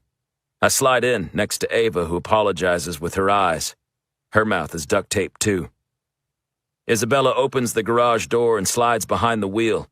She sets my gun on the passenger seat next to Ava's pistol and her handcuff keys. A plexiglass barrier separates her from us, and the back doors of the SUV, like all police vehicles, won't open from the inside. As she pulls out onto the street, she says, "You two don't try to get the attention of other drivers. If I hear any sirens, I'll shoot you both, and then myself." She drives in silence, heading southeast out of the city on I-10. I'm furious with myself for getting into this situation. When Isabella answered the door, I had thought she looked flushed but happy, as if she and Ava had been having a laugh. Instead, she was excited, scared, nervous, but she put a smile on her face and disguised those emotions with cheerfulness. I was so ready to have my worries alleviated that I wasn't paying attention as closely as I should have been. Her smile disarmed me. Behind my back, I strain against the twine around my wrists. Ava's hands are cuffed. There's no way she can get them free. But there might be a chance I can loosen my restraints. As I pull against the rope, I can hear the twine whine, and I know I have to make some noise in order to cover the sound. I move my lips, try to stretch my jaw, and eventually get my mouth open. The flap of duct tape hangs off my chin. "Isabella is the eagle feather killer?" I ask Ava, loud enough for Isabella to hear. Ava nods. She moves her mouth and tongue, straining to break free of the duct tape over her lips. One corner of the tape is curling up. "Forgive my intimacy," I murmur, and I lean toward her like I'm going to kiss her, and put my teeth over the tape. Biting hard, I tear it from her face. She takes a deep breath and tells me that she found a picture of all 5 women back when they were teenagers, and a dream catcher with a feather identical to the ones we'd found, missing 4 of its 5 feathers. Isabella watches us from the rearview mirror, apparently unconcerned that we can talk now. The moment has passed when screaming for help might do us any good. Isabella pulls the SUV off the highway and heads into the desert to the north. The headlights illuminate nothing but a 2-lane road, with sagebrush crowding both sides. "You killed all of them?" I say to Isabella. "Fiona, Geppetta, Rebecca, Tina?" She eyes me in the rearview mirror. "Why?" I say, keeping my voice calm. "I want to understand." She meets my gaze in the mirror. "I didn't do anything to them that they didn't do to me first," she says. Chapter 89. It was Tina's idea. She was the oldest and the most self-assured. They all looked up to her, coming from different states and regions of Texas. The 5 of them had been brought together only by the luck that they'd each won in their respective categories at the powwow. The girls' winners' circle was dubbed the Order of the Golden Eagle. The boy winners were called the Order of the Bald Eagle. After they'd gotten a passerby to take their picture together, using Isabella's phone, Tina had said they should celebrate, skip out on the event, go somewhere else, just the 5 of them. Isabella was excited to have a new group of friends. She knew Rebecca, the other Tigua, but the others came from Colorado and Arizona and Houston, which was just as far away and just as exotic as the other states. "No one will notice we're gone," Tina said. "Come on, we'll come back before they miss us." Fiona was the youngest and seemed the most worried. "What if we get caught?" said the Arizona girl who had just turned 16. "I'm on probation," Tina said, saying it like this was something to be proud of. "I could end up in juvenile detention. I've got the most to lose. I'm not afraid." This claim made the others feel ashamed for their cowardice, although, later, Isabella would conclude that this statement should have raised alarm bells with her. Tina hadn't yet proposed they do anything illegal. "You 2 are both from around here," Tina said to Rebecca and Isabella. "Where can we go to have a little party?" Rebecca knew of a place outside the city, a cliff overlooking a dry riverbed. "It's very secluded," she said. "No one ever goes there." Isabella asked her parents to hold her dream catcher so she wouldn't lose it, and then she snuck away with her new friends. They laughed as they navigated around the crowds, avoiding friends and family. It felt like they were on a secret, mischievous mission that no one else could find out about. Around them, people danced and sang and played drums. The smell from the food filled the air, and no one noticed the 5 teenage girls sneaking into the parking area and piling into Geppetta's Jeep. They sped out of the city, giggling and waving their arms in the air. The farther they went into the desert, the more Isabella became worried, but Tina and the others didn't seem to mind. Even Fiona had gotten on board with the adventure. Tina passed around a flask, and this helped Isabella loosen up. By the time they arrived at the overlook, Isabella felt a glow in the warmth of the alcohol. The view was spectacular. They were parked atop a cliff overlooking a creek bed with a trickle of water running through it. The sandstone rocks were reddish, and various desert plants grew out from the cracks. Beyond the creek, low rolling hills stretched for as far as they could see, blanketed in sagebrush and cacti. White clouds sailed across the horizon. It was a hot day, but a light breeze blew over the landscape, keeping them comfortable. When the flask was empty, Tina said, "I've got something else." She pulled out a glass bottle about 2 inches long, full of white powder. She unscrewed the lid, which was connected to a snuff spoon, big enough to hold a single snort. "Who wants to go first?" Tina said. None of the other girls had ever done cocaine, but Tina was a persuasive leader. She did the first bump, and had such a look of ecstasy on her face that Rebecca and Chippetta decided to try. "You don't have to do it if you don't want," Isabella said to Fiona, who looked scared. "I'll do it," Fiona said, "but only if you do. Only if everyone does." Isabella thought it couldn't hurt to try. She snorted a spoonful and blinked her watering eyes. Instantly, her face felt numb. The numbness moved through her like a warm fire, and soon her skin tingled all over her body. She smiled what felt like the biggest smile she'd ever had, and that was enough to dispel Fiona's fear. The youngest girl took a snort. They built a fire, and Chippetta cranked her radio, and the 5 girls danced around at the top of the cliff, careful, despite how stoned they were, not to go near the edge. Time slipped forward, and the sun began to set. The longest day of the year was coming to an end. The clouds to the west were bathed in brilliant shades of red and pink and purple, so much more vibrant and beautiful because of the drugs in their bloodstreams. Some of the girls said they should head back. Isabella didn't want to. She didn't want the party to end. She urged Tina to pass around the vial of coke one more time. She kept dancing even though the others stopped. Time slipped forward again, and they were in darkness, arguing. The moon broke from the horizon and rose into the sky, casting a ghostly blue glow over the land. "Come on, Isabella," Tina said, grabbing her arm. "It's time to go." "Let go of me," Isabella snapped. She yanked her arm free, and in doing so, lost her balance. She stumbled near the cliff edge. It wasn't a sharp drop-off, but a sloping, gradual one. Her feet slipped, and she fell to her knees, sliding away. She flung her arms out to stop her slide, but she couldn't. Tina stepped forward to grab her, but Isabella was already past the point of no return. She tumbled off the cliff wall, screaming as she fell into the darkness. Chapter 90. Isabella woke up to daylight. Her leg broke into pieces, a large gash in her head.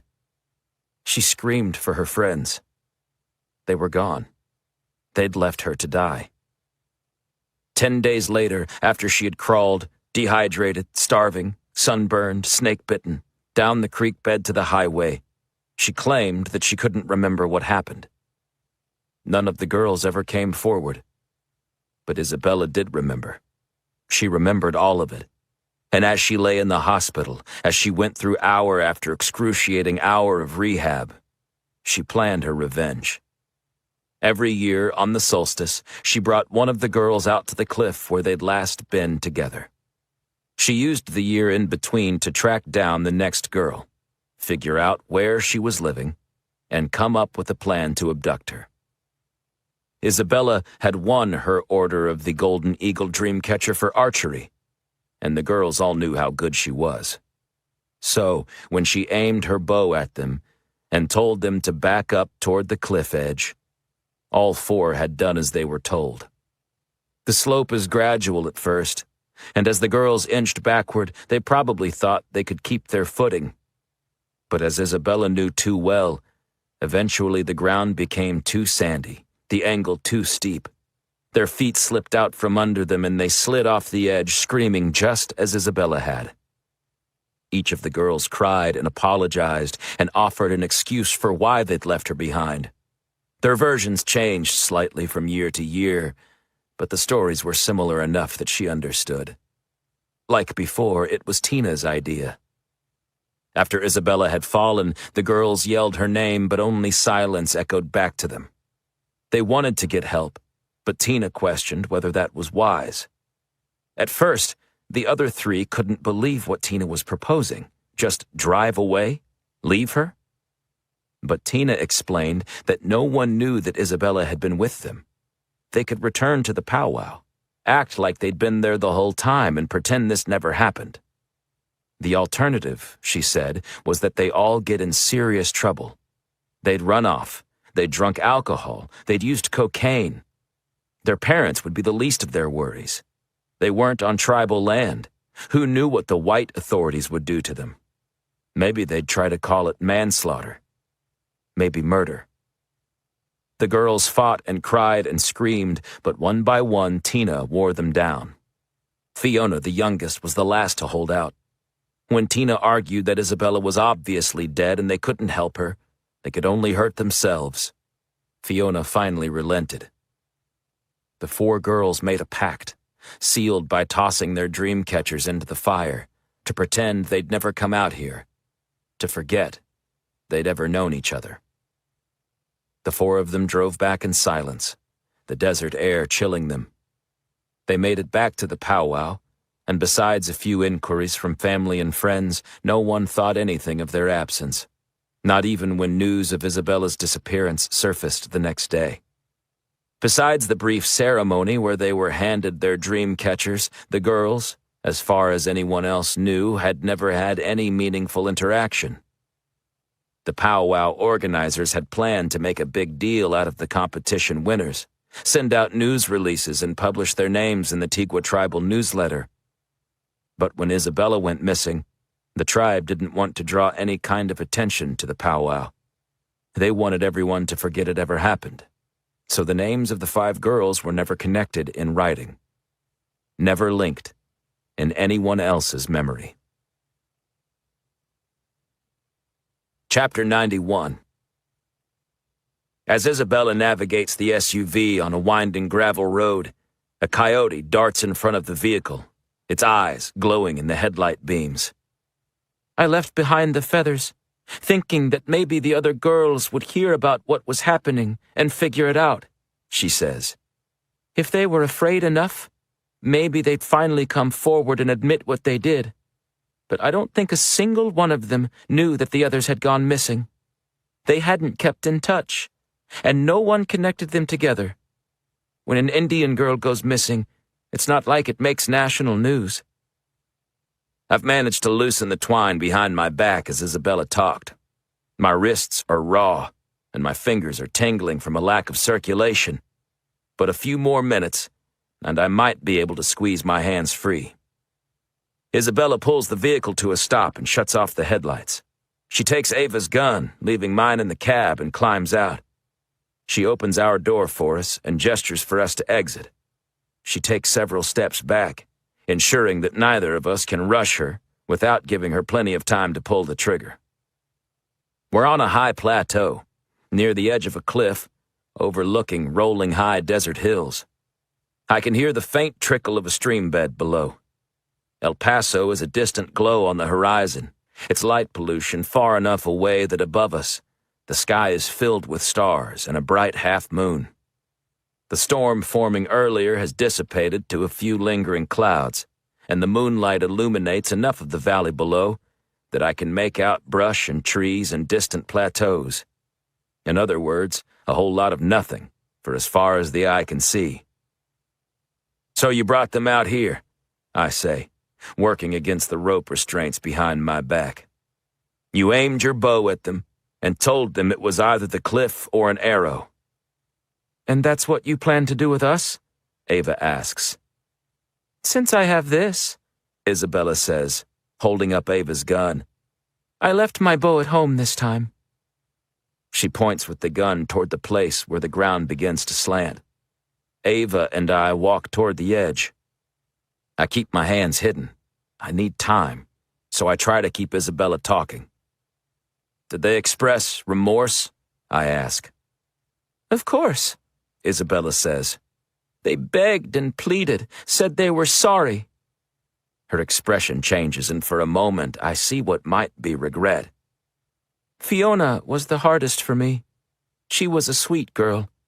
I saved her till last, thinking maybe I wouldn't go through with it, let her off the hook, but she shrugs. She made her choice.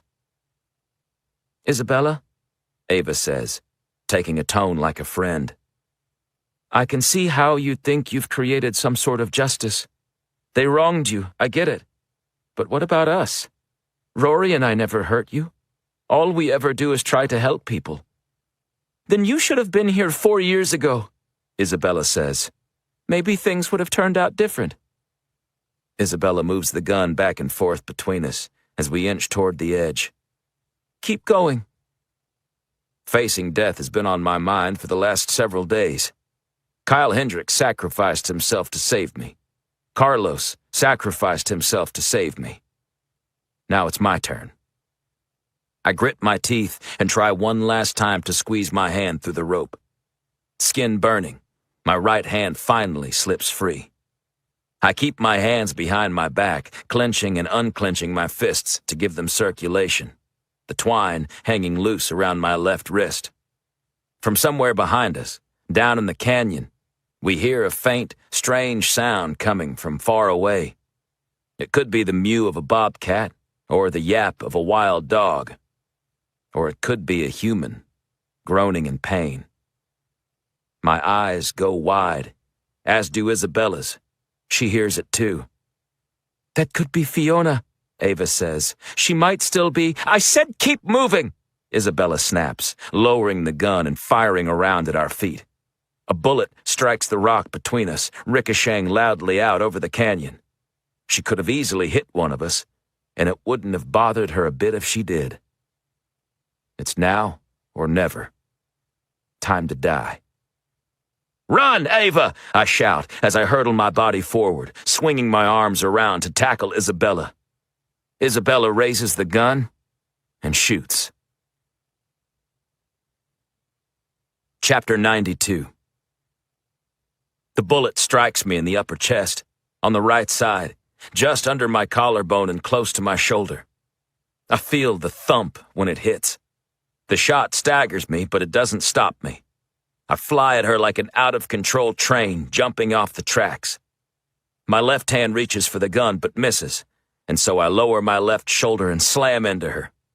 She and I go down in a pile of limbs and grunts. The gun goes flying, skidding over the loose rock and coming to a stop near the cliff's edge.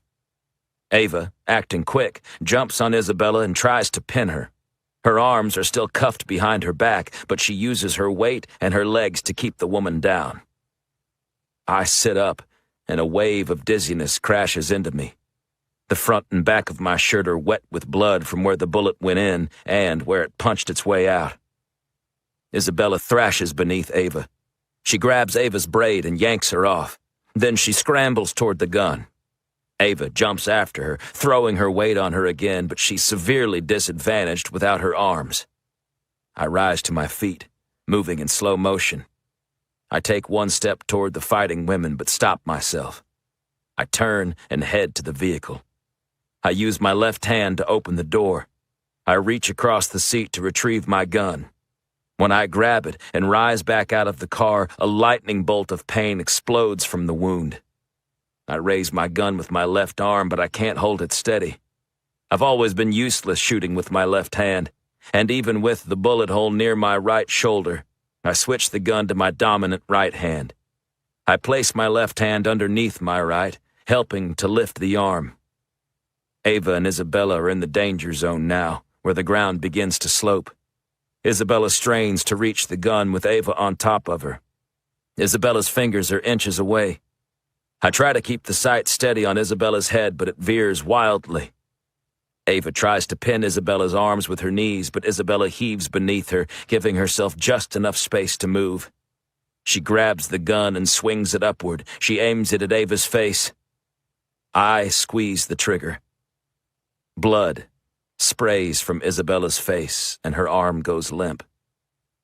I let out a breath of relief, but then realize that both women, tangled together, have begun to slide over the edge. I force myself to my feet and stumble forward. Ava scrambles to get off of Isabella's body, but she's sliding across the sandy grade.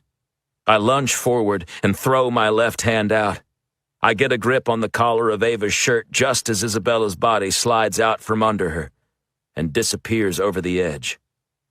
I hear her body crash into the brush below. Chapter 93. Flat on my chest, my body spread out, I tell myself not to let go. Ava scrambles with her feet, using me for leverage. I slip downhill, and it feels like both of us are going to pitch forward off the cliff. Then, Ava gets a good foothold and throws her body up to the flatter surface. We crawl away from the edge, grunting and gasping. I slump to the ground, and Ava jumps to her feet and runs to the SUV, where the handcuff keys are lying on the passenger seat. I put my hand over the entrance wound, trying to slow the bleeding. Ava runs back to me with her arms freed and a first aid kit in hand. She tears off my shirt and dumps a packet of quick-clotting powder on the entrance and exit wounds, then begins to wrap me up in hemostatic gauze. "You're lucky," she says.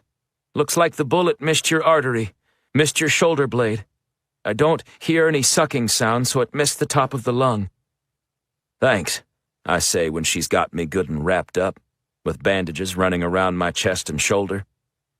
The kit doesn't have a sling, so she fashions one with tape and secures my arm to my body. She gives me a nod and thanks me in return. We share a brief moment, looking at each other. Two partners, two friends, who just survived a terrible ordeal. Then, the moment is over, and she's back to business. "Move as little as possible," she says, leaving me sitting in the dirt as she runs to the car to call for help. I ignore her and rise to my feet. The worst of the shock is gone, so I'm no longer nauseated and dizzy.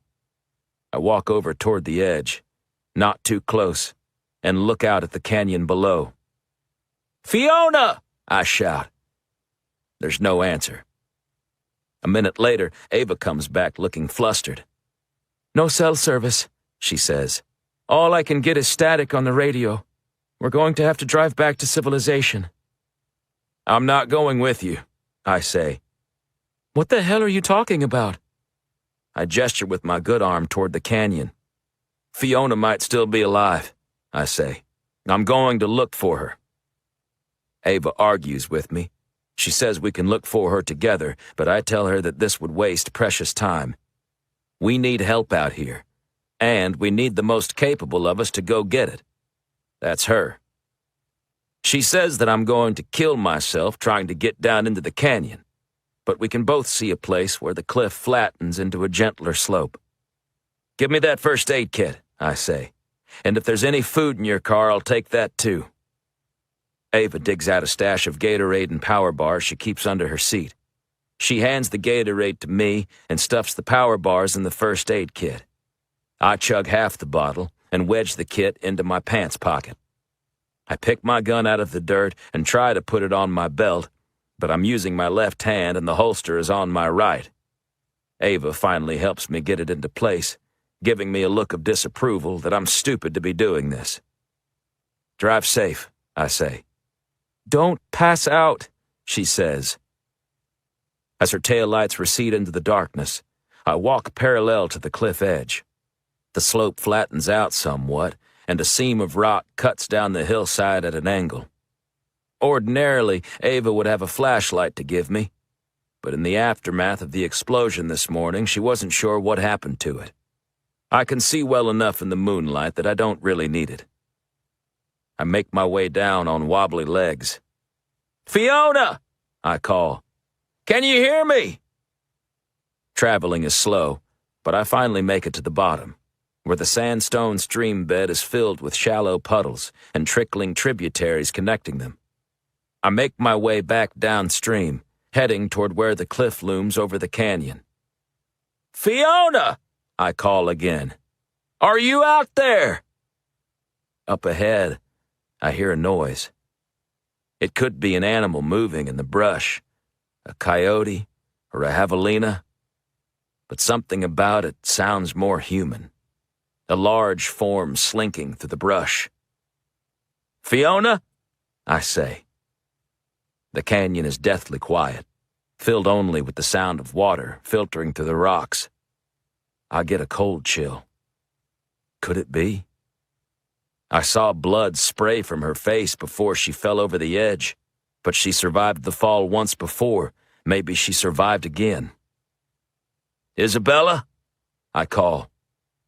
Somewhere in the darkness, I can hear raspy, labored breathing, like an injured animal, waiting for its final pounce.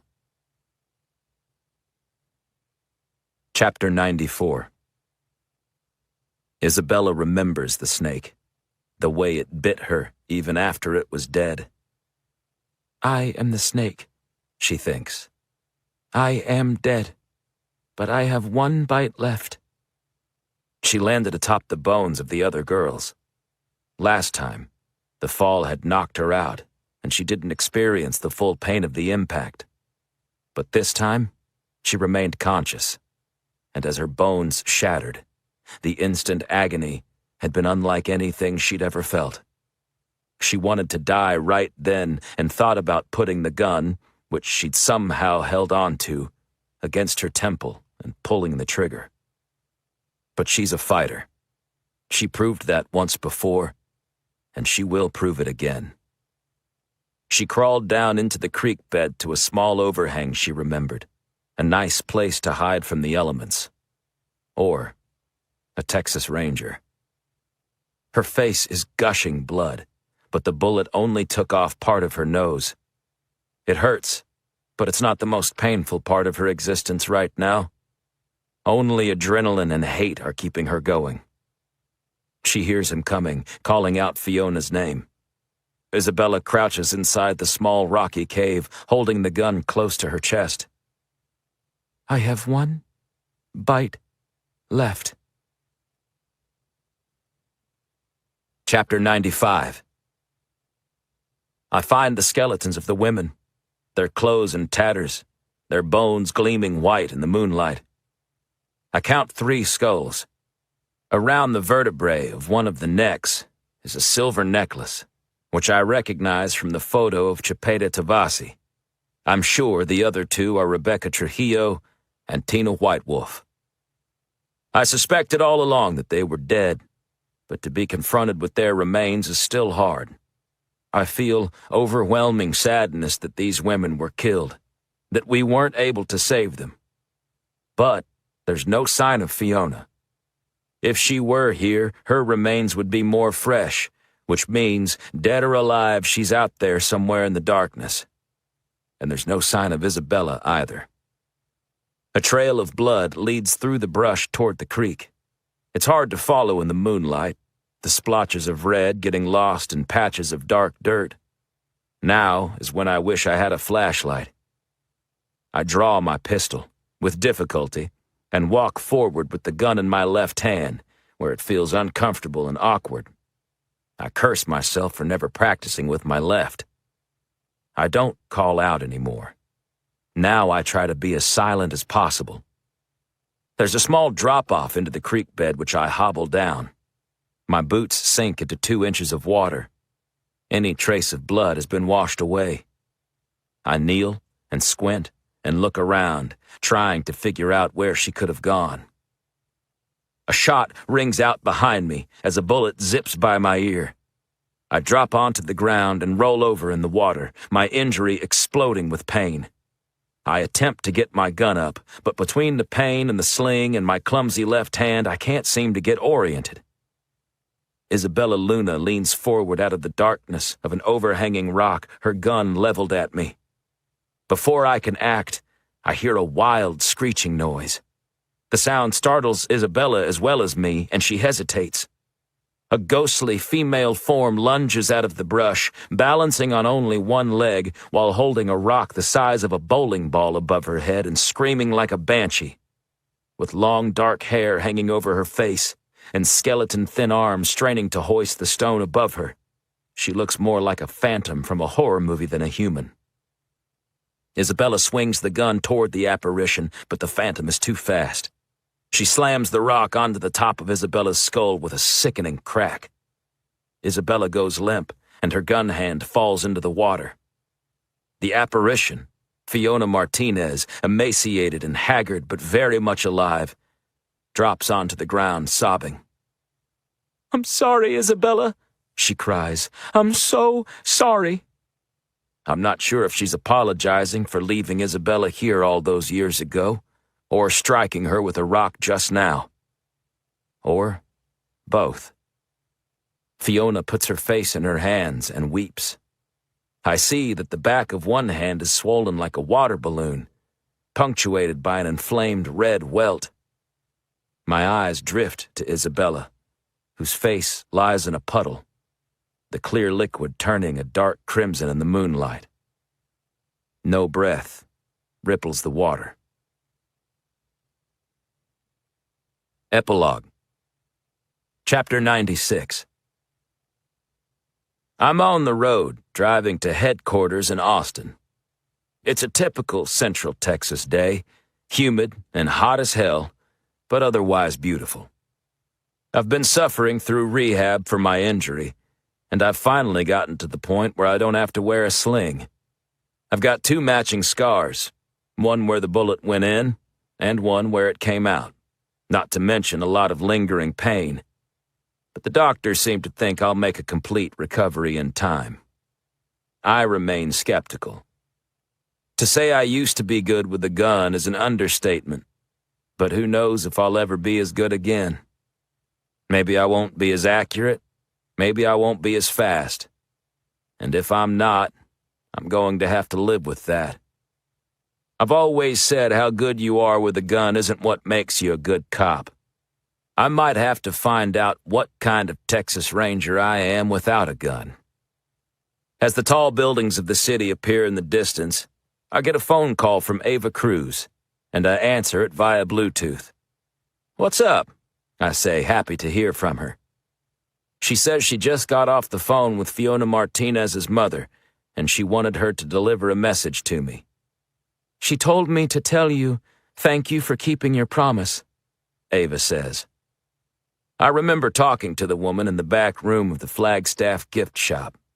She looked like an older version of her daughter and had been adamant that Fiona was still alive. I was just trying to give her the reassurance that we wouldn't give up hope.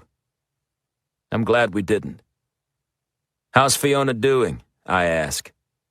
"She's in therapy," Ava says, "and she has the support of her family.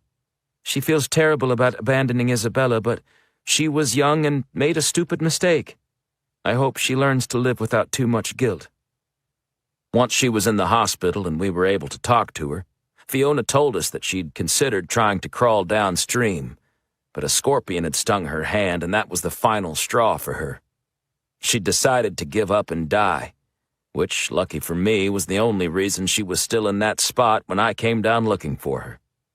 She was near death's door, but she'd heard our voices and the gunshots and used her last ounce of strength to smash the rock over Isabella's head.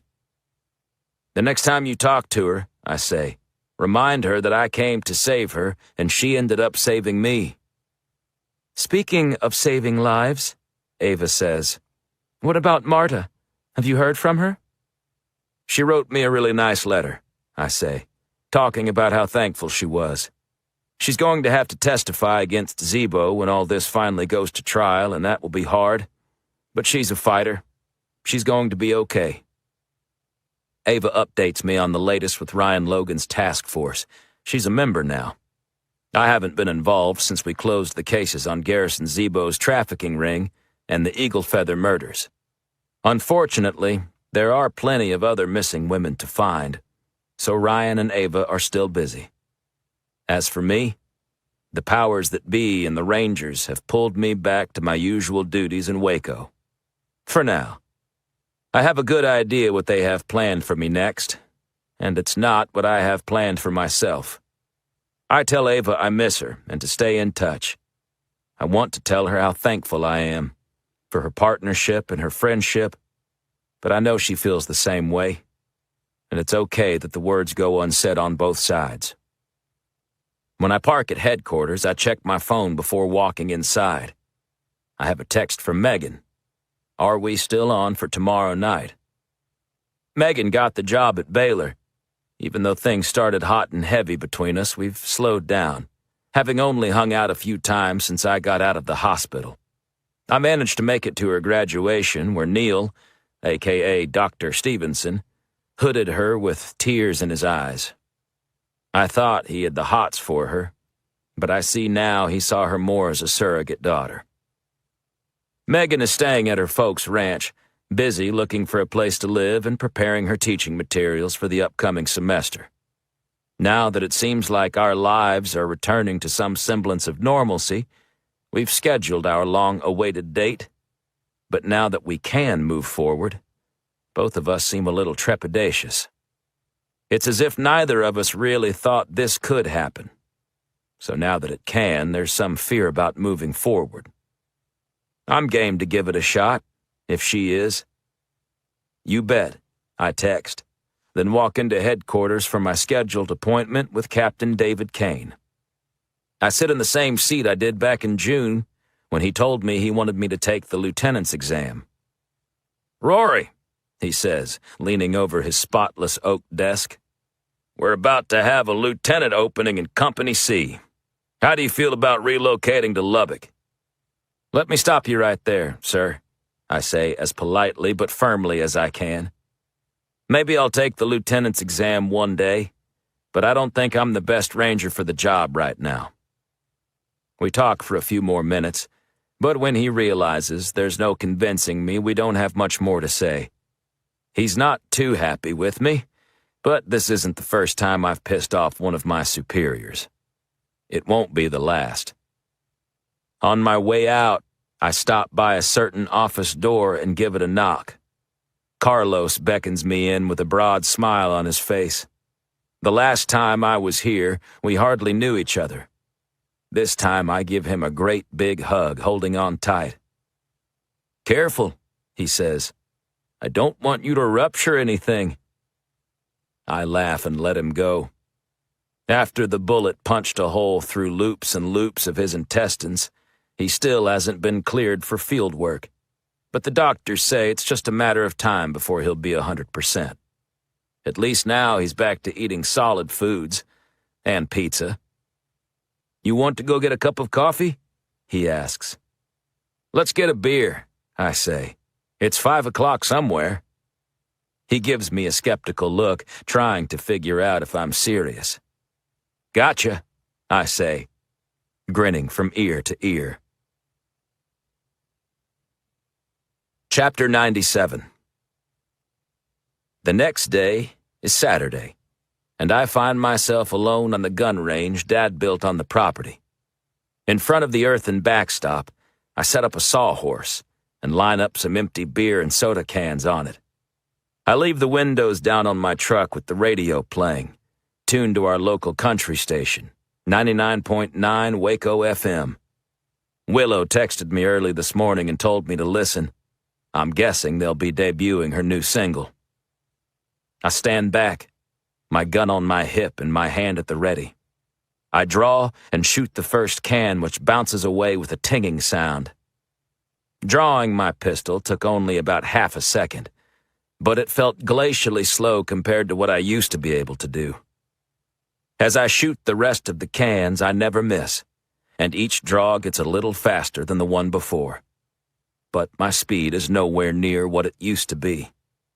I holster the pistol, disgusted with myself, and on the radio the DJ says that Willow Dawes will be up next on the hour. I rotate my arm like I used to do before football practice. There's some stiffness in my shoulder, a little bit of pain, but I push the discomfort away. I take a can and prepare to toss it in the air, to try to shoot it before it falls, but then I get another idea. I dig into my pocket and pull out a quarter. I remember what was going to be the tiebreaker between Ryan and me, dropping a coin from shoulder height and trying to shoot it as it passed by, just like his hero Jelly Bryce used to do. Ryan missed. I forfeited. And so the tie remained. But no one else is here now. No child who might run into the line of fire. I hold the coin at shoulder height. I take a deep breath.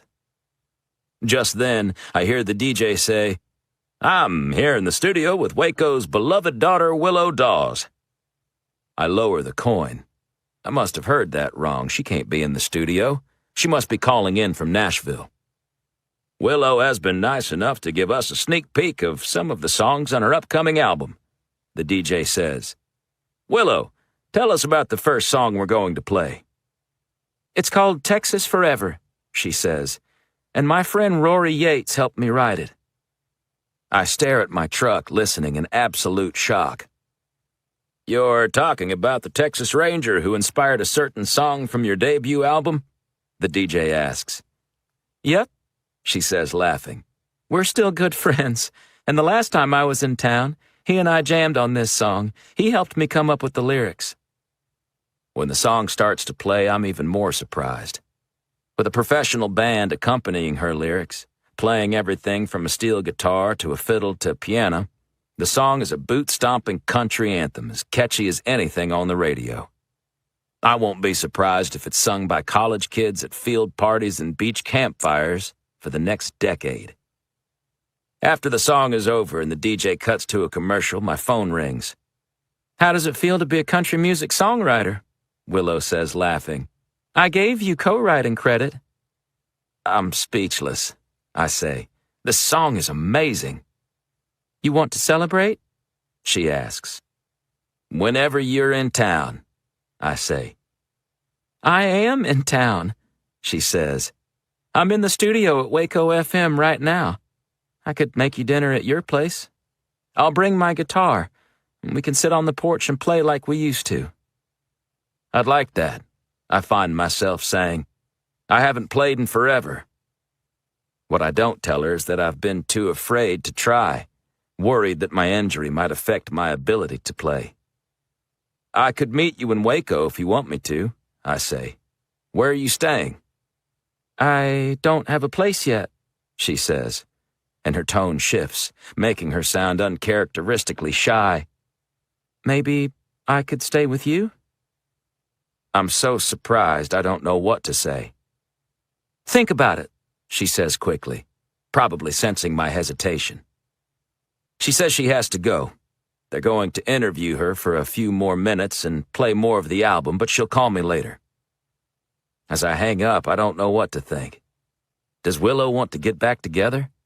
She certainly seemed to be suggesting it.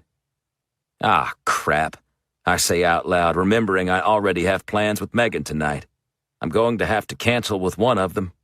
The problem is, which one? I'm not the kind of guy who dates more than one woman at a time. Part of me thinks that if Willow is interested in trying again, I should go for it. There was always something special about our relationship. But another part of me thinks that it's time for me to move on from Willow once and for all. Megan seems perfect for me, but I really don't know her that well. We might find out quickly that we're not a good match. I know Willow and I are. It's only our careers that got in the way. I sit on the tailgate and listen to the rest of the interview, and 2 more of Willow's new songs. A fun romp called Crushin' on a Cowboy, and a heartbreaking ballad called Tell the Angels, about the fear of losing a loved one. Maybe it's hubris, but I can't help but think both songs are about me. When the interview is finally over, I find myself in a foul mood. Part of me is thrilled that Willow might want to get back together. Another part is irritated with her for not letting me move on. What am I going to do? I clean up the cans and the shell casings, preparing to head home and brood about the tough spot I'm in. Then, I remember what I was about to do before the interview came on. I take the quarterback out of my pocket, and I hold it at shoulder height. I pour the pain of my dilemma into a fuming, single-minded focus. I release the coin, snatch my pistol, and shoot. The quarter lands in the grass at my feet. I lean down to fish for it among the blades of green. When I find it, I hold it up between my thumb and forefinger and examine the hole through the face of George Washington. So much for that tie, I say, unable to stop myself from grinning. The truth is, I don't really care about the draw with Ryan Logan. What I care about is the fact that my shooting ability is coming back. The shot was pretty easy, actually. Now, I have to figure out what to do about tonight. If only love came as easy for me as shooting a gun.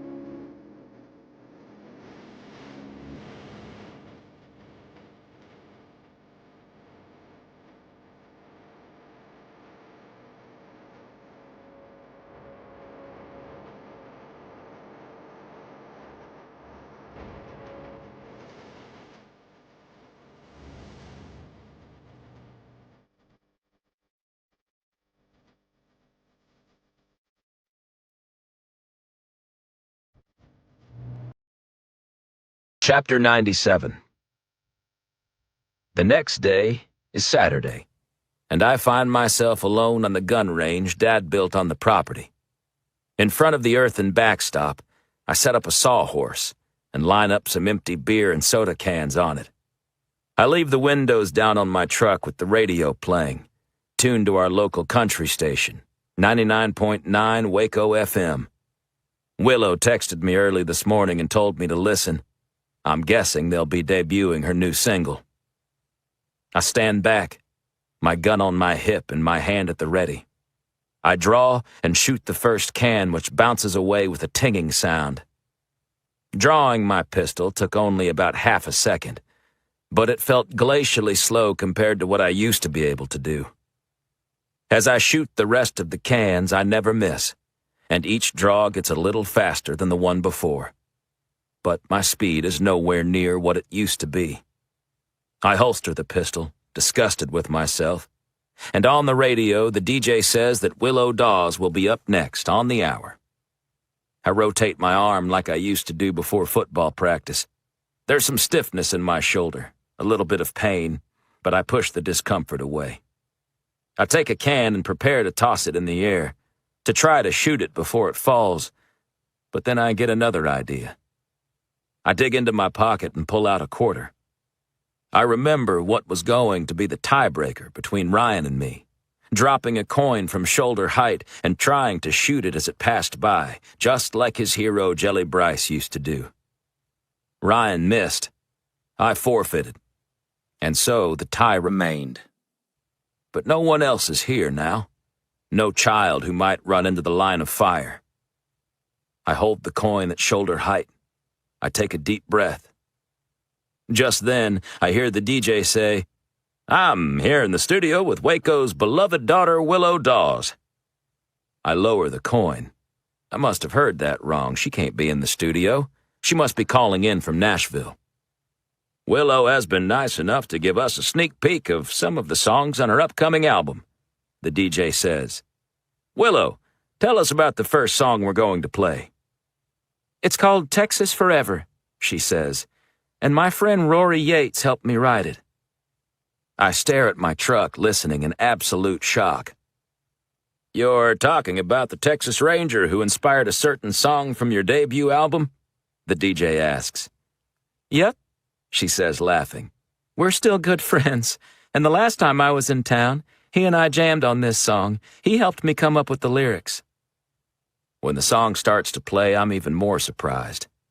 With a professional band accompanying her lyrics, playing everything from a steel guitar to a fiddle to piano, the song is a boot-stomping country anthem as catchy as anything on the radio. I won't be surprised if it's sung by college kids at field parties and beach campfires for the next decade. After the song is over and the DJ cuts to a commercial, my phone rings. How does it feel to be a country music songwriter? Willow says, laughing. I gave you co-writing credit. I'm speechless, I say. This song is amazing. You want to celebrate? She asks. Whenever you're in town, I say. I am in town, she says. I'm in the studio at Waco FM right now. I could make you dinner at your place. I'll bring my guitar, and we can sit on the porch and play like we used to. I'd like that, I find myself saying. I haven't played in forever. What I don't tell her is that I've been too afraid to try, worried that my injury might affect my ability to play. I could meet you in Waco if you want me to, I say. Where are you staying? I don't have a place yet, she says, and her tone shifts, making her sound uncharacteristically shy. Maybe I could stay with you? I'm so surprised I don't know what to say. Think about it, she says quickly, probably sensing my hesitation. She says she has to go. They're going to interview her for a few more minutes and play more of the album, but she'll call me later. As I hang up, I don't know what to think. Does Willow want to get back together? She certainly seemed to be suggesting it. Ah, crap, I say out loud, remembering I already have plans with Megan tonight. I'm going to have to cancel with one of them. The problem is, which one? I'm not the kind of guy who dates more than one woman at a time. Part of me thinks that if Willow is interested in trying again, I should go for it. There was always something special about our relationship. But another part of me thinks that it's time for me to move on from Willow once and for all. Megan seems perfect for me, but I really don't know her that well. We might find out quickly that we're not a good match. I know Willow and I are. It's only our careers that got in the way. I sit on the tailgate and listen to the rest of the interview, and 2 more of Willow's new songs. A fun romp called Crushin' on a Cowboy, and a heartbreaking ballad called Tell the Angels, about the fear of losing a loved one. Maybe it's hubris, but I can't help but think both songs are about me. When the interview is finally over, I find myself in a foul mood. Part of me is thrilled that Willow might want to get back together. Another part is irritated with her for not letting me move on. What am